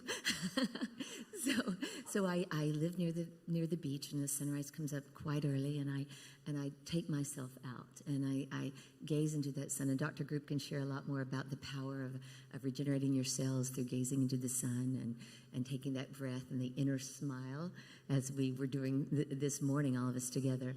And because at times I'll go, okay, now I've got to follow this pattern. And I'll go, oh, I really don't feel like it, but I must do it. But you need to do it with a smile in your heart. With whatever you do, just try not to be religious about it. Try to do it because you know this is activating a part of your soul that God light, like Christ taught us. He gave us the way, the path, and the life, right? And I want to every day wake up and saying, let me be more like that Christ light. So I start with acknowledging the beauty that we awaken to, the breath. Breathing, we don't breathe enough. We have so much that takes our breath away in good ways and unfortunately in very painful ways. And we have to remember that this breath, in Hebrew it's called the ruach, is just a part of us igniting our connection to that ether, right? The connection to that God that we're all a part of. Christ told us we'll do miracles greater than he did, so why aren't we? Right? It's our time to do that. And I believe by just taking, even if it's 10 to 20 minutes in the morning, just to get yourself in that place of stillness and get your breath moving throughout your entire body. I believe in opening up, and I said, let me just be a light to the world. Tell me what I need to do today.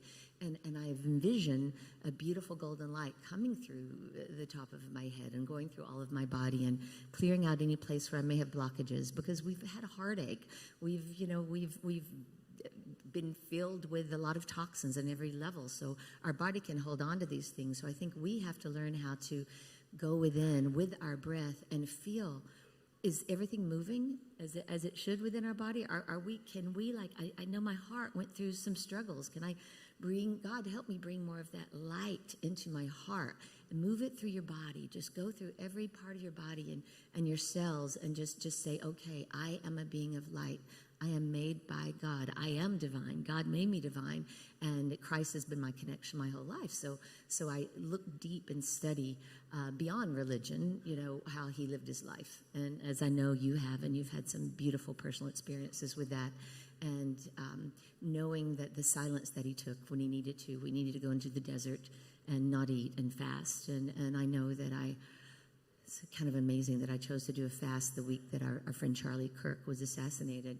And it was, when you're touched by what appears and feels like such a horrifying tragedy, the first thing you want to do is like, oh my God, I just need to have a drink. Or, oh, I just need to have some popcorn. I need some comfort food. I'm like, no, you're fasting. So I was inspired to do a fast during a time that it made me go deeper, to look deeper into what was happening. And through the tragedy, I've learned that whatever appears to be tragedy, there's so many gifts in that tragedy, if we can just stop judging what it appears to be. And I've been training myself for many years to not react in a negative way for long. I'm human. Sometimes a couple things came up today, and I was like, oh, listen, we've got to fix that. And then you bring it back to, okay, this is happening to open someone's eyes, to help me not be reactive, to let me pause, breathe, surrender to what God has to do to move us all forward to the next step. Right? So it's always much bigger than just a yoga practice or just what I'm putting on my skin. People are like, how do you look so young? I'm like, well, if you really looked at my hands, you may not think so, but you see my smile and you go, oh, because the smile makes you, if you're joyous, then you're more ageless, right? If you have that joyfulness within yourself. But it's much more, it's bigger. We are souls. And if we ignite the light in our souls, it's more important than anything we can do to our body. For our body. And the fasting was just phenomenal. Just fasting and allowing in the most difficult of times when we're all hurting and watching, what happened with dear Charlie. And we're like, oh, okay, we are going to all come together in a way that could never have been expected otherwise. I have so many of my friends that are Jewish calling me and saying, oh my gosh, my daughter just started calling out to Jesus. And I'm like, oh, bring her to me.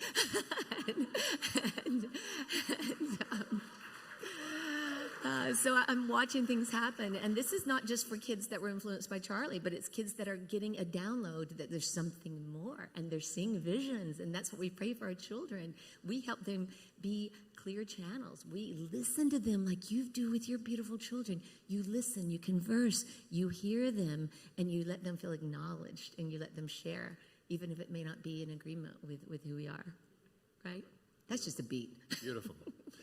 I want to do a little experiment with all of you right now, because I get a question a lot. We all get this question right now, and that is, trust has been broken.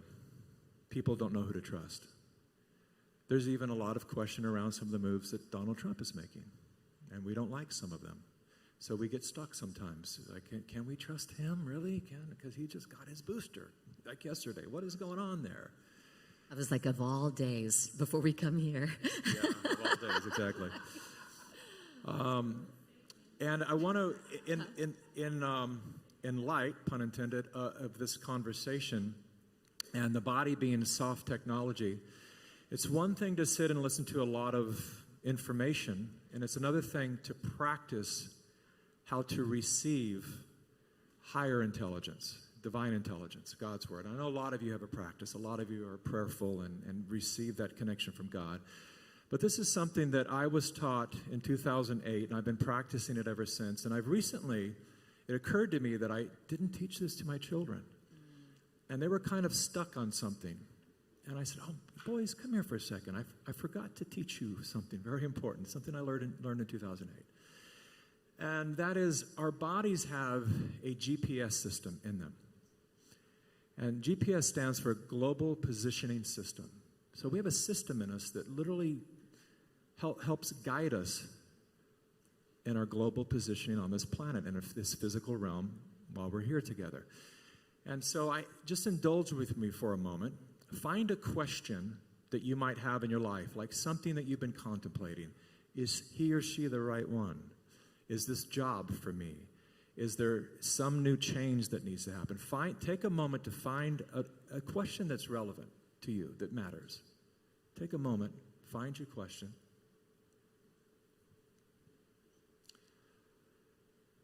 And now close your eyes for a moment. And just tune into your breath. Just kind of feel the breath softly coming in and out of your body. Now tune into that place right around your heart, right in the middle of your chest, solar plex. Just pay attention to that as your chest rises and falls with each breath.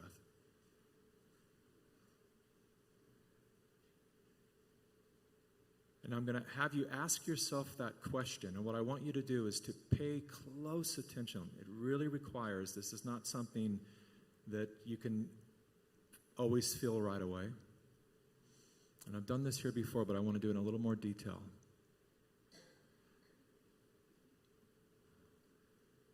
Now ask yourself that question.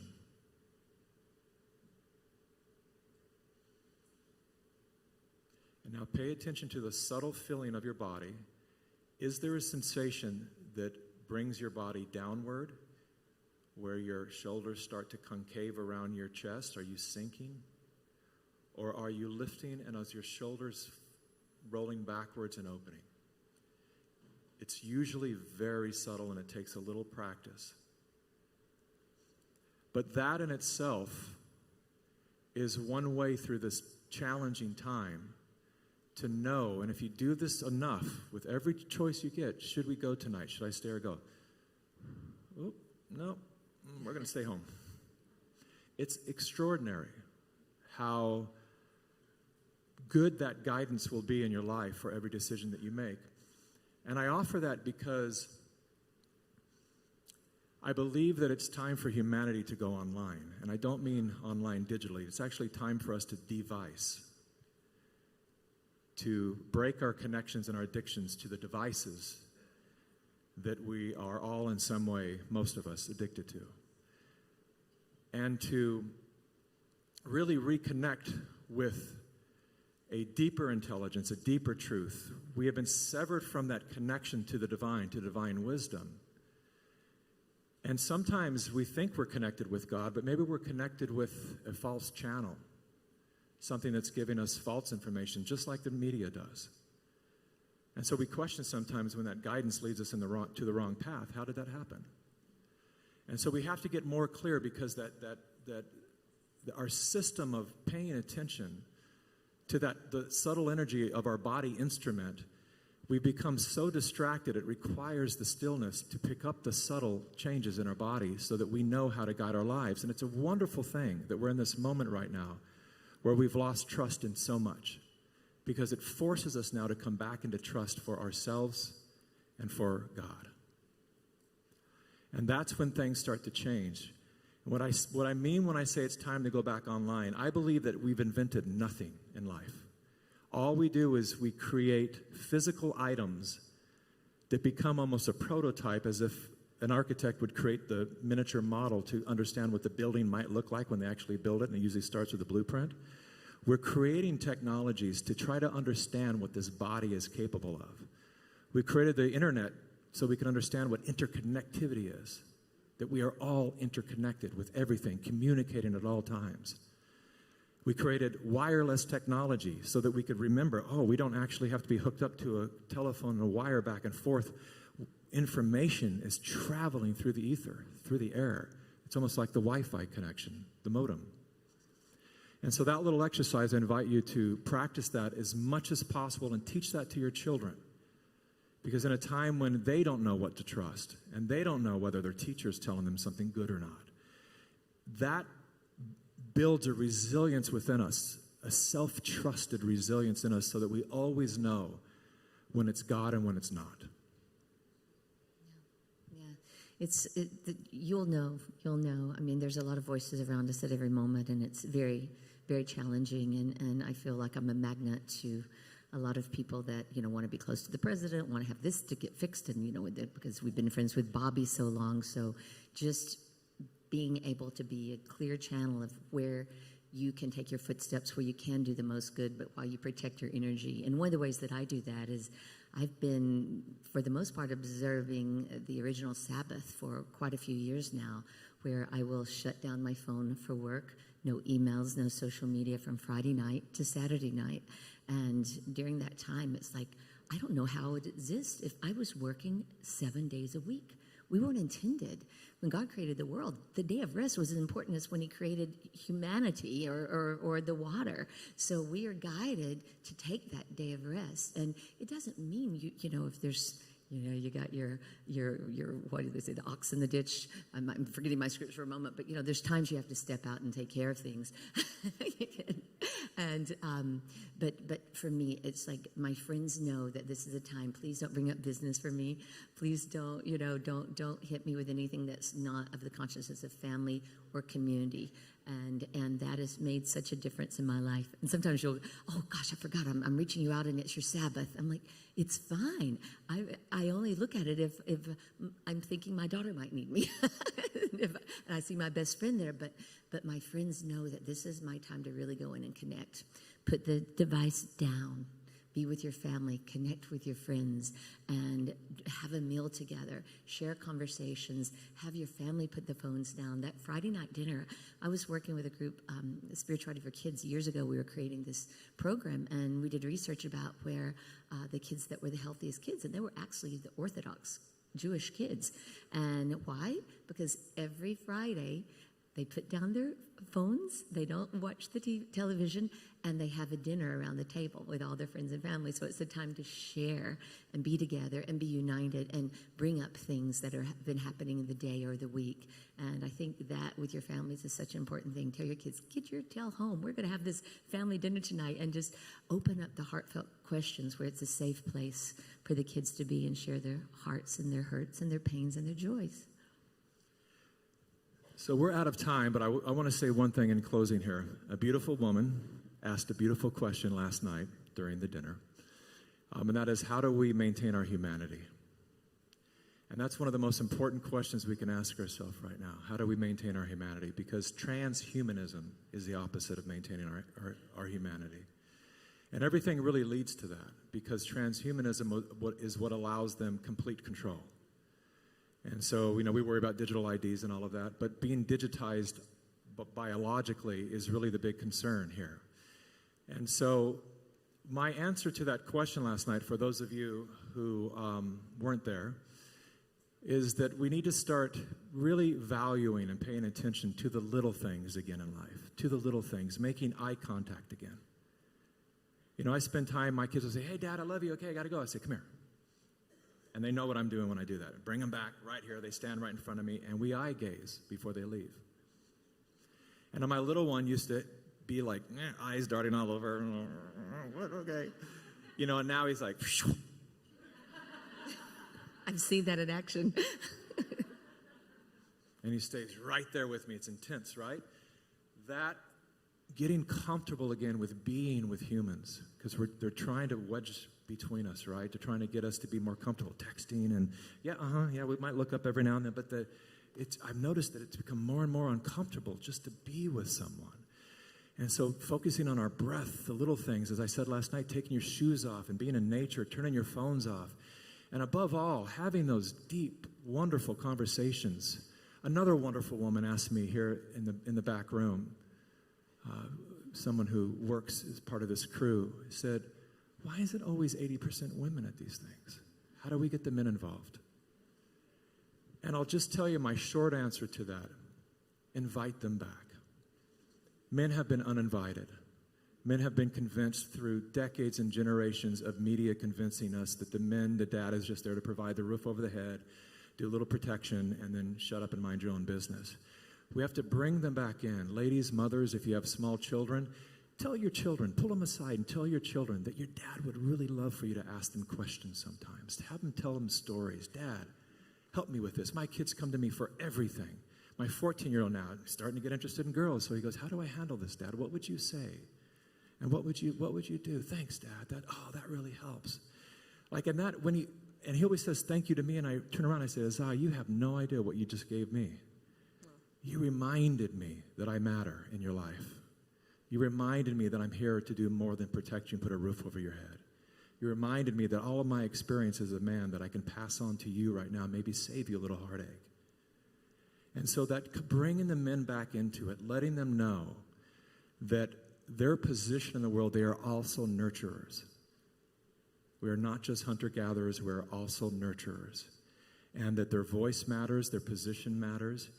And it is the greatest gift that you'll give your children, because feminism has ruined the family. It has ruined the family such that men no longer know their position, and a lot of women will shut the men down for being men.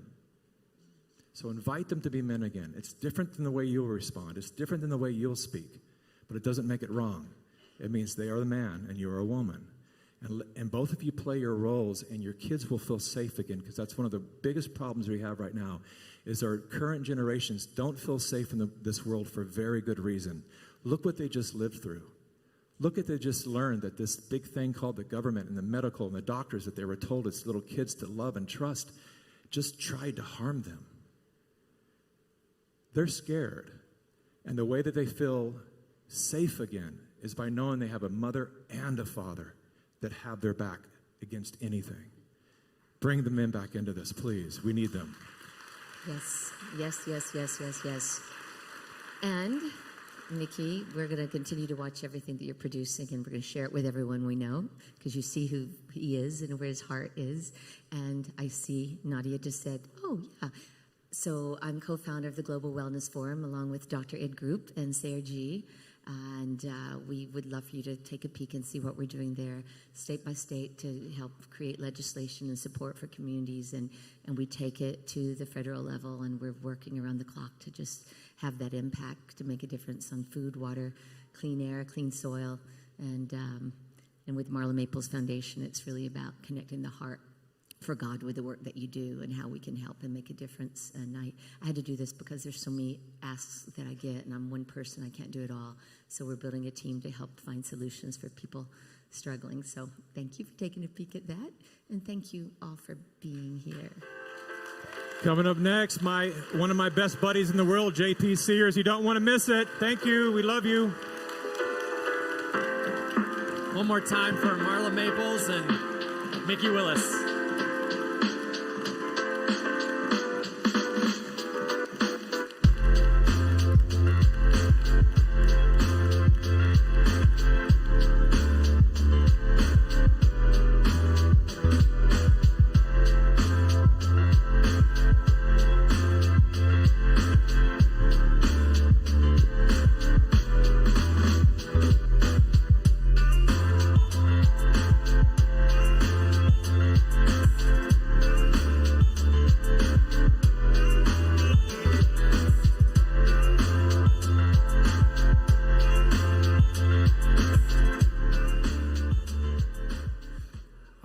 we ready to bring this thing home? We got two more people. You guys have been awesome.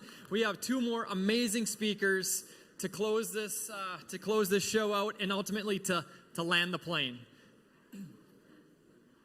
There's a million issues of corruption happening in our world. But what's really going on, in my opinion, is it's spiritual warfare. Yeah, it is. It's Satan versus God. I get so much fulfillment connecting with people, releasing weekly videos, doing my stand-up, having my family. I would rather speak my truth and have to pick up cans on the side of the highway to feed my family in the name of doing my best to make the world better for my son. Welcome to the stage, JP Sears.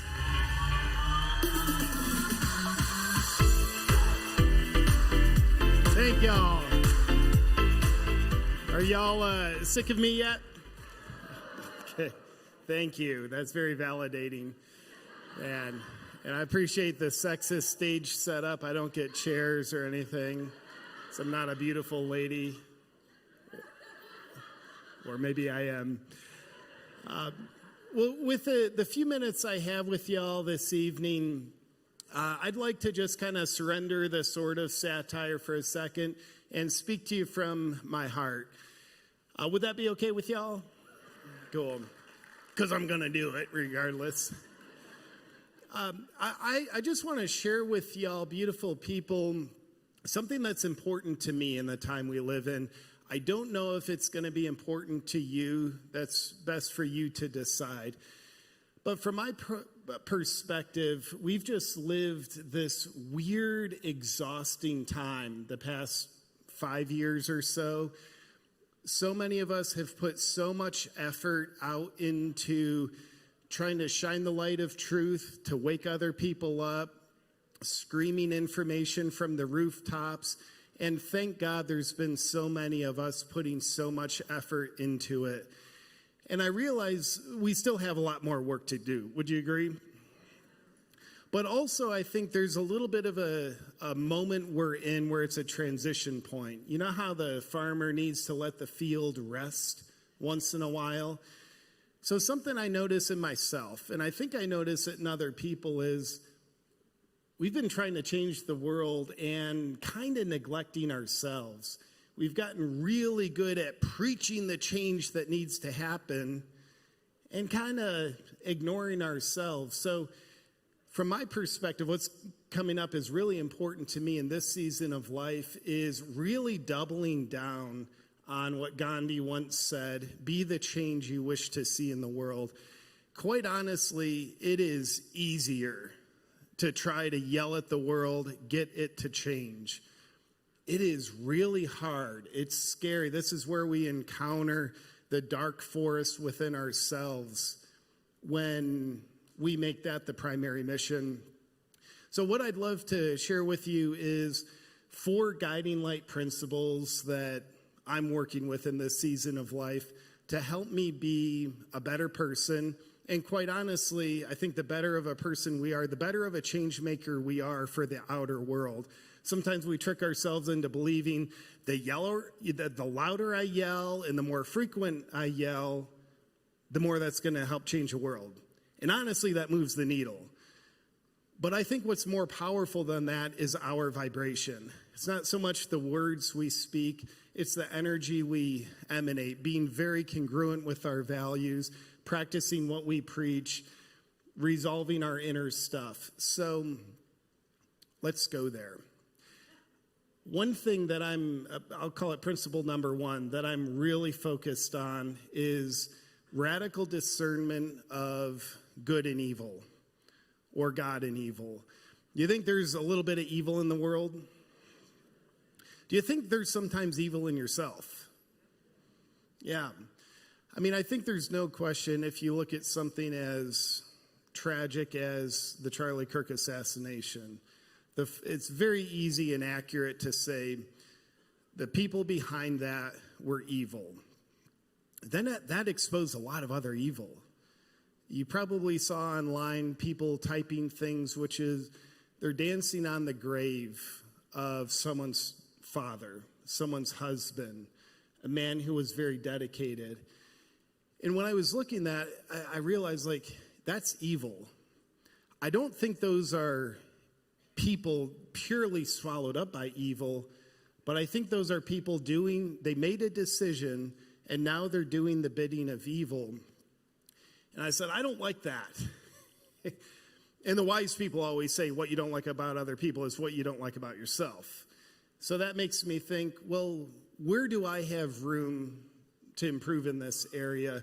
Where can I get very clear on when I'm about to make a decision that's maybe a little bit more guided by Satan than it is God? For example, you look at the suicide epidemic.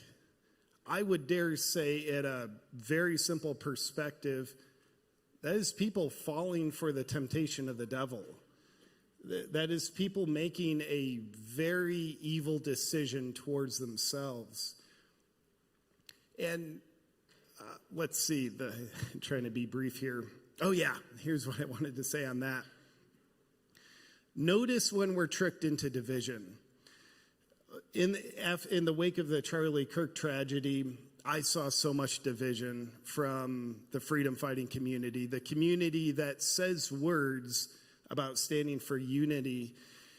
And I saw things like, this just proves we're not compatible with those people. Is that a divisive statement or a uniting statement? Do you think the devil wants to divide or unite? Do you think God wants to divide or unite? I do think God's way is unity. However, we have to do that with a backbone. So how do we find the middle ground of that?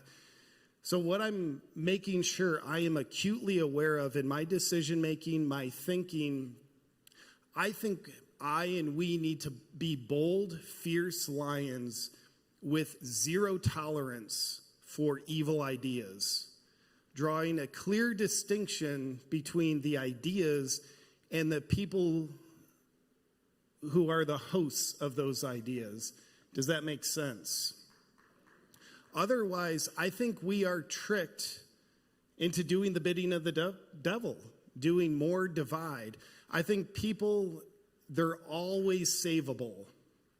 I don't think all ideas are worth saving. I think many ideas are just pure evil.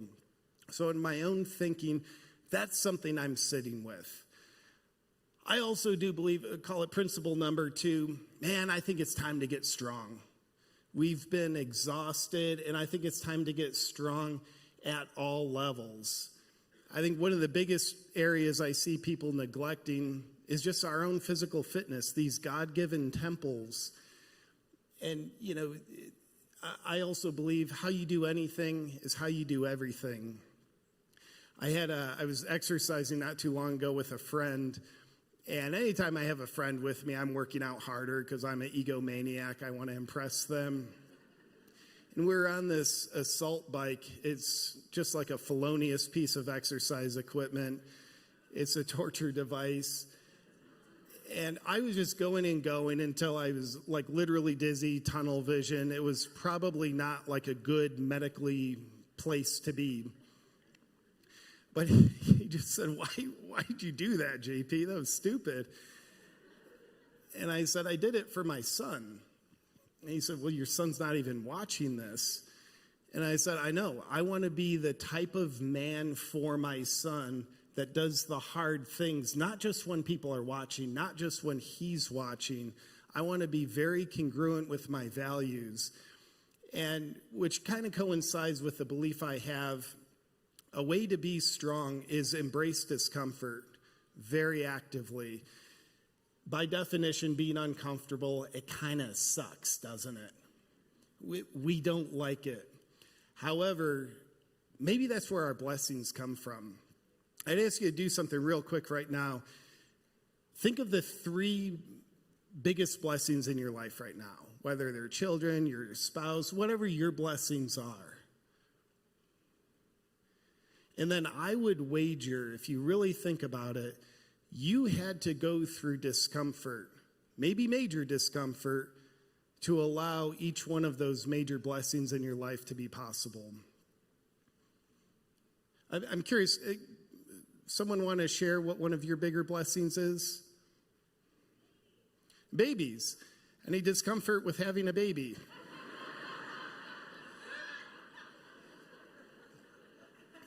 I know when I had my first baby, I had a surrogate female body.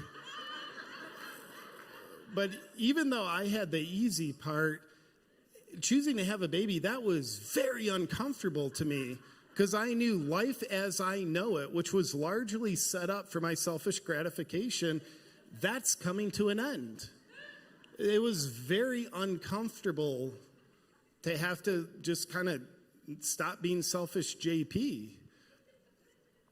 So, speaking your truth, one of the strongest things you can do for yourself. I look at the people I admire the most, and they're the people who are the most honest, respectfully usually, but they're the most honest and courageous and bold. They never compromise their truth. And it's easy to speak your truth when it's easy to speak your truth. And when it's hard, it can be very scary. Yeah, that's something I'm certainly doubling down on, doing my best to notice. And then lastly, when it comes to becoming a strong person in this season of life, I would challenge you to live with radical integrity with your values. Just show of hands, who knows their values? To a lot of you. And if you don't, this is an excellent time to define what your values are. And I'll confess with you, I recently realized I'm out of integrity with my values quite a bit. I need to make changes. My values, the 6 things I value most in life, what I want to stand for: faith, freedom, family, fitness, playfulness, and courage. And for the last 8 years, I have been so blessed to travel the country, do stand-up comedy shows. It's something like selling out so many places, making great money doing that. And it's something a lot of comedians work their whole life to achieve. Most never even achieve that. And this year I've realized I'm not going to do that anymore. Because I'd find myself on the road and I would just feel this, kind of like what Mikki had us do, get silent, feel your body. And I would just like feel my energy drop. I would feel emptiness in my heart. And I would just realize I'm here in Appleton, Wisconsin, and this feels very selfish. To me, there's nothing more exciting than being on stage with a room full of people laughing. It's amazing. But I realize this is violating several of my values. Family. I've worked my butt off to provide for my family. I don't need to do this to provide for my family. I'm not going to trick myself about that. But every other weekend for about 8 years, I'm away from my family. Then I come home after doing shows, usually 5-6 shows over the course of 3 days, late shows. So I'm usually getting to bed at 2:30, up at 6 or 7 a.m. That's just my body clock. So I come home exhausted, and I'm not my full self for my family for a few days. Then a week and a half later, I'm doing it again.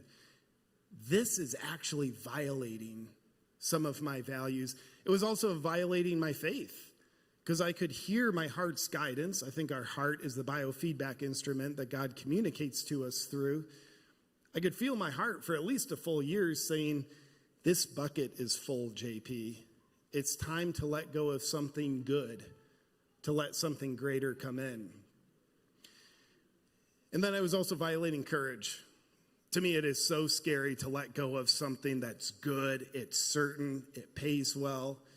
But in this season of being the change we need in the world, being myself, I realized I need to get more connected to my values. I need to live them out loud more.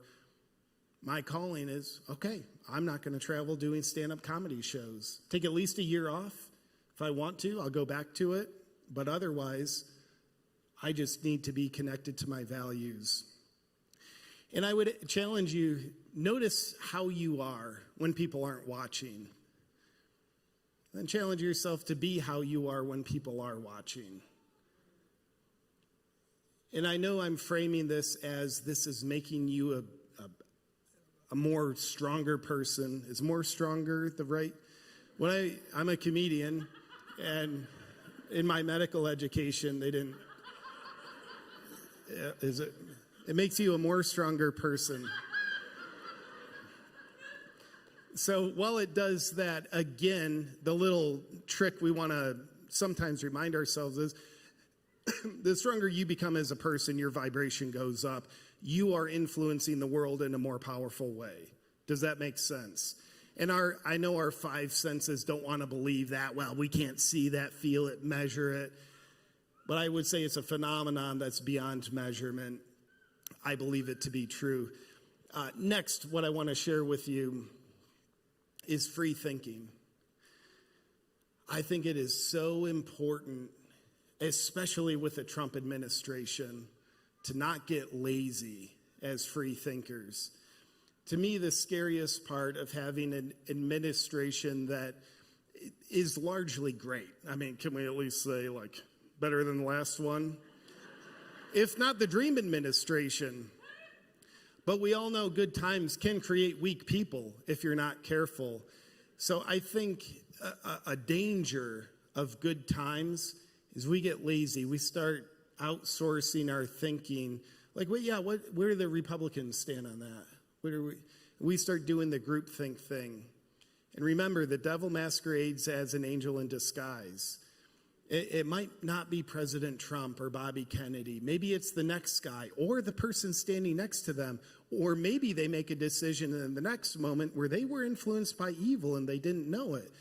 So the devil masquerades as an angel in disguise. We've spent the past 5 years, if not longer, being acutely aware the Democrat Party has largely been infiltrated by an evil agenda. The pendulum will absolutely swing.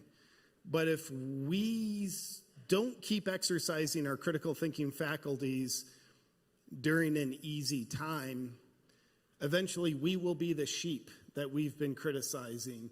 We will be doing the groupthink thing without knowing we are doing the groupthink thing. So someone asked me in the Q&A last night about coming up with material, and I told them, the most important material I come up with now is criticizing and being self-deprecating to the people that I love and trust the most right now, the Trump administration. It's an exercise. If I agree with 100% of everything President Trump does and says, what are the chances I'm doing my own thinking? I don't even agree with 100% of the things that I do and say. Celebrate where you can disagree with them. Don't throw the baby out with the bathwater, unless that's what you choose to do.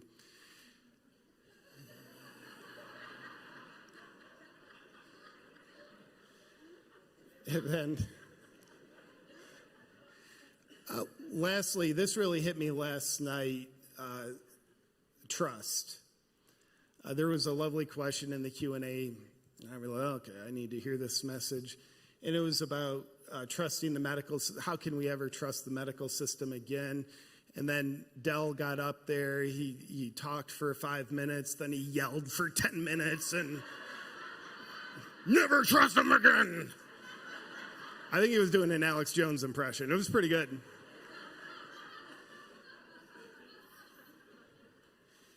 So who do we trust? I think that's very important.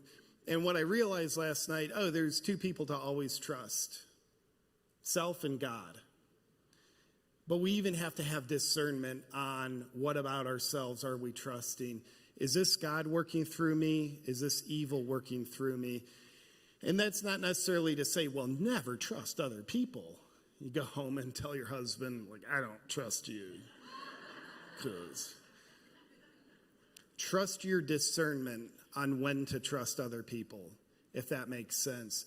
We certainly are done with the outsourcing of centralizing trust into authorities, be it the medical system, the church, religions, government. It's now decentralized. We're on the blockchain of God. Trust God, know the discernment, how God shows up in your body, in your mind. How does God speak to you? Trust that. And trust that all parts of you probably won't always want to trust that. And just be okay with it. Learn to recognize it.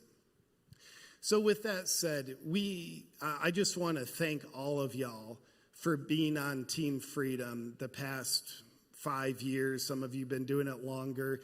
When I was here last year, I came home and people asked me, how was the event?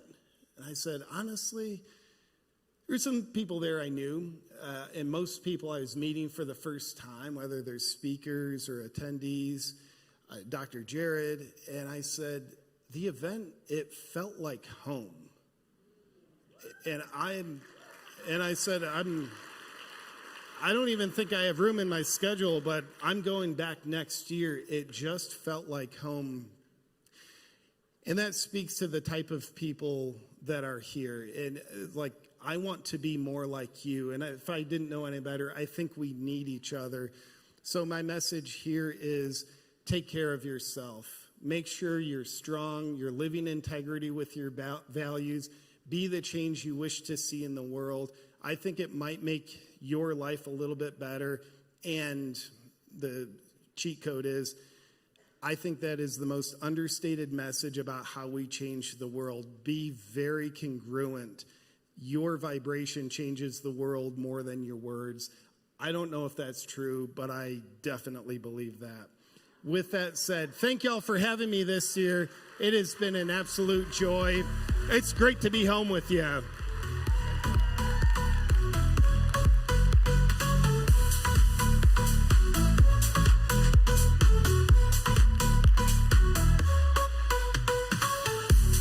JP Sears, we'll have to talk, see if you want to come back next year. I love it. I love it. One more speaker. You guys have been awesome. Let's land the plane, shall we? Stand for Health Freedom was born out of a need to allow the person's voice to be heard. In chiropractic, from God down through the body, is that when we give an adjustment, we connect the spiritual with the physical. Gather together. Invite families and friends over. Go to their homes. Congregate. Go to churches and different groups. Get back together actively in society. Welcome to the stage, Dr. Joel Bohemier. How you doing, bro? Thanks. Thank you. Wow, the Warriors are left over. Well done. That's amazing. I'm going to speed through this, so I need everybody to like sit up, take a deep breath in. And if you're ready, say, I'm ready. Okay, all right. First of all, thank you to Dr. Jared and his wife, Angie. They put on such an incredible event. Please clap your hands, put them together. You know what? Every speaker, we've spoken at all types of different seminars all over the place. And this is the one where we're the best taken care of. The attention to detail that they pour on us and show us, and the love and affection that we feel from you guys as a result of them is absolutely phenomenal. So thank God for them. Thank you for what you guys do, truly. Okay, you guys ready to get started? Yeah. Okay. So Leah, about 27 hours ago, when the seminar started, Leah Wilson said that she had a private dinner with Secretary Kennedy. And in the dinner with maybe there's 15 or 20 people there, in the dinner he was talking about how that we're just commodities to this whole pharmaceutical cartel. That ultimately it's just how many injections, how many pills, how many tests, how many surgeries can they get into our children and can they get into us?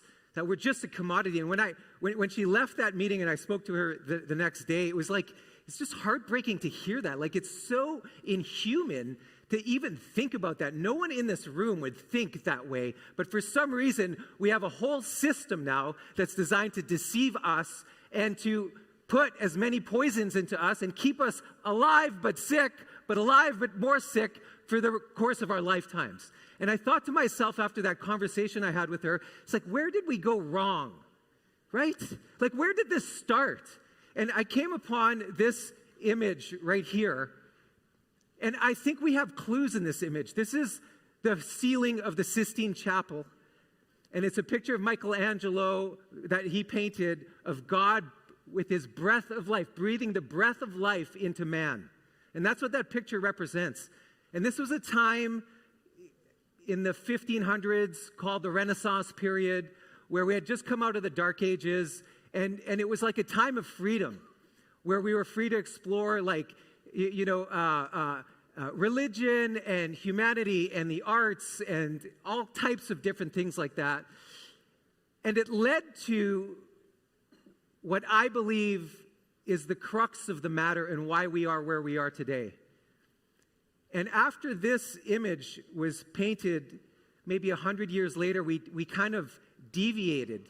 And the church decided to say, well, we'll take the spiritual side of the human body. We'll take care of the spiritual side. And the scientists said, well, we'll take care of the body and the physical side. And so we got into much more rationality. It's called the Age of Enlightenment, but not God's enlightenment. It was man's enlightenment. It was man's quest to understand the world, the physical world, the body.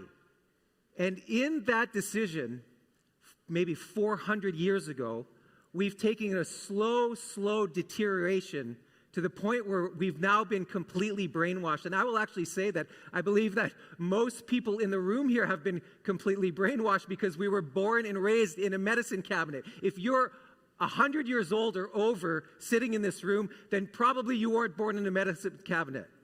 But if you were under 100, probably you were. Okay? And that has caused, can we go back one, please?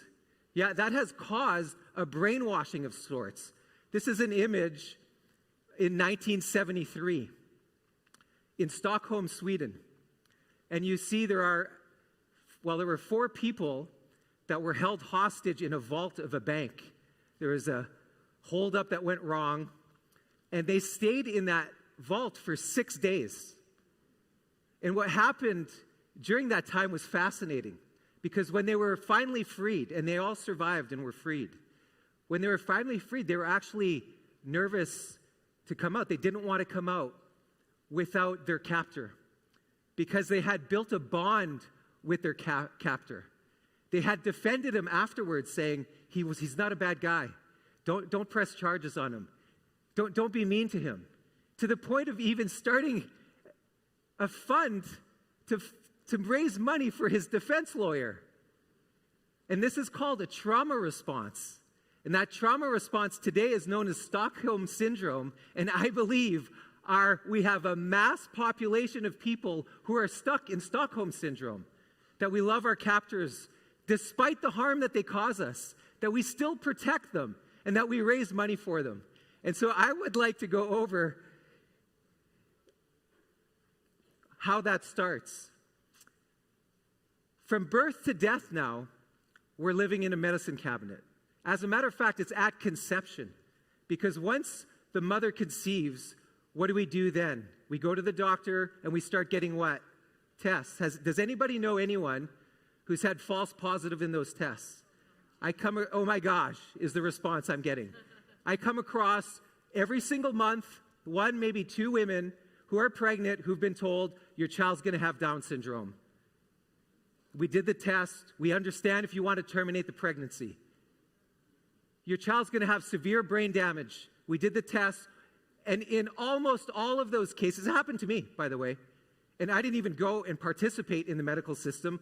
My mother was a midwife, so I grew up with babies being born all around me in our basement of our house. I'd open the fridge. Sometimes there'd be a placenta in there. I'm like, what the? I'm like, can I eat that? She's like, oh, no, it's a placenta. Somebody wants to grow a tree or make some soup. I was like, oh, okay. I thought that was normal. Apparently it's not normal. But that's how I grew up. So I had a midwife because my mother was a midwife. My mother was there, but a friend of ours had just become a midwife. And she asked for my wife, like, what vitamins are you taking and stuff like that. Of course, no medications or anything like that.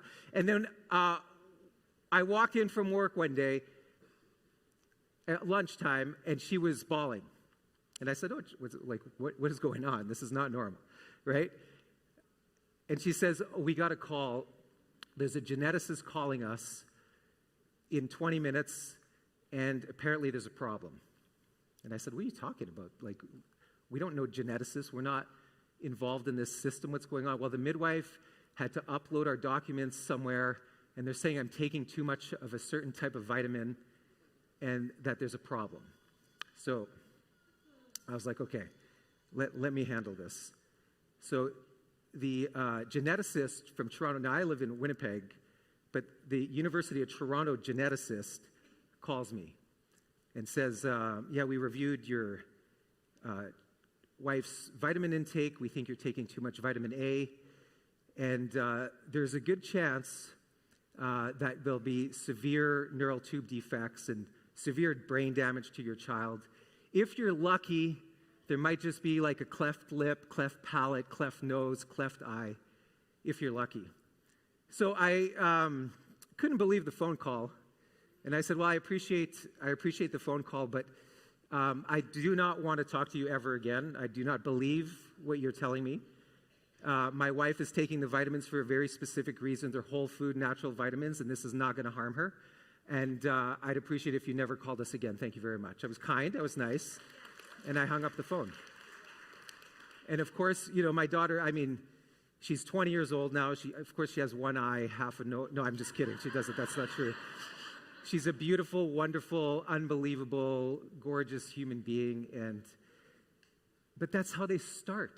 Do you understand that? They start doing the test to put their tentacles into your brain to elicit fear response, and then you do whatever the heck you say. You know where the healthiest place to have a baby is? Not in the hospital.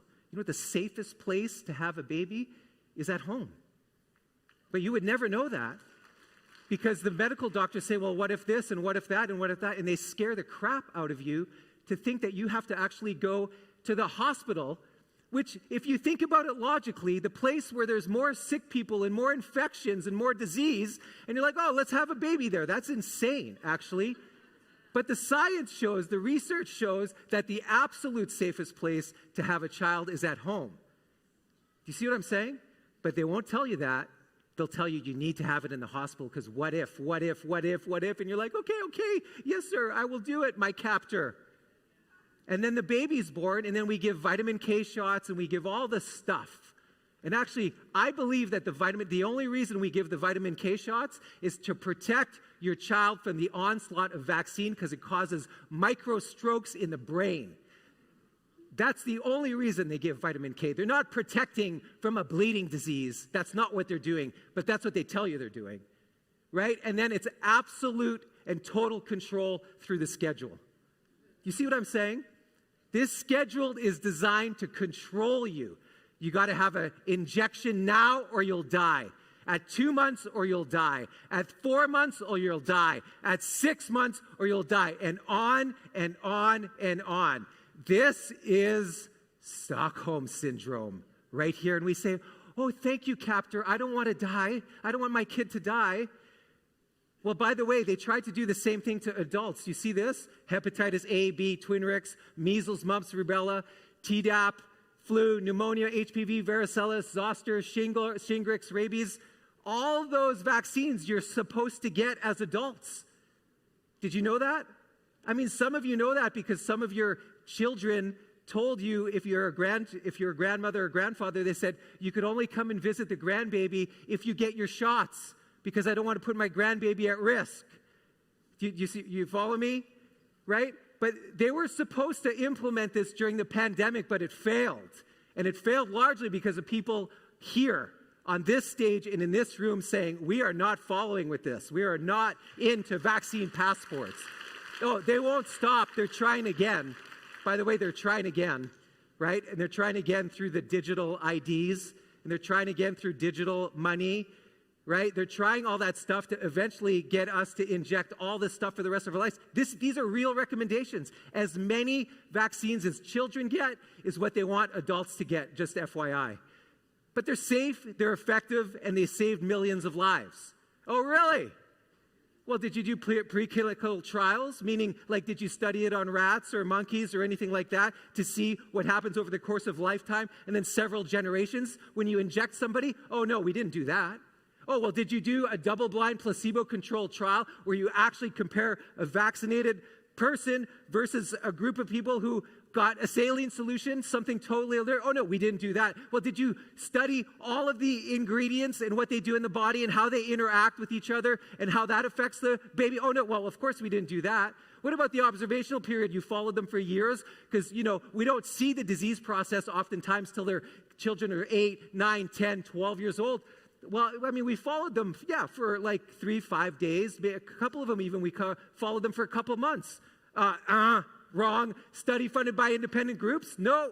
Only vaccine-funded studies. That's what we go by. Oh, well, do you follow up with the vaccine injured? Yeah, of course we do. We have the vaccine adverse events reporting system. I mean, we only capture 1% of the injuries. And we don't capture 99%, but we do it. Of course we do. 1%, wrong. Do you have any other way of actually safety data monitoring the children? Oh yeah, we have the vSafe data link, but we shield it off from the public, even though the public pays for it. And we have access to millions of children and their vaccine records. But we don't share it with anybody. So Secretary Kennedy goes in to look at it, and they block him from looking at it. And he's the boss. And then eventually, months later, he gets to look at it, and they say they scrambled the data. We can't figure out what's in there because they scrambled it somehow. So they're trying to unwind and unscramble the data. That's how nefarious this stuff is. Oh, well, you must have then studied the full 72-shot vaccine schedule versus a group of people who didn't receive any to see what the outcomes are. Well, no, we don't do that kind of stuff.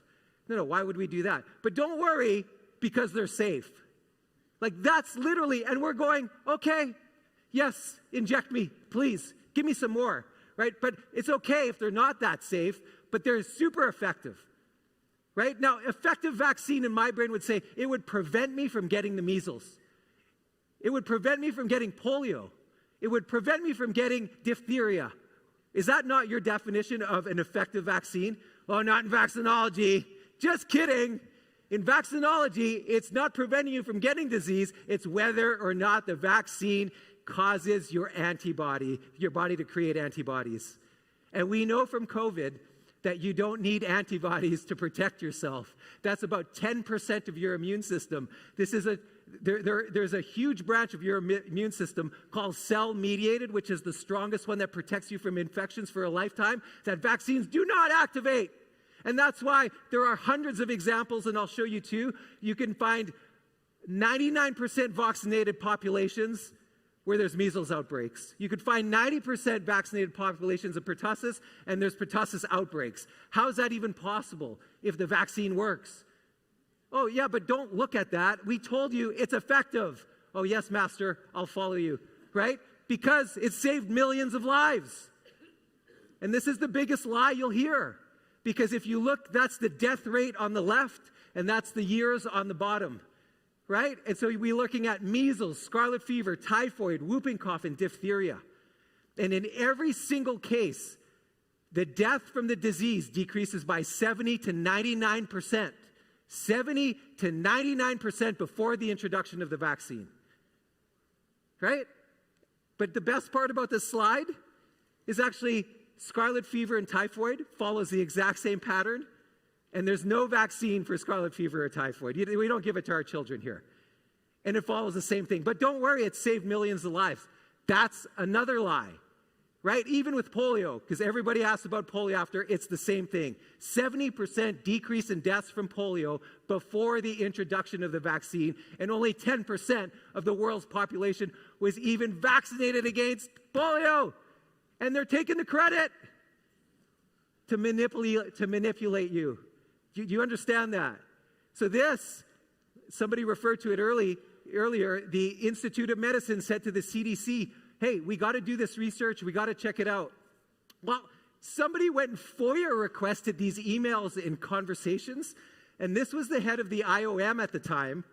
And before they even started seeing if they were going to do the research, this is cut out of one of the emails. No, the point of no return is like the line will not be crossed in public policy. We will not say pull the vaccine. We will not say change the schedule. We wouldn't say compensate the injured. We wouldn't say pull the vaccine. We wouldn't say stop the program. Before they even looked at it, They said, we're not going to do this regardless of what we find. And so you know what came out of this? It's not nothing. They're safe and effective. They save lives, millions of lives, and they don't cause autism. That's what came out of this. They're safe and effective. They save millions of lives, and they don't cause autism. Have you heard that before? Yeah, without even looking at it. Without even looking at it. Guys, this is nefarious stuff, but I'm going to move on from vaccines because it's not just vaccines. It's not just vaccines, it's the testing. The testing, the screening tests in adulthood. You got to go for your mammogram. You got to go for your colonoscopy, your prostate, your bone density, your pap smears. These are just ways to get you in the system, to create fear and to get your submission and your consent to put you on drugs. I know it's hard to believe. I know it's hard to believe, but the Cochrane Review, they reviewed hundreds of studies on mammograms. And what they found was out of 2,000 women, they found that it saved one woman's life, that it cost 10 women to go through treatment, which is mastectomy, chemotherapy, and radiation therapy, falsely, and it caused 200 other women to go through partial treatment from false diagnosis. It's causing more harm than it's helping, like Dr. Nick Wilson was saying. Right? So now we have 1.3 million people in the last 30 years because of mammography who've gone through breast cancer treatment, got their breasts chopped off, and they're walking around now saying, I was saved. I'm breast cancer free. They saved my life when they didn't even have breast cancer in the first place. Is that not insane? Prostate cancer is very similar. 50% of men are getting treated for no reason whatsoever. 50% of people who have prostate cancer are getting treated for no reason, and all they're left with is erectile dysfunction, incontinence, and depression, because that's what happens after that. And I'll move on from but the testing part is a scam, people. It's to get you into the system. It's a great idea. I think the idea is lovely. Let's be proactive and preventative. But when we find it, we'll do. It's not working out that way. It's causing overdiagnosis, overtreatment, and it's harming the population, not helping the population. Is that clear? Because they all want to put you on drugs. All these tests just say drugs. So I'm going to go over drugs, and I'm going to market it to you the way it should be marketed to you for the truth of what they actually cause. So here's Tylenol, which so many people take.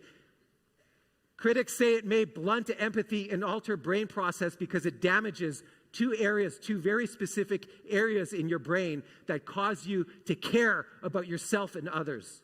It is the leading cause, the number one cause of liver failure in America. Not alcohol, not sugar. Tylenol is the number one cause of liver failure.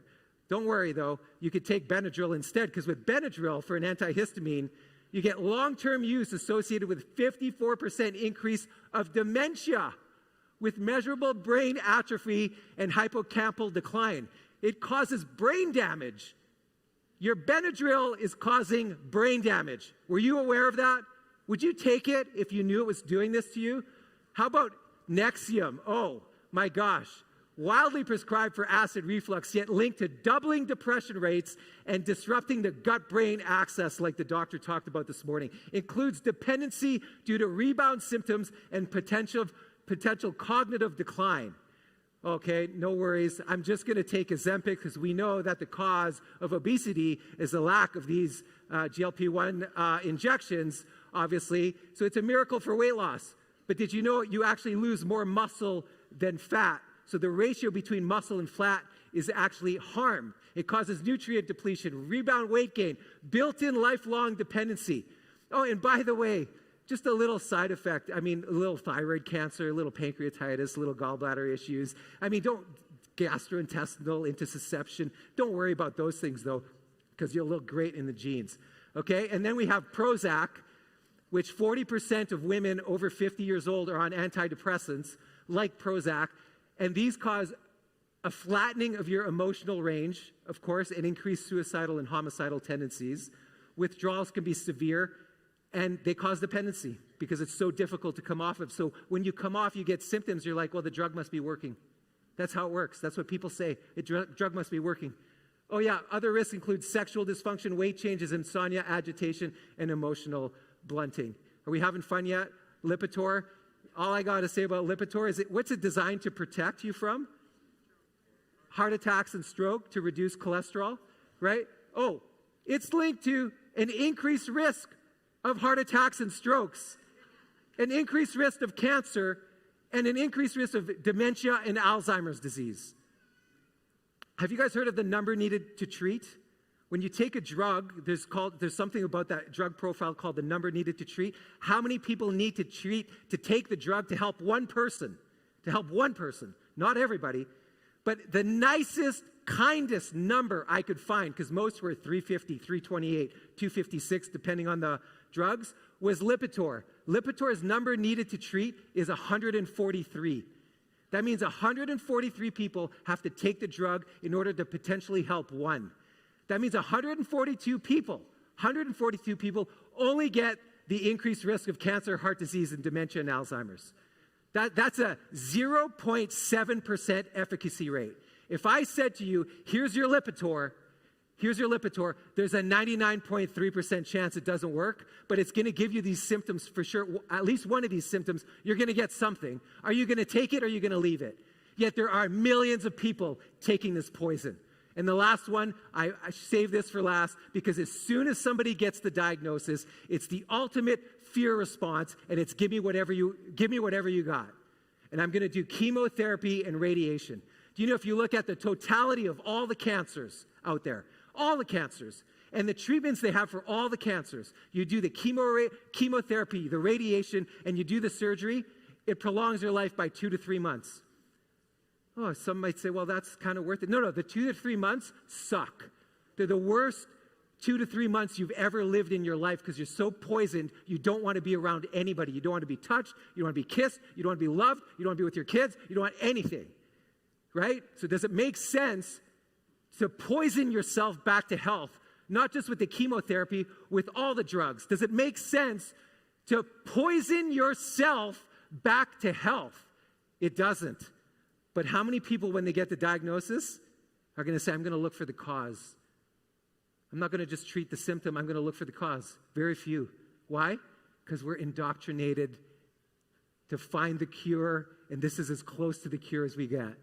But don't worry. I mean, it's just organ damage, infertility, secondary cancers, immune suppression, severe quality of life decline, neuropathy, and cognitive decline. I mean, it's just the symptoms are just minor there. And then we turn around and we say, just like the people who exited the vault, we're going to raise money for these people.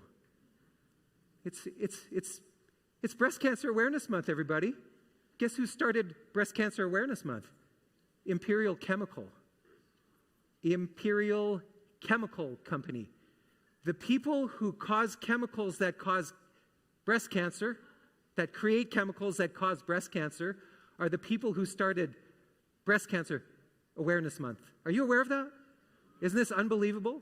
Right? And so we go and we do the runs, and we canoe across lakes, and we swim, and we do everything, and we raise money, and every time we're at the store, we're like, yeah, put a little couple extra on the heart disease, because we're going to, and that money goes right back to create more poisons to poison you again. It's crazy. And then they use that money, and they say, oh, back one. They use that money and they say, can we go back one slide? What do they say?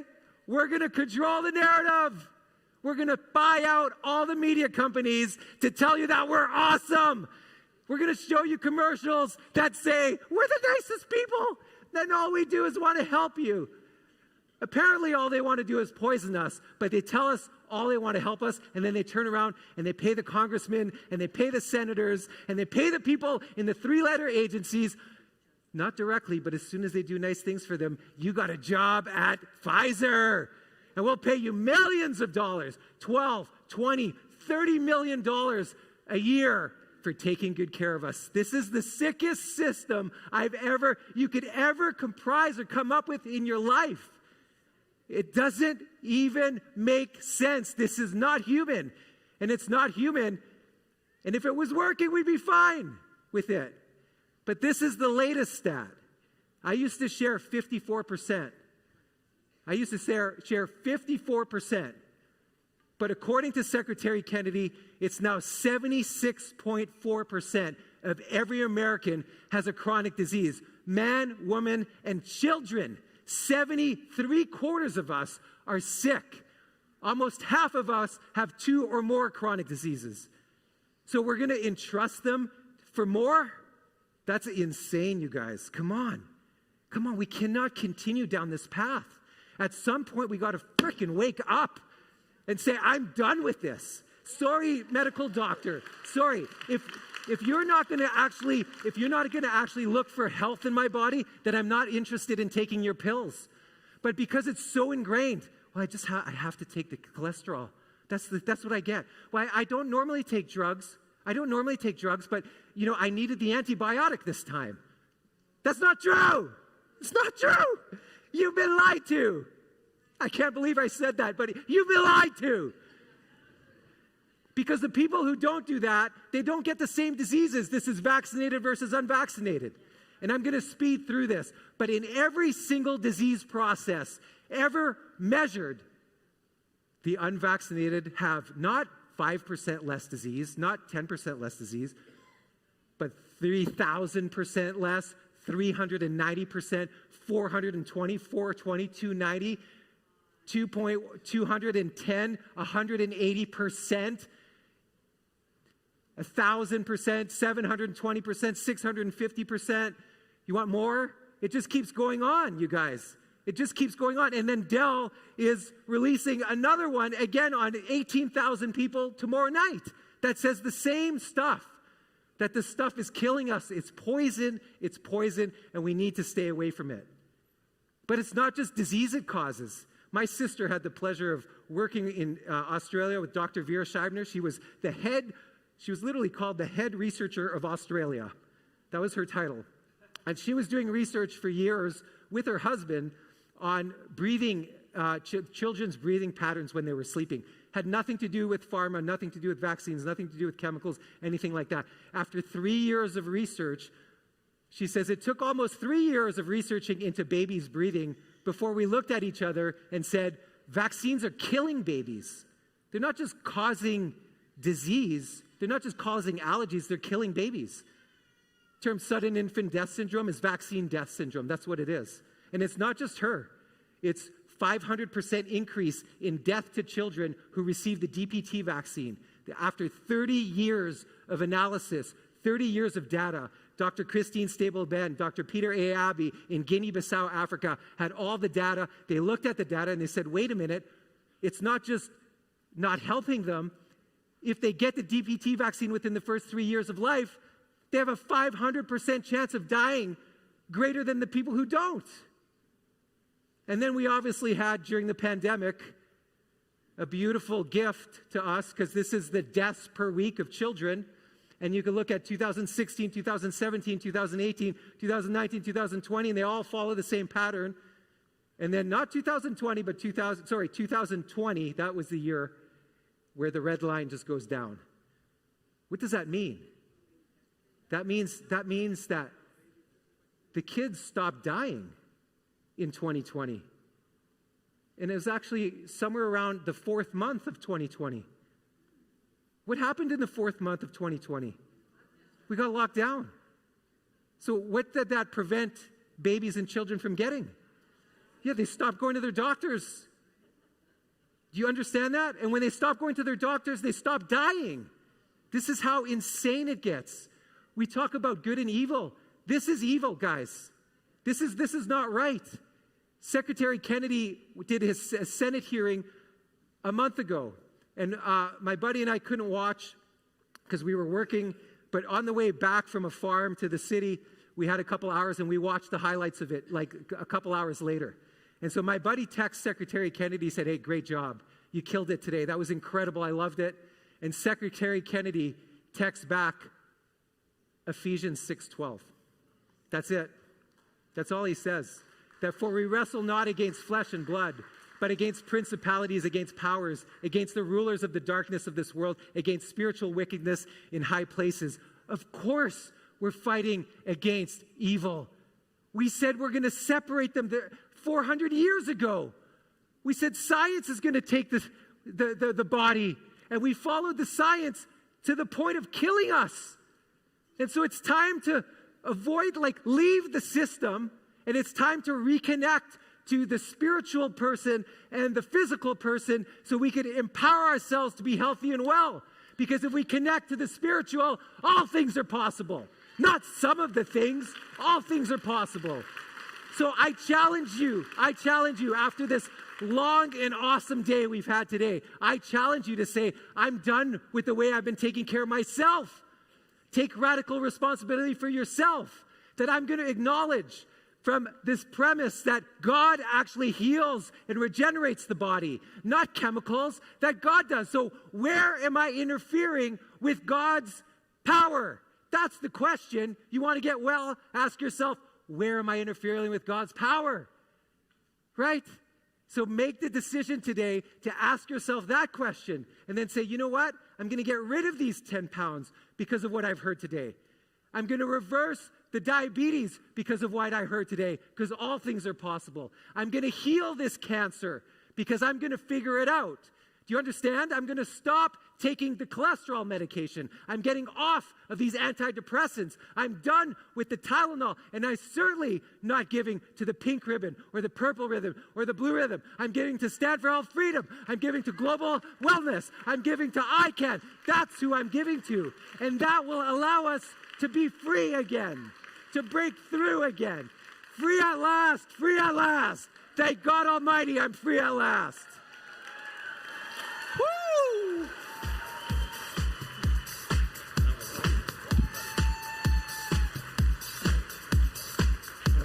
Dr. Joel Bohemier. Bring a little Winnipeg, you know?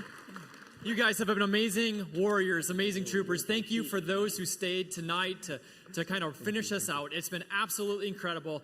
I'm going to tell you one more time, please continue to look into and support the Freedom Summit. We love every single one of you guys. We want to see you back here next year as we build into September 25th and 26th. Uh-oh. Mike's going dead almost. So 25th and 26th of September next year, of September. So I want to leave you guys with one last slide that says, let us not become weary in doing good, for at the proper time we will reap a harvest if we do not give up. If we do not give up. One last announcement that I want to have you guys show up at is in February, coming up, and I lost the dates, mnrights.org. Go to that website, mnrights.org. I think it's February 19th. Is that correct?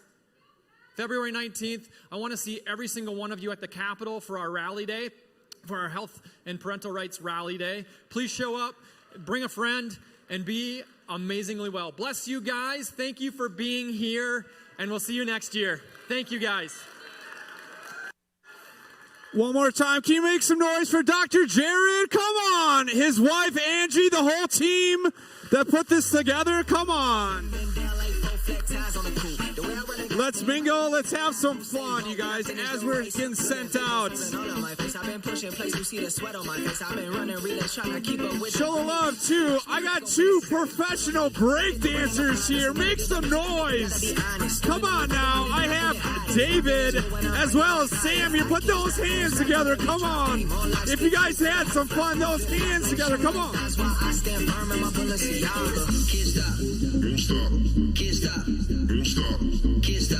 Show the love. Come on. I cannot spin on my back like this or my hands. Come on. Show the love. This is Abide from Minneapolis. Next up, we got Sam. Hey, come on now. We're having some fun. Get those phones out. Let's have some fun. Ariana Cook painting too. Come on. Let's go. They came all the way from Minneapolis. Put those hands together. Come on. Clap. I can't hear you guys. Put those hands together. Come on. The louder you clap, the faster they're going to break dance. These guys are professionals from a ministry called Break Free. Let's go. I came to make one thing clear. I'm here to take us up higher like Lear. We serve the King of Kings, the Lord of Lords.